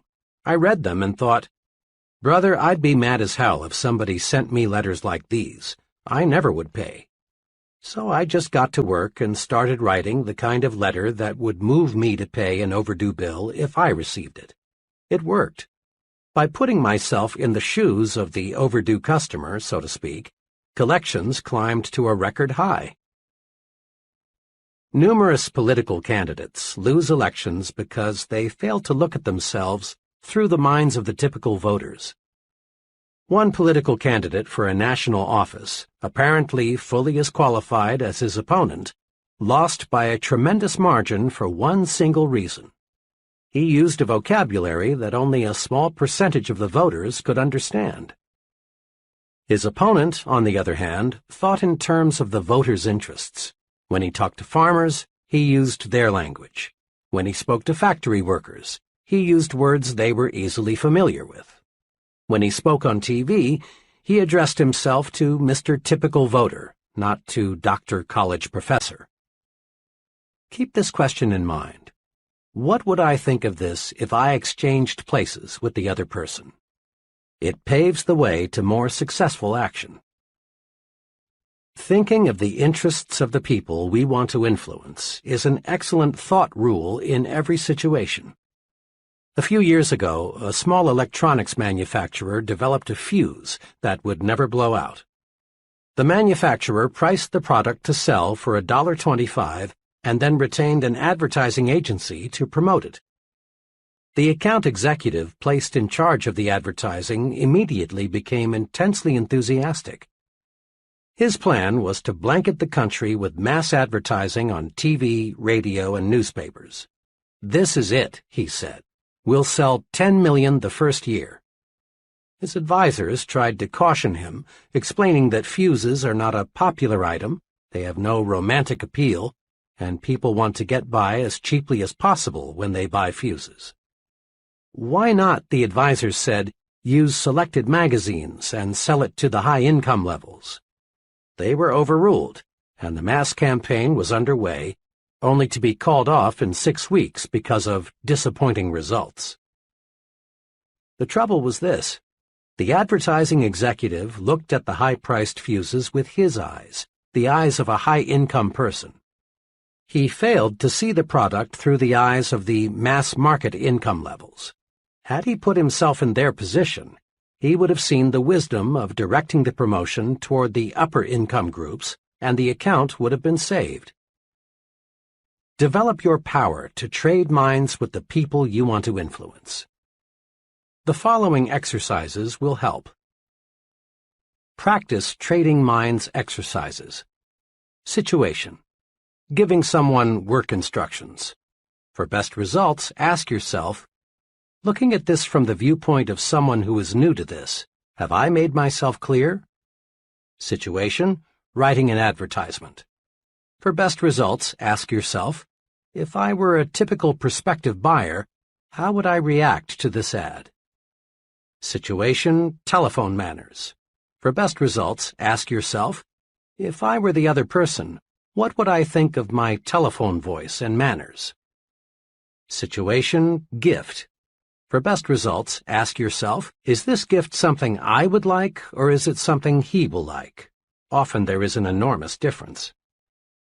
Situation: the way I give orders. For best results, ask yourself, would I like to carry out orders if they were given to me the way I give them to others? Situation: child discipline. For best results, ask yourself, if I were the child, considering his age, experience, and emotions, how would I react to this discipline? Situation: my appearance. For best results, ask yourself, what would I think of my superior if he were dressed like me? Situation: preparing a speech. For best results, ask yourself, considering the background and interests of the audience, what would I think of this remark? Situation: entertainment. For best results, ask yourself, if I were my guests, what kinds of food, music, and entertainment would I like best? Put the trading minds principle to work for you. 1. Consider the other person's situation. Put yourself in his shoes, so to speak. Remember, his interests, income, intelligence, and background may differ considerably from yours. 2. Now ask yourself, if I were in his situation, how would I react to this? Whatever it is you want him to do. 3. Then take the action that would move you if you were the other person. Leadership rule number 2. Think, what is the human way to handle this? People use different approaches to leadership situations. One approach is to assume the position of a dictator. The dictator makes all decisions without consulting those affected. He refuses to hear his subordinate's side of a question because, deep down perhaps, he's afraid the subordinate might be right, and this would cause him to lose face. Dictators don't last long. Employees may fake loyalty for a while, but unrest soon develops. Some of the best employees leave, and those remaining get together and plot against the tyrant. The result is that the organization ceases to function smoothly. This puts the dictator in a bad light with his superior. A second leadership technique is the cold, mechanical, I'm a rule-book operator approach. The fellow using this approach handles everything exactly according to the book. He doesn't recognize that every rule or policy or plan is only a guide for the usual cases. This would-be leader treats human beings as machines. And of all things people don't like, perhaps the most disliked is being treated like a machine. The cold, impersonal efficiency expert is not an ideal. The machines that work for him develop only part of their energy. Persons who rise to tremendous leadership heights use a third approach that we call being human. Several years ago, I worked closely with John S., who is an executive in the engineering development section of a large aluminum manufacturer. John had mastered the Be Human approach and was enjoying its rewards. In dozens of little ways, John made his actions say, "You are a human being. I respect you. I'm here to help you in every way I can." When an individual from another city joined his department, John went to considerable personal inconvenience to help him find suitable housing. Working through his secretary and 2 other women employees, he set up office birthday parties for each member of the staff. The 30 minutes or so required for this was not a cost. Rather, it was an investment in getting loyalty and output. When he learned that one of his staff members belonged to a minority faith, John called him in and explained that he would arrange for him to observe his religious holidays that don't coincide with the more common holidays. When an employee or someone in the employee's family was ill, John remembered. He took time to compliment his staff individually for their off-the-job accomplishments. But the largest evidence of John's Be Human philosophy showed up in the way he handled a dismissal problem. One of the employees who had been hired by John's predecessor simply lacked the aptitude and interest for the work involved. John handled the problem magnificently.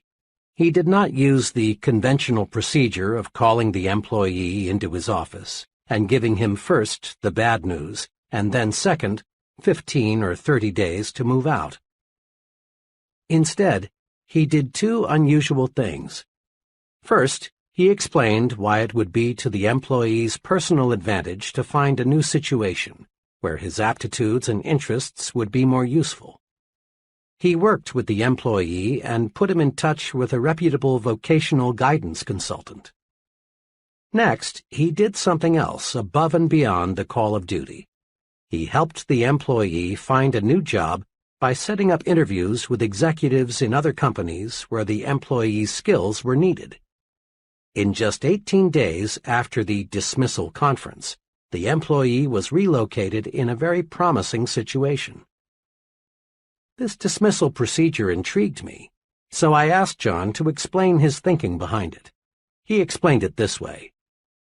"There's an old maxim I've formed and held in my mind," he began. "Whoever is under a man's power is under his protection, too. We never should have hired this man in the first place, because he's not cut out for this kind of work. But since we did, the least I could do was help him to relocate." Anybody, John continued, can hire a man, but the test of leadership is how one handles the dismissal. By helping that employee relocate before he left us, built up a feeling of job security in everyone in my department.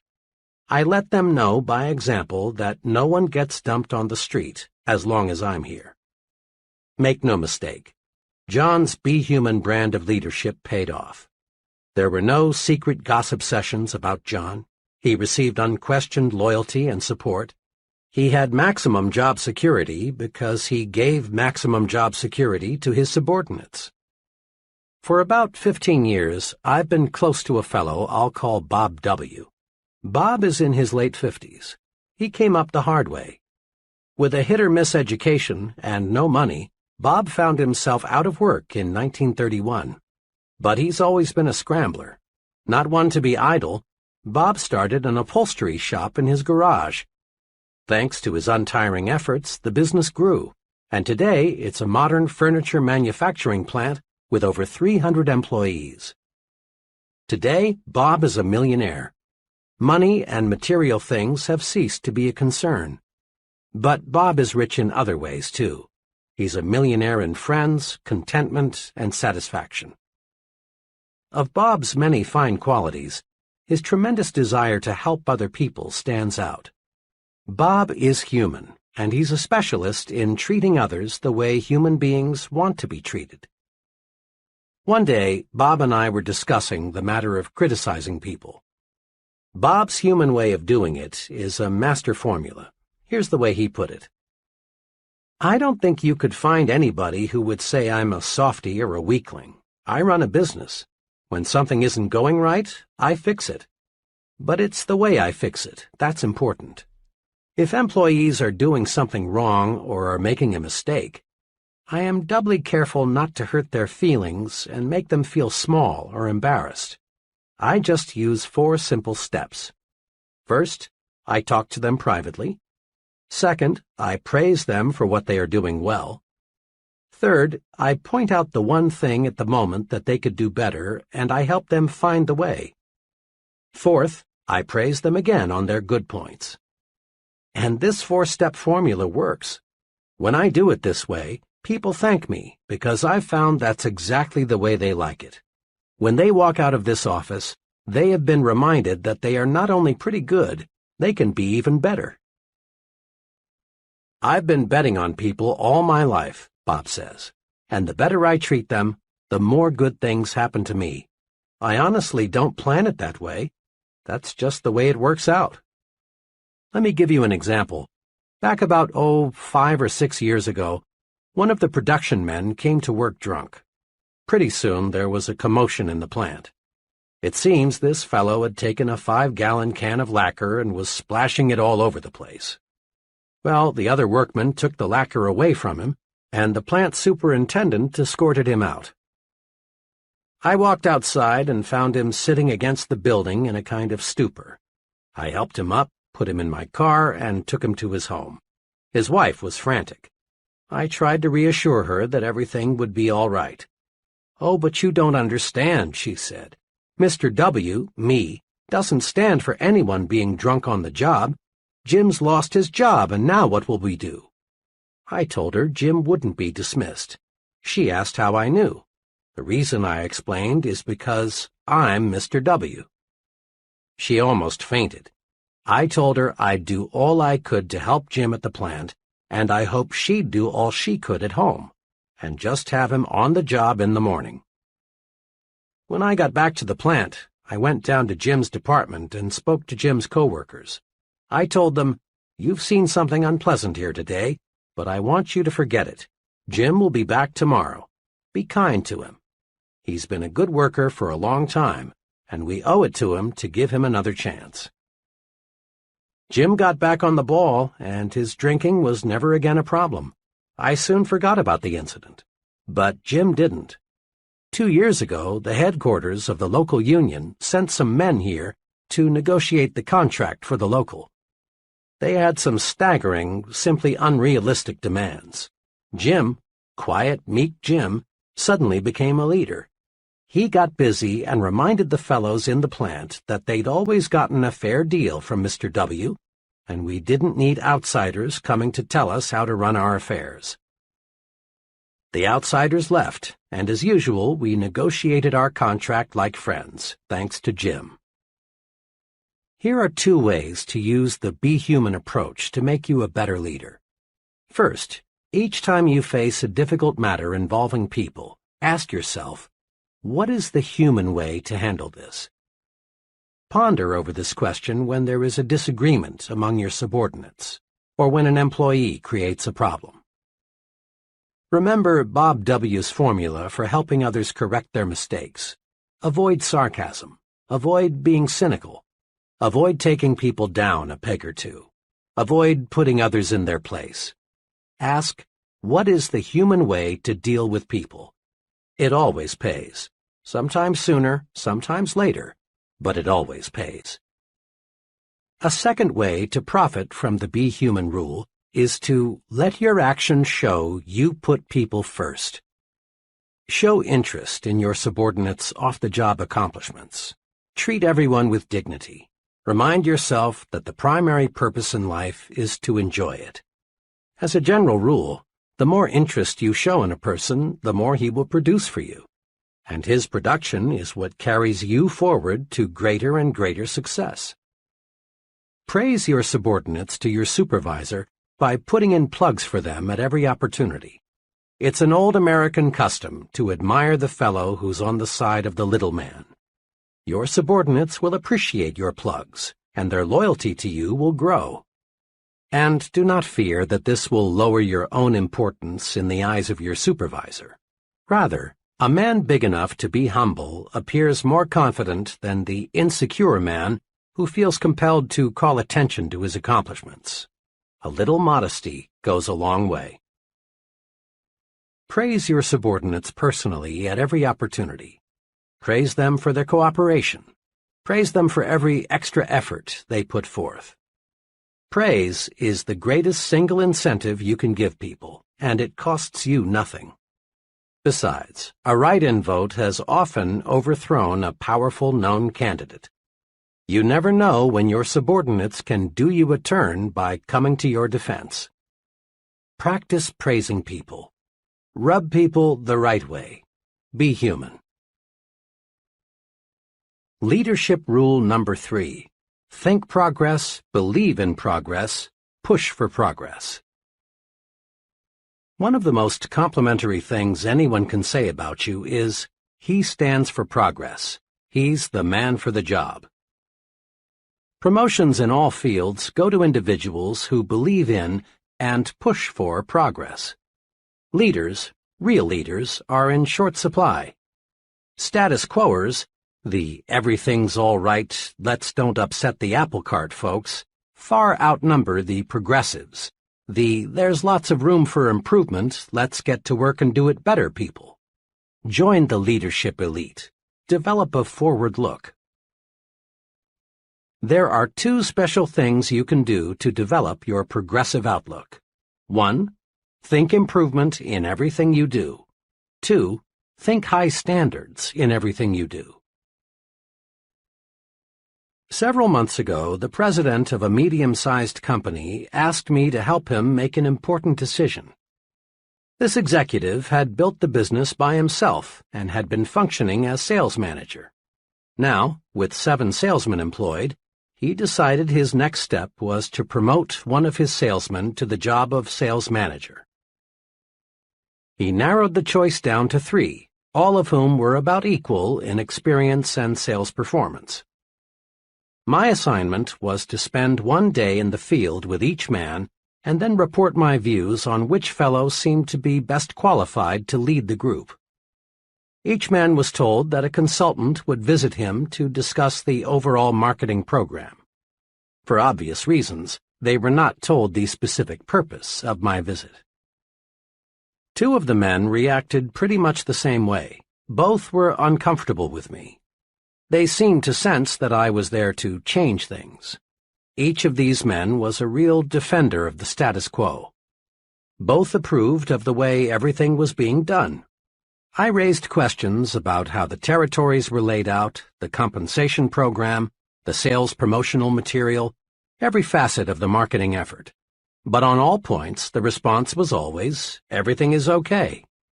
On specific points, these 2 men explained why the present way couldn't and shouldn't be changed. Summed up, both men wanted the status quo to remain the status quo.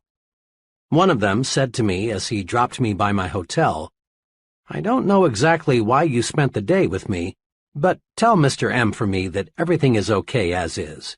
Don't go refiguring anything." The 3rd man was wonderfully different. He was pleased with the company and proud of its growth, but he was not wholly content. He wanted improvements.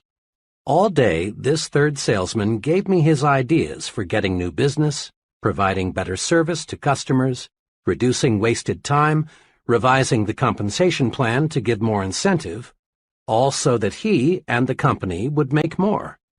He had mapped out a new advertising campaign he had been thinking about. When I left him, his parting remark was, "I sure appreciate the chance to tell someone about some of my ideas. We've got a good outfit, but I believe we can make it better." My recommendation, of course, was for the 3rd man. It was a recommendation that coincided perfectly with the feelings of the company president. Believe in expansion, efficiency, new products, new processes, better schools, increased prosperity. Believe in and push for progress, and you'll be a leader.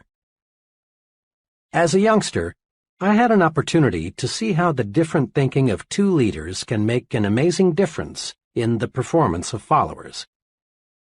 I attended a country elementary school, 8 grades, 1 teacher, and 40 children all jammed together inside 4 brick walls.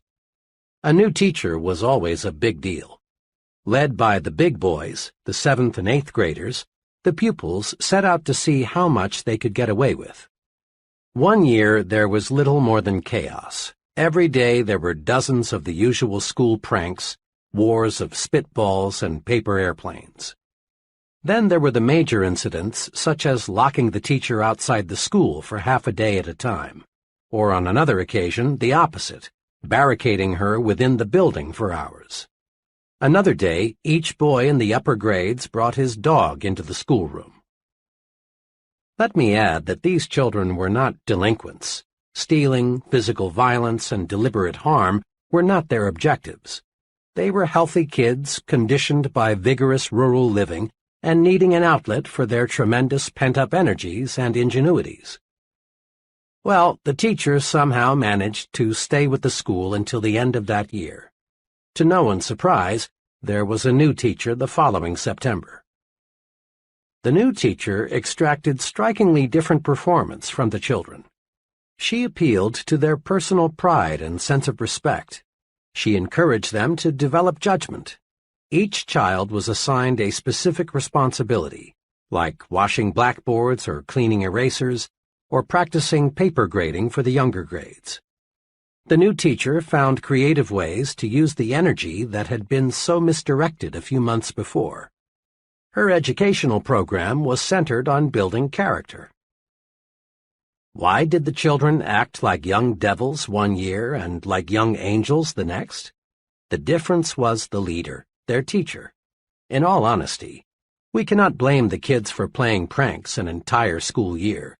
In each instance, the teacher set the pace. The first teacher, deep down, didn't care whether the children made progress.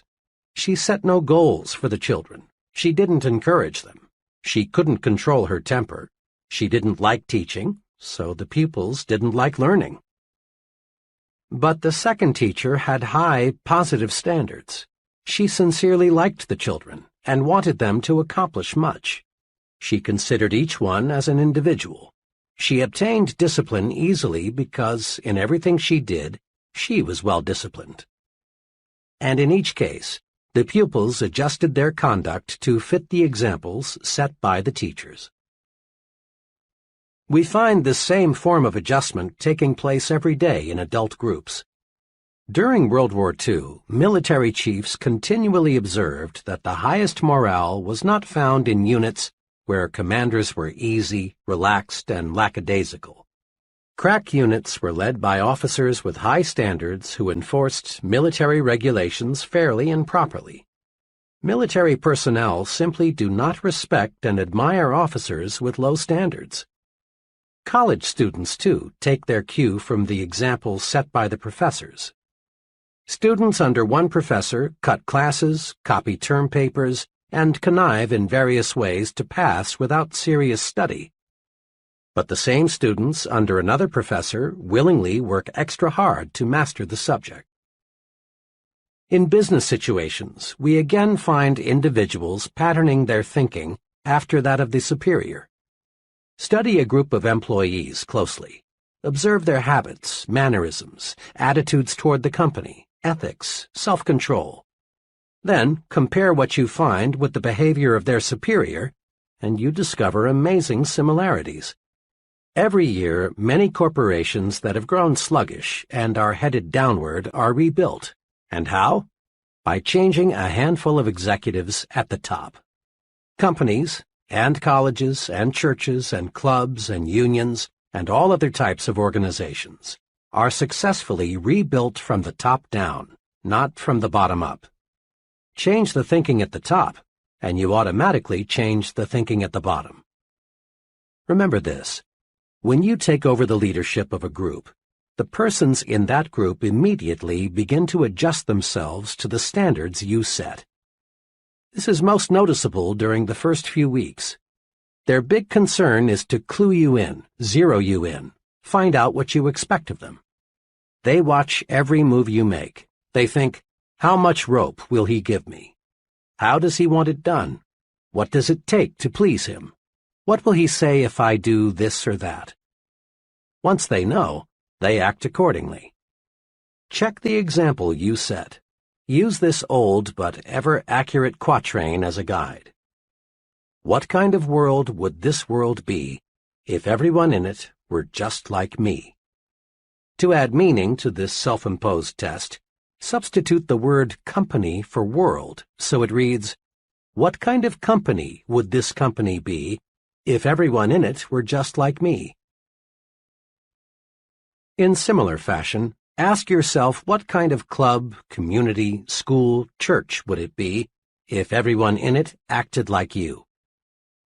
Think, talk, act, live the way you want your subordinates to think, talk, act, live, and they will. Over a period of time, subordinates tend to become carbon copies of their chief. The simplest way to get high-level performance is to be sure the master copy is worth duplicating. Am I a progressive thinker checklist? A. Do I think progressively toward my work? 1. Do I appraise my work with the how can we do it better attitude? 2. Do I praise my company, the people in it, and the products it sells at every possible opportunity? 3. Are my personal standards with reference to the quantity and quality of my output higher now than 3 or 6 months ago? 4. Am I setting an excellent example for my subordinates, associates, and others I work with? B. Do I think progressively toward my family? 1. Is my family happier today than it was 3 or 6 months ago? 2. Am I following a plan to improve my family's standard of living? 3. Does my family have an ample variety of stimulating activities outside the home? 4. Do I set an example of a progressive, a supporter of progress for my children? C. Do I think progressively toward myself? 1. Can I honestly say I am a more valuable person today than 3 or 6 months ago? 2. Am I following an organized self-improvement program to increase my value to others? 3. Do I have forward-looking goals for at least 5 years in the future? 4. Am I a booster in every organization or group to which I belong? D. Do I think progressively toward my community? 1. Have I done anything in the past 6 months that I honestly feel has improved my community, neighborhood, churches, schools, etc.? 2. Do I boost worthwhile community projects rather than object, criticize, or complain? 3. Have I ever taken the lead in bringing about some worthwhile improvement in my community? 4. Do I speak well of my neighbors and fellow citizens? Leadership Rule Number 4. Take time out to confer with yourself and tap your supreme thinking power. We usually picture leaders as exceptionally busy people, and they are. Leadership requires being in the thick of things, but while it's usually overlooked, it is noteworthy that leaders spend considerable time alone with nothing but their own thinking apparatus. Check the lives of the great religious leaders, and you'll find each of them spent considerable time alone. Moses frequently was alone, often for long periods of time. So were Jesus, Buddha, Confucius, Mohammed, Gandhi. Every outstanding religious leader in history spent much time in solitude, away from the distractions of life. Political leaders, too, those who made lasting names in history for good or bad, gained insight through solitude. It is an interesting question whether Franklin D. Roosevelt could have developed his unusual leadership capacities had he not spent much time alone while recovering from his polio attack. Harry Truman spent much time as a boy and as an adult alone on a Missouri farm.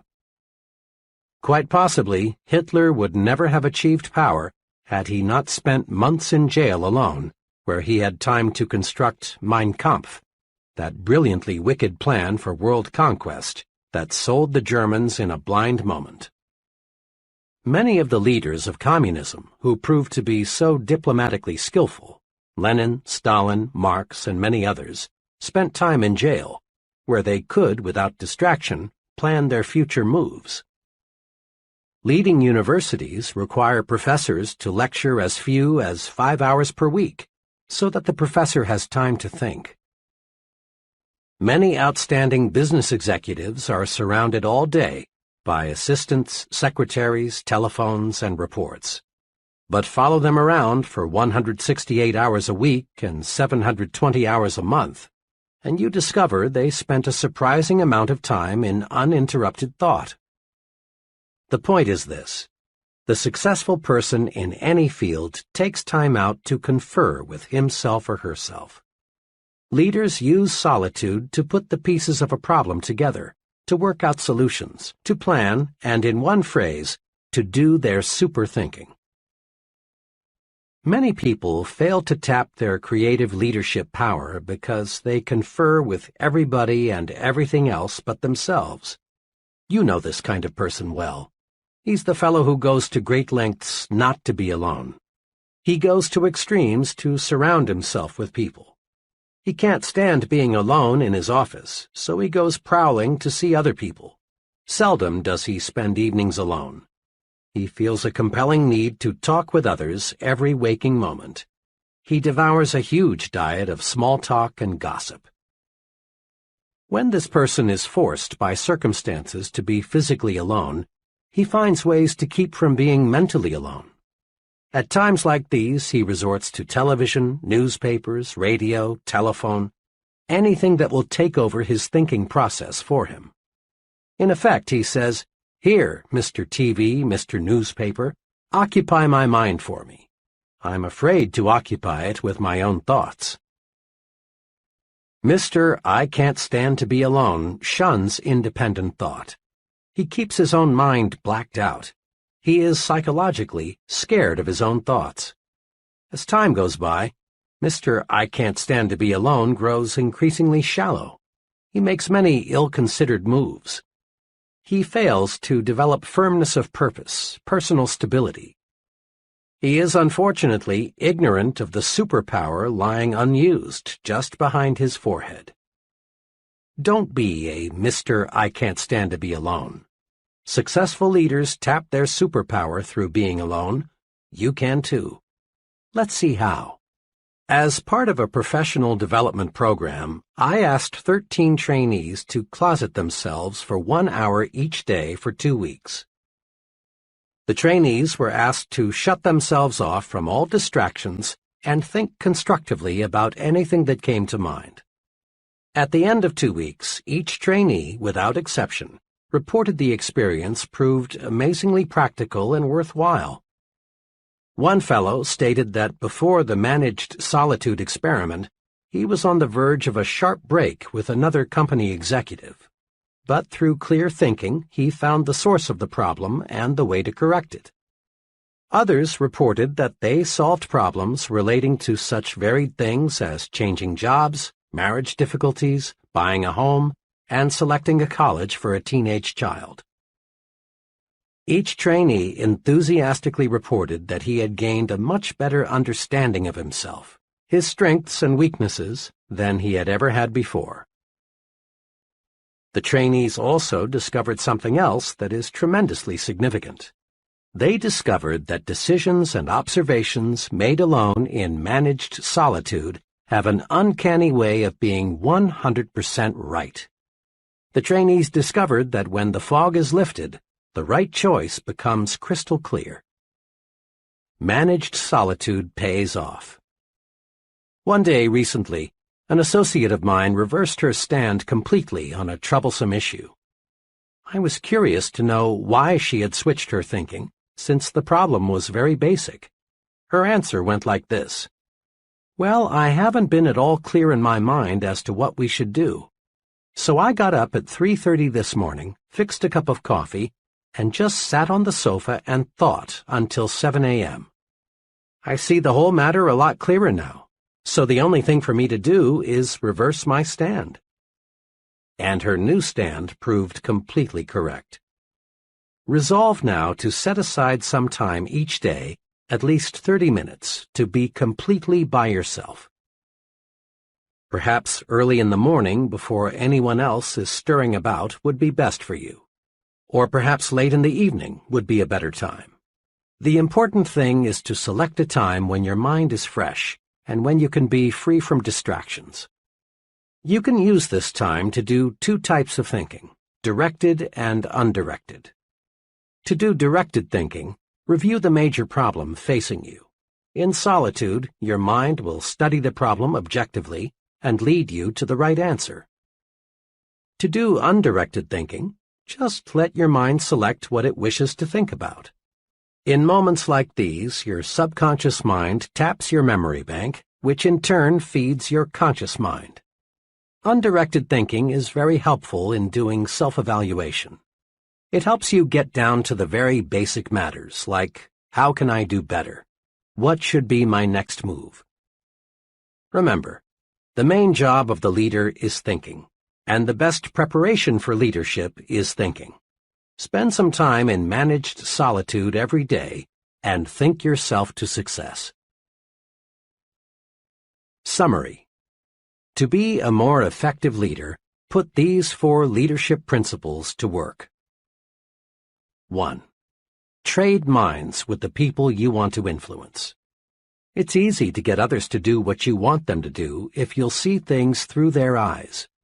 Ask yourself this question before you act. What would I think of this if I exchanged places with the other person? 2. Apply the Be Human rule in your dealings with others. Ask, what is the human way to handle this? In everything you do, show that you put other people first. Just give other people the kind of treatment you like to receive. You'll be rewarded. 3. Think progress, believe in progress, push for progress. Think improvement in everything you do. Think high standards in everything you do. Over a period of time, subordinates tend to become carbon copies of their chief. Be sure the master copy is worth duplicating. Make this a personal resolution.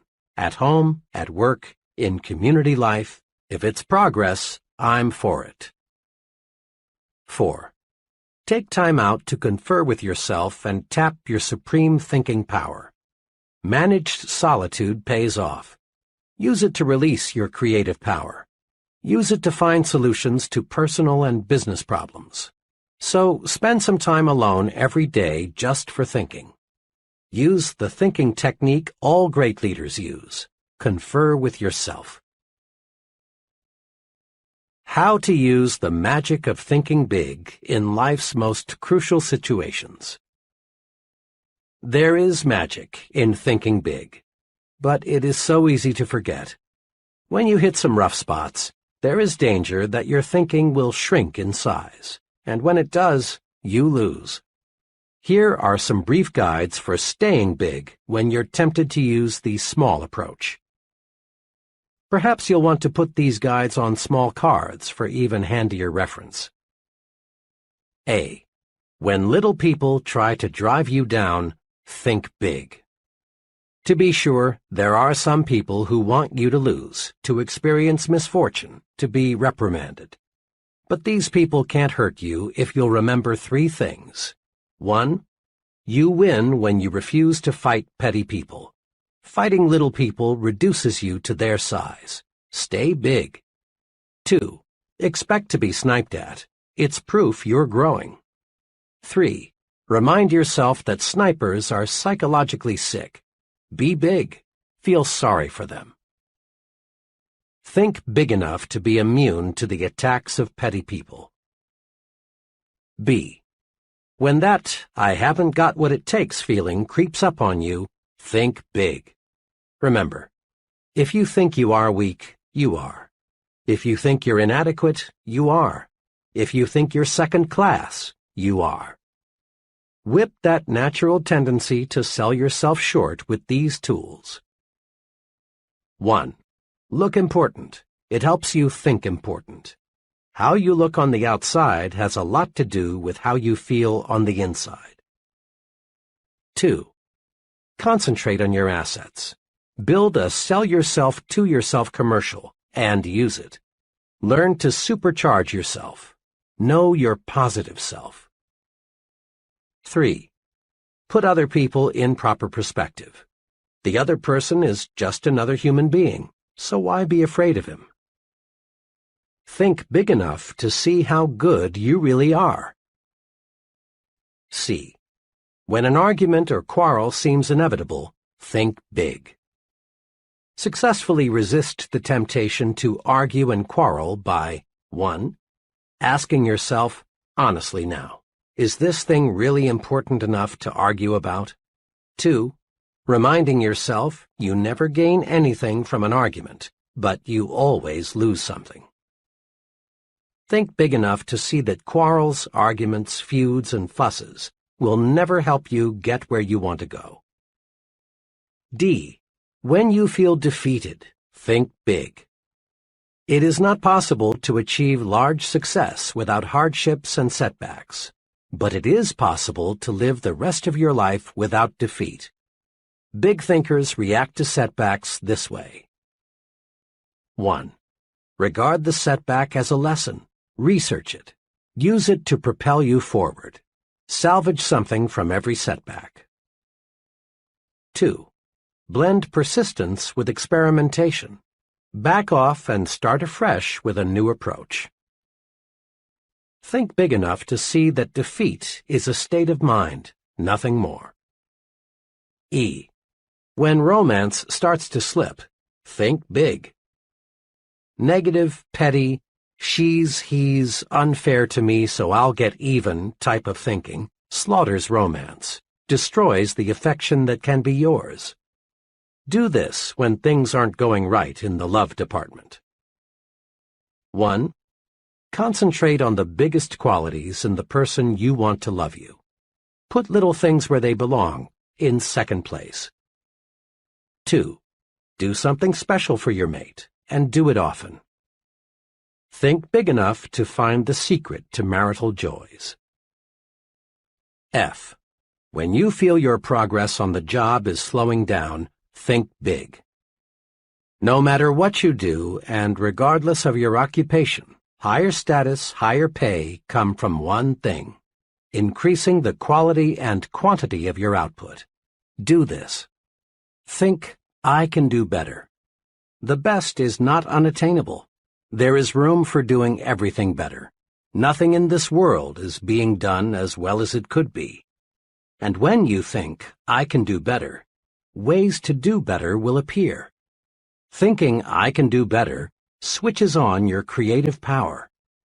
Think big enough to see that if you put service first, money takes care of itself. In the words of Publilius Cyrus, a wise man will be master of his mind, a fool will be its slave.